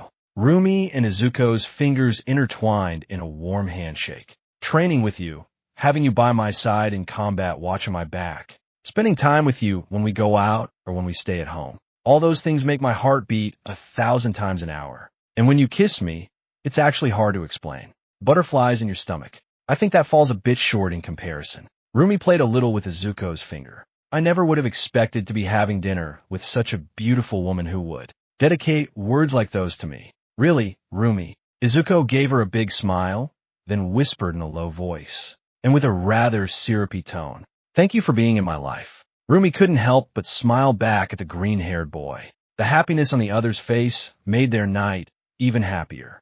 The rest of the dinner passed quickly. Between flirtatious comments and compliments, the food was gradually finished, until on the table there was nothing but empty plates. Rumi leaned back in the chair with a big smile. That dinner had relieved all the hunger that accumulated during the day. Izuku, and she stayed still for a few minutes to lower the food, until the green-haired man stood up. Rumi was surprised when Izuku walked towards her, slow and firm, with an impressive security and confidence. The green-haired man stood next to her and slowly extended his hand, inviting her to take it with a beautiful smile on his face. Rumi was hypnotized by that smile and slowly directed her hand to Izuku's, before slowly taking it, feeling the sweet warmth of his touch on her. The albino got up from the chair, leaving her coat on it. Izuku guided Rumi to a large space away from the table, where there was no obstacle or anything that interrupted the moment. It was a perfect place to dance.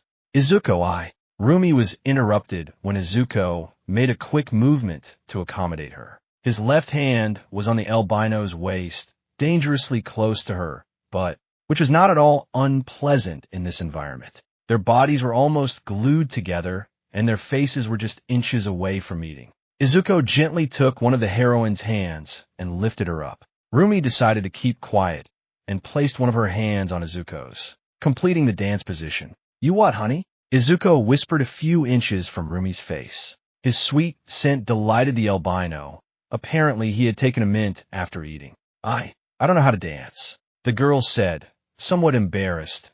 She didn't want to ruin such a beautiful moment like this. "And I didn't know how to fight either, but I learned how to do it. Guess what I was thinking when I was training to do it?" "What?" Izuku brought his face closer to Rumi's, pressing his forehead against the rabbit's, causing a blush to appear on her face, and he got lost in her emerald eyes. "Let yourself be carried away by the beauty that is being shown to you." Izuku and Rumi began to move slowly around the place. The rabbit stumbled several times on the way of the dance, but Izuku remained firm, guiding her with each step they took, until Rumi finally managed to follow Izuku and stay stable in the dance.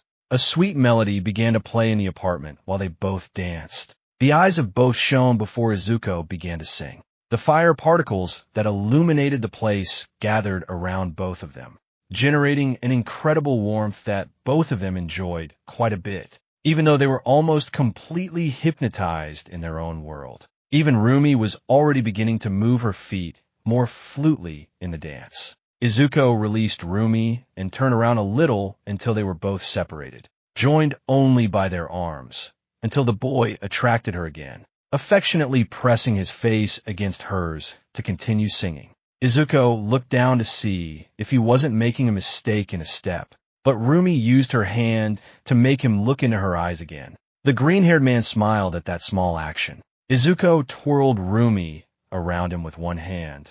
The albino moved fluently and then returned to the boy's arms, where they continued dancing in that beautiful atmosphere. To Izuku's surprise, red and white petals began to float around both of them. The boy didn't have time to wonder how it was possible, and simply let himself go. Seeing the roses moving along with their dance caused a beautiful emotion in both of them. Rumi playfully kissed his cheek before they both continued dancing. Rumi was surprised when Izuku spun her around in circles for a moment, but then they resumed their original position and continued dancing quietly. The green-haired boy resumed his song after that movement. Izuku and Rumi slid their feet as they danced, the petals moving with each of those movements, giving an incredible visual spectacle. The green-haired boy let her fall for a moment before picking her up again, with their faces pressed against each other. Izuku, in a quick movement, lifted Rumi in his arms, surprising the albino. However, the green-haired man did not stop there. Izuku began to spin, while Rumi held onto his neck. The petals and particles of fire formed a whirl lined around them that left both of them amazed. Izuku slowly approached Rumi's face. The albino used one hand to hold Izuku by the waist, and with the other she grabbed his neck. Their mouths were about to meet. The petals and fire particles stopped spinning around them as they began to kiss. Izuku and Rumi shared a warm kiss. The music slowly stopped as they both gently explored each other's mouths. The green-haired boy even dared to gently touch her leg as the kiss continued.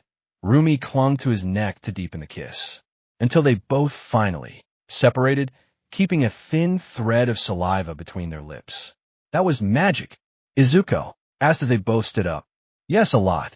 Rumi's lips trembled in a silly, lovelorn smile. Izuku, and not that I'm complaining, but why did you do this?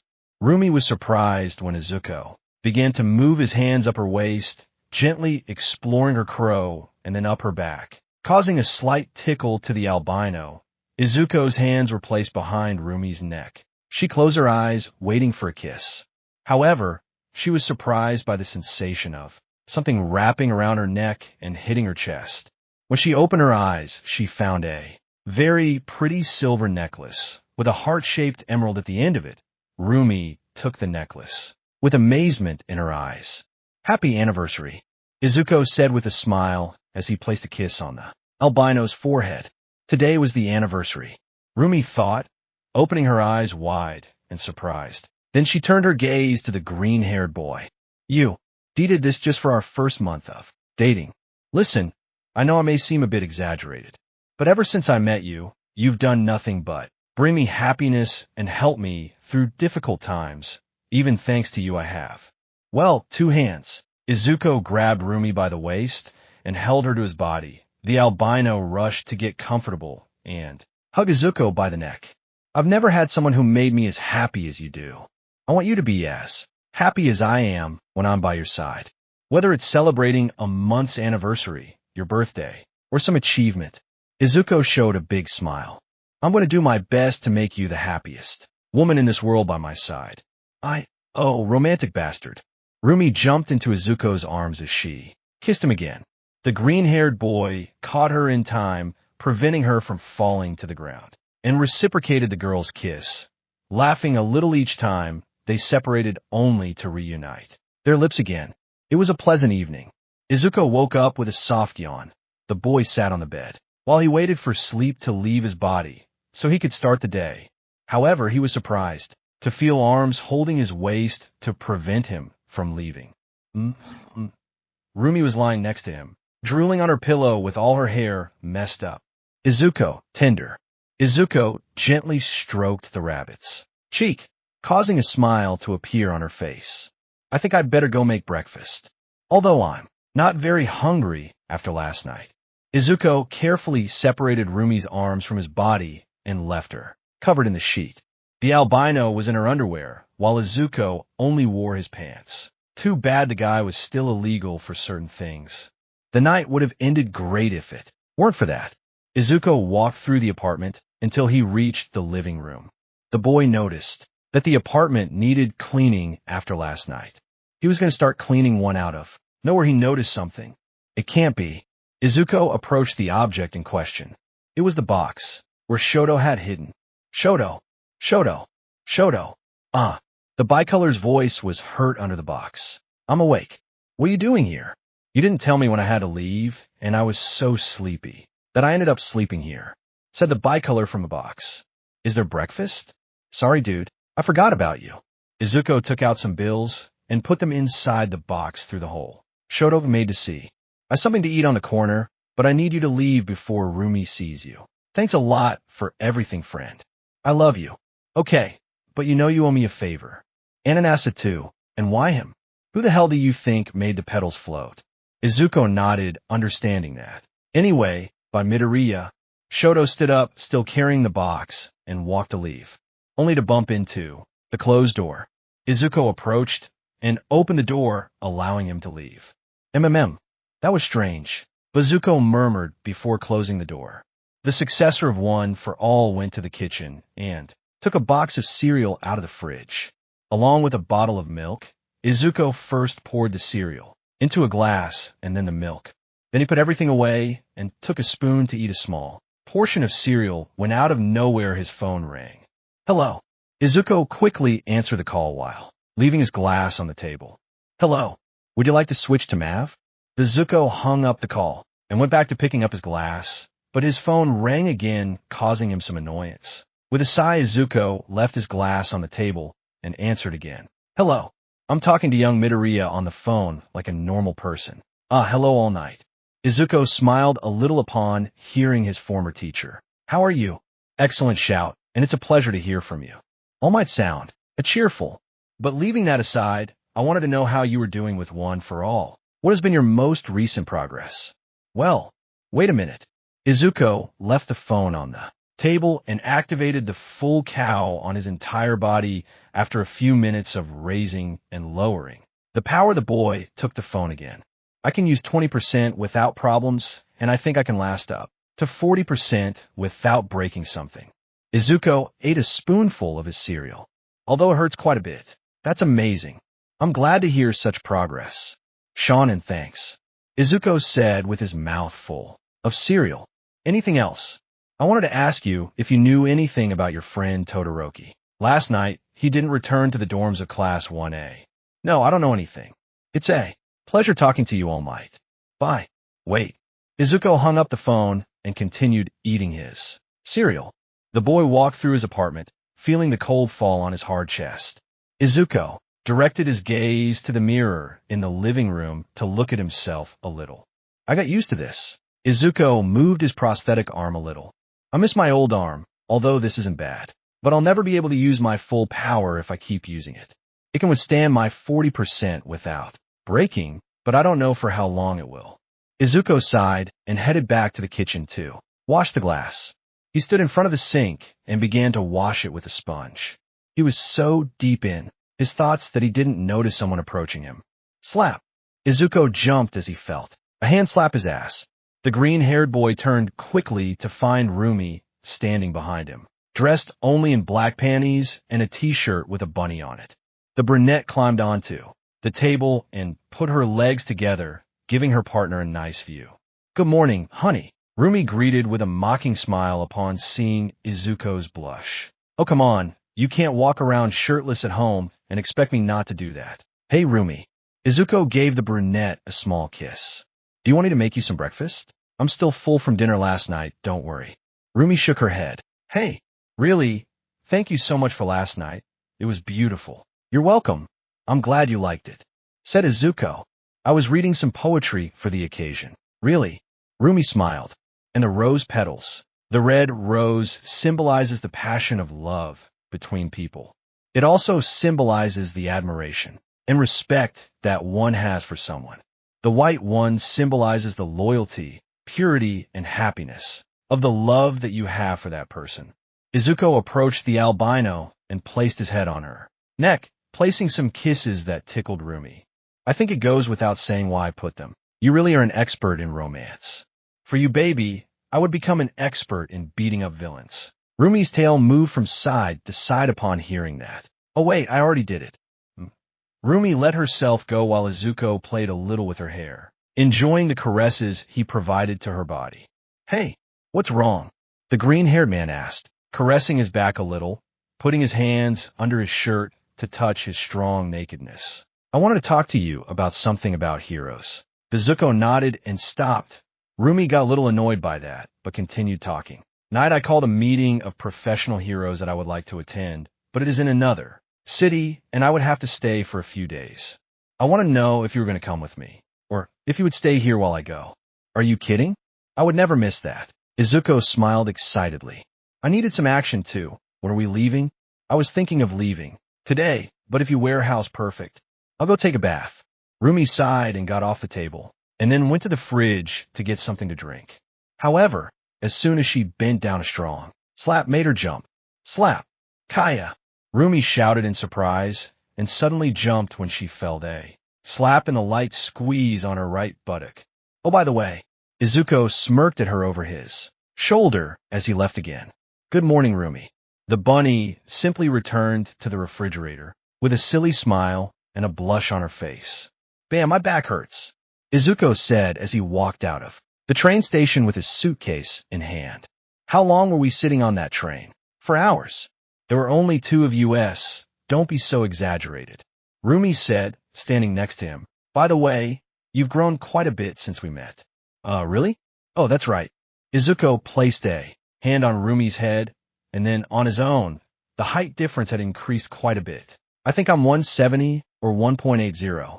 Now you're smaller than before. Rumi turned her head to the side, ignoring Izuku completely. Oh, come on. Are you going to be mad about that? You know I hate it when people make fun of my height, Rumi said angrily. Okay, sorry. Izuku patted Rumi's wide hair as they both walked through the city towards their hotel. Did you put your hair up in a bun again? Yes. Any problem with my hairstyle? No, not at all.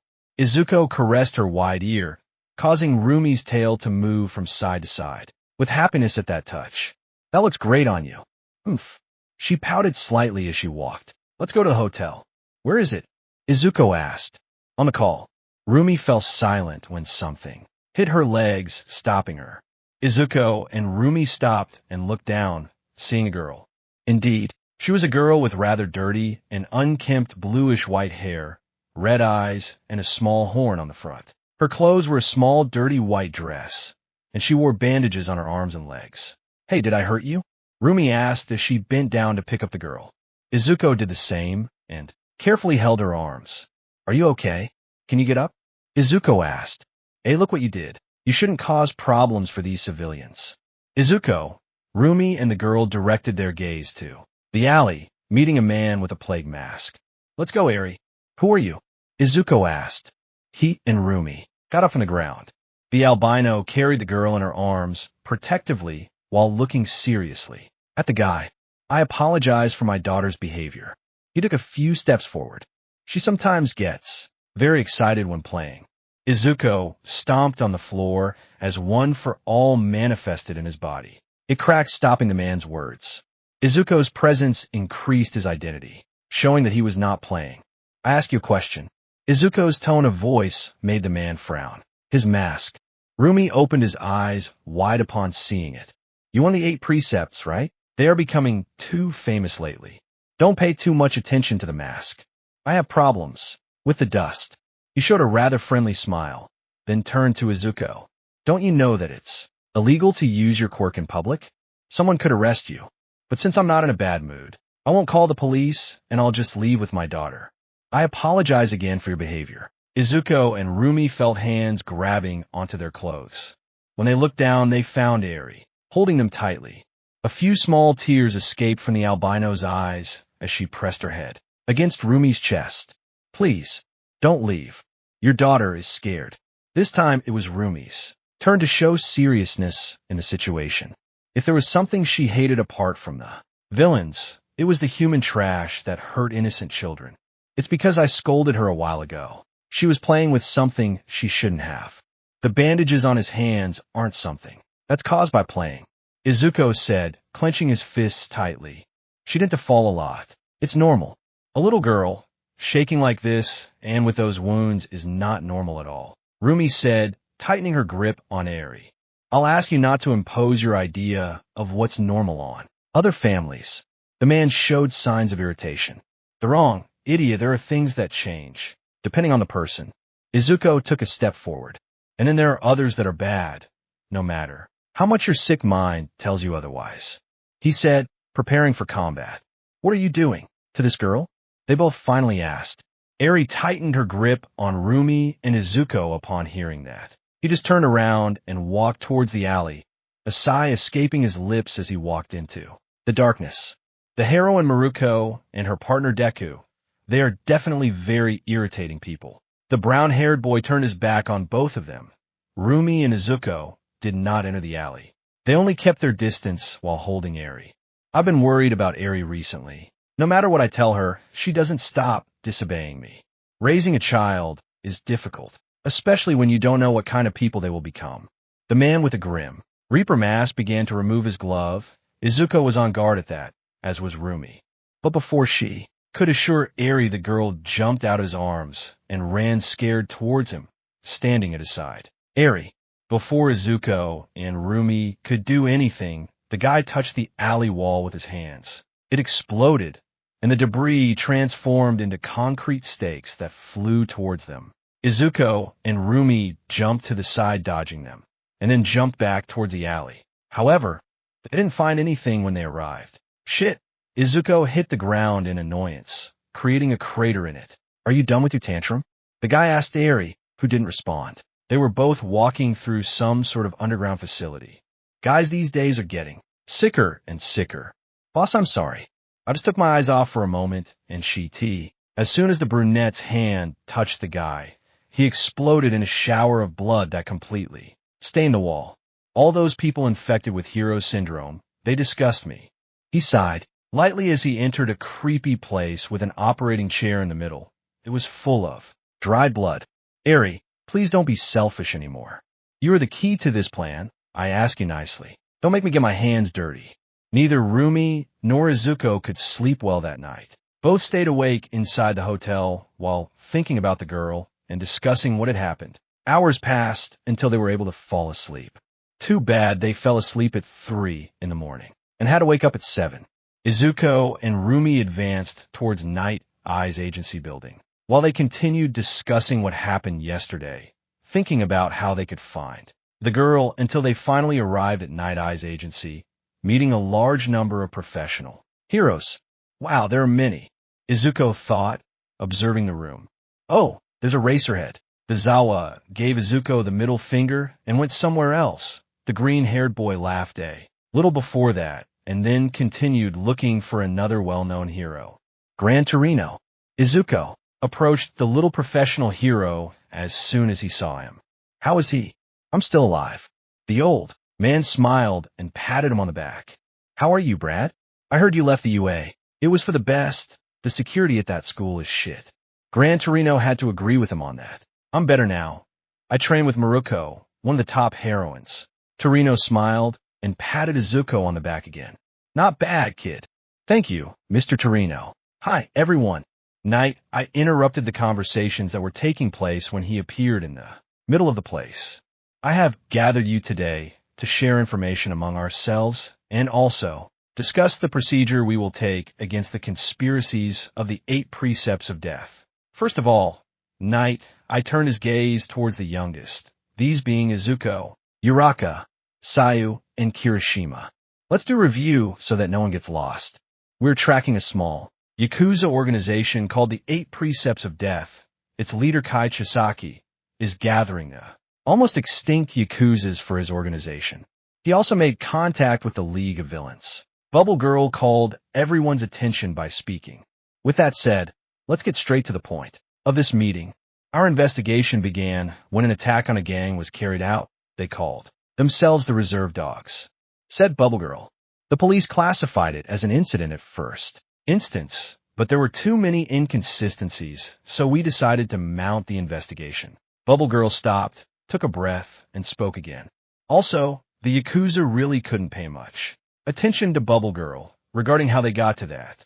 The girl he met yesterday with Rumi was still on his mind.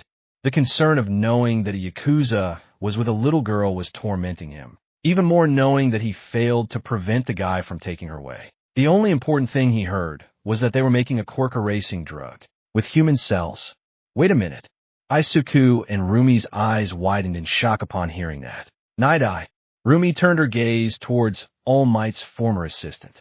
What is Yakuza's quirk? It's called Overhaul, and it allows you to destroy and restore objects by changing them at will, breaking and reassembling organic and inorganic matter. Hey. Ryuko was worried when she saw that her friend had a blank look on her face. What's wrong with you? Break and reassemble. Izuku Fada's here remembered the wounds on Eri's arms. The wounds on his arms Rumi clenched his hands tightly, almost breaking the table. What's going on? Night Eye asked. We met Overhaul yesterday. What? Several shouted at Rumi's words. He had a little girl he called daughter. Her body was covered in bandages, and she looked scared. If there were human cells in the bullets, Rumi couldn't finish that story, even as her the simple idea of someone doing that to a child was disgusting. My God, he's using his daughter's body. Izuku broke part of the table. They were on out of anger he was feeling at the moment, alerting the others. To make the bullets. Just thinking about it makes my blood boil.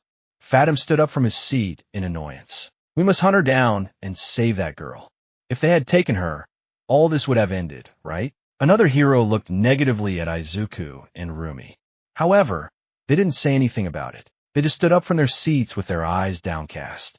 But when they looked up, they managed to scare everyone with the anger and determination that their eyes shared. Don't worry. Both smiled, but it wasn't a friendly smile. It was one filled with bloodlust. Next time we won't fail. After that, the professional heroes continued discussing the topic.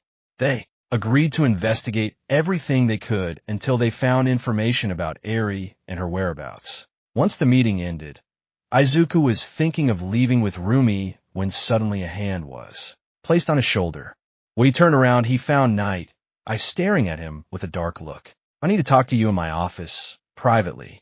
No thanks, I have things to do. Izuku patted Night Eye's hand to the side and left with Rumi, dodging the blonde guy who wanted to hold him back. Izuku just sighed and left with Rumi from the building. They had a lot to do. Once they changed into their hero suits, they both began patrolling the city, jumping from building to building. Several of Night Eye's clues were found with smugglers, so it was likely that, if they found one, they would also get clues about Overhaul. Izuku and Rumi spent the whole day looking for one of them, but unfortunately they didn't find anything. Both stopped at a building to think, but Izuku was visibly frustrated. The green-haired boy grunted in annoyance and threw himself to the ground. The idea that that girl was suffering because of Jisaki was upsetting him a lot. Rumi noticed the green-haired boy's mood and decided to calm him down a little. She sat on her knees next to him, allowing Izuku to place his head on the albino's lap. She stroked his green hair, trying to calm the boy. Izuku sighed and let Rumi give him affection. I know you're upset. I am too.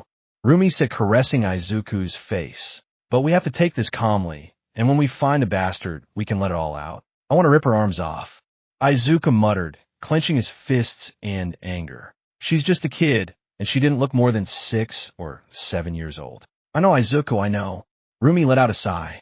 Do you think I didn't see her look when she was in our arms? The girl is going through hell. But the best thing we can do is focus on finding information to save her. She reminds me a little of you. Rumi raised an eyebrow in confusion. The girl, her white hair is similar to yours. Only hers is dirtier. HMPF. Her eyes are pretty too, similar to yours. Rumi ran a finger around Izuku's right eye. Big and round, they just lack the shine. Now that I think about it, Izuku stared at the sky. If we manage to save her from Overhaul, where will she stay? Does she have parents or even any relatives who can take care of her? I don't think it's a good idea for a girl like her to go to the orphanage. We'll think about that later. Rumi patted Izuku's head to calm him down. For now, let's focus on finding clues to save the girl. Izuku placed his head on his girlfriend's lap. The green-haired boy let out an annoyed sigh. It still irritates me that she got away so easily. He caught us by surprise, but next time it won't be the same. Rumi frowned. Next time, you and I are going to show him what happens to the guys in his class. Izuku smiled slightly and bumped fists with her. He stayed there for a few more minutes before they both continued with their patrol. They had to hurry to find the guy. He reached in. The man saw how the girl jumped scared as soon as he entered the room. Hey, calm down. I just came to check you. You haven't touched any of your toys. Do you know how much effort I put into choosing them? Could you at least trust me a little? Come on, Brad. I don't want to be the next one to end up dead. They stepped back even further as she saw the guy approaching. He sighed annoyed and decided to leave to avoid trouble. Even though Overhaul told her to become the kind of person she could trust, she knew that was impossible. At this point, she had to resign herself to dying. Eri got into the sheets, wrapping herself with them gently. Her eyes closed as tears fell from them. The image of Izuku and Rumi next to her came back to her mind. Her body missed that protective touch they both had. I've never felt like this before, Eri thought while crying. His hands were very loving. They reminded me of Mom and Dad. The girl really hated that her mother had sold her to Yakuza after accidentally killing her father with her quirk. It was not a fault. She cried for nights after doing it. And to this day, her mind was still tortured by the memory of her father slowly fading before her eyes. From that moment on, it was only pain, suffering, and anguish, a slow torture of waiting for what they would do to him the next day. And it seemed like it was not going to end, no matter how much he wanted it to. He said they were heroes. Eri thought, remembering the moment when Izuku and Rumi appeared. Heroes save people.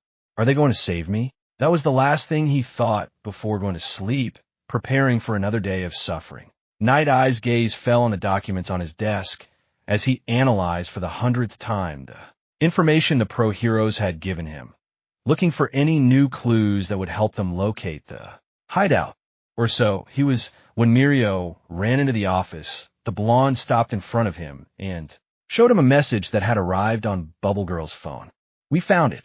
Along with the message came a specific address and a picture of Izuku and Rumi next to a completely beaten-up guy who was hanging upside down.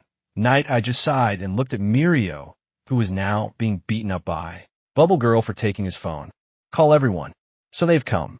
Overhaul watched through the security camera feed as a group of heroes stood in front of the complex that hid their base. Next to them was a large team of riot control special agents, all ready to act. The brunette sighed and put away his cell phone, then turned his gaze to an elderly man who was lying on a stretcher while several cables were connected to his body. Sorry, Father, this is going to get a bit noisy. 8:30 in the morning, it was time to attack. Thanks to the information the subject gave them, Izuku and Rumi were able to create a map with the access routes of the place, which would lead them directly to Eri, while the rest avoided anyone else getting in the way. Izuku gave her one last look before the raid was about to begin. One of the police officers approached the bell of the large door and rang it. Everyone waited for a response, until the door was knocked down by one of the 8 precepts, the force of its impact sending the others flying. So many people, and so early in the morning. He shouted as he prepared to throw another punch. I'll save them. Azui used his bandages to save the officers who flew away. The precept was going to throw another punch, but his arm was caught by Izuku. The green-haired man threw him into the air and then jumped to stand on him. His legs lit up with one for all at 35%. Manchester Smash. Izuku's powerful kick knocked the precept to the ground, creating a strong crater. When the smoke dispersed, the precept appeared unconscious on the ground, leaving more than one person astonished. He knocked him out with one punch. Move! Rumi shouted as she ran into the building. The rest of the heroes followed the duo as they entered the building. Some minor servants tried to break through, but were stopped by the riot police. Rumi kicked the door of the building, knocking it down, and then began to jump on the walls, being followed by Izuku at top speed, leaving the others behind. Did you forget you have companions? Kirishima asked, watching as they both walked away. Baruko doesn't work as a team unless it's a mission of great importance. The only exception is her recent partner. Fatima explained. That green-haired boy. I don't blame her. I think she's one of the few heroes who could keep up with him. Bubble Girl murmured. Izuku and Rumi reached a plant on the wall.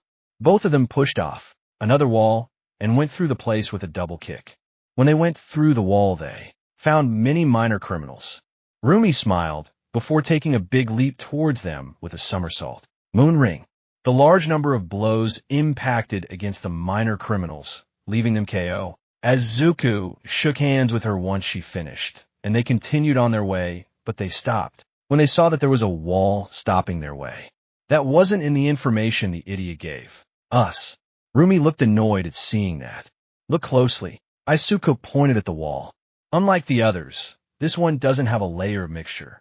It seems as if someone had moved the piece abruptly. There must be a person who is manipulating the tunnels to confuse us. We can't waste time then. Izuku and Rumi took a few steps back, flexed their legs, and then jumped forward. With a double kick, they destroyed the wall in front of them, finding a straight path. But out of nowhere, the path began to twist. Izuku reacted quickly and raised his full cowl to 40%, and then took Rumi in his arms. The green-haired man moved like lightning, crossing everything in front of him. The ground even broke for a moment, but Izuku managed to jump to reach the end of the path. Izuku noticed a face on the ceiling. The boy left Rumi on the floor and took great leaps on the walls to reach that place, and subsequently hit it, leaving unconscious the precept that was manipulating the environment. Izuku and Rumi continued their way through the facilities, destroying everything in their path, until they finally met them in the middle of one of the corridors, with a tension in the air at 100%. Deku and Miruko met Chisaki and other Yakuza and Yuri. I'm sorry I have to show this side of me in front of a girl. Izuku's eyes shone intensely, looking at the brown-haired boy, and Rumi was not far behind. Her presence made the Yakuza's partner tremble, but the rabbit's fists clenched tightly, showing veins in them. Let her go, unless you want this to be your grave. They both exclaimed at the same time. They shouldn't have gotten here so fast. Chisaki muttered, staring at them. We made a small shortcut. Izuku cracked his neck tightly, while keeping his gaze on Chisaki, watching her every move. And we are here to take custody of that girl. So you're aware of the situation, acting like a real heroine in your pet. Stop playing games, Chisaki. Hey. Rumi bent down a little and looked at Yuri, who was in the arms of Chisaki's ally. Calm down. This time the fool won't take us by surprise. We'll get you out of here. What makes you think they can do it? Chisaki asked, bored. Where did he go? Asked Chisaki's ally when he didn't see Izuku. Because if I wanted, you'd already be 70 meters underground. Izuku whispered in Chisaki's ear. The guy's eyes widened in surprise before a strong kick hit his back. Chisaki flew towards Rumi, who also kicked him, causing him to hit the ceiling. Both were going to continue massacring the guy, when out of nowhere they fell to their knees dizzy. One of the 8 precepts laughed at them from a ceiling while drinking some alcohol. Izuku reacted in time and fired an air bullet at Chisaki's ally, who had taken out a gun to shoot them. Then he did the same with the drunk, making the effect go away. Damn, what kind of quirk is that? It's the on. Izuku quickly covered his mouth with a hand. His words continued, but were unintelligible. My mouth spoke alone. That guy has a dangerous quirk. So your quirk forces people to talk. Rumi murmured. The albino reacted in time, and with an elusive jump over Hall's hand. When it touched the ground, it generated some stakes that went in the direction of the albino. Rumi dodged them easily and stepped back. Chisaki instead received an air bullet in the back from Izuku. The assistant overhaul shot again at the green-haired boy, but Izuku jumped through the walls and then towards him with a kick to the face. Izuku again moved to take Eri at full speed. The boy was going to be attacked from behind by Chisaki, but Rumi intercepted him by giving him a strong kick in the arm. The brunette tried to touch her, but the speed of the heroine was greater. She dodged his touch, and with a strong punch to the face she sent him flying. Izuku and Rumi stood side by side, while the green-haired boy carried Eri in his arms. Because he will kill them.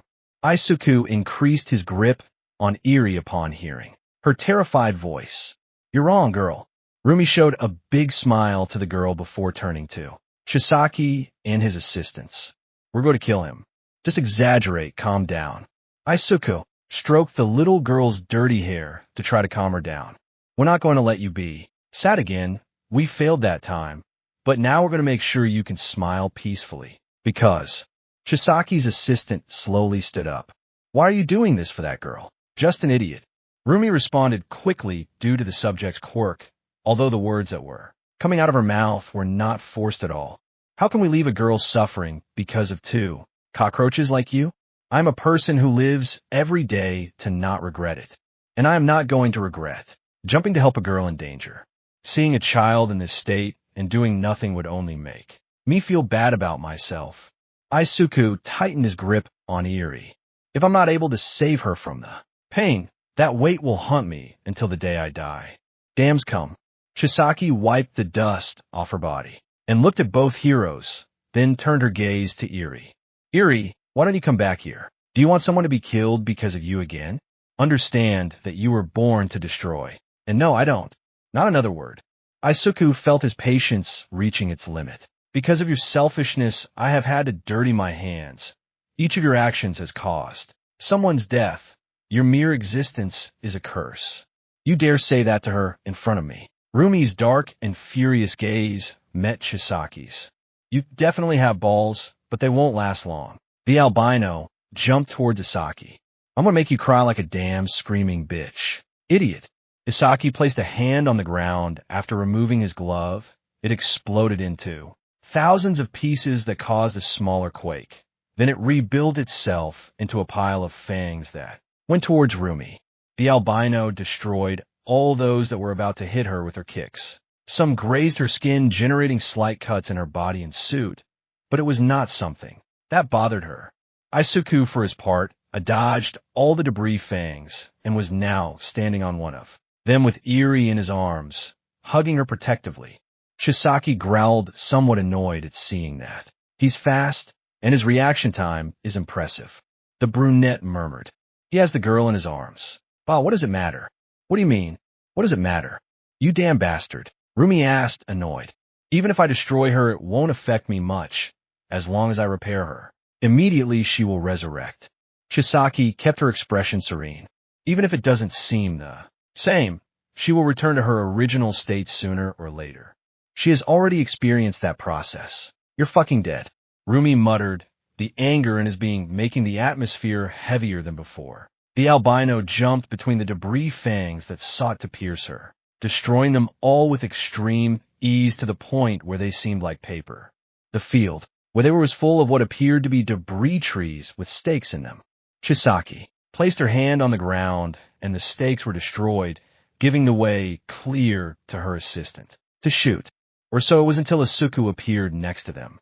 The green-haired boy kicked over Hall's assistant hard, moving him away from him. The latter tried to get close to Izuku, only to receive a strong kick from Rumi. The green-haired boy rolled on the ground with Hyeri in his arms, and then jumped to get a little away from the danger. Do you really think you can beat us? Rumi exclaimed as she ran towards Sasaki. You forgot the detail that my partner is taking care of the girl, and as long as he has her in his arms. Chisaki sent more stakes that were going in Izuku's direction, but Rumi passed them by and continued towards him. The brunette tried to attack her, but the heroine dodged his touches and kicked him in the stomach to send him into the air. Then she jumped over the rubble roots and kicked him in the back, throwing him to the ground as Izuku had dodged the stakes that were going towards him. Perfectly. I can focus on giving you what you deserve, since I know that he won't let anything hurt her. Chisaki tried to get up from the ground, but Rumi quickly appeared at her side and broke her arm with another kick while she was wandering on the ground due to the Blokasaki generated. More and more stakes that went towards Rumi, but she continued destroying them quickly and then continued hitting Chisaki without giving her a chance to recover. Look at her, she's amazing, right? Izuku asked Eri as they both watched Rumi hit Chisaki. She's giving her all to save you. No matter what that idiot made you believe, your existence isn't a curse or anything like that.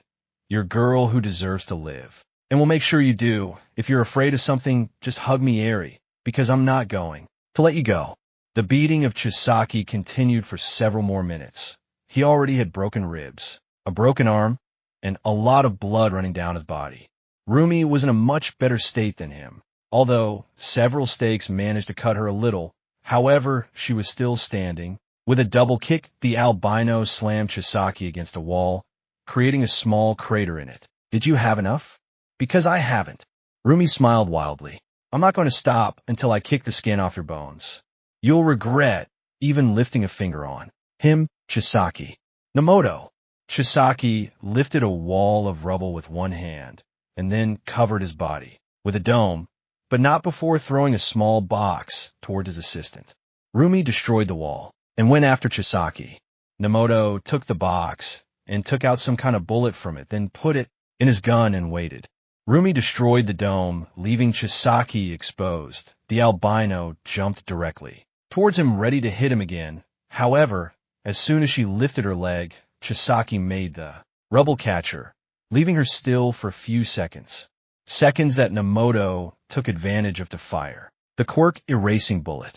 The bullet flew at full speed towards Rumi. The albino was going to try to destroy the debris and dodge the bullet, but something got in between him and her. The bullet hit the right arm of a certain green-haired man. Izuku. Rumi screamed in horror as she saw him fall to the ground. Chisaki smiled under his mask, satisfied to see that Nemoto lowered his weapon, thinking that at least one problem had been solved. However, they both saw how Izuku activated his quirk quickly and in less than 2 seconds. He tore off his right arm with force. Gaia. The green-haired boy shouted in great pain after having done that. Wait a minute. The Saki watched as Izuku threw the arm to the ground. That's not an arm. It's a prosthesis. Rumi. The albino freed herself from her bonds and moved at full speed towards her boyfriend. Izuku watched as Yuri looked terrified at what she saw. However, her gaze changed to surprise when she received a small kiss on the forehead from the green-haired boy. Why did you do that? Rumi asked, standing next to the green-haired boy. However, both had to move again to dodge attacks. Izuku took Yuri with his only arm and threw her towards Rumi, who quickly caught her and took her away from danger. Izuku stood a few meters away from everyone, while One for All shone brightly. I saw when Chisaki threw the box and Nemoto took out the bullets. I doubted that something as simple as common bullets would be kept with such importance in a case. So the anti-core bullets came to my mind. The green-haired man explained. I couldn't risk them hitting you, so I received it in the only place where I could save myself from its effect by acting fast enough. The prosthesis. Rumi murmured, understanding. Rumi, take her out of here. Izuku said to the rabbit. Go through that wall over there and go with her. Take her to a place where she'll be safe while I take care of them. Boo. I'm not asking you. I'm ordering you. Izuku said with a firm tone. Grrr. You and are going to have a talk after this about talking to me like that. Rumi murmured, somewhat annoyed. But don't worry, nothing bad will happen to him. You sound pretty confident for someone who only has one arm. Chisaki said. Do you think that's the only reason you have the advantage? Izuku spoke softly as Rumi left. Chisaki's attention focused on both of them, but more on Izuku. Believe me, Chisaki. Right now, I'm not stuck with you. The 40% One for All manifested in the green-haired boy's body. His hair waved in the air while lightning came out of his eyes and body. Izuku gritted his teeth before shouting at the top of his lungs at Chisaki. The anger in his voice made his assistant tremble and even caused Chisaki to jump. You're stuck with me. Izuku began to walk slowly towards Izuki.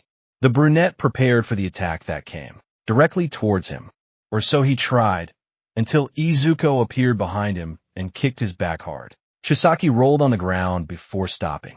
The man touched the ground with one hand, raising a large amount of stakes towards Izuku. The green-haired man sighed, seeing that, and threw himself at the stakes. With powerful kicks and punches from his left arm, Izuku shattered all the stakes with extreme ease and appeared in front of Chisaki again. The green-haired man grabbed him by the face and slammed him into the ground, creating a huge crater, then moved away, preventing him from touching his body. Izuku reacted in time and caught a bullet that was going directly to his face. His gaze met with Nemoto pointing a gun at him. The boy put the bullet between his fingers and pointed it at Nemoto. The bullet shot out with a quick movement and pierced the assistant's leg. Izuku made a great jump, dodging a wave of stakes that came towards him. Izuku's gaze met the box of anti-quirk bullets a few meters from Nemoto. The green-haired boy moved at a terrifying speed and took the box in his hand, then put it in one of the pockets of his suit. I'll keep this. Izuku patted his pocket as he looked at Chisaki. You really are pathetic. Be quiet. A wave of debris spikes moved towards the green-haired boy. Izuku just lifted his foot and then stomped hard on the ground, raising some debris that stopped the stakes. Chisaki saw how a green lightning moved between the debris and then stopped in front of him. The next thing he saw was a fist inches from his face, and then he was sent flying with his plague mask breaking. Chisaki was caught by Nemoto in the air. However, before he could say anything, his face was taken by Chisaki. Both exploded in a sea of blood, intestines, and bones that then reintegrated into a repulsive form. Izuku watched as Chisaki got up from the ground, now looking at him with great anger on his face. His Grim Reaper mask had been repaired, and 2 more arms lay on his body. Chisaki touched the ground, and 4 pillars of rubble went towards Izuku. The green-haired man jumped on each of them, and then jumped to the roof, and finally gave another jump to Chisaki, preparing for another kick. Manchester Smash. The power of the blow generated a shock wave that sent Chisaki flying, the latter almost receiving it full on the head. While he was in the air, Chisaki received another blow from Izuku. The green-haired man began to bounce off the walls, in debris Gran Torino style. The power with which his blows and his speed left Chisaki in a state where he could not respond until Izuku stopped with a final kick that made Chisaki go through the wall behind him.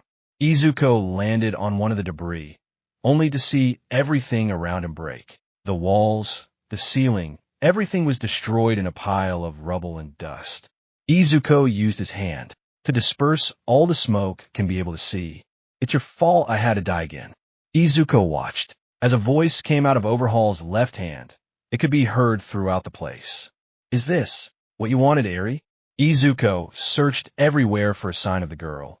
He managed to observe how, at a considerable distance, Rumi was hiding in the rubble with Eri in her arms. She was holding her to prevent her from going towards Chisaki. Izuku gritted his teeth in anger. "You better shut your mouth, you damn murder." Izuku disappeared once more and appeared next to Chisaki. The guy couldn't avoid receiving a rapid wave of blows to his chest that broke his ribs and sent him flying. Blood fell from under the plague mask he was wearing. Chisaki tried to recover, but Izuku appeared above him and kicked him directly to the ground. "Everything that happened here is your fault, Chisaki," Izuku shouted as he moved towards him again. "You chose this path. You followed it. You made me attack you. Be quiet. You don't understand anything." Izuku stopped for a moment to catch his breath. "You took something from Eri, and I'm going to give it back to her. I haven't taken anything away from her since she was bored. I've done nothing but bring out all the potential in her existence. Haven't I, Eri?" Chisaki sounded hysterical. "Someone like you couldn't understand that this is for her own good. Unhappy.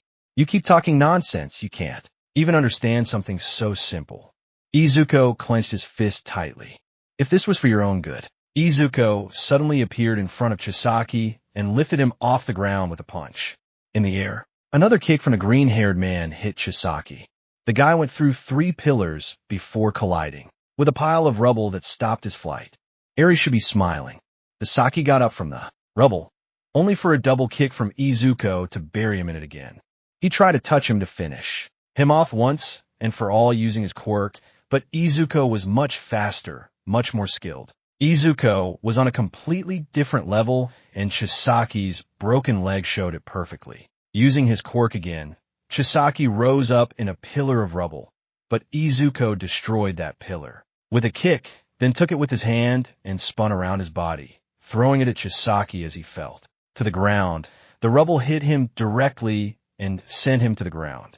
Who knows how many innocent people you killed, one after another after another. Izuku landed on the ground and lowered the power of his one for all a little.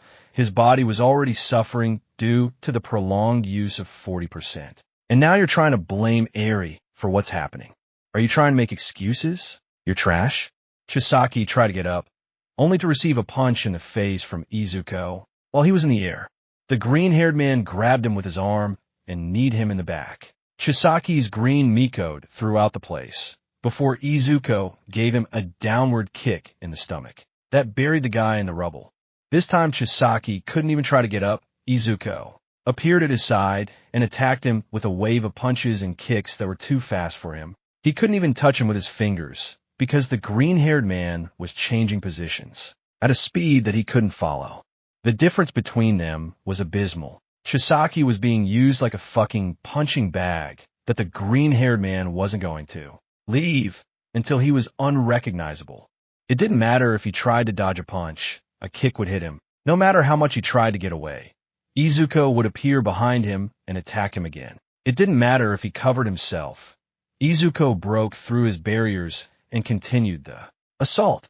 It didn't matter what he did, because Izuku destroyed him and continued massacring the Akuso without stopping. Izuku's fist and legs were stained with the blood that fell from Chisaki's body. With each blow he gave, even if Izuku regenerated with his quirk, the green-haired man attacked again, leaving him in the same condition. Izuku slammed his forearm into Chisaki, knocking him to the ground. He then kicked him hard in the back, and as he went up in the air, he delivered a punch that sent Overhaul through all the debris he was using to attack. Izuku moved until he was behind Chisaki and stopped him with a kick to the back. He then moved in front of him and crushed his stomach with his fist. The blood Chisaki vomited, with that blow, was choking him inside his plague mask. The sake fell abruptly to the ground, and Izuku stepped on his back, crushing him against the earth and the debris below him. The green-haired man looked at him in disgust as he continued to crush him until he noticed tears falling from Chisaki's eyes. "You, after everything you did, do you dare cry?" Bell materialized in a series of blows towards Chisaki by Izuku. Kicks, punches, headbutts, air bullets, knees, all kinds of attacks were launched towards him without any hint of mercy. No matter how much he regenerated with his quirk, the result was again the same in a matter of seconds, until Izuku finally buried his body in a wall after it kicked to Izuku's stomach. The green-haired man turned off his quirk with some tiredness and leaned against a wall to breathe, until from one moment to another, everything exploded into a pile of rubble that regrouped into two pillars that rose towards a hole in the ceiling. Izuku watched as Rumi quickly jumped towards the left pillar.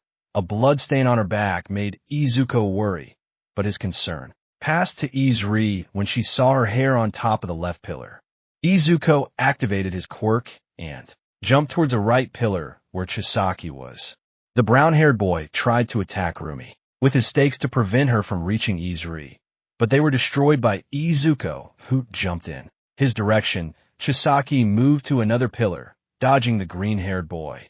"Come back here," Izuku shouted angrily as he ran up the pillar towards the brown-haired boy, dodging all the attacks he threw in his direction. "Chisaki, you can't escape from me. I will chase you to the end of the earth if necessary, disgusting brat." Izuku's punches caused as much destruction as Chisaki's attacks as the pillars rose into the sky. Izuri staggered on the pillar but grabbed onto it to avoid falling. The small girl peeked over the edge of it to see Rumi quickly jump towards her. "Stop!" Izuri shouted as tears fell from her red eyes. "He will kill you if you continue." "He won't do it. He can't do it." Rumi showed a big smile to Izuri as she continued towards the girl. "Izuri, I know you're afraid of Chisaki. I'm also afraid of failing and not being able to save you. But it's exactly that fear and the desire to be able to help you that makes me here." Izuku shouted as he continued fighting with Chisaki. The boy ran up the walls towards Izuri and propelled himself with air bullets to get up once he lost his balance. "You have to trust you." Izuku grabbed Chisaki by the face and dragged him along the wall as he ran, then threw him back into the pillar and continued their fight. Rumi moved, dodging all the debris falling towards her, and continued moving forward to reach Izuri. "Hey, Izuri." The girl met the big smile of the rabbit heron as she continued on her way to catch up with her. "Do you remember how you felt in that alley? How did you cling to me at Izuku when that idiot bird appeared?" "Me too. Do you remember?" Izuri remembered that moment, the warmth of their arms, the security of being with them. Not even Chisaki's aura could compare to that small moment, that warm and happy moment that reminded her of her parents before Chisaki appeared. "Yes, I remember." Izuri shouted loudly as tears fell from her eyes. This time we won't let you go. We're going to protect you from any idiot who wants to hurt you. But you have to come with easy. Rumi shouted as she jumped towards Izuri, her arms extended in front of her. I'm not asking you as a heron, but as a person. Let me protect you, Izuri. Let you save you from all this evil. Rumi showed the girl a big smile. Just take the jump. I promise I'll never let you go. The Saki watched in horror as Izuri jumped off the pillar and into Rumi's arms, the albino holding the girl in her arms as they fell to the ground, as Zuko left the brunette and jumped towards them, taking them in his arm. Izuri clung to his Zuko and Rumi as the boy jumped in the air with his quirk to prevent them from falling to the ground abruptly. Tears escaped from Ezri's eyes as she placed her head on Rumi's chest, feeling the warmth of the heart of the woman who was carrying her. Get it back. The Saki jumped at them again, bringing with him dozens of rubble stakes. Rumi, hold on to me tight. The albino nodded and used one of her arms to hold on to Izuku. The green-haired boy released Rumi as she held on and charged her arm ready for an attack, this time having 100% of her quirk in it. Give me back Izuri. She belongs to me. Consider yourself dead. The power of the blow was so great that it destroyed everything around it. The ceiling collapsed while Izuku, Rumi, and Rumi were thrown outwards, finally leaving Overhaul's base. Izuku and both albino girls fell to the ground after a few seconds. Izuku was surprised to feel how his arm was not broken. Izuku, Rumi caught the green-haired boy's attention. Our wounds are not. It was true. Neither Izuku nor Rumi had any injuries on their bodies. If it weren't for the fact that their suits had suffered serious damage, it would seem as if they had never had to fight in the first place. Izuku turned his gaze towards Izuri, noticing that her horn was glowing. Tiash, that's your pork. Izuku fell to his knees as he felt his whole body seem to stir. Rumi was not in a better state. Both of them writhed in pain while Izuri looked scared. She can't control her power. The ground shattered even further as Overhaul emerged from it in some sort of giant creature made of rubble and body parts. By mere chance, she was able to activate it, but she can stop it. Right, Izuku? With that quirk, she can rewind every living being. She could devolute you back to being a primate if she wanted to. If you don't let her go, you'll disappear. Chisaki shouted. Her quirk is cursed, and only I can control her curse. Wait. Izuku looked at Izuri. Despite the pain in his body, the boy was able to get up. She can rewind my body. That means... Izuku grabbed Izuri and jumped away from Rumi. The effects of the girl's quirk left the rabbit and focused completely on Izuku. The green-haired boy screamed in pain as Ezri's quirk acted on him, more specifically on a specific area of his body that was damaged. Izuku felt the bones being generated, how the flesh, the tissue, the nerves, and every part of his right arm was forming rapidly. And just at that moment, Izuri felt a second-hand embrace for body. Izuku's right arm had appeared. Again. It worked. It worked. Izuku gritted his teeth as his quirk manifested again. I need to fight. I need to stop him. One for all, full cow. 100%. Izuku took a step forward. His body broke and healed instantly. Thanks to I's quirk, he took another step, and the same thing happened again.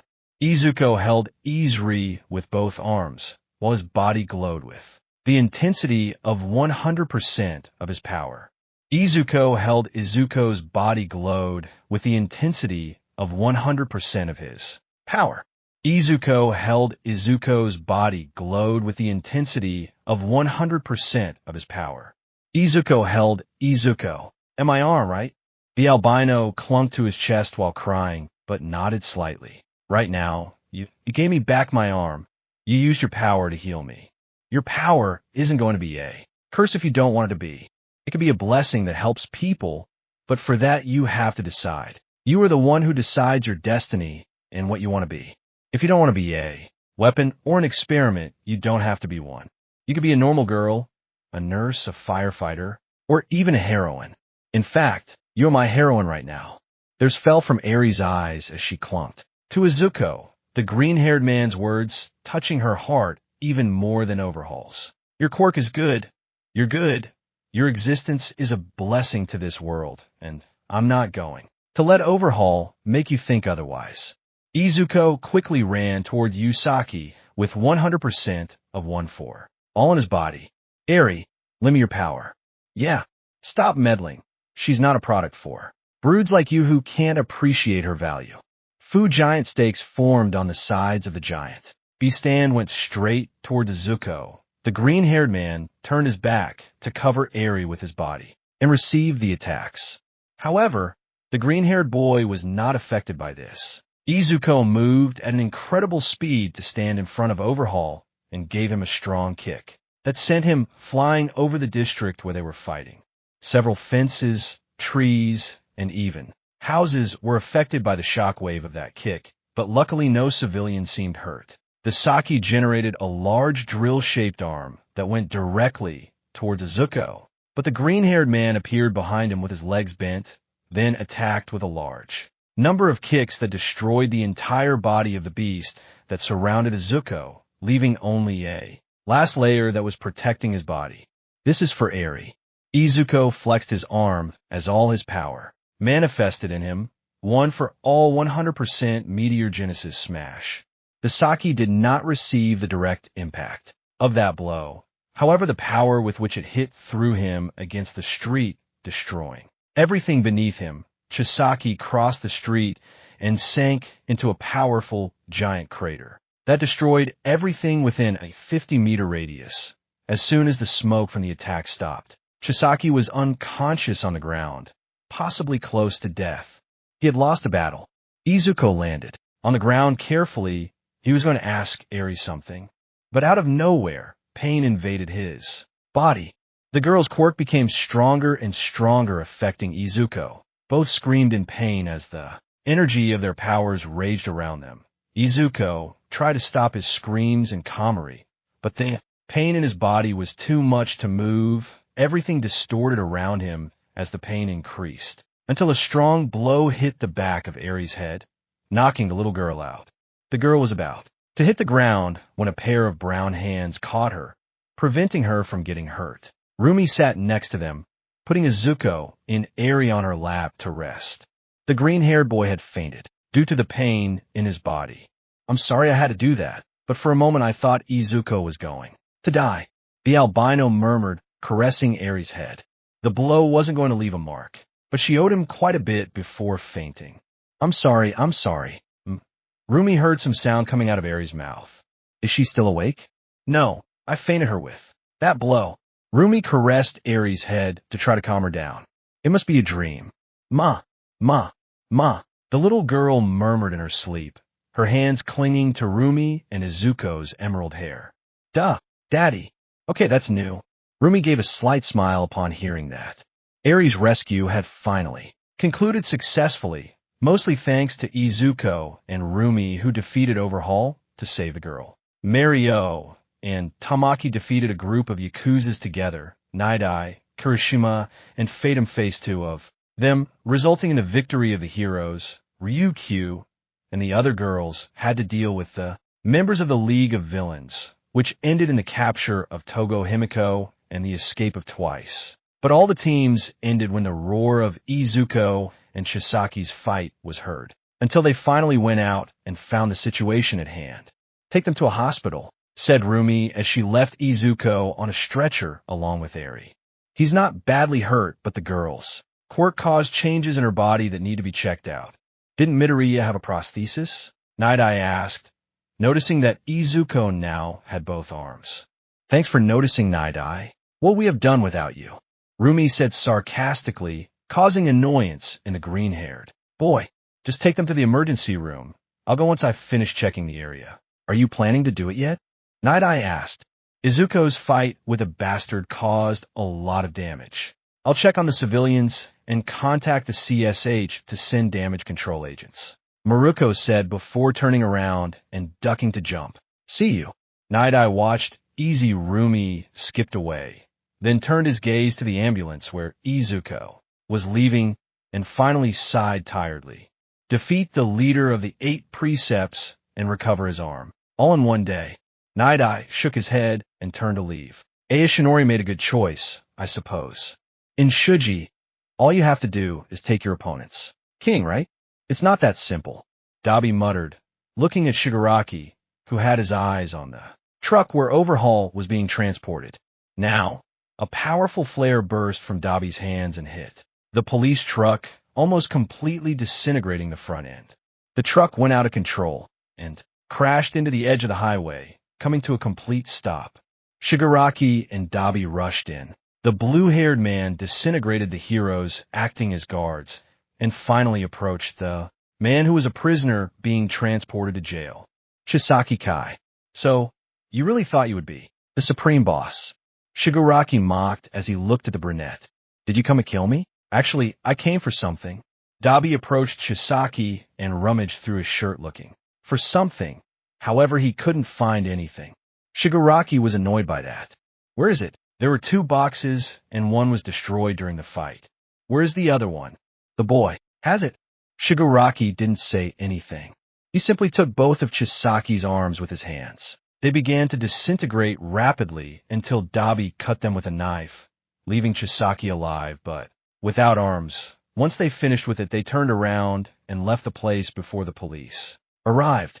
4 houses were destroyed, and 3 civilians were injured, but the damage to them is nothing more than minor injuries. Alejo Rumi, standing in front of the police officer. Thank God Deku threw the villain into the air to minimize the damage. Deku. He was the one who defeated Chisaki in his giant form and tried to minimize the damage as much as possible, although it didn't go well at all. Rumi sighed when she saw the giant crater in the ground. Anyway, my work here is done. I have to go see someone. While that was happening, Izuku had finally woken up and had a medical checkup. The green-haired boy sighed as he put on his already ruined hero suit. The doctor continued telling him about his current confusion. There really isn't much wrong with your body, other than your arms are in much better condition than before, said the doctor looking at Izuku. You had a very bad medical history regarding that, but now your arms are healthier. How does your right arm feel? It feels like I never lost it. Izuku punched the air a few times. Although, my body is thinner than before. During the tests, I had to activate my quirk. Now I can only hold up to 25% of my power. A lot of my training went down the drain because of that move. But I think it's okay. It's a small price to pay to get my arm back. You're also a little smaller. I'd say you're 1.78, said the doctor, staring at Izuku intently. The girl's quirk did have an effect on you. Don't worry. I'll get back to normal eventually. Izuku nodded slightly. Luckily, Miruko wasn't that affected by IRI's quirk. Now that I think about it, how is she?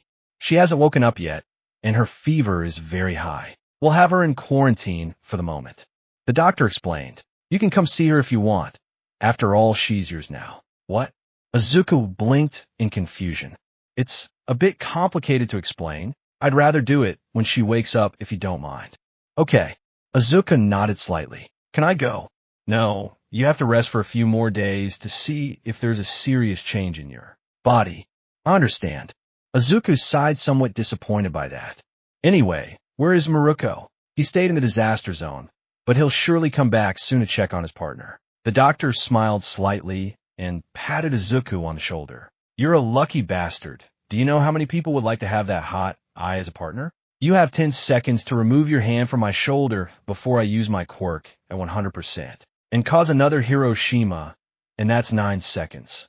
Open. Izuku opened his mouth, letting a spoon with rice and pork enter it. The green-haired boy had finally left the hospital stretcher and could rest peacefully. Izuku was sitting in the hospital cafeteria while he and Rumi ate. The boy was fed by his girlfriend from time to time at a request. You know, even though you've shrunk a little and are thinner, you don't look bad at all, Rumi complimented. Izuku tilted his head a little at that. Oh, really? Yes, really. The rabbit nodded with a smile, then lightly struck her right arm. I was getting used to seeing you with the processes, but I'm glad you got your arm back, darling. Yes, I had already gotten used to it. Izuku moved his right arm a little and then touched some things with it. It feels a little strange, but at the same time it's better than the artificial sensation of the prosthesis. Hey, if you want I can help you do some exercises again. Rumi took a sip of her coffee. You know, so you can get used to your arm again. work out, and watch my girlfriend in leggings while she touches me at a very short distance. Izuku's eyes sparkled with little stars while a small blush appeared on his face. Yes, please. Huh, you're a fool, Izuku. I know, but you liked it that way. At him. Their conversation was interrupted when the doctor finally appeared in the cafeteria. They both left their things on the table and approached the man. How is he already? Is there any news from her? Rumi asked at an incredible speed. He's already woken up and his condition is quite stable. At least on the surface, he has malnutrition in his body and seems to be suffering from a bit of post-traumatic stress. The doctor sighed for a moment before smiling. But he can receive visitors. In case you're in there.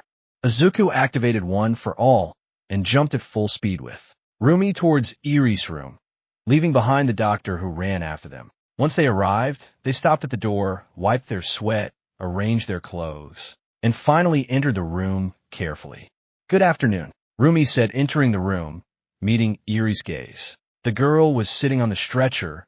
Her body was covered by the hospital gown, and on her legs rested a tray with food, which seemed to have not been touched. Izuku was a little worried about that, but then he approached the girl along with Rumi. Both knelt in front of the stretcher watching Irie, who did not seem scared but was happy. Izuku could not distinguish it since he wanted to smile, but did not. Hi. Izuku extended a hand to the bed and took Irie's hand. The girl didn't seem to be bothered by his touch. Do you remember us? She and I saved you from the villain who wanted to continue hurting you. We're glad you finally woke up.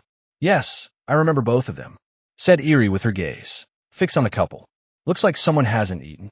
Rumi took the spoon from the tray and scooped some of the food into it. Eating is important to grow big and strong like us. Did you know that? Then no, I didn't know. Well, now that you know you should eat, you have to recover soon so you don't leave the hospital. Rumi slowly directed the spoon to Irie's mouth. Open wide. Here comes the little airplane. The girl slowly opened her mouth and received the food in it. Irie slowly chewed the food while enjoying the taste. Izuku smiled at that and struck the girl's hair with a smile. On his face, Irie swallowed the food and focused on the feeling of Izuku caressing her hair. The girl leaned toward Izuku, asking for more caresses.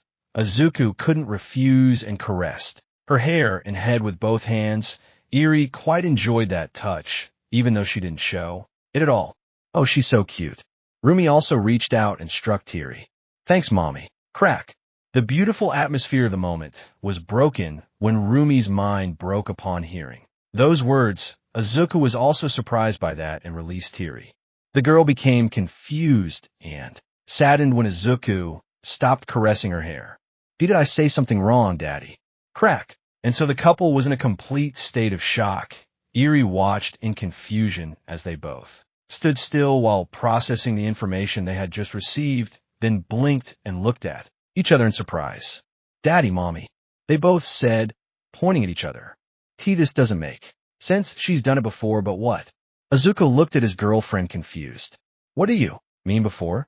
After the fight, when she passed out next to you and I was taking care of them. She said Mommy and Daddy, but I thought she was just saying that because she was dreaming about them. Rumi explained, still a little upset. I didn't think she was saying it directly to us. Mommy, Daddy. Irie's eyes became a little moist. Did I do something wrong? And no, you haven't done anything wrong. Izuku took Irie's cheeks with his hands and then wiped her eyes with his thumbs. The albino calmed down upon feeling the green-haired man's warm touch. We just don't understand why you call us that. Why am I parents, aren't you? Irie tilted, her head somewhat confused. Every time I think about it and try to remember my parents. Why you're the only thing that comes to mind. Amnesia. Izuku and Rumi turned their heads, finding the doctor standing in the doorway. He was sweating and breathing with difficulty. This comes from different causes. Stress and lack of sleep can be some of them. Symptoms that he represents. Besides the fact that she is only a 6-year-old girl. According to reports, she was just a baby. When Overhaul took her away, it is normal that after so much time she does not remember her parents. But I remember them. Irie interrupted the doctor, then pointed at Izuku and Rumi. They're my parents, right, Doc? Well, no, but actually yes. What? Izuku and Rumi shouted in surprised as they looked at the doctor. Erie's quirk is quite confusing, but we believe it has to do partially with the alteration of the DNA of the living being with which she interacts. When Erie came into contact with you, her DNA connected with yours.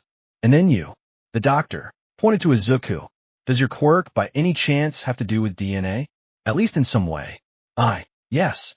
Erie's quirk remembered the way One for All was transferred. Yes, that's right. Look, I wasn't in the battle and I can't get a 100% analysis, but after your statement and Miruko's, I have a theory. The doctor looked at both of them seriously. Your quirk is an energy enhancer. When you activated it at 100% while carrying Erie, her quirk and yours turn out to be quite compatible, which greatly enhanced Erie's quirk. That explains why his power suddenly increased. When that happened, the interaction with your DNA had a strange effect, so to speak. And according to Lady Miruko's testimony, she had to approach both of them and knock out Erie to prevent her quirk from causing a disaster. Exactly. Rumi nodded. But what's the point of all this? That the interaction of a third party with Erie's quirk, enhanced by Midoriya's, broke the link and separated them, but not before taking something with it. See for yourselves. I tried to simplify the result so that you understand it the first time. The doctor took a sheet of paper out of his pocket and handed it to Izuku. The green-haired man opened it slowly and examined it with Rumi. Both of their eyes opened in complete dismay when they read something specific. DNA compatibility test. Erie, 45% compatibility. Rumi is Seijiyama, Erie, 35% compatibility. Congratulations, Mr. Midoriya and Mrs. Seijiyama. Erie is your biological daughter, or at least she counts as one. The doctor smiled, while both remained surprised. Your parents. Erie was sitting in the hospital hallway with his gaze fixed on the floor. There wasn't a single sound coming from the green-haired man. The only thing that could be heard in the hallway was the ticking of the clock. Erie was reflecting on what had happened the day before, how the news had reached his eyes. He was a father. He was a father at the age of 15. How am I going to explain this to Mom? The green-haired boy thought, leaning back in his chair. This is so unreal. Hey! Erie turned his head, finding Rumi holding 2 cups of coffee in her hands. Do you want some? Yes, thank you, dear. Erie smiled a little and took the coffee, then took a sip, enjoying the taste of the drink. How are you feeling? Rumi asked, sitting next to him. The rabbit's hand was placed on her boyfriend's shoulder as she stared at him, waiting for some response from him. Hey, tell me something. I don't know how to feel. This is too surprising, said Ezekiel while he continued, looking at the ground. I don't even know what to do. I can't leave her here or in an orphanage. She's my daughter. Damn, I never thought I'd say that at such a young age. Did you think about saying it someday? Rumi asked, smiling. Ezekiel couldn't help but smile too. I think everyone has thought about having or not having children someday, but I never thought about having them so young. Ezekiel took another sip of his coffee. I wanted to have one at 23 or 25. By then I would have finished any degree and have a decent job. Ezekiel took a breath as he continued to reflect on what was happening. His world had turned 180 with this. He didn't even know how he was going to keep the girl. Wait, could he keep the girl? Rumi, I'm a minor and we're not married. Ezekiel looked at his girlfriend with concern on his face. What's going to happen to? I had to pull some strings and ask Ryuko for a favor to support me. Being a high-ranking hero has more benefits besides the excellent salary, explained Rumi. We can legally register her and take her into our custody, but there are many things and papers we have to look for. He doesn't have a birth certificate or civil registry. I think. Ezekiel lowered his head. God, this is a big mess. I know. When can we get Erie out of here? Ezekiel asked. We can take her out today, but she has no clothes but that dirty robe. I'll go buy her something. Ezekiel quickly got up from the chair and walked towards the hospital window. Stay with the girl while I go. Don't you want me to accompany you? Rumi, I'm sorry. Ezekiel sighed as he prepared to jump with his quirk activated. I need some air. Ezekiel was jumping from building to building in search of a clothing store in the city. Doing this helped him think better about the situation at hand. The noise of the people and the cold of the night were ideal for thinking in moments like this. Are you going to stay in the apartment? There are only 2 rooms, but she can't sleep alone. After everything that's happened, one of the two will have to sleep with her. Ezekiel thought as he moved through the city from jump to jump. Barry needs several things, and Rumi shouldn't have to bear all the expenses. They haven't started paying me for my work yet, since I'm not a professional hero as such. I'll have to get a part-time job to help with. Here's expenses. Also, someone will have to take her to school. That's not a problem. I'm fast, enough to come and go without problems. The Izuku stopped at a building and slowly observed the city. His eyes wandered over the large number of people walking through the streets. There were groups of friends, lonely men and women. A family. The Izuku focused on a family that was passing by. They were 2 parents and 2 children. They all seemed to enjoy their time together. The children laughed while playing and chatting with their parents on the way. The Izuku couldn't help but smile a little seeing them like that. Then the family got lost among the rest of the people. The green-haired boy sat on the edge of the building as he continued thinking about everything that was happening in his life, but all his thoughts sooner or later ended up on Eri, on the little girl's smile, on the image of him caressing her hair, or of Rumi holding her in his arms. Now that I think about it, she really could be mistaken as a daughter of ours. Izuku let out a small smile while thinking about Eri. Her eyes have Rumi's color, as does her hair, but her shape is similar to mine, my skin color, several of my old gestures. Oh God, she really is my daughter. Izuku covered his mouth with both hands. The boy closed his eyes as the wind blew through his hair and clothes. A few small tears fell down his eyes as he remembered Eri again. She is my daughter, she is my daughter, she is my daughter, she is my daughter. The Izuku started laughing alone on the edge of the building. It wasn't a maniacal laugh or something like that. It was a pretty happy laugh mixed with a little crying as Izuku smiled as he continued thinking about recent matters. I'm a dad now. I'm a dad. Izuku leaned on the roof of the building while happily murmuring those words. I feel like my heart is going to jump out. It's like I'm an old man. Damn, 15 years old and already with a daughter. I need to say it. Damn, I need to do it. Izuku quickly took out his phone and opened the address book, searching through them for a specific number until he finally found it. The green-haired man dialed that number and waited for them to answer. Suku. Inko's voice was heard on the other side of the line. What's wrong, son? It's very late. Mom, I'm a father. Izuku shouted with all his might to the point where even those on the street heard. Happiness flooded the green-haired boy's face as he spoke. Well, you what? I'm a father, Mom, and you're a grandmother. Izuku shouted with the phone to his ear. Fuck, at first I didn't know how to feel, but now, I'm a father, Mom, I have a daughter. Izuku, I don't understand anything you're saying. To me, there was an incident during a rescue mission for a girl that Rumi and I found with a Kusa leader. Blah, blah, blah, nah, and now. She's our biological daughter. Well, Mom, you don't know how happy I am right now. Izuku, you're 15 years old. How can you tell me that I'm now a grandmother? Explain everything to me well right now. I'm sorry, Ma, but I have to hang up. I have to tell everyone. Izuku cut the call before his mother could say anything. Then he dialed another number and waited for them to answer. Midoriya. This time it was Todoroki who answered. What's wrong? Todoroki, I'm an old father. I have a daughter. So All Might is now a grandfather, right? This is not a joke, Todoroki. I have a biological daughter with Rumi. This is wonderful. Izuku shouted while crying with happiness. She is several things from US, the color of her eyes, along with the shape of mine, her hair with my skin color. She even stutters like I did before. I have a daughter, Shoto. I have a daughter. I really thought you were joking, but you definitely can't be, so I have to hang up on you. Oh, why? Because I'm 10 seconds away from fainting from the news, and it's already 8. Shoto hung up the phone. Izuku blinked a little at that, only to then continue searching through his contacts until he found another number. All Might, young Midoriya. I'm glad to hear from you, my boy. How did the raid mission to the 8 press? All Night, I'm a father. Izuku took a big leap and began to jump from building to building, while he continued talking to the blonde. I have a daughter, All Night. This is amazing. I feel more alive than ever. Me and my daughter are playing together, studying together, going out for a walk together. This is very exciting.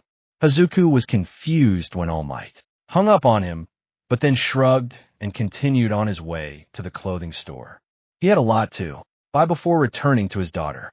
But not before dialing another number. Kronkampa suck my dick, thrific, shouted a Latin American immigrant, leaning out of his apartment window. Let your neighbors sleep. So, I'm a mother now, huh? OTS invaded Rumi's mind as she looked at IRI. The rabbit was sitting on a stool, while IRI remained on the stretcher.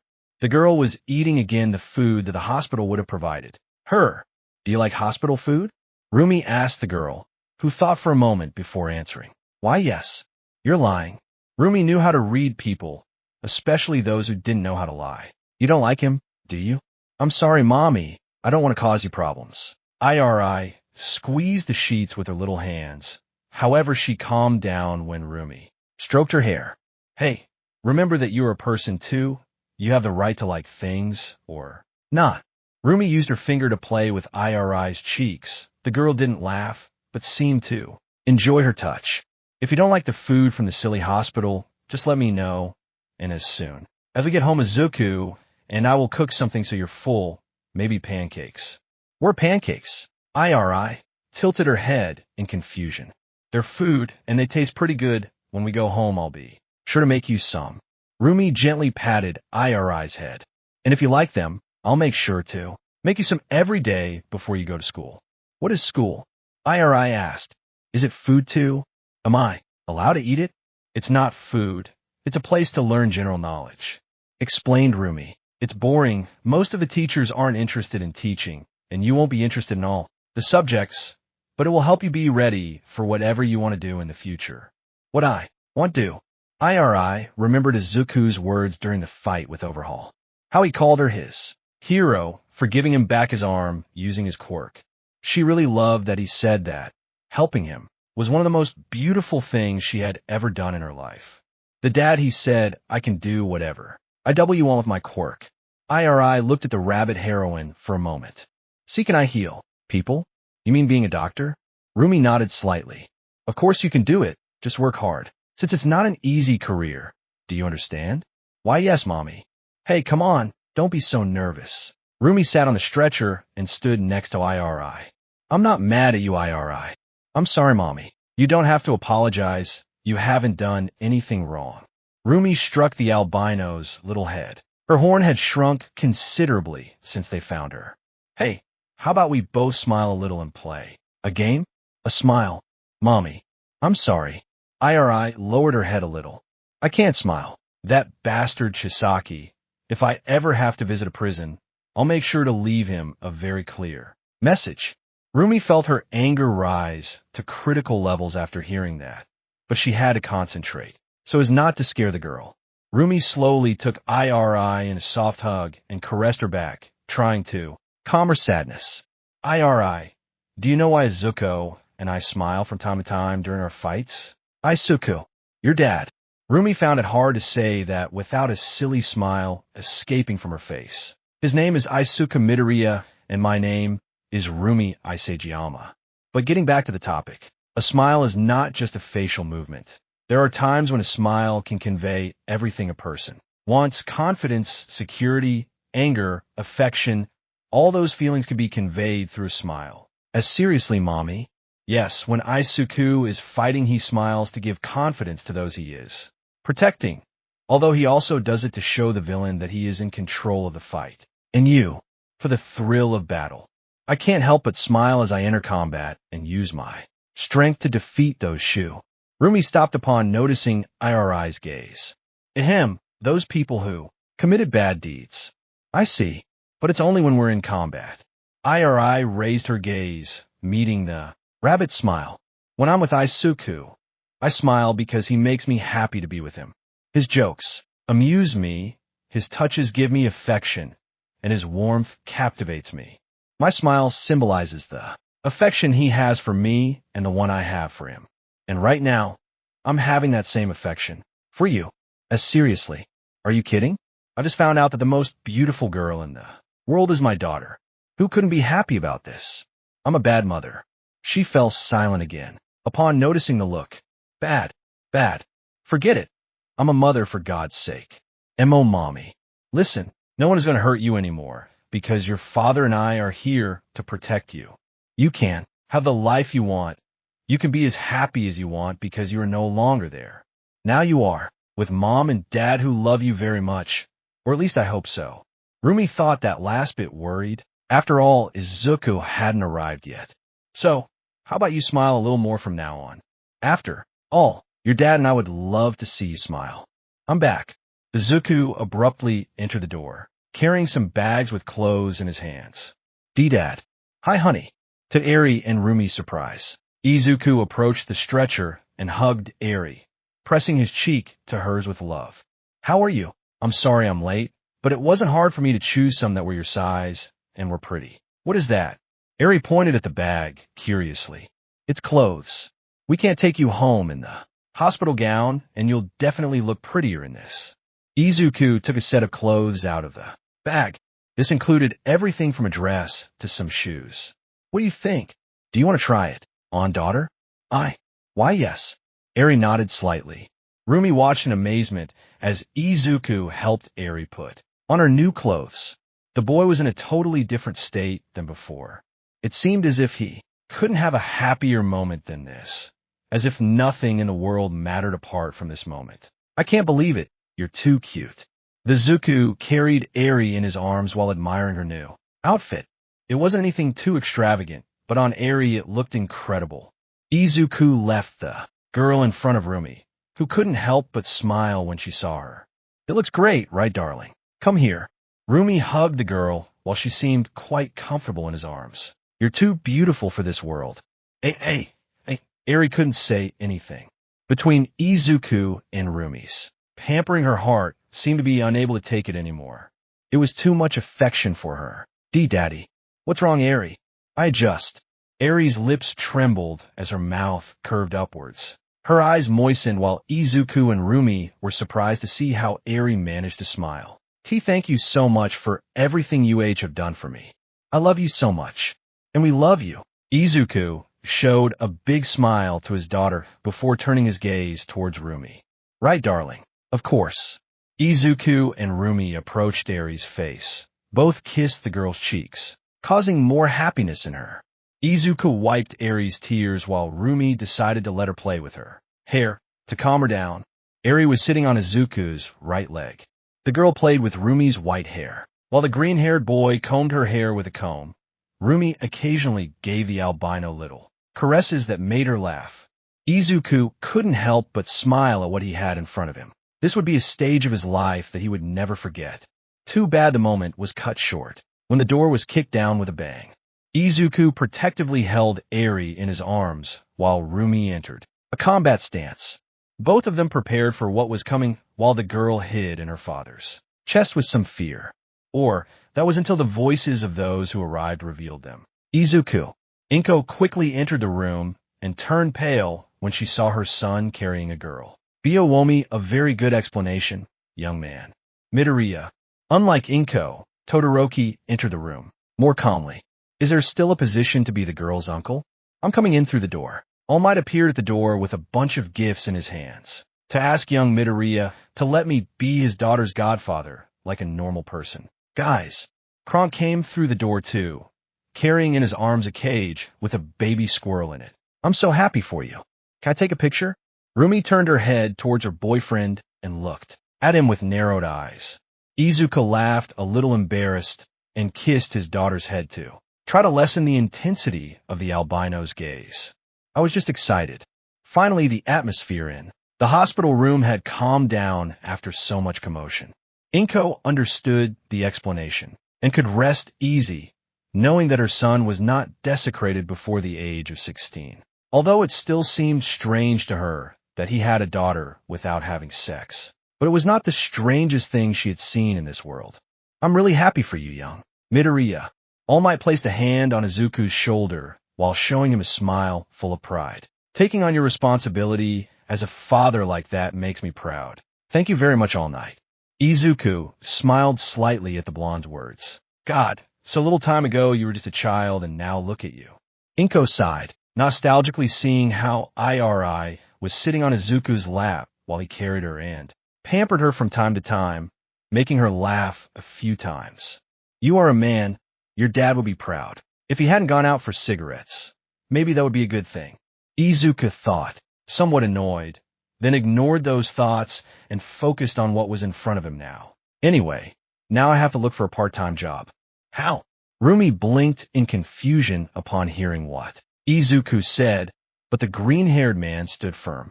In case you don't remember, she's our daughter, and the responsibility of taking care of her falls on both of us.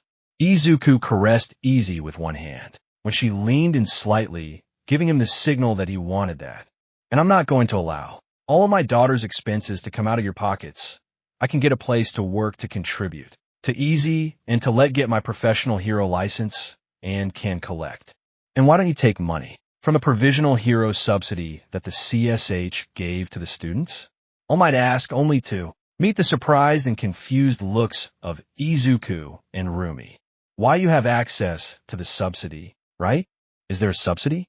The former symbol of peace couldn't help but hit his forehead with the palm of his hand when he heard both of them ask that. Meanwhile, Eri had gotten off her father's legs and decided to approach her new uncle, who was eating a rather strange dish of food that she didn't know. Sir, what is that? It's soba. Shoto took a bowl of soup with chapsticks out his pocket and handed it to Eri. Do you want some? Daddy, the girl called her father as she stepped back in fear. What's wrong, honey?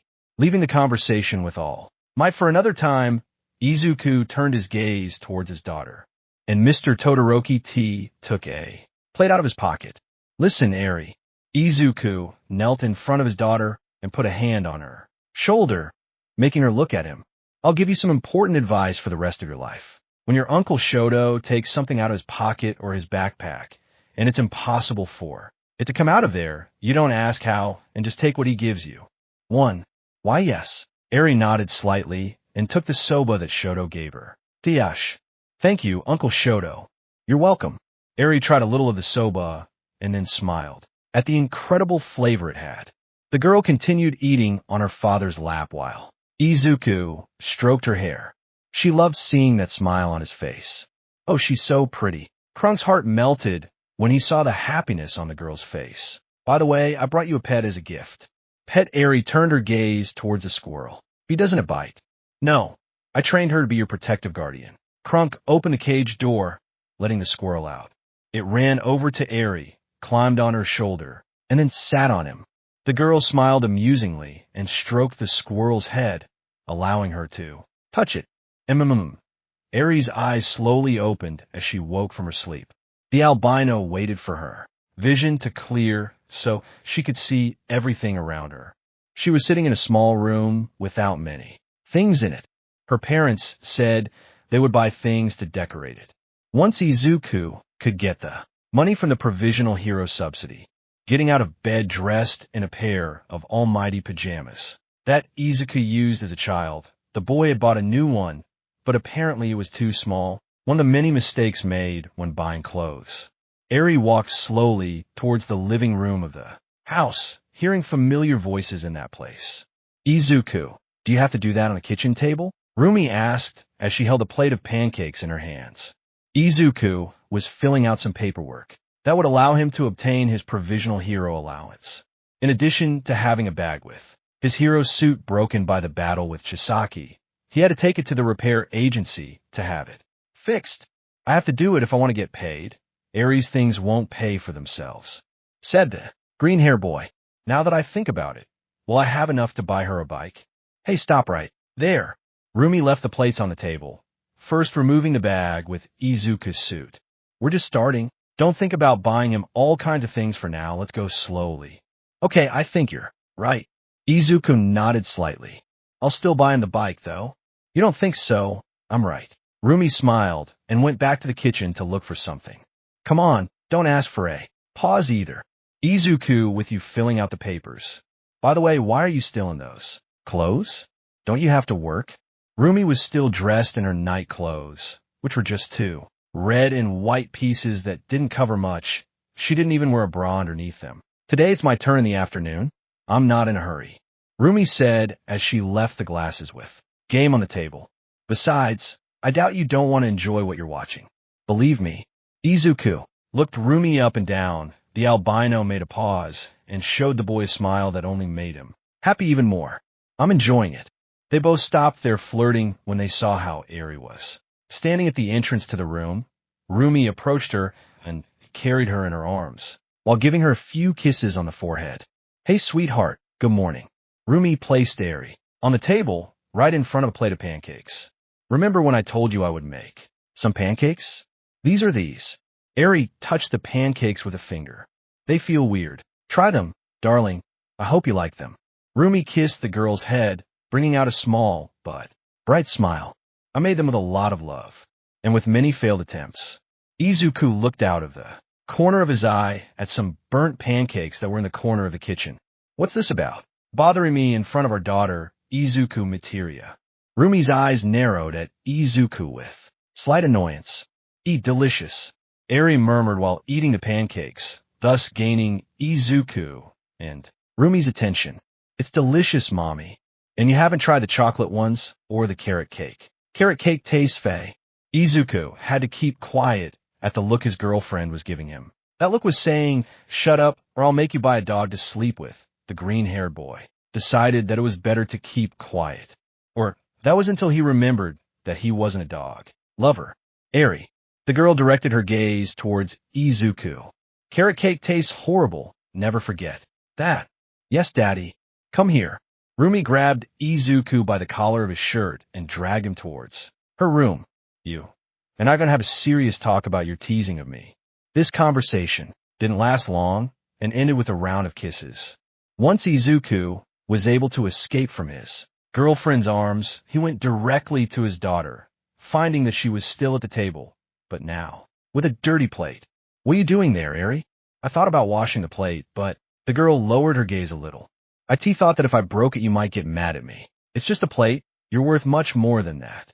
Izuku struck Eri's head and then helped her carry the plates. "How about after this, I help you brush your teeth?" "I don't know how to do it." Izuku had to restrain himself from making a sudden movement and scaring the girl. At Chisaki's place they always got me with those teeth things, boo, but they never taught me how to use them. They just said brush your teeth. Play, boo. Say no more." Izuku knelt down to be at a similar height to Eri's. The boy placed a hand on his shoulder and looked into her eyes calmly. "I'm not Chisaki. Chisaki is rotting in jail, and we shouldn't remember him anymore. At this moment, you are my daughter, and I am your father. If you don't know how to do something, I will do everything possible for you to learn. If you need to eat something, just tell me, and I'll find a way to feed you. So how about we teach you how to brush your teeth?" "Yes." Eri smiled slightly. "Yes, Dad." "To a rur," Izuku sang as he walked through the mall with a card in his hands. Eri was standing inside the shopping cart, while peeking over the edge and looking around quite curiously, as if she were a puppy on a road trip. Izuku found that action quite cute. Finally, the green-haired boy had collected his provisional hero allowance, which was not exactly low. Once he did, the boy decided to buy things for his daughter and for the house pantry. His first stop had been the market. "Daddy." Eri caught Izuku's attention. The girl was pointing at a cereal called Morocco's, which curiously had the image of the professional heroine. "See, can we take it?" "Of course. Your mom would like to see you eating those." Izuku took the cereal box and gave it to Eri. The girl hugged it against her chest, not wanting to drop it. They continued buying different things at the market until they finally left. Izuku was holding Eri with one hand, and in the other he was holding 2 bags with food. "Okay, honey, now we're going to a clothing store to buy you something that really suits you," said Izuku looking at his daughter. "Only 2 of the 10 sets of clothes I bought are fit her well. I think it's not a good idea to buy clothes for your daughter without knowing her size." "Oh, okay, Dad." "Eri, do you see this bunch of people around us?" Eri nodded. "Always be careful with them. Dad will be here to protect you. So if you feel uncomfortable, just tell me, and I'll take care of it." "Why, yes, Daddy." Eri nodded slightly. Dad, my hands are sweaty. Why you don't mind that I have to hold you?" "No, of course not." Izuku quickly denied. "And even if the Prime Minister came and told me to let you go, I wouldn't do it." Eri didn't say anything. She just smiled. "Hey, kid." Izuku turned his head to see an old woman approaching them. Eri quickly hid in the green-haired man's leg with some fear. "What are you doing with that girl?" "She's my daughter," Izuku said calmly, stroking Eri's hair to calm her down a little. "HMPF, This young man doesn't care about anything anymore, having accidents at such a young age, said the old woman, crossing her arms. Izuku felt the part of his pants where Eri was hiding begin to get wet. Anger manifested on the boy's face at that. The people around him stopped when they saw the situation and watched as Izuku bent down to hug Eri. The boy kissed her on the forehead and dedicated a few words to her in a low voice that managed to calm the girl. Once that happened, the green-haired boy asked her to close her eyes and then covered her ears. Once that was over, he turned his gaze to the old woman from before. Yes, I became a father at a young age, but my daughter is no accident, as Izuku said. An accident makes you feel bad about yourself. It makes you wish it hadn't happened, but none of those things happened to me with her. Eri is a girl I love very much, and I'm going to raise her with all my effort. The green-haired man took a breath for a few seconds before continuing. Besides, who the fuck do you care what I do with my damn old life, you big gossiping whore? And so the lady ran away. Izuku took his hands off Eri's ears and then carried her out of the center, leaving the people around him shocked. Let's go shopping somewhere smaller, Izuku murmured, walking next to the girl. Daddy, look. Eri excitedly pointed to a giant television in the center. It's Mommy. On the screen appeared Rumi brutally beating several villains. Eri was excited to see Rumi fighting. It reminded her of the beating she gave Chisaki when they were in the hideout. Come on, Mommy, come on. Eri waved her arms excitedly as she watched Rumi kick the villains' asses. Look, your mom just beat them. On the screen, Rumi knocked out the villains with one last kick, then stood over them and showed her wild smile to the audience. Daddy, are you also going out to defeat villains? Eri asked curiously, to which Izuku nodded. Of course, your dad also has to work, but for the moment I'm going to dedicate myself exclusively to you. Izuku tickled Eri with his nose, causing the little girl to laugh. Stop, Dad, you're tickling me. That's the idea, honey. Yes, Buo. Eri stopped and admired something that came out on television. Izuku turned his gaze to the television, finding an advertisement for the UA Cultural Festival. The green-haired boy smiled at the emotion that Eri had when she saw that sign. Do you like it? The girl nodded quickly. Well, I think your mother and I would be more than happy to take you to the festival. Really? Eri asked excitedly, to which Izuku nodded. Thank you so much, Dad. You're welcome. But remember, you have to behave well for that to happen. Yes, Dad. Wow, that's strange, said one of the passers-by who was talking to his friend. That girl says Miruko is her mother and her father confirms it. Brother, just leave it. She's a girl, and the guy doesn't want to break her illusions yet. The guy next to him patted him on the back and continued walking. Besides, we're talking about Miruko. She's a rude, aggressive, and definitely maniacal woman. It's impossible for her to have a stable partner, much less a child. Yes, you're right. He let out a light laugh. The last thing I imagine is Miruko acting like a loving wife. Izuku sighed as he fell into bed. After a long day, at least he could rest after everything he had to do. It was nice, and he had a great time playing with his daughter, but every man should rest. Hey, Imadater. Izuku opened his eyes to see Rumi getting into bed. A light smile escaped the albino's lips. Are you feeling tired? A little. He raised a hand and stroked her hair. Did you cut your hair?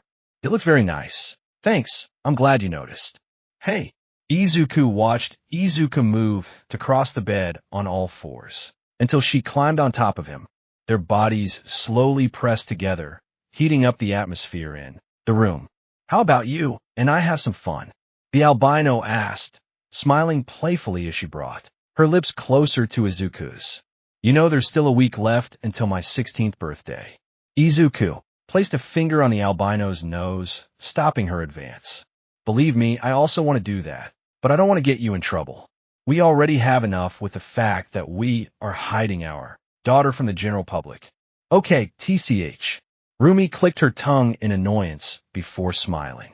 Playfully again, but is for play prohibited. Well, I don't know.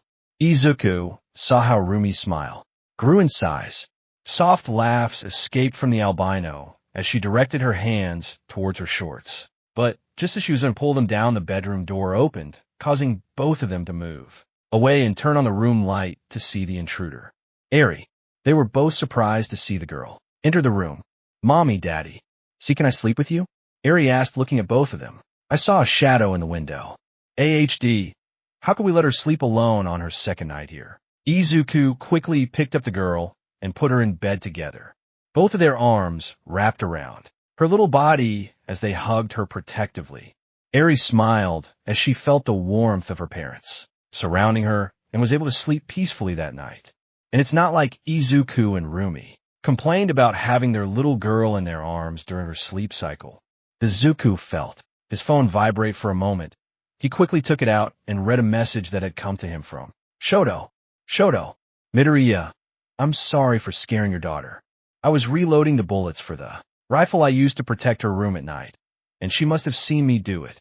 Go back to sleep. Izuku preferred not to look for an answer to the message and go back to sleep. Uncle Shoto. Eri sat on a chair in front of the bicolor and caught his attention. What's wrong? Todoroki asked, smiling. He liked being called uncle. After having had a shitty family, it felt incredibly good to spend these moments. He even almost cried with happiness when Izuku told him that he could be the girl's uncle. It meant that his best friend considered him a brother in everything except blood, something that couldn't make the boy with the burn on his face happier. I wanted to ask you something. Eri murmured somewhat shyly. Tell me without fear, I'm all ears. The Izuku that you sell soba at your school. Eri asked. My dad mentioned that you did. To Eri's surprise, Shoto took out a whiteboard from his backpack and placed it behind him. Then he took out a marker and drew 3 things.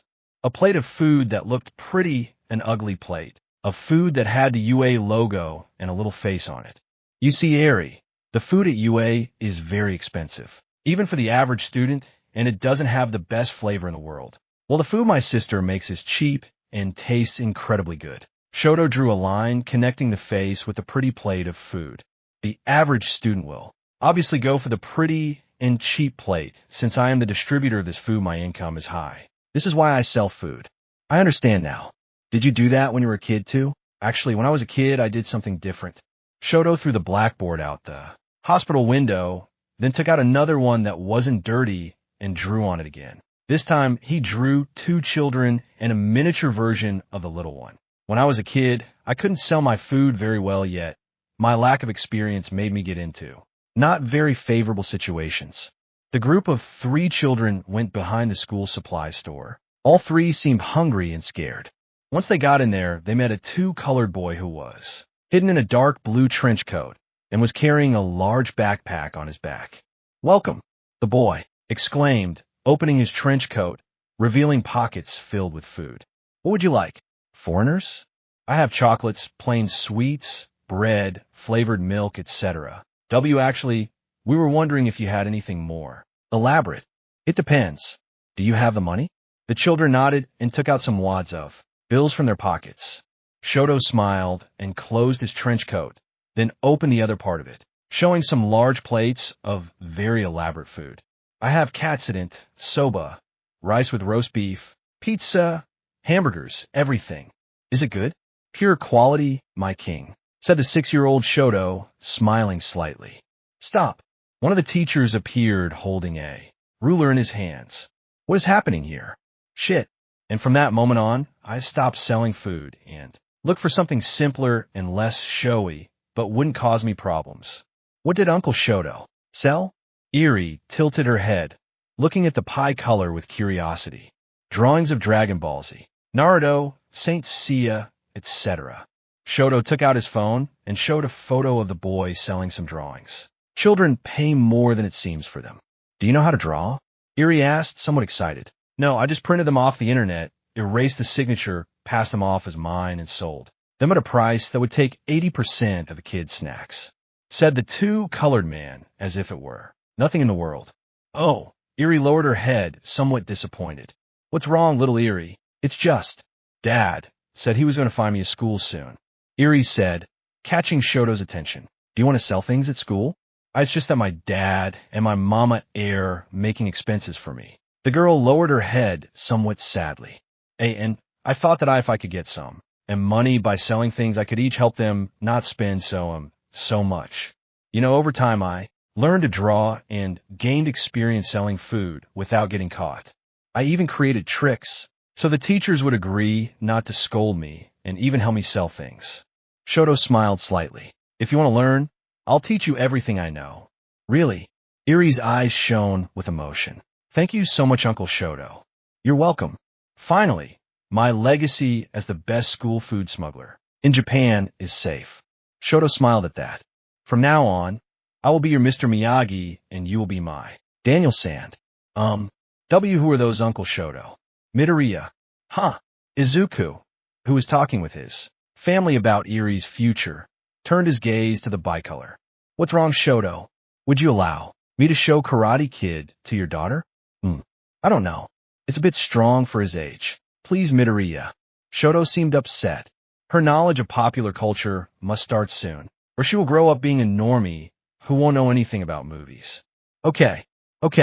Izuku rolled his eyes. Just fast forward the most explicit parts. Yes. Shoto quickly took out his cell phone. Irie, sit next to me. Now you'll know what a real movie is. What's a movie? Irie asked curiously. Damn, this is more serious than I thought. Shoto's face was filled with determination at the situation in front of him. It is my duty as an uncle to guide her on the right path. If I fail this test, I will never forgive myself. Shoto had a long way to go to turn Irie into a person with a lot of knowledge about popular culture. The sun streamed through the window, waking Izuku from his sleep. The green-haired boy was resting from the previous day with his partner. Rumi clumped to his body in a hug, her head on his sturdy torso.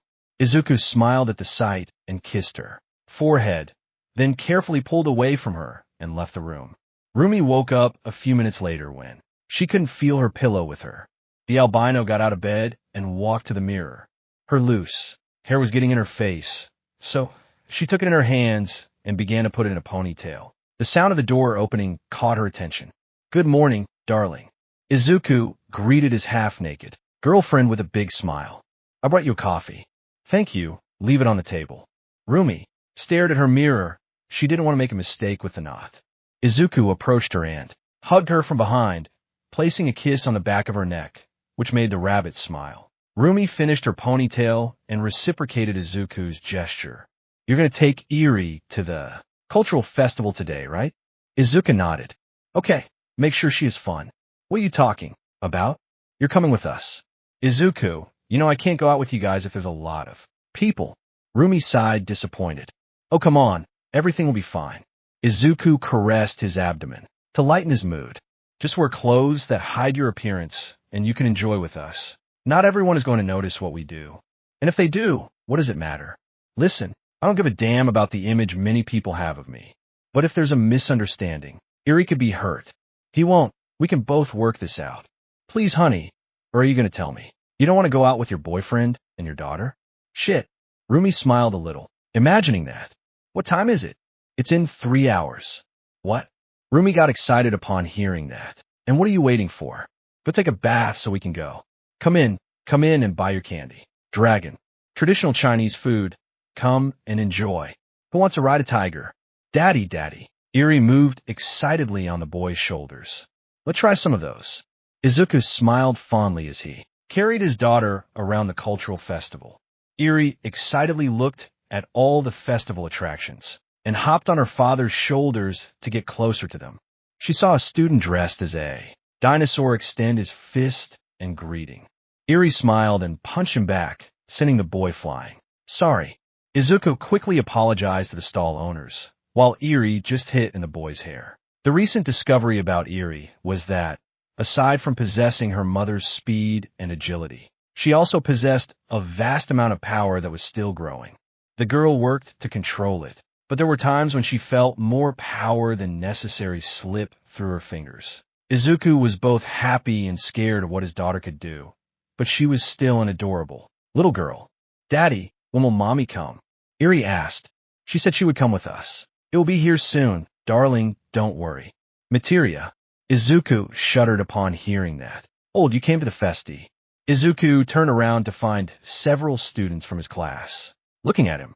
They all seemed happy, but stopped when they saw something the boy was carrying in his arms. Daddy, who are they? Pump.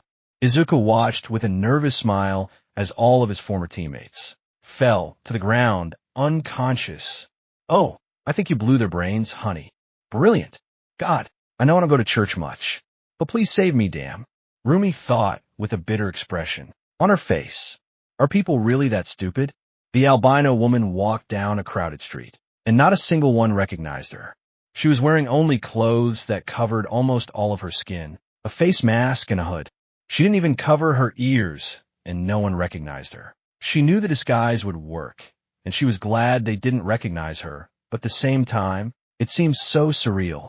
Rumi almost collided with a man in a costume and his little friend in a costume. At first, she didn't pay much attention to them, but her ears picked up on some words that came out of the guys' mouths. That woman looked very familiar to me.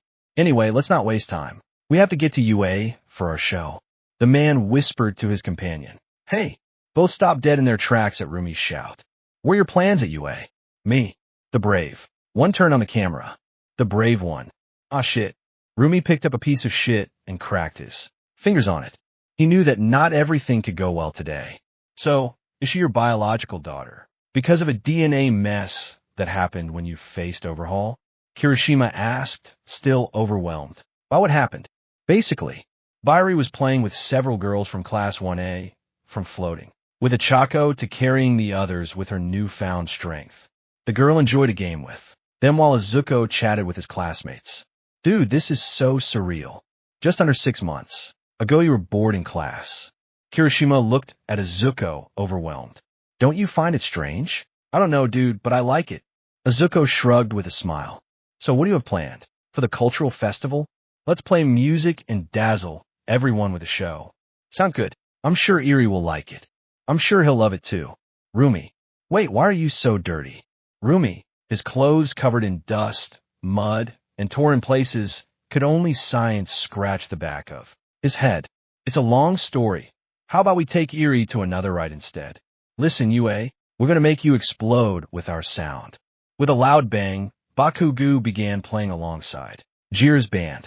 The others took it upon themselves to dazzle the audience with fireworks and spectacular lights that left them in awe. Mommy, Daddy, look. Eri moved excitedly in Izuku's arms. The great show had her amazed. It's incredible. They play very well. That's right, darling. Izuku smiled at seeing her so happy. Meh, I've seen better. Rumi shrugged as she ate, although she enjoyed seeing her little girl like this. What do you want for dinner after this? Let's think about that later now. Izuku grabbed Rumi by the waist and held her to him. Let's enjoy the moment. Rumi smiled and hugged Izuku back. Both of them snuggled up among the people next to their daughter while they enjoyed the show. Okay, enough fun.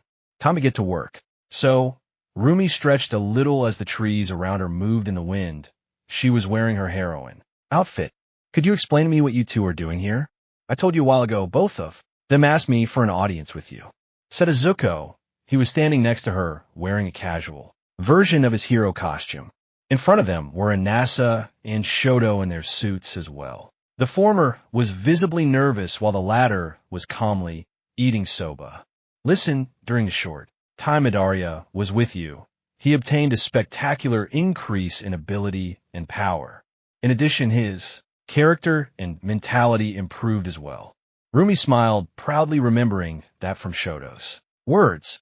I would like to train with you too. Almost failing the license exam made me realize that I had many things to correct, and if you could help my friend, I don't see why you couldn't do it with me.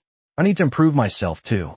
Inasa raised an arm with his trademark excited expression. Hearing that Midoriya-san was trained by a professional like you, I couldn't help but come and ask you to train me too.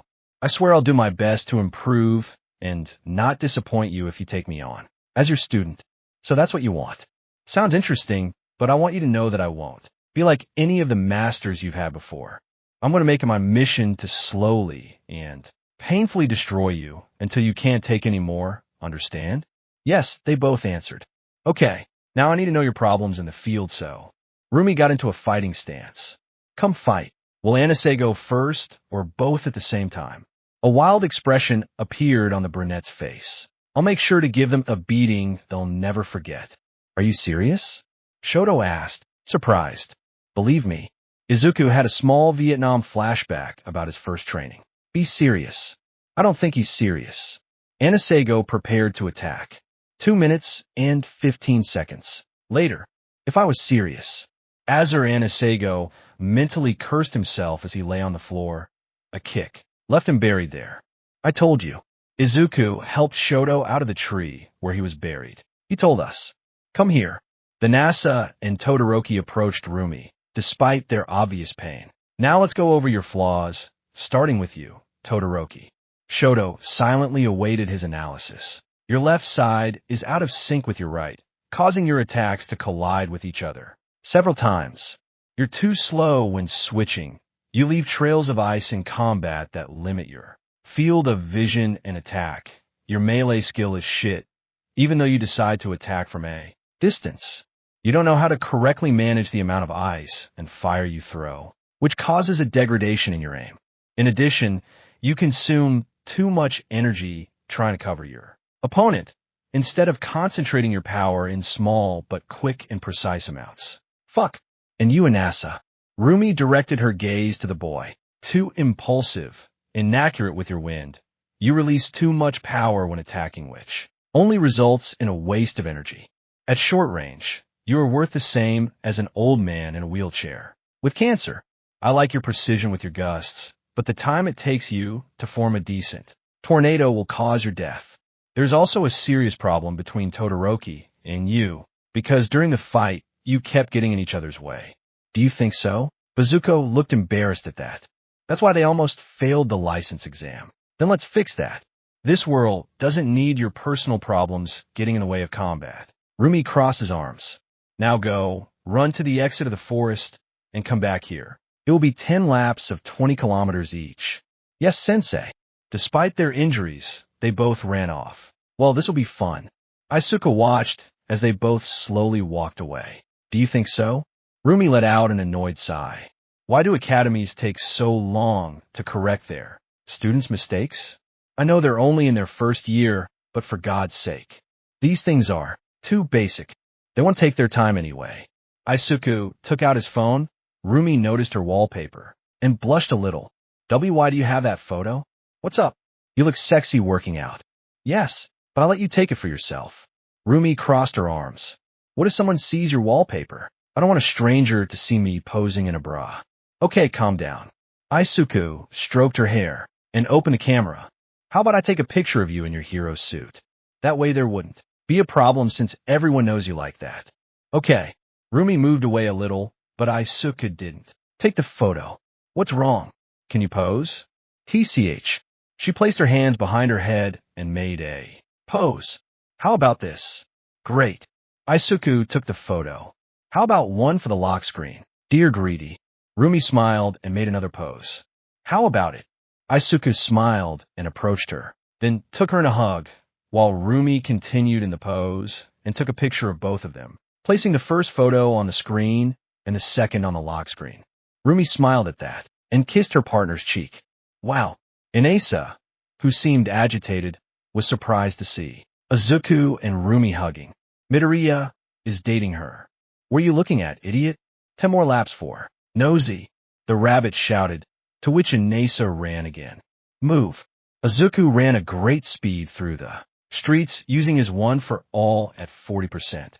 Rumi jumped, using everything around her to maintain an incredible speed. Behind them were Inasa and Todoroki, one of them flying and the other sliding on his ice. "Hey Todoroki, I heard you wanted to imitate your old man's jet burn," said Rumi. Shoto remained silent. "You should know something. He doesn't waste fire every time he boosts. He even compresses his flames to get more speed. If you don't have enough control over your left side, you won't be even close to achieving that."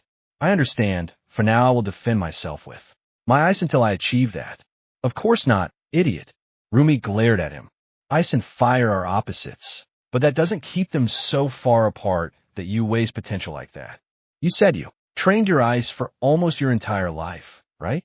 Use that along with your head and find the perfect mobility." "Perfect mobility." Shoto looked at his foot for a moment. It was expelling ice at high speed that helped him move. "I think I know what you mean."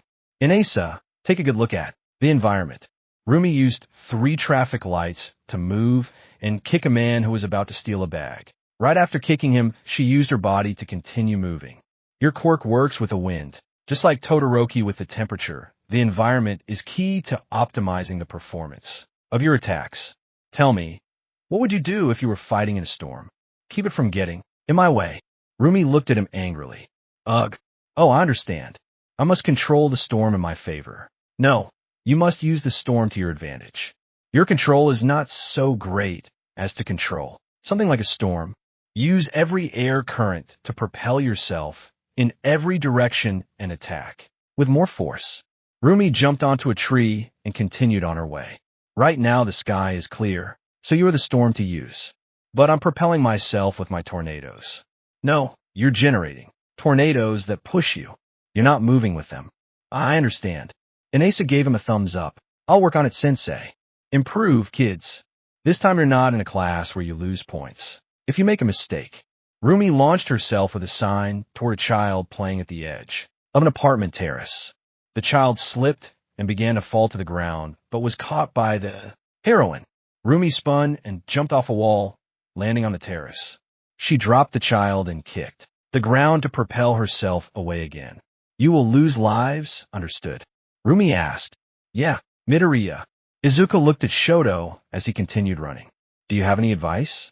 Izuku smiled, and then deployed at full speed. The green-haired boy jumped and fired air bullets that hit a thief, then kicked the air, propelling himself forward. The others followed him. Izuku arrived at a dog that was about to be run over and saved it. The driver lost control for a moment, but Izuku reached out a hand towards him and a black whip held the vehicle, preventing it from crashing into a wall. Want to know the best part? Izuku smiled at his friends. A long time ago, I should have thought about keeping my full cow long, regulating the percentage I use to shoot bullets, jumping without breaking any objects, and not causing a tornado when I jump. Now I do all of that subconsciously. My advice is simple. You will never have decent control unless you achieve something like that. I see, but what was that whip you used on the car? What are you talking about? Izuku tilted his head in confusion. I just held the car with my ma. Izuku raised an arm to prove his point, but a black whip shot out and stuck to a wall near them. Okay, that's new. So Izuku looked at the people surrounding him. You're my predecessors. Izuku was almost completely covered in black smoke. The only things free were his head, his arms, and a bit of his legs. The green-haired man was surrounded by 5 men on thrones, a manifestation of golden fire in the form of All Might, and behind him were 2 men with their heads on the wall, as if they were being punished. What's wrong with these 2? Did they use one for all to become criminals, or what? Izuku asked, pointing at the 2 guys. We have something to discuss with you, said a bald man. Get to the point. Well, first I have a question. Izuku raised a finger to the sky and shot out a bit of the black whip. Then it returned to his body. Can you use it? It seems to be linked to my emotions. If I concentrate enough, I can use it for a few seconds before feeling overwhelmed. Izuku explained. I think my control over one for all is also linked. I recently recovered my standard 40%. Fascinating. A very thin, white-haired man seemed slightly amazed. So much control in such a short time. Now my question. This has to do with you, right? Izuku asked. It's my quirk, said the bald man. Black whip. Did either of your parents happen to have a quirk related to spiders? Yes, both of my parents had something to do with it. But that's not the point. He shook his head. We're here to deal with an emergency. Time is running out. A man with a scar on his face looked at Izuku in the eyes. Since you obtained the one for all, our power evolved exponentially. A long time ago, it would not even be possible to communicate in this way. So due to its evolution, I can now access the powers of the previous predecessors. Izuku spread a bit of the black whip in his hands. This will be troublesome. Did All Might tell you about the wine glass metaphor? Yes, the cup is the bearer's body, and the wine is the quirk. An empty cup is a quirkless. Wait, if the quirk is the wine, then that means that from now on the one for all should.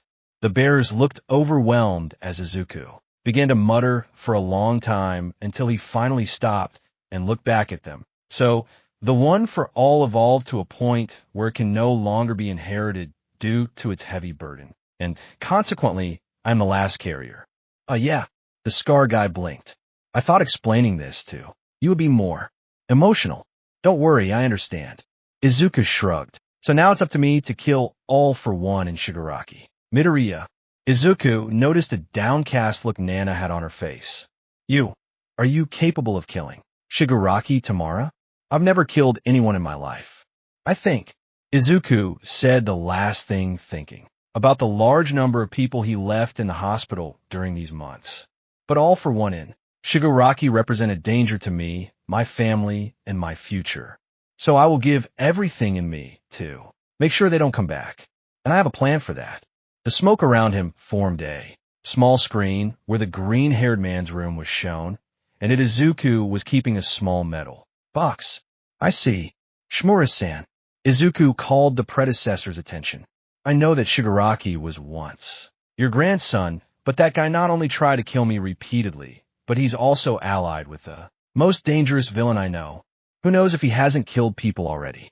I know it might hurt, but I can't let him live and risk something worse happening in the future. Maybe on some other occasion, I would have wanted to save him. Izuku clenched his fist. But now I wish for a happy ending for me and my family. And Shigaraki can't exist in that happy ending. The boy is right. The bald carrier joined the conversation.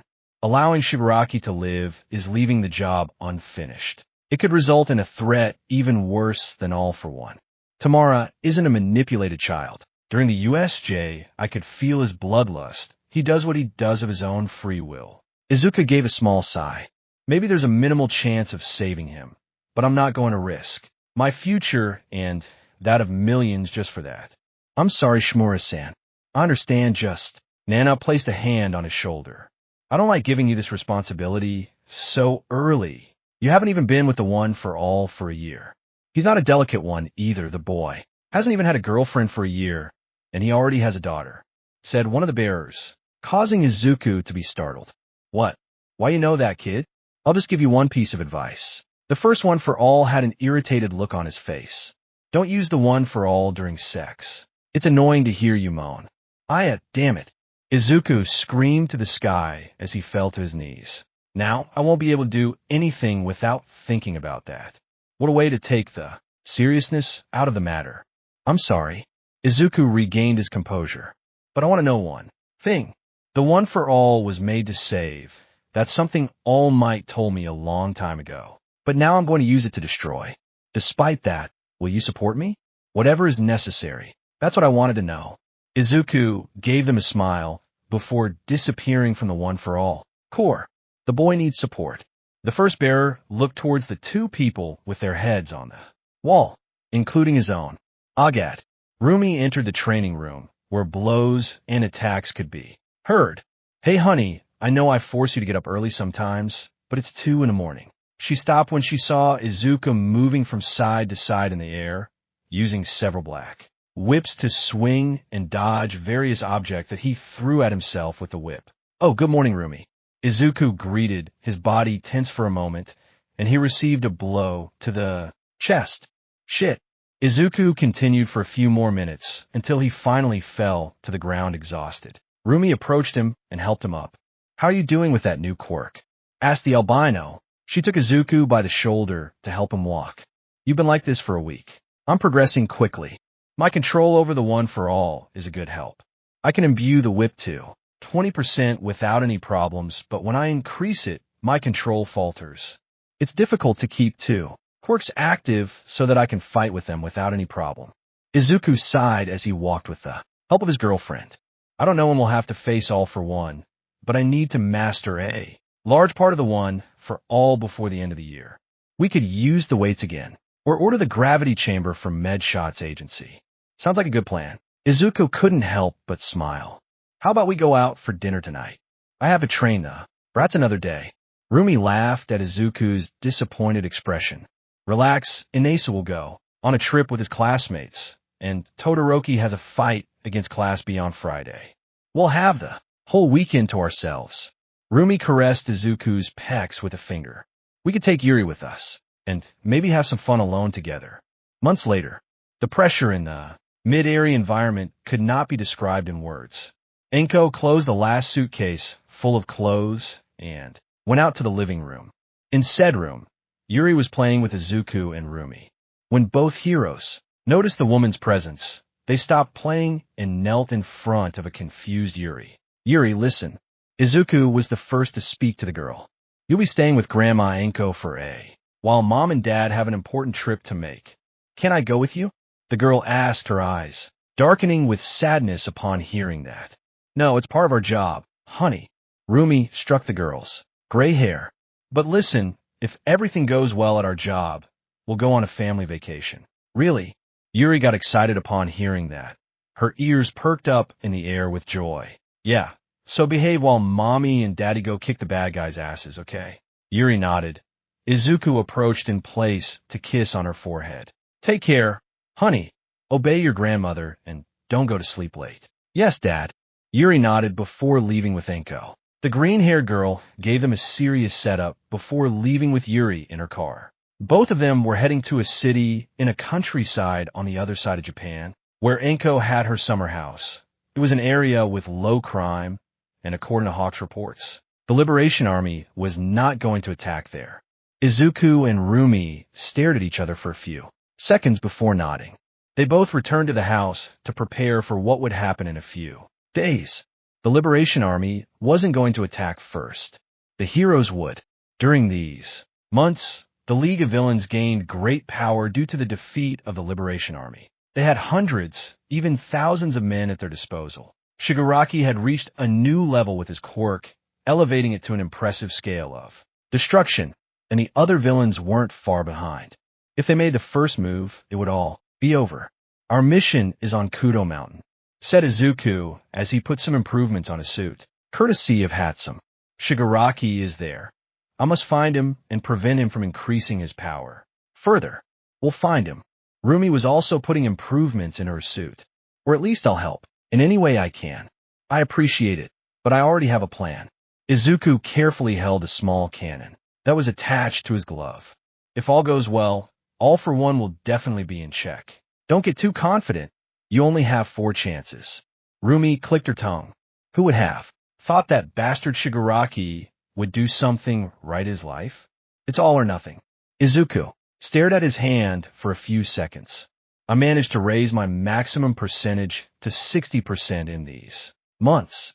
I can raise it up to 65% with some pain and 65% without breaking any bones. But my arm remains numb for a few minutes. The Black Whip is at a good level and the rest continues to progress. You'll do fine, believe me. Rumi placed a hand on Izuku's shoulder. We'll get through this and continue with our lives. Izuku smiled at her words and approached her to give her a small kiss on the lips.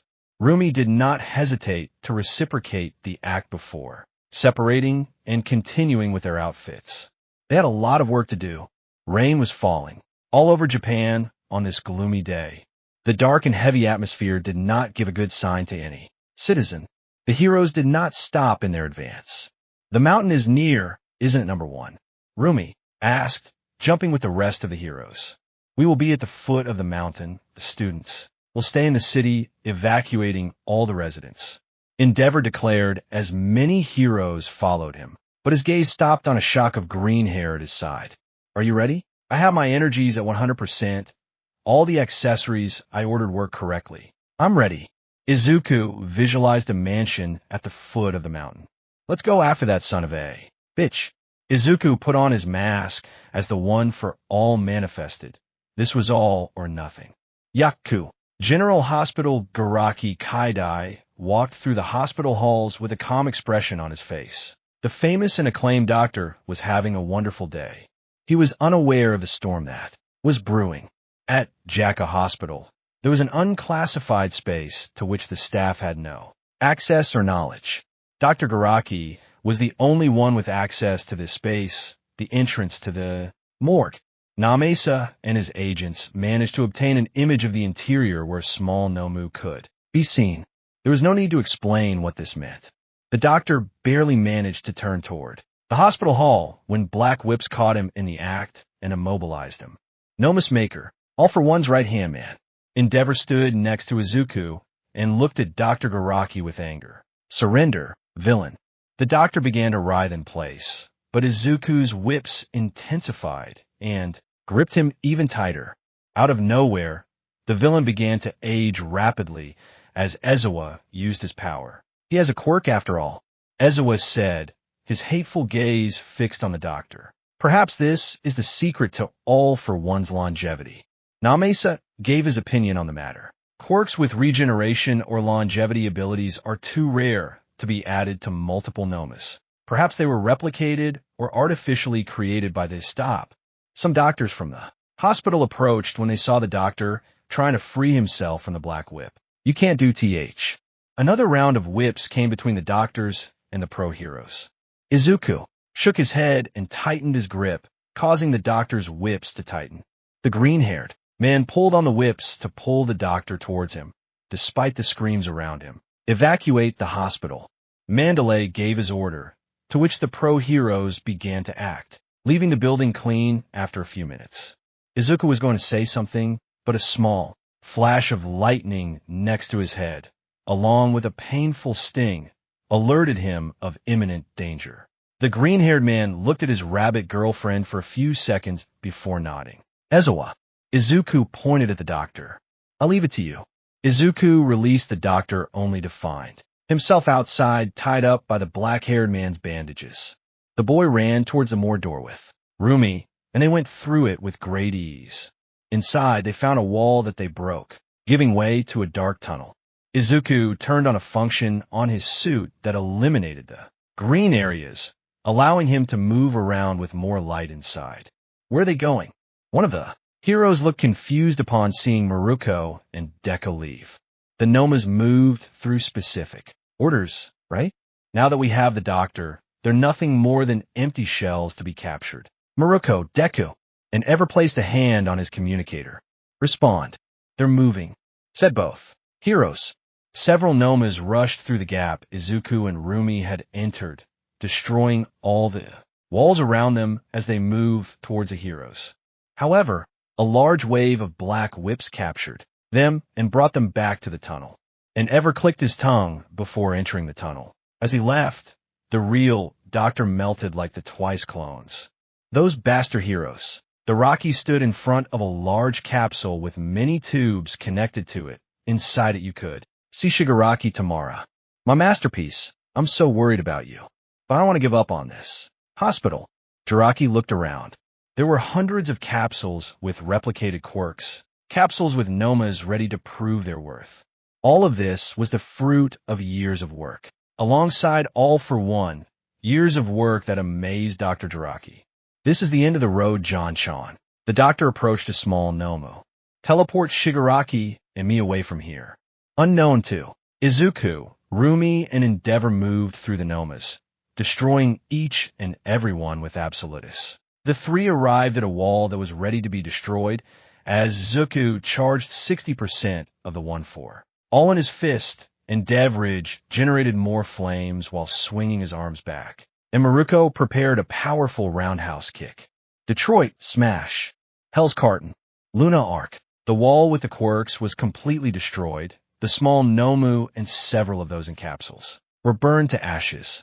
A powerful kick destroyed several machines that were connected to Shigaraki. When the smoke from the disaster cleared, Izuku could be seen holding Dr. Jiraki by the neck. Rumi with her arms crossed on one side, and Endeavor standing on the other. This is the moment where you say your stupid prayers. Izuku declared before the shock drive that action earned him a wild smile from the rabbit. Aye aye. The man shouted when he saw all his work destroyed. The doctor pulled the controller from his pocket and pressed the button. Izuku bridled at this and tightened his grip on the guy's neck before he managed to press. Another one. The doctor dropped the controller to the ground where it was stomped by Rumi, leaving nothing but a pile of wires and chips. What the hell did you do? Izuku tightened his grip on her throat. High-end Nomas. In beta phase. The doctor murmured. Oh fuck. Several capsules at the back of the room were destroyed and many different looking. Nomas emerged from them. Izuku could feel his danger sensor going crazy at the sight. But more importantly, their anger increased as they learned what was coming and the risk. I put them in. Are you capable of killing Shigaraki Tamara? In them, my beloved High, George Anomas. Crack. Endeavor and Miruko had to ignore that sound as they charged towards the Nomas. It was probably just as Yuku punching the doctor and breaking a bone. The beasts charged at the pro heroes without hesitation, one of them carrying Endeavor across the room, while another delivered a strong punch to Rumi that sent her straight to the ceiling. H-Row, one of the Nomas murmured weakly. Thing, we can go crazy. Heroes, let's kill them, all and go crazy. Black Jail. The large number of whips formed a net that trapped the Nomas and gathered them into a cocoon. Manchester Smash. The Nomas received a downward kick that created a large crater in the ground. Izuku stepped back a bit after the kick, only to see the Nomas emerge from the smoke and charge at him. The green-haired man braced for impact, but a shield was placed in front of him, taking the Nomas' blows. Crust. Izuku smiled under his mask when he saw the number 6 hero by his side. Thank you. Attack, kid. Carolina Smash. An X-shaped punch from Izuku knocked the Nomas back, then Rumi appeared and kicked them with all her might while smiling, despite having her head full of blood.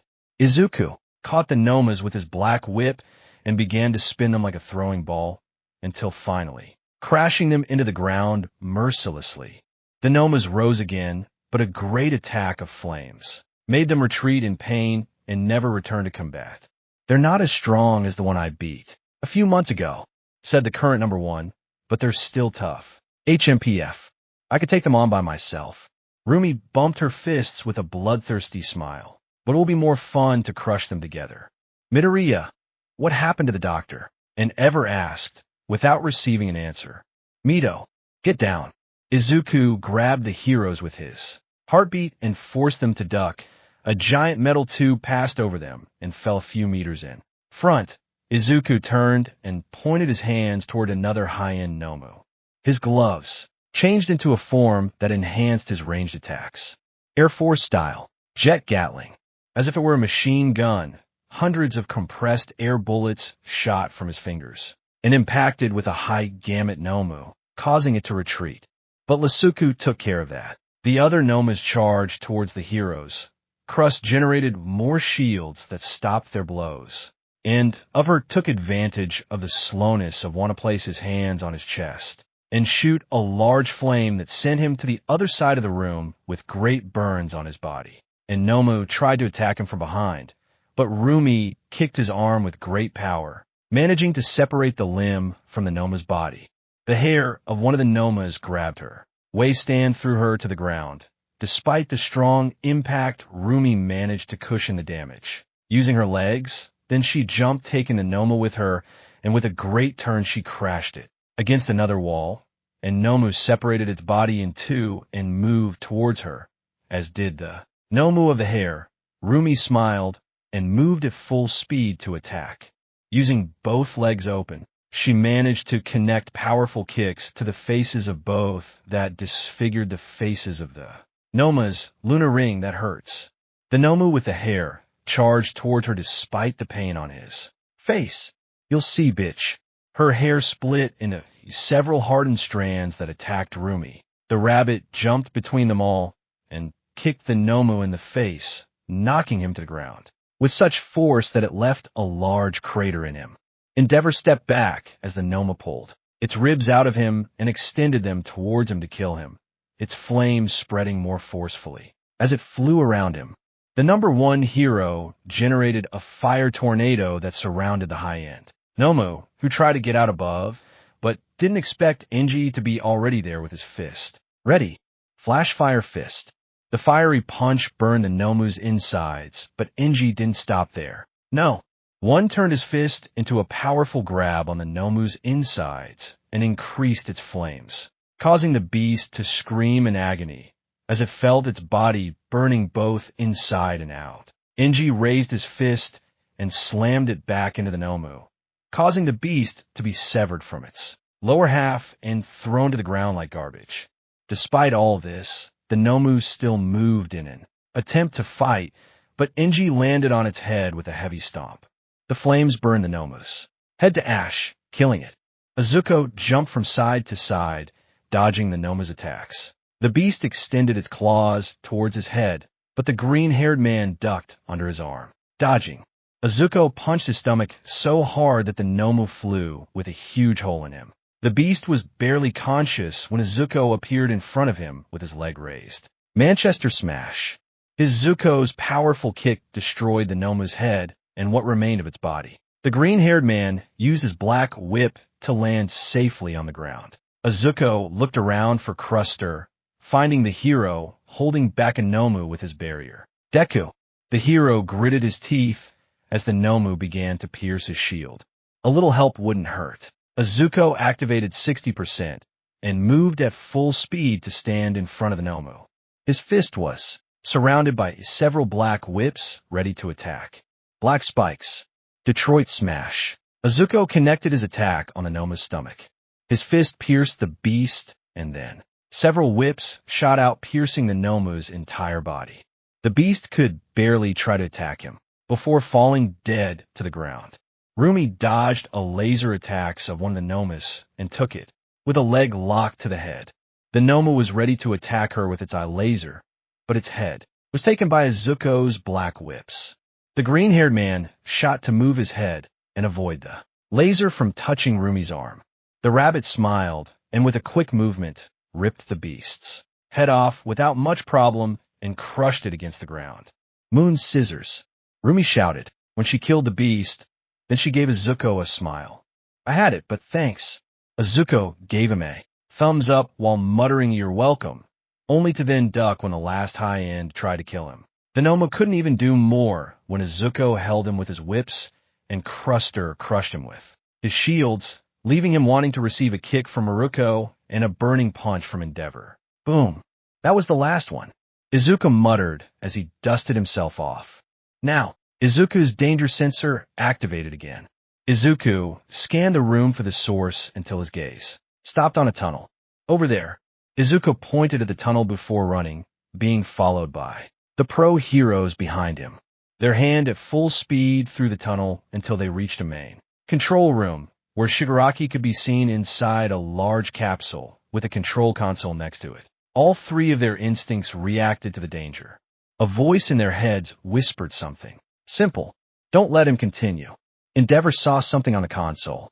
A progress bar reading 74%. Destroy it. Endeavor shouted. Don't let it complete. Rumi was the first to attack, kicking the capsule with all her might, breaking through it and knocking Shigaraki out of it. Cruster created shields around the villain that kept him trapped. Vanishing fist. The powerful fire attack hit Shigaraki directly. Everything around him was burned by the number one's immense fire attack. Izuku prepared to deliver the final blow. This is the result of my training and the gifts of my predecessors. The Izuku visualized Shigaraki. Anyone who looked at the green-haired man at this moment could notice the figures forming in the smoke behind him. Fajin, 1 for all 65%. Black Whip, Pseudo 100%. Detroit. Smash.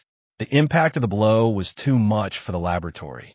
It was as if time slowed down, the building being destroyed by the power of Izuku's punch. Everyone was moving through the rubble as Shigaraki ascended into the sky without stopping. I'm cold. The voice chilled the blood of everyone present. Get away. Izuku didn't hesitate to obey the voice of the first wielder that sounded inside his head. His whips took everyone present and quickly rose to the sky with none as quirk. A black hand tried to grab his foot, but a shield got in its way. Izuku could barely see Cruster smile before he was disintegrated. The green-haired man climbed out through the roof of the deteriorating hospital and headed toward another area. The heroes were already fleeing the deteriorating situation. Some were hit by Shigaraki's power, but most managed to escape. Izuku watched the person who caused everything touch the ground. And ever, Izuku crossed his arms as the black whip flew out in droves. Help me. Izuku's whips grabbed. All the heroes present and Endeavor understood the message and shot off while holding Izuku. The two managed to pull all the heroes away from Shigaraki's impending demise.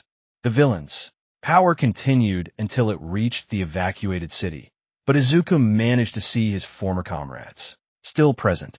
The green-haired man gritted his teeth before unleashing his whip and flying toward Shigaraki. Pseudo 100%. St. Louis. S. M. A. S. J. Izuku kicked Shigaraki with a powerful blow, sending the villain tumbling off the ground as the blow hit him directly, knocking him away. Thanks to Izuku's intervention, the city only deteriorated halfway. It's time. Yes. The Izuku placed himself in a combat stance. The predecessors manifested in the energy behind him for a second. This is where it ends. When a smoke cleared, Izuku could see Shigaraki standing. On a stone pillar, there was a machine next to it. Shigaraki had his phone in his hand. "Makia, come here," said the albino. Izuku's eyes widened upon hearing that. "Bring everyone. We'll start destroying from here." Damn. Izuku broke into a cold sweat when Shigaraki noticed his presence. "So, One for All is here so soon. I didn't have to look for you." Shigaraki saw more heroes approaching in the distance. "And the rest too. What a bad way to wake up." The villain smiled a little and turned to the machine. Izuku watched as he took a charger and plugged his cell phone into the device. "Yorwafa." Shigaraki stopped speaking when an air bullet hit his phone, destroying the device. He turned to Izuku, only to receive a punch to the face that sent him flying, followed by a powerful flare impacting against his body. There was no time to lose. Izuku didn't wait for the sign of an attack, didn't wait for any of the other heroes to step forward. He activated his quirk at pseudo 100% and moved towards Shigaraki to punch him hard in the stomach. The albino flew into the sky with force only for Endeavor to intercept him there. Jetburn. The hero's fiery punch sent Shigaraki crashing to the ground as a wave of fire shot out of his hand. Shigaraki got up and floated through the fire to attack the hero, but his hand was grabbed by a black whip and subsequently a strong kick hit his face. Izuku's eyes snapped open, and he covered himself when a strong blast of air sent him straight to the ground. Shigaraki also used that quirk to push Endeavor away from him. "I miss you. One for all." Shigaraki began walking towards Izuku with a big smile on his face. "It's amazing that you came to me. Believe me." Izuku activated his quirk again. "You were great having me here." There were no more words before both opponents collided with a huge shockwave destroying everything around them. Izuku emerged from the smoke of the explosion to get away from Shigaraki. With his black whip, he took all the debris he could around him and used it to hit the villain with it. "If he touches me with his quirk, I'm dead." The danger sensor alerted Izuku in time to move away from the ground. Shigaraki sprang from it, trying to touch him, but his arms were held by Izuku's whip. The green-haired man used other whips to propel himself and kick the villain directly into the ground. Shigaraki emerged from the rubble in search of Izuku, but his body was hit by Ryukyu's claw and a big kick from Miruko. Then Endeavor attacked him with a fire spear, and Izuku finished it off with a double kick to his stomach. The villain was launched into the air, but there he was caught by Izuku's whips. The green-haired man stomped on the ground as he prepared to slam Shigaraki into him. The black whips wrapped Shigaraki in a powerful shell, but the mighty shout, Izuku, slammed Shigaraki into the ground with all his might.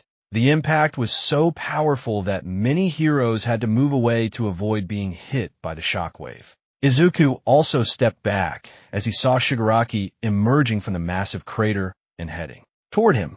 However, the albino stopped in midair and then abruptly fell to the ground. Shigaraki tried to activate his quirk again, but it didn't work. His eyes visualized Aizawa in the distance looking at him with his quirk active. "Hey, you're very cool, Erase." Shigaraki stopped talking when he received a powerful punch to the face. Izuku grabbed his face and slammed the villain into the ground again. He can't use his quirk anymore. Izuku raised his fist at 100% with his black whip in it. "Finish him." Black Spike's Detroit Smash. The powerful punch sent another shockwave through the area, and Shigaraki was lifted off the ground by the black whip, spikes piercing his stomach. Izuku stepped back, giving way to endeavor to attack the villain with a blast of fire. This hurts. Shigaraki watched as his skin burned. Ryukyu and Miruko appeared from above with a double attack that made Shigaraki eat dirt. The albino couldn't even recover when Izuku landed on him and began hitting him with all his strength without stopping for anything. However, one of his fists was caught by Shigaraki. The albino smiled as he felt the strength he had gained thanks to the doctor. But his smile was erased when Izuku's whips got inside his arm. Shigaraki jumped in panic when the green-haired man's quirk accumulated inside his limb with great force. No! Shigaraki tried to push Izuku away, but his other arm was immobilized by Izuku. Finally, Shigaraki's arm could not contain the black whips and exploded into pieces before both of their eyes. The massive whips that had been signed became a giant fist with which Izuku hit the albino mercilessly. Then he covered his forehead with a bit of the whip and headbutt the villain. Izuku grabbed Shigaraki and threw him to the side. The albino flew through the air until he was greeted by an endeavor covered in flames that incinerated the villain in the air. Shigaraki tried to escape the sea of flames, but Izuku's whips emerged and kept him tied up, so that endeavor could burn him as hard as he could. Infernal Spider. A large amount of fire surrounded Shigaraki as if he were a spiderweb. Burning first. The battlefield was filled with fire after Endeavor's attack. Izuku stepped back with the other heroes to give Endeavor some space. The green-haired man noticed Miruko listening to something through the communicator. How are things going? Bagan Tamishia is trying to come. Those in the field want to stop him, but he is too strong, said the rabbit, her brow furrowed at the situation. We already have confirmed casualties. Then there's no time to waste. As soon as Endeavor stopped, Izuku entered the sea of fire and shot out, dragging Shigaraki across the ground. Izuku threw the villain away from him and prepared his black heartbeats for another attack. Black Whip. Mamba.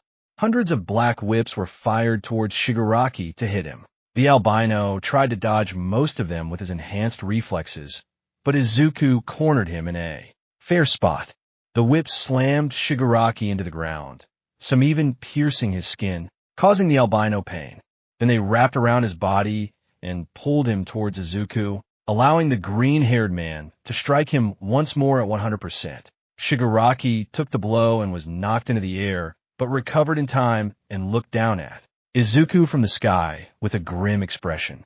The arm the green-haired man had destroyed it already. Regenerated. Shigaraki shot towards Izuku, or so it seemed since he actually flew towards Aizawa to attack him. The albino was intercepted by Ryukyu and Miruko on his way to the black-haired man. Then Izuku grabbed him with his whips and pulled him towards him to hit him again with his quirk and hold him against the ground. He's losing stamina, but if this continued, someone could die. Izuku took off his right glove and threw it at a rabbit standing near him, then grabbed Shigaraki by the head and slammed him into the ground across the field. Rumi stared at the glove before, remembering something and putting it on. He doesn't know we have this. Rumi prepared the glove too. Shoot. 2 shots. Just that, and it's over. Pseudo 100% to try to smash. Izuku slammed his head into Shigaraki's head, but his arm was caught in a powerful bite. However, this proved to be a terrible decision, as Izuku's whip swung out through his arm and pierced his mouth at full force. Black spikes. The black whips surrounded Shigaraki's limbs. Iron Maiden. Izuku's thorns pierced all of Shigaraki's limbs, giving the villain a great amount of pain, as Izuku then used his counterweight to crush Shigaraki into the ground. What's going on? Shigaraki became excited when he realized his wounds weren't regenerating. What day is it today? Your body can't keep up with the power of the All-for-One. Izuku raised his fist once more. And today is the day of your death. The floor shattered as Izuku threw his next punch. The heroes were taken by the black whip to keep them away from destruction, as Izuku rose into the sky while hitting Shigaraki again and again. Midoriya. Sorry. Aizawa frowned as his eyes became extremely dry. My erasure will be gone. Rest, Aizawa. Izuku used his fingers to pierce Shigaraki's eyes when he looked directly at him. I'll send this wretch flying. If you like heaven so much, then I'll take the one for all and send you straight to the other world. Endeavor. Izuku pulled the #1 hero in while breaking Shigaraki's left arm with a powerful blow. Endeavor flew through the left area of the fight and attacked with a powerful blast of fire that hit Shigaraki directly. Izuku then launched a powerful blow at the albino that dispersed the fire and destroyed everything around it. You are. Izuku held Shigaraki with his black whip while hitting him. An obstacle in my dream. The feeling is mutual, one for all. Another powerful blow destroyed everything. My bones are already giving way to the pressure of the pseudo 100%. Izuku gritted his teeth at the pain in his arm. If I continue like this, I'll soon start to break my bones. Give it all you have, Endeavor. Izuku threw Shigaraki into the air, allowing Endeavor to fly towards him with all his power. Prominence burn. Shigaraki began to fall to the ground after receiving that powerful attack. His body was completely burned to the point where his skin was falling apart. Izuku took him in the air with one for all at 100% to give him another punch, but he froze when he saw something in front of him. Then Shigaraki, all for one, extended his hand towards Izuku. He was ready to touch his face and use his quirk on him. But at the same time her fingers touched Izuku's skin, 2 bullets hit his back. Rumi smiled from a distance as she held her wrist with Izuku's glove in her hands. But what? Game over. Izuku smiled before everything went dark. Izuku stood a few feet away from Shigaraki and all for one, his arms crossed and a mocking smile, adorning his presence as the other bears stood beside him. What?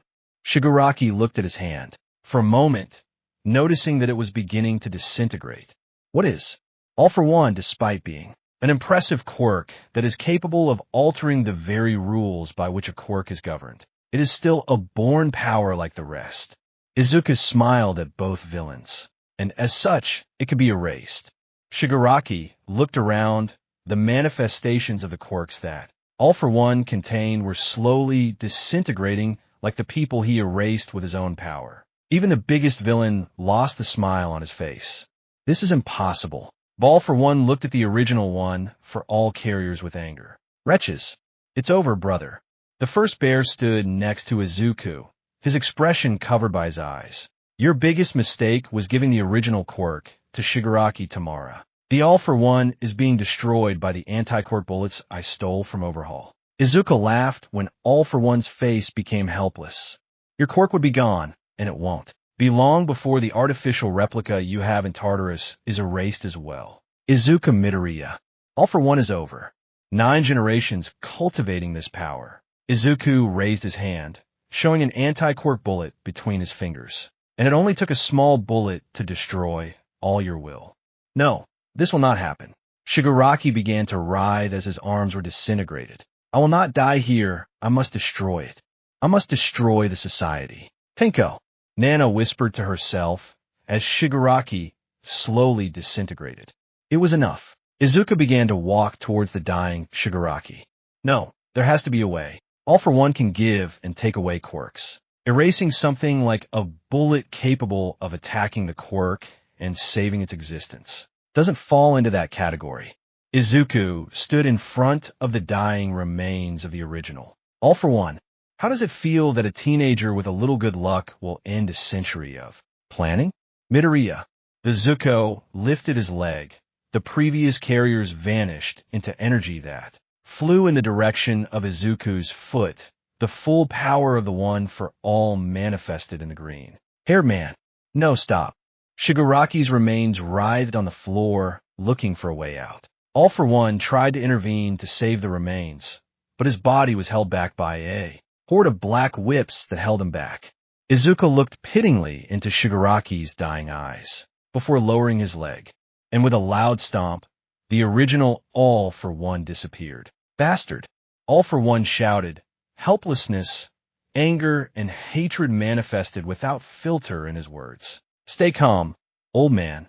I still have to go erase your copy in Tartarus. Izuku sighed as he began to disappear from the One for All core. In the meantime, cry quietly. Your voice is irritating. Izuku. All for One tried to launch himself at Izuku, but a powerful kick from the boy was enough to knock him out of the core. The green-haired boy smiled and then disappeared from the 1-4. All core. In the real world, the pro heroes watched in awe as the silence formed around them. A smoke screen prevented them from seeing what happened after Shigaraki touched Izuku, and the bullets hit his back. But then the smoke gradually faded, and everyone looked in that direction for any sign of victory or defeat. Izuku stared back at them while holding Shigaraki, Tamara's corpse in his hands. Shigaraki is. Ryukyu gasped at the sight of Shigaraki's corpse in Izuku's arms. The green-haired man let out a light sigh and threw the corpse to the ground. The other heroes approached to examine it, while Rumi was more focused on checking if it was okay. Izuku gave her a small smile to calm her down, but as soon as his danger sensor was alerted, Izuku raised his guard and looked at the other heroes. Everyone get ready. Izuku looked towards the city. His eyes met with imminent destruction. Here it comes. It didn't take long for Gaganamachi to arrive, rampaging through the city and arriving alongside the League of Villains on the battlefield. Dabi peeked over the shoulder of the dress, ready to start a show, but stopped when his gaze met Shigaraki's body. Shy Shigaraki is. Master. Dagon Tamaki's ear-piercing roar abruptly interrupted the League's shock. The beast lunged forward in an attempt to reclaim the body of its albino-haired master. However, he encountered an obstacle. Izuku grabbed Makiya's shoulders with his black whips and launched himself at Makiya, slamming his chin down with all his might. The League of Villains was ready to attack him, but they had to defend themselves when the other heroes entered the battlefield. Izuku rose with Nana's quirk and charges one for Altasuda 100%, holding Makiya with his whips. The green-haired man gave a powerful turn that made the beast lose balance and caused him to fall to the ground. Machos was ready to get up and continue fighting, but Izuku fell on him and began to hit without stopping for a moment. Seeing Endeavor, the villain Dabi took out a water bottle and prepared to put on a show, but was intercepted by a wild Miruko who moved through her flames and attacked with strong kicks that severely affected the fire villain. Toga and Mr. Compress were intercepted by Ryukyu and Azawa, while the rest of the heroes took care of the few remaining members of the League. How's Midoriya? Azawa asked as he knocked Toga, unconscious with a kick to the head. He is. Smiayash. In the background, powerful blows and screams of pain from Gaganamakia could be heard, while Izuku seemed not to stop even a little. Busy. Ryuko muttered as she watched Izuku hold Makiya with his whips and hit him in the face with his other hand. Now, Izuku hit the beast's face with his quirk at its limit. Stay. His hand was covered by the black whip. On the ground, the spike lot and blow pierced Gaganamakia's strengthened face, and the other heroes soon joined in beating up the giant monster, who soon began to feel the effects of the blows and the sedative that a certain group of students had administered to him. Hit the vital points. We can't wait for him to decide to go to sleep. Miruko shouted. The heroes didn't have to listen twice before attacking. Izuku. All right. Izuku held his whips with both arms. Makiya, despite everything, clunked to freedom like a chained beast. Give it. Prominence burn. Endeavor's fire. Ryuki's claws. Miruko's strongest kick. The full force of the great heroes was unleashed into an endless barrage of attacks that made Makiya scream in pain. The villains of the Liberation Army, who tried to approach, were stopped by reinforcements and could only watch helplessly as their last hope of victory. And the war was mercilessly beaten. Izuku began to feel how Makiya's strength was weakening, and he created thorns in his whip to weaken him further. Makiya continued to scream and beg for help until, by a miracle of fate, he fell exhausted to the ground without any strength to wake up. As the remaining villains and heroes watched, the top man rose from the massacred and powerless Machiavelli body to face the villains still surrounding them. There was an entire army who, despite being powerless and having lost their greatest trump cards, still had enough will to fight. I have to admit, they have guts. Izuku muttered, his arms hurt like hell. Too bad that's not enough. Miruko smiled with hunger for battle as she saw how the villains began to approach. Izuku glanced at Rumi out of the corner of his eye when the rabbit noticed his gaze. The green-haired boy blew her kiss and whispered the words, "See you later," before jumping towards the army of villains. "And after that we'll take care of the rest of your army," Izuku said, taking another bite of his cat's den in front of the world's greatest villain. Oh well, the greatest villain in the world without a quirk. You called yourself all for one because of your own power. What should I call you now that you don't have one? Izuku asked in front of the villain, who looked visibly angry. You're without a doubt the person I despise the most right now, IzukuxMiruko. All for one muttered, still trying to contain his anger. It's not over yet. Actually, yes, we located your bases, and the association launched missiles towards them along with a search squad. There were no Nomas left, Izuku said, causing more anger in the villain. Your henchmen are already being arrested, your resources seized. Actually, I would say it's a total defeat. Izuku bit some of his cat's den, but his saw splashed on the villain's face. Oops, sorry Mr. Dad Face. Midoriya. Anyway, you probably won't live 1 or 2 more years without your rejuvenation quirks, so I suggest you don't get too agitated, old man.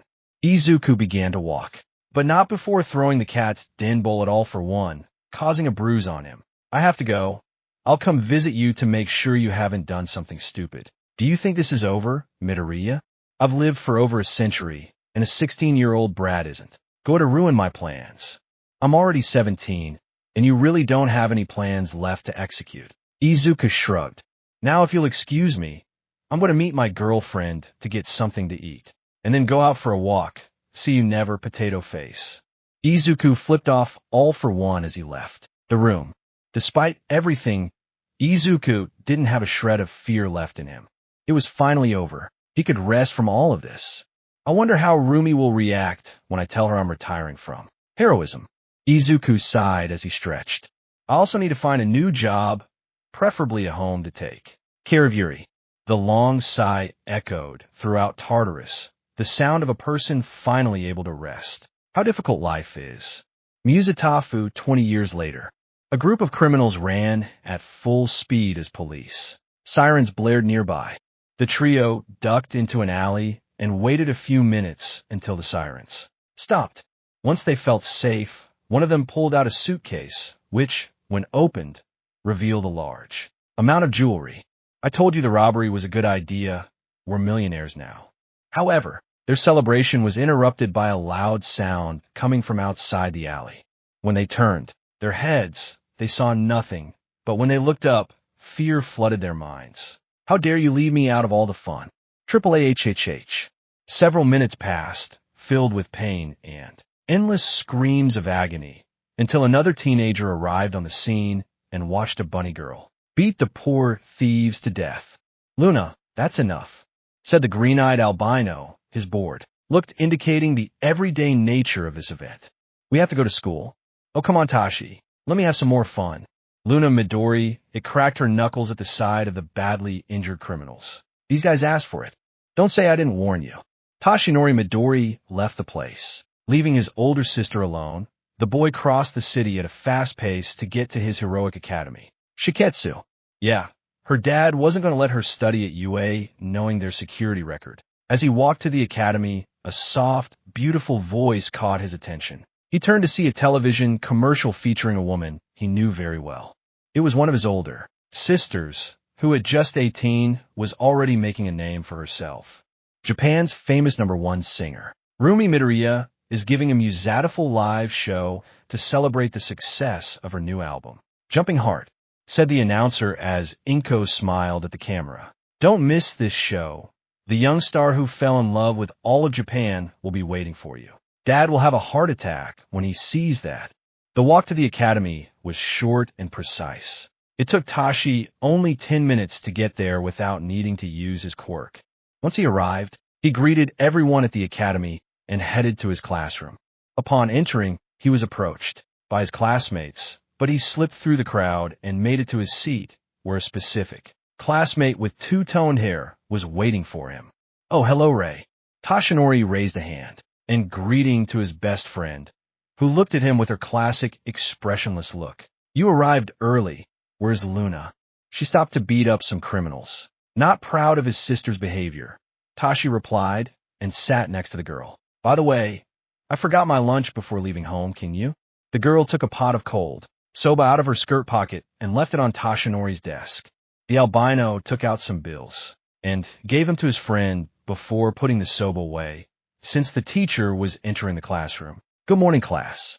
Tashinori sighed when the eyes of the male students in his class fell on the woman they had as a history teacher. Under other circumstances, he wouldn't have cared, but the problem was that the teacher was his other older sister and Rumi twin, Izumi Midoriya, who was also identical to his mother. Well, actually almost all the women of the Midoriya family were identified with the matriarch. "Listen," a sensual voice came from the front of the classroom, where the sexy woman stood in front of the blackboard with her back to the students. "Today we are going to review the history book thoroughly." Ray. Tashinori patted his classmate's shoulder, who was drooling at the teacher's presence. "Are you imagining my sister as a poor movie teacher again?" "Yes." Unable to hide the truth, and with a blush on her face, the girl nodded slightly. "Your sister is sexy. Why do Todoroki have the habit of being so frank?" "Guys, be quiet."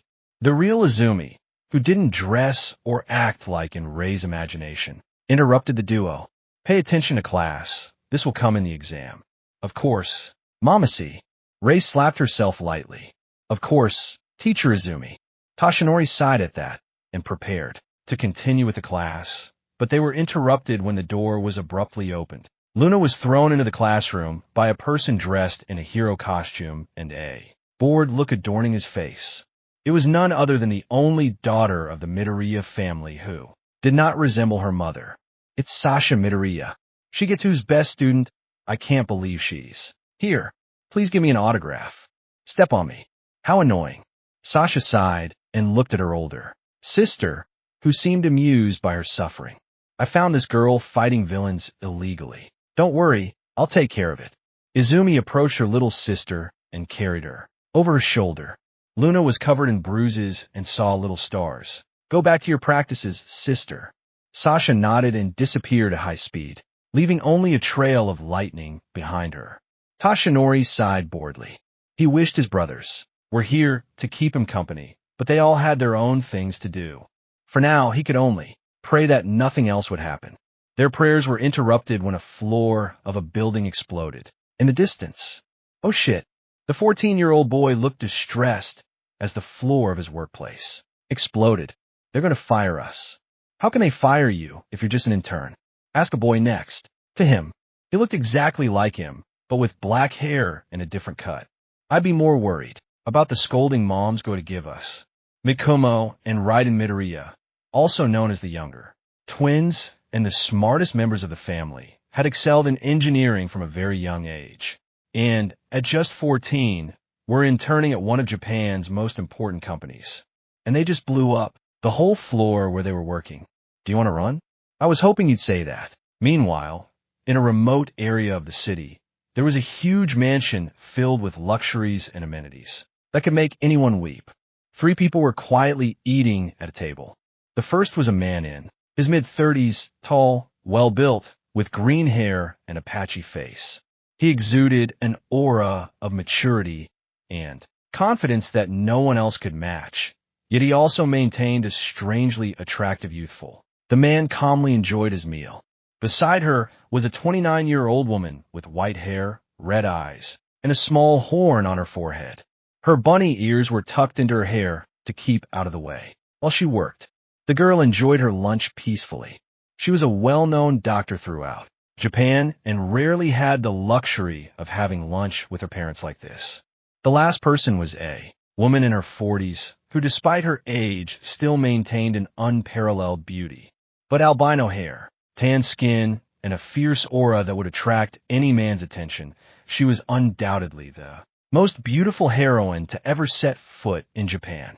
You may wonder, how could Izuku Midori afford all these luxuries and support such a large family? There were a series of decisions that were key to all of this. He first invested in the soba business his best friend started and became a direct partner. When the business was a success, 30% of the profits went to his name, which caused a large sum of money to benefit his life. Next up was college, and despite having to take care of his family at the same time, he managed to graduate with a degree in advanced engineering and landed a job as a mechanic for Hero Artifacts, alongside an old friend from UA with pink hair. And finally, there's being recognized as a war hero. The merchandise sells very well. Batty, are the rest of us coming over for dinner tonight?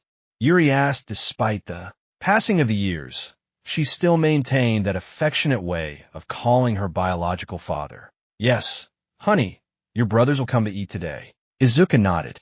Grandma Inko will also come, commented Rumi, bringing a big smile to the albino. That's wonderful. I can't wait to have you all here, said the albino excitedly. Luckily my shift at Shiketsu ends early today. I'm not going to miss dinner for anything. Okay, honey, but... Izuku looked at the living room clock. Doesn't your shift start in 10 minutes? Aye, it's true. Yuri finished eating in a hurry, then stood up and kissed her parents' foreheads before saying goodbye and running off to work. She had to get there soon. The place fell silent when he relived. Izuku and Rumi didn't talk. They didn't say anything to each other.